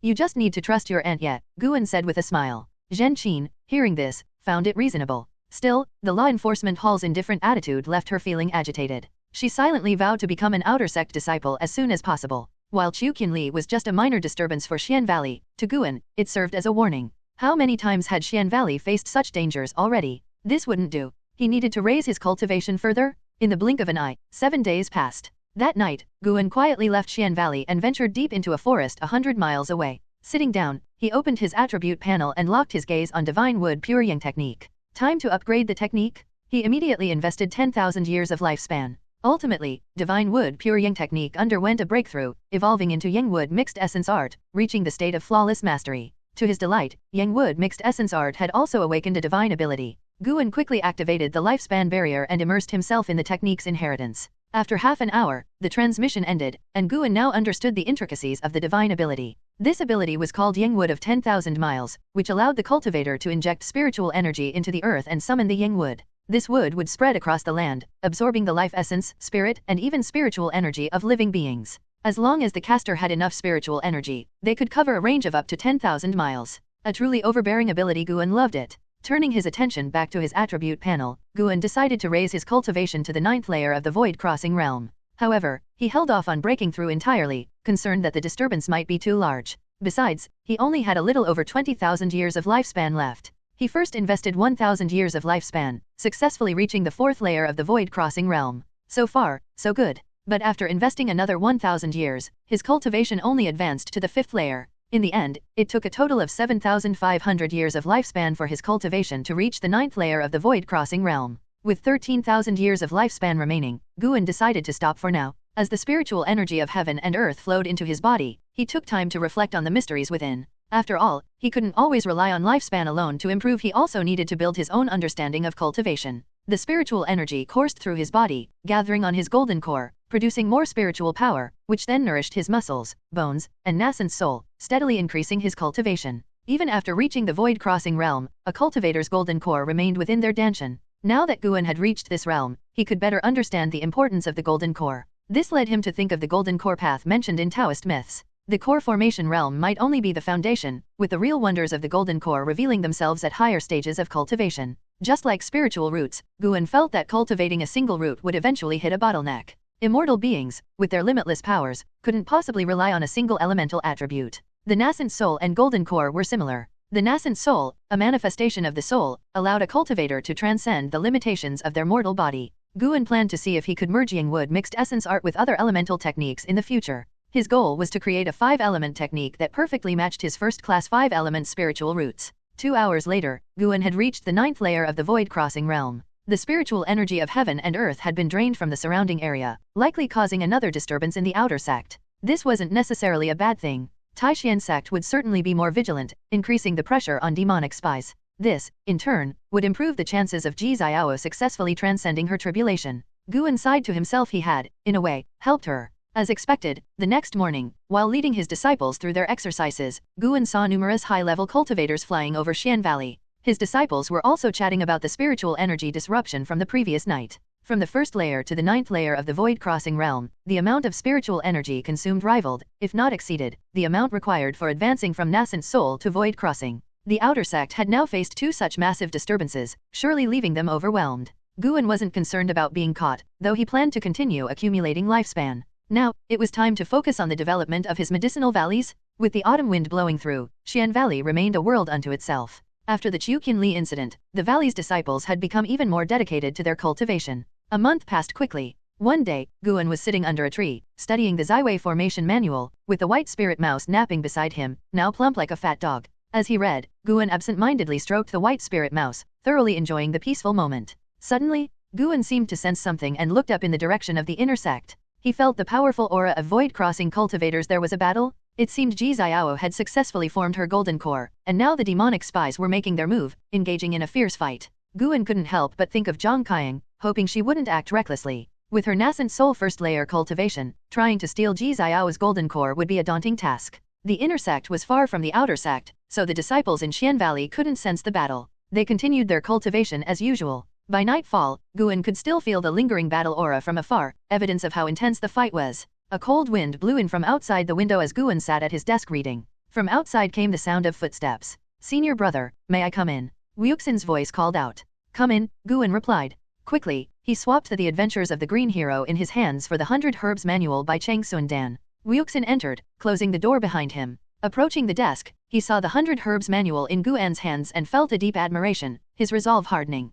With a senior brother so diligent, Wuxin was determined to help him. Guan looked up and asked, "What's brought you here so late?" Taking a deep breath, Wuxin said, "Senior brother, you've been stuck at Qi refining 9th layer for a while now, haven't you?" Guan raised an eyebrow. What was he getting at? Was Wuxin dissatisfied with his status as the top disciple and now eyeing the position of Valley Master? Then, Wuxin continued, "Actually, senior brother, I'm a prodigy. But I've been cultivating a secret art that suppresses my cultivation, allowing for explosive growth later. This art has the profound ability to alter one's destiny. I'm actually a genius." Hearing these words from Wuxin, Guan almost laughed. He chuckled and said, "You've always been a genius in my eyes. Are you planning to teach me your technique?" Wuxin nodded and said, "I mean, compared to the others in the valley, I might seem talented, but when compared to my brothers and sisters, I'm quite ordinary. The technique I practice is called the Daoyan technique, taught to me by a divine monk. Once you begin cultivating this technique, your realm won't visibly improve, but your cultivation power keeps accumulating. I plan to unseal my cultivation right before my lifespan runs out.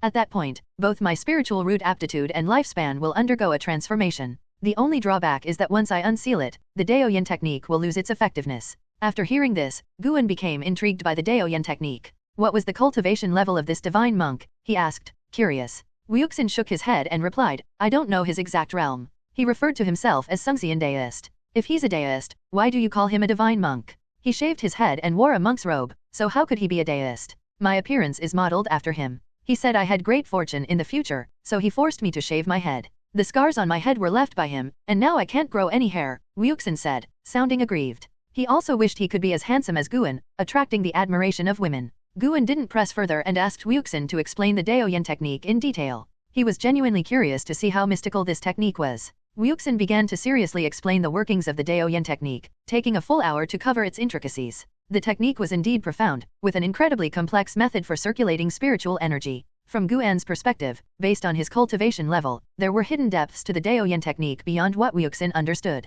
Did you get all of that, senior brother? If not, I can write it down for you tomorrow, Wuxin asked with concern. Guan smiled and nodded. Yes, it's indeed a remarkable technique. Thank you for sharing. Now, let's get some rest. No need to thank me, we're close, after all, Wuxin smiled back, clearly pleased that he could finally help his senior brother. After that, Wuxin left the room. As soon as Wuxin went downstairs, Guan began to cultivate the Daoyan technique. Wuxin might be worried that he wouldn't remember it all, so Guan decided to go along with his expectations, avoiding revealing his current talent and cultivation. In reality, unless it was a particularly special technique, Guan could remember everything after hearing it just once. 3 days later, Guan was sparring with Sohan in the forest. During the incident with Chu Qinli, Sohan had stood at the front with his sword, which deeply moved Guan, so he decided to give Sohan some personal guidance. Sohan hadn't expected much at first, assuming his master was just bored, but to his surprise, the sparring match went completely differently than he had anticipated. Guan held a wooden sword, and his steps were simple, with sword moves that seemed basic. Yet, he easily dismantled each of Sohan's strikes. Sohan was thoroughly shocked, and Guan's image in his mind was elevated to an entirely new level. After exchanging dozens of moves, Sohan's sword was flicked out of his hand and fell to the ground. Looking at the wooden sword hovering just before his throat, Sohan gulped, staring at Guan in amazement. Guan retracted his sword with a smile and asked, So, what do you think? Amazing. Sohan replied, feeling both embarrassed and impressed. Guan shook his head and said, I'm not asking for your opinion on my skills. I'm asking what you've learned. Sohan paused and began to reflect. Wait. Something dawned on him, and his expression changed. He looked at Guan, cautiously asking, Master, were you using the moves from the heaven-hating divine sword?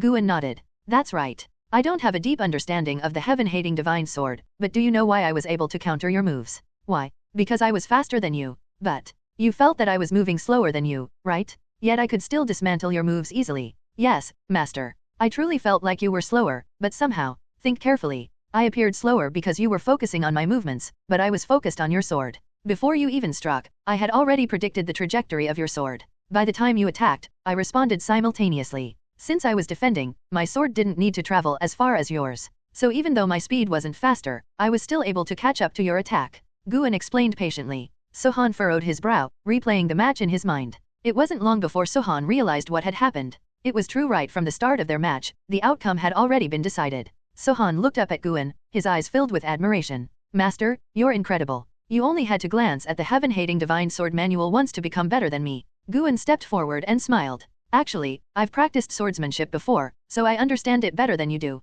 But this is something only you and I know. Don't let anyone else know that I'm skilled in sword techniques. Hearing this, Sohan felt moved and immediately knelt on one knee, raising his hand to swear an oath. I swear never to reveal Master's swordsmanship skills. If I ever do, may heaven strike me down with lightning, and may I live a life of misery and solitude. Guan quickly pulled him up, shaking his head. No need to make oaths. I trust you. Although he said that, he was pleased with Sohan's attitude.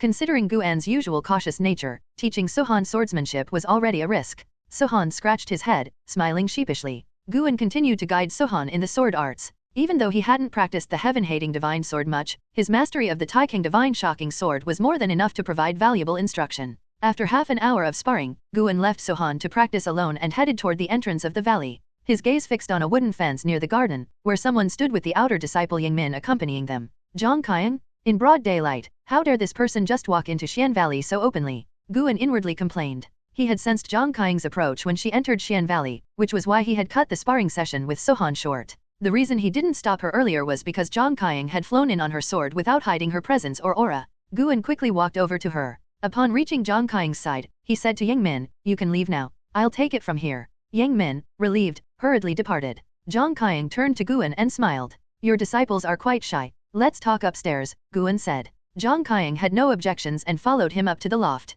After they entered the room, Guan closed the door and quietly asked, Grandmaster, why are you here? And in broad daylight no less. Zhang Qiang sat down casually, waved her sleeve, and threw 4 talisman papers onto the doors and windows. Then, picking up a teapot from the table, she poured herself some tea and said nonchalantly, what's there to be afraid of? I'm still an inner sect disciple of Taixuan Sect. I didn't expose my identity before I was gravely injured. The only reason I've been hiding is because I had an enemy. But after investigating all these years, I've found out that enemy is already dead. Guan sat across from her and curiously asked, was your enemy from Taixuan Sect? To be precise, he was like me, a demonic spy, Zhang Qiang said with a faint smile, emphasizing the term demonic spy. Guan wanted to ask more, but Zhang Qiang waved her hand dismissively. Enough questions. I'm planning to stay in your valley for a while until things quiet down. Then I'll leave. How about it? Guan frowned and asked, what happened? He could sense that Zhang Qiang had suffered severe internal injuries but was forcing herself to appear calm. Hearing this, Zhang Qiang's expression grew complicated. With a quiet sigh, she said, that Ji Xiao is no ordinary person.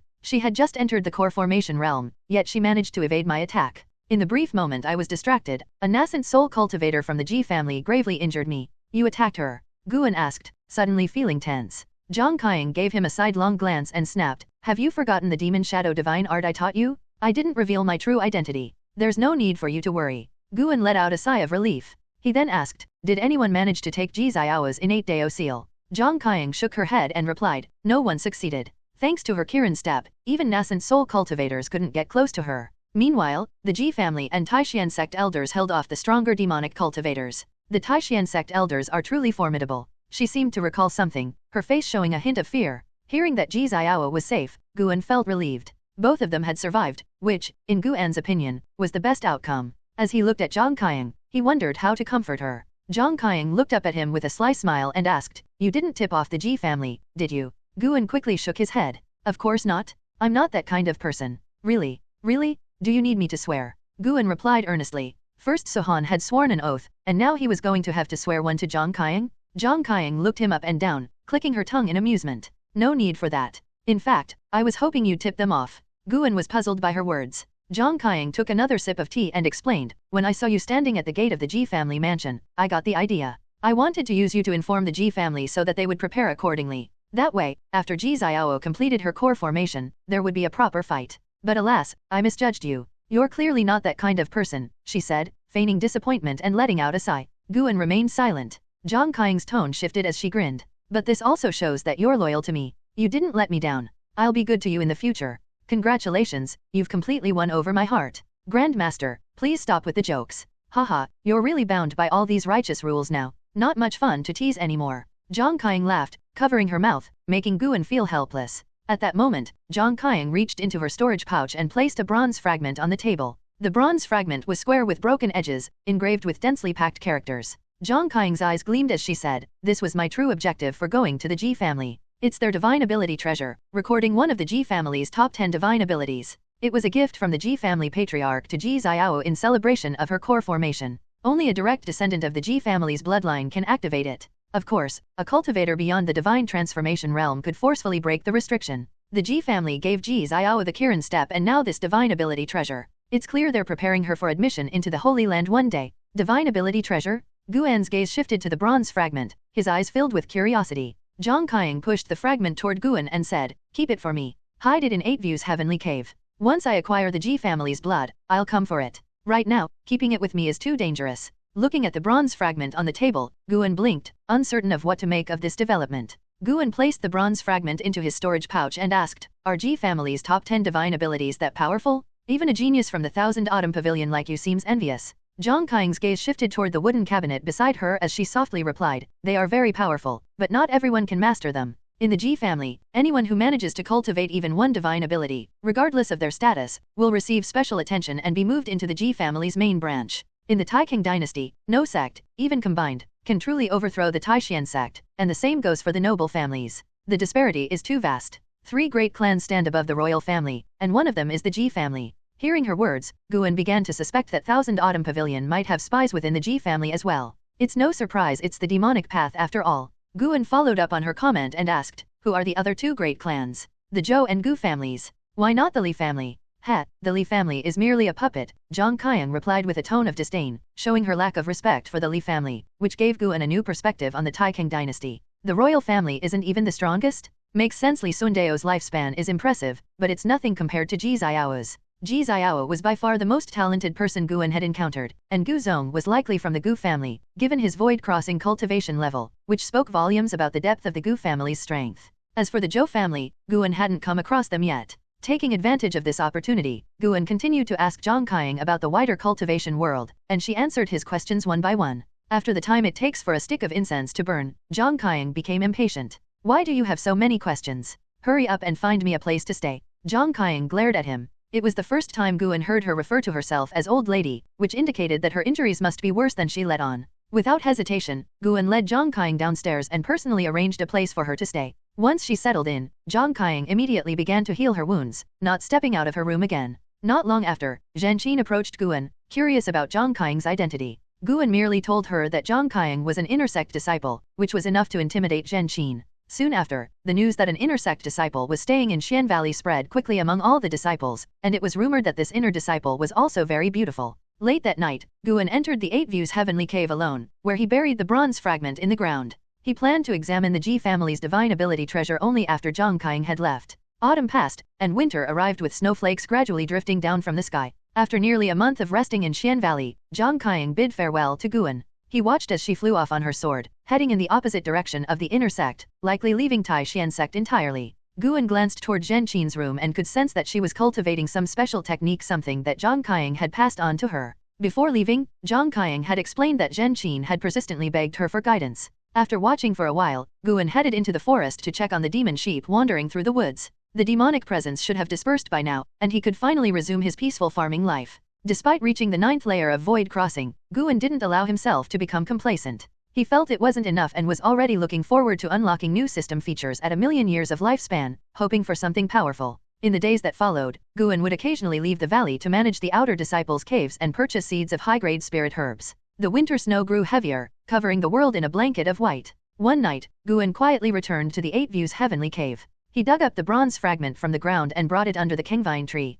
Sitting cross-legged, he began his work while Sky Dragon, the dragon, sidled up to him and started nudging him. Guan noticed that Sky Dragon's body had begun to widen, which wasn't a good sign. He scolded the dragon, warning it not to overeat. After all, he didn't want to raise a fat dragon. After playing around with Sky Dragon for a bit, Guan finally turned his attention to the bronze fragment, using his divine sense to break the seal on it. Zhang Qiang hadn't lied, the fragment was protected by a powerful restriction that only someone at Void Crossing could forcibly break. Guan had already decided that if the divine ability treasure could only be passed down to one person, he would learn it first and then pass it on to Zhang Qiang later. If it could be used multiple times, he would simply pretend he hadn't touched it. Boom! With the strength of his divine sense at the 9th layer of Void Crossing, the restriction on the bronze fragment lasted only a moment before it was forcefully shattered. A flood of complex and chaotic memories surged into his mind. The information was jumbled and overwhelming, but Guan's powerful divine sense enabled him to start organizing it. It seemed that breaking the restriction was only the first test. Organizing the information was part of the trial as well. Fortunately, Guan's divine sense was strong enough to identify the connections within the data, and after a short while, everything became clear. The divine ability was called Heavenly Daoqi. Winter snow blanketed the world, and this year's snowfall was much heavier than usual. Guan had to lead the disciples in clearing the snow. Unless it was urgent, they avoided using spiritual power. As Guan often said, even mundane tasks like this could be a form of cultivation. The snow fell like rain for half a day before it finally began to ease up. Standing by the wooden fence, Guan observed the herbs he had planted. Not a single one had been damaged, bringing a smile to his face. After watching for a while, his attention shifted to the entrance of the valley, where he saw a man wearing a conical rain hat and a straw raincoat approaching. The man carried a long spear wrapped in cloth on his back. Luo Hun, Core Formation Stage, 8th Layer 66/400/2803. A lifespan of 2,800 years. Impressive? Guan immediately walked over to him, greeting Luo Hun with a polite fist salute. Just as he was about to speak, the man beat him to it. Who is the Valley Master, Guan? Luo Hun's voice was youthful yet filled with strength. I am, Guan replied. And you are? Luo Hun lifted his head, revealing a handsome face beneath the rain hat. However, his left cheek bore a brand in the shape of the word prisoner. His Majesty sent me. You have an hour to prepare, then you'll come with me, Luo Hun said flatly, brushing past Guan as he walked deeper into the valley. Guan's eyes lit up with excitement. Finally, it was time to see the medicine valley Li Sundao had prepared for him. Without delay, Guan sought out Wuxin. Wuxin had now taken on the role of chief disciple in Xian Valley, overseeing all its affairs. The position of chief disciple didn't necessarily mean being the Valley Master's direct apprentice, just as the chief disciple of Taixuan Sect wasn't always the sect leader's student. Hearing that Guan would be away for a while, Wuxin was thrilled. Guan, however, gave him plenty of reminders, particularly about the herbs, insisting that no one harvest them until he returned to do it himself. Wuxin, knowing his senior brother's fondness for picking herbs, promised not to touch a single plant without permission.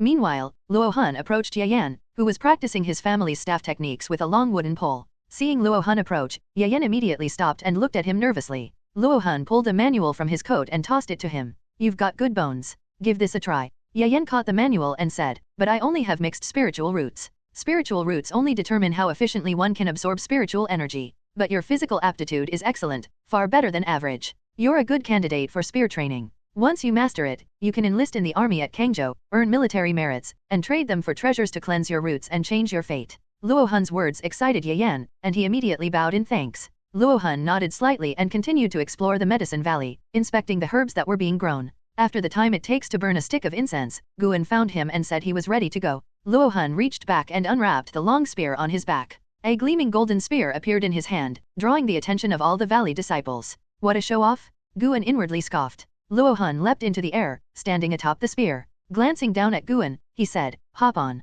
Without hesitation, Guan jumped up and landed behind him, balancing on the spear's shaft. With a surge of spiritual energy, the spear soared into the sky, carrying them over the snowy mountains, leaving a long trail across the sky. The valley disciples gathered together, curiously discussing Luo Hun's identity. In the freezing wind, Guan's black hair was whipped back, revealing his clean, handsome face. "Not bad. Your control over your spiritual power is precise. You're standing very steadily." Luo Hun's voice carried over the wind as he spoke with a hint of approval. Guan casually replied, "I've always enjoyed sword control techniques, so I've practiced a lot. Though your cultivation is low, the fact that His Majesty values you means you must have something special. Once we reach the Medicine Valley, do your best. I'll protect the valley's safety." Luo Hun began explaining the situation regarding the Medicine Valley, and Guan listened attentively. According to Luo Hun, the Medicine Valley was of great importance to His Majesty. The Emperor planned to cultivate a group of talented individuals there for future use. If Guan performed well, he would be rewarded with a portion of the rare herbs. Guan could tell that Luo Hun had a deep respect for Li Sundao, which made him curious about the prisoner brand on Luo Hun's face.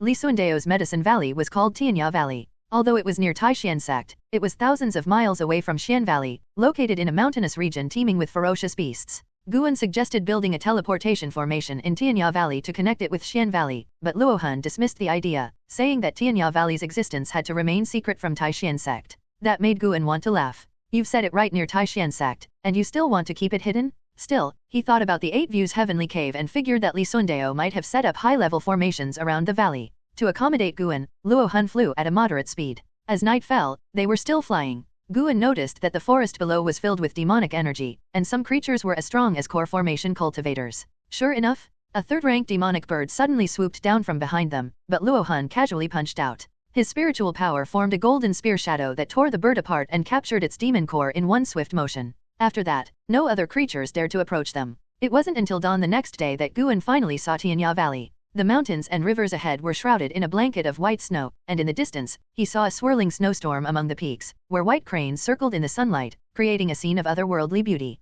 Guan's expression turned odd as he looked past the snow and saw Tanya Valley. Nestled between the mountains, Tanya Valley was indeed twice the size of Xian Valley, and stone tablets were placed on the surrounding peaks, clearly part of an array formation that had yet to be activated. The problem was that the valley was overrun with weeds completely untouched. In other words, he'd have to clear the land first? Guan couldn't help but ask, "Are we the only 2 in Tanya Valley for now?" Luo Hun stared ahead as they descended and replied, "Don't worry. I'll capture a few beasts nearby to help you. No one can be recruited here until His Majesty sends people." Catching monsters? Upon hearing this, Guan's interest was immediately piqued. As they continued to descend, Tanya Valley's landscape gradually emerged from the snowy mist. From midair, it resembled a vast ocean of green. Streams flowed into the valley from all directions, and 2 small rivers ran along the valley's edge, disappearing into the ground upon closer inspection. Before long, Luo Hun landed with Guan, then took out a cloth to wrap his long spear. "From now on, you are the master of this valley. Do whatever you wish, and feel free to command me at any time," Luo Hun said.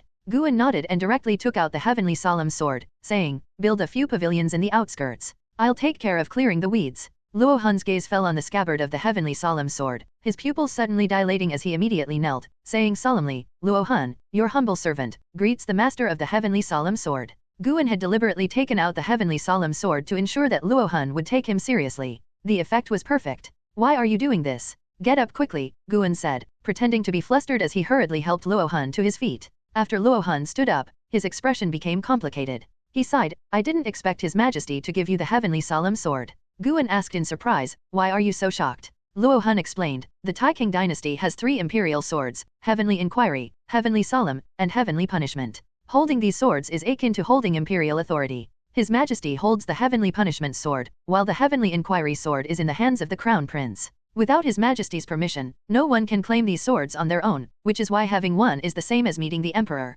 Hearing this, Guan suddenly realized how highly Liya was regarded by Lisundeo. To be on par with the Crown Prince, Liya must have held significant importance in Lisundeo's heart. Without Lisundeo's approval, it would have been nearly impossible for Liya to inherit the Heavenly Solemn Sword. But now that the sword was in his hands, Guan wondered if Lisundeo had other plans for him. Guan was accustomed to considering the worst-case scenarios, so he didn't think Lisundeo's intentions were that simple. After all, an emperor's mind was as deep as the sea. I see. Well, let's get to work, Guan replied. Luo Hun had no objections, but he couldn't help glancing at the Heavenly Solemn Sword several more times. Soon after, he saw Guan using the Heavenly Solemn Sword to clear weeds, which made him hesitate to speak. Luo Hun struggled for a while but eventually turned away and left. Half an hour later, the formation pillars surrounding Tanya Valley were activated, each one emitting a brilliant blue light that shot into the sky. The beams converged to form a dome-shaped barrier that covered the entire valley, before gradually turning transparent. After completing the formation activation, Luo Hun began constructing the pavilions. By noon, Guan had cleared all the weeds at the bottom of the valley with impressive efficiency. If it weren't for the need to hide his true strength, he could have cleared them all with a single stomp. 3 days later, Guan had finished planting seeds. Luo Hun had brought an abundance of high-grade herb seeds from his seemingly endless storage bag. During those 3 days, Luo Hun also built 5 pavilions and captured 3 demon monkeys. The 3 demon monkeys were second-tier beasts, capable of walking upright. Aside from the fur on their bodies, they resembled humans. Luo Hun asked Guan to name them, and Guan, without much thought, named them based on their cultivation levels, calling them Sunda, Sun Er, and Sun San. Luo Hun was silent for a long time after this. The 3 demon monkeys, however, seemed quite pleased with the surname Sun. Guan led the 3 demon monkeys around the valley, explaining their daily tasks. The monkeys, capable of speaking human language and displaying a certain cleverness, were easy to communicate with. Guan wasn't worried about them causing trouble, as Luo Hun had placed curses on them, making their lives and deaths beyond their control. Meanwhile, Luo Hun reclined on the stairs of one of the pavilions, pulling out a book titled Investiture of the Gods. He was also a fan of Investiture of the Gods. When Guan had previously discussed the book with him, Luo Hun had become quite animated, shedding his usual cold demeanor. Near dusk, Guan approached Luo Hun and mentioned that he was returning to Xian Valley. Luo Hun was concerned about Guan's safety, as the road was fraught with monsters, but Guan insisted on returning. Guan reassured him that he would be careful. After some thought, Luo Hun took out 10 talisman papers from his storage bag and said, these talismans contain an invisibility spell. Once you infuse them with spiritual energy, they will make you invisible, even masking your aura. Unless you encounter a 3rd tier or higher cultivator, or someone at the core formation stage, it will be difficult to detect you. Each talisman lasts for 5 hours, so use them sparingly, you'll need them for the return trip. Guan accepted the talismans and expressed his thanks with a cupped fist. Luo Hun, still worried, said, why not break through to Foundation Establishment first? I have a Foundation Establishment pill. Guan shook his head, I already have a Foundation Establishment pill. You don't need to worry. I've memorized the way back, and I have plenty of spirit chi pills with me. With that, he soared into the sky on his sword and departed. Exiting Tanya Valley wasn't hindered by the formation, but returning would be much more difficult. Luo Hun watched Guan's silhouette disappear into the distance, his brows furrowed. Recalling the emperor's words, Luo Hun could only sigh. Lisundeo had instructed that if Guan were to die, he would appoint someone else to be the master of the valley. Luo Hun's task was only to guard Tanya Valley. After traveling 100 miles away from Tanya Valley, Guan suddenly increased his speed. Before nightfall, he had already returned to Xian Valley. With Tanya Valley in his control, Guan knew his future days would be busy. The outer disciples' residences needed his attention, and he would have to check on Tanya Valley regularly. He couldn't fully trust the monkeys. Despite the hectic schedule, Guan didn't feel tired. Instead, he was full of vigor. In a few years, his lifespan would increase dramatically. Once the medicine valley that Guzong promised him was in his possession, a lifespan of 1,000,000 years wouldn't seem so distant. Guan even considered studying puppet techniques, so he could leave puppets in each of his medicine valleys to help monitor the herbs. But before that, he needed to raise his cultivation level. Being at the 9th level of chi refining wasn't sufficient. Traveling back and forth between Xian Valley and Tanya Valley would become more troublesome. 15 days passed quickly. Guan went to visit Elder Lucheng of the Scripture Pavilion. He felt that Lucheng held more influence than Elder Zhu Qinglu of the Pill Hall. The two met alone in Lucheng's inner room. Lucheng, flipping through the latest volume of Investiture of the Gods, smiled and said, not bad at all. Just a quick glance makes me eager to read more. Guan hesitated before saying, Elder Lu, I have a favor to ask. Without looking up, Lu Cheng asked, what is it? I'm preparing to reach Foundation establishment, but I don't want to become an outer disciple. I wish to remain the master of Xian Valley, as it would make it easier for me to write books. If I become an outer disciple, I'll have to take on missions, and I'm afraid I might die outside. Is that all? Elder Lu, can you arrange it? Of course. Haha, I'll go directly to Gu Yu. He's told me before that his father values you highly and asked me to look after you, to meet your requests whenever possible. Lu Cheng chuckled, sounding like a sly old fox. Guan immediately thanked him. Lu Cheng set down his book and said, you're already considered a special talent of Taixuan Sect. The harvest you contribute every year ranks among the top 3 medicine valleys of the outer sect. Moreover, your book Investiture of the Gods has increased our sect's recruitment by 50% each year. Your contribution far exceeds that of outer disciples going on missions. Rest assured, even if you reach the core formation stage in the future, you won't be sent on missions. He chuckled as he said this, clearly amused. He couldn't achieve core formation himself, could Guan? Guan felt relieved. This made things much easier. As long as he didn't appear too talented, he could slowly raise his cultivation level, which would make his future plans easier to execute. Lu Cheng seemed to think of something and added, recently, Zhou Tanzhou, the genius from Taixuan Sect, is coming to challenge the younger cultivators under 100 years old at Taixuan Sect. It's going to be quite the event. You should gather some information and get inspiration for your next book. Remember, include Taixuan Sect in it. With Investiture of the Gods nearing completion, Lu Cheng had already received instructions from higher up.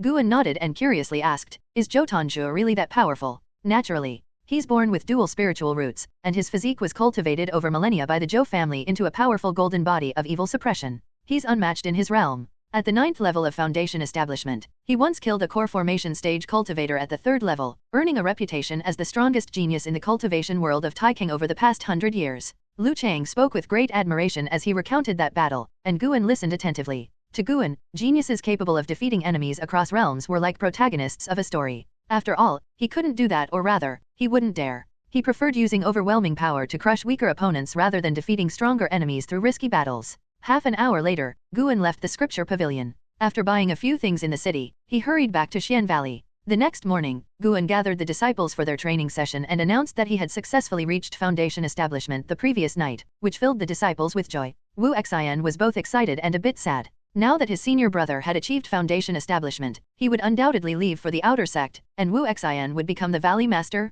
Master, does that mean you're leaving us? Zhen Qin quickly asked, her tone filled with reluctance, while putting on an exaggeratedly pitiful expression. The other disciples also anxiously looked at Guan, and Wu Xian suppressed his joy, pretending to be downcast. Guan sighed and said, yes. The disciples' expressions instantly darkened, and Wu Xian's heart raced uncontrollably. The one who felt the worst was Xiaochan, knowing he would soon become the oldest remaining member of the valley. But because our Medicine Valley has had such a good harvest, I applied to the outer sect to stay on as the master of Medicine Valley, and they've agreed, Guan quickly added. The disciples froze for a moment, then erupted in cheers, rushing toward Guan. Wu Xian stood there, stunned for a few moments before forcing a smile. Xiaochan, however, was the happiest. Knowing he had no hope of reaching Foundation establishment, he was overjoyed at the prospect of having Guan with him for the rest of his life. After all, only Guan indulged his fascination with raising demons. Xian Valley was filled with a lively atmosphere, and it took Wu Xian a long time to calm down.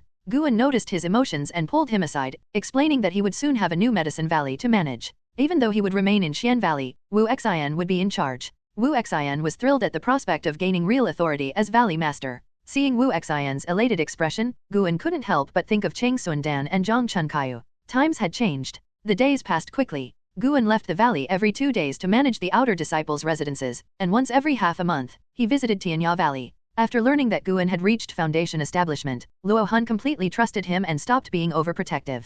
Noticing Luo Han's love for books, Guan brought him the Adventures of Green Hero. Strangely, after that, Guan didn't see Luo Han reading the Adventures of Green Hero when he visited Tanya Valley. Did Luo Han not like the book? If so, he wouldn't bring any more in the future. But why wasn't Luo Han even reading Investiture of the Gods anymore? Winter faded, and spring arrived once again, signaling the start of a new year. As Xian Valley prepared for the spring festival, the disciples were busy with various tasks, while Guan wandered around the different garden areas, holding a white spirit mouse in his arms. The white spirit mouse enjoyed being held by him, its eyes closed as if it were asleep.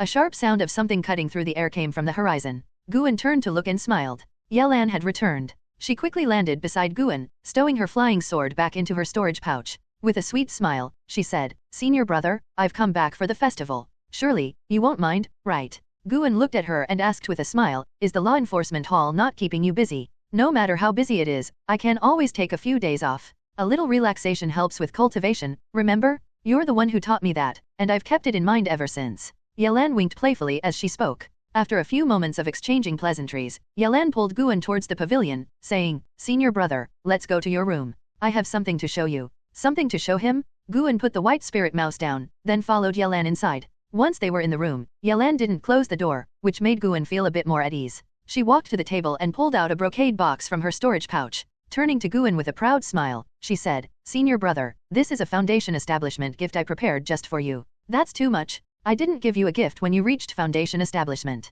Without your foundation establishment pill, would I have even succeeded? I'm not like those geniuses who can rely on their innate spiritual roots to force a breakthrough. Yelan shook her head with a smile. Seeing her reasoning, Guan no longer declined.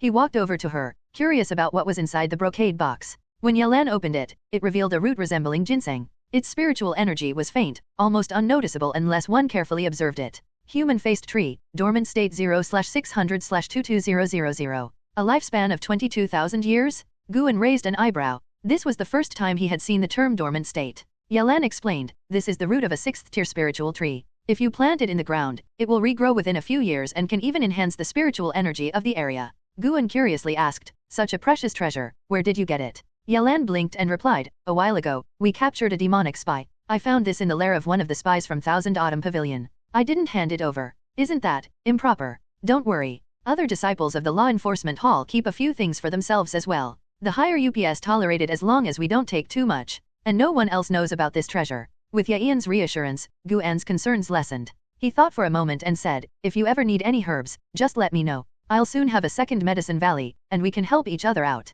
Yelan smiled. Sounds good. I'll go visit the others now, I brought gifts for them too. Guan nodded as Yelan left. He looked at the brocade box on the table, contemplating where to plant the root. After some thought, he decided to save it for his third Medicine Valley. The new valley would need enhanced spiritual energy, and the faster the spiritual herbs could grow, the better. Xian Valley already had its own rhythm and didn't need the spiritual tree. As for Tanya Valley, there was no reason for him to spend his own resources there. After all, Tanya Valley was Lisundeo's Medicine Valley, and if he ever needed anything there, he could simply ask Lisundeo. Guan stored the brocade box in his storage pouch, then walked over to his desk, picking up a brush and ink to start writing. Yayan's arrival lifted the spirits in Xian Valley even more. As night fell, the festivities for the spring festival began, and the atmosphere grew lively. After everyone sat down and started drinking, Zhen Qin urged Yelan to tell them about her experiences as an outer disciple on missions. Yelan didn't refuse. As a disciple of the law enforcement hall, Yelan not only protected the outer sect but also had to go out for training missions. Back then, we took on a mission to eliminate evil forces in a small mountain town.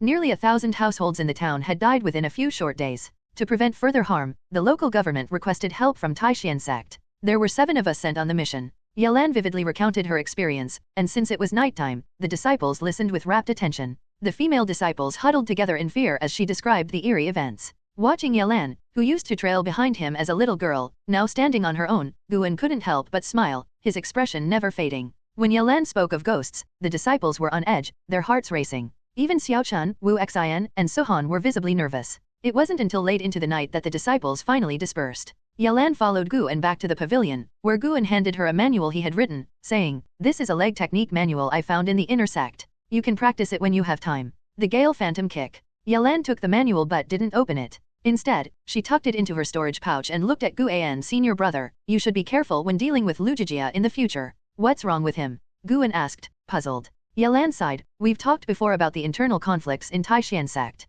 Some elders are secretly opposing the sect master, and they're recruiting disciples to their side. Lujijia has taken one of the outer sect elders as his master, and that elder supports the faction against the sect master. If this continues, Taixuan Sect will eventually descend into chaos. If the sect master prevails in the end, he will undoubtedly punish the rebellious disciples, and Lujijia won't be spared. I've tried to persuade him, but he won't listen. He says that the path of cultivation is all about competition, and rather than living a mediocre life, it's better to take a gamble. His choice isn't wrong, but I'm worried that if you stay too close to him, you might get dragged into the conflict. He's probably thinking the same, which is why he hasn't returned to Xian Valley." Guan fell silent after hearing this. He couldn't interfere with Lujijia's choice because Lujijia was right. Cultivation was indeed a competition. Guan chose not to compete because he had the ability to extend his lifespan, and thus, he didn't feel qualified to tell others how to cultivate. Yelan soon shifted the conversation to other topics, discussing matters related to the outer sect and the internal struggles of Taixuan Sect, which even involved the Ji family and royal family members. Guan listened with great interest. It wasn't until dawn that Guan finally saw Yelan off. The two had talked throughout the night, yet they still felt energetic. Before leaving, Guan reminded Yelan not to forget to practice the Gale Phantom Kick. Yelan nodded, though her gaze held a trace of melancholy. After she left, Guan gathered the disciples for their morning exercises. Summer arrived with scorching heat. Now 35 years old, Guan stood by the window, gazing at the sky, his brow furrowed. He was waiting for Guyu. The half-year deadline had passed. Why hadn't he come? Guan eagerly anticipated his third medicine valley. He had already prepared the seeds and was just waiting to plant them. Could something have happened? Guan felt uneasy. When he visited the outer sect last month, he sensed that something was off. There was an influx of disciples in black robes in the city, supposedly members of the newly established demon-suppressing hall, which was directly under the control of the new Grand Elder of the outer sect. The demon-suppressing hall was under the Grand Elder's jurisdiction, and the minimum cultivation requirement to join was the 5th level of foundation establishment. The hall's members received better treatment than those of other halls. Taixuan Sect had 8 outer sect cities, and if this was the situation in the outer sect, it was likely even worse in the inner sect and the main sect.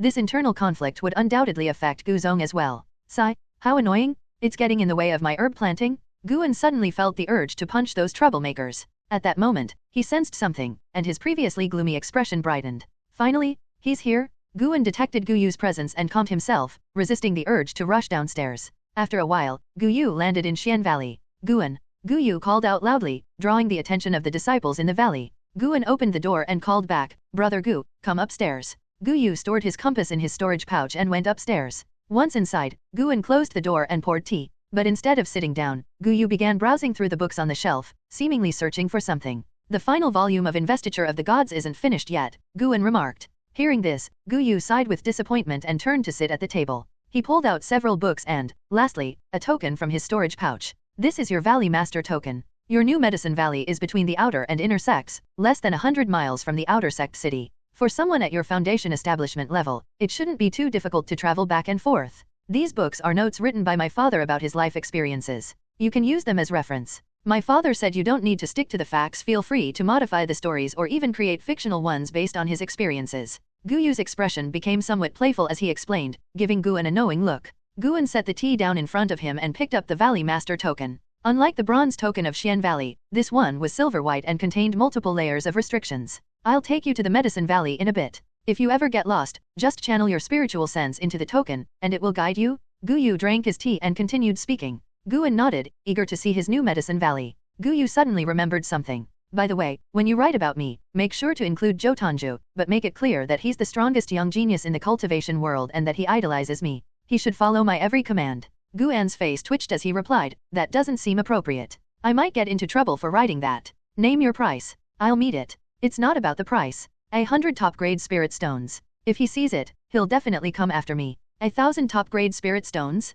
That's all I have. What if I change the name slightly? Hearing this, Guyu raised an eyebrow. Alright, but you can only change one character. Deal. Guan agreed, though he wasn't planning to slander Jotanju in the book. He was considering making them brothers who shared a rivalry. This way, he wouldn't offend either side. He could tell that Guyu didn't harbor any real animosity toward Jotanju. If anything, he seemed jealous. If they could be portrayed as rivals with emotional tension in the story, Guyu would likely be satisfied. After resting for half an hour, the two set off, flying on their swords and leaving Xian Valley behind. Chapter 53, So-Called Insight, Guan's Fury. Evening fell as the setting sun bathed the land in a warm orange glow. Guan stood on a cliff, gazing down at the newly established Third Medicine Valley with a look of satisfaction. The valley stretched across several modest mountains, with a vast expanse between them spanning over a dozen miles long and 2 to 3 miles wide. The edge of the valley was lined with rows of trees, forming a natural barrier against the elements. Standing beside Guan, Guyu explained, there are caves belonging to intersect disciples nearby, more than one of them. As long as you stay within a 100-mile radius, you won't encounter any demonic beasts. Guan nodded, his eyes full of expectation. What he saw wasn't just a valley, it was an endless stream of potential lifespan digits.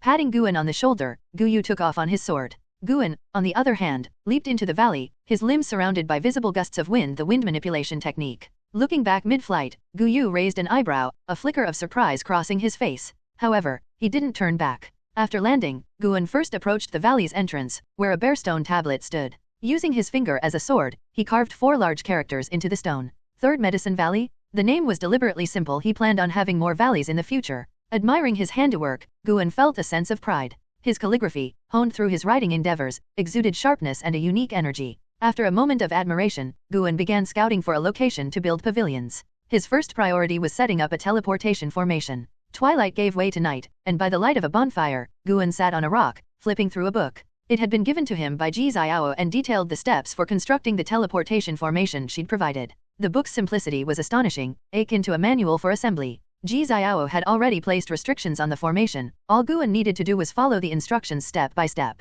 Determined, he decided to work through the night to complete the formation. Once operational, he would bring some disciples to begin sowing seeds. Teleportation formations required spirit stones for activation, but Guan was well funded. Besides his earnings from Romance of the Gods, Gu Yu had recently handed him 1,000 high-grade spirit stones, enough for a long time. By dawn, the formation platform was complete. Guan immediately flew back to Xian Valley. Returning to his pavilion, he began constructing a corresponding teleportation formation. His activity quickly drew the attention of all the disciples, who gathered to watch. Xiao Chuan curiously asked what he was doing, and Guan didn't hide the truth. Upon hearing that Guan was taking over a second Medicine Valley and constructing a teleportation formation, the disciples grew excited and bombarded him with questions. Guan answered as he worked, and by noon, the formation was complete. Under everyone's watchful eyes, he placed spirit stones into the grooves of the formation pillars. Infusing spiritual energy into the activation mechanism, the formation roared to life. The ground trembled slightly as the pillars emitted brilliant light, merging to form a shimmering curtain of energy. Turning to the group,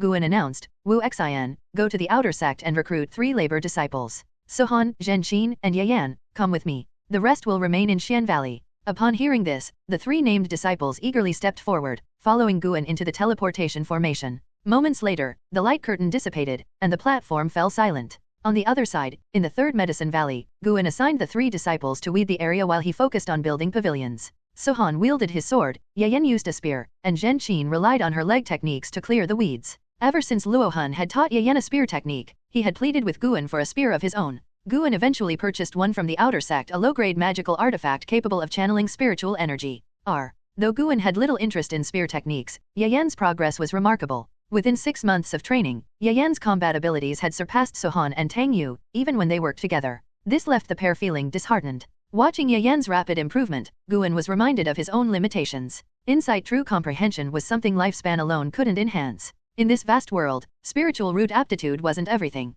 Guan's decision to bring Sohan, Zhenqin, and Yayan to the third Medicine Valley was not just for labor but also to guide and nurture them. Their performance during the crisis with Chu Qinli had earned his favor, and he was determined to help them go further on their paths. The valley's abundant spiritual energy provided a perfect environment for cultivation. Occasionally, Guan even offered them private lessons to accelerate their progress. 3 days later, the third Medicine Valley was fully planted with herb seeds, though the area still looked barren. Time was needed for the seeds to sprout. Guan led the disciples back to Xian Valley to pack their belongings before relocating them to the third Medicine Valley. This sparked curiosity among the remaining labor disciples, some of whom expressed interest in moving as well. However, Wu Xian, now the valley master of Xian Valley, firmly suppressed such thoughts. Xian Valley is my foundation, Wu Xian thought resolutely. With all 3 valleys now operational, Guan's idyllic farming life had officially begun. A month after planting the third Medicine Valley, Guan occasionally visited to check on progress while the 3 disciples managed the valley. Their daily duties only required a small amount of time, leaving plenty of room for cultivation.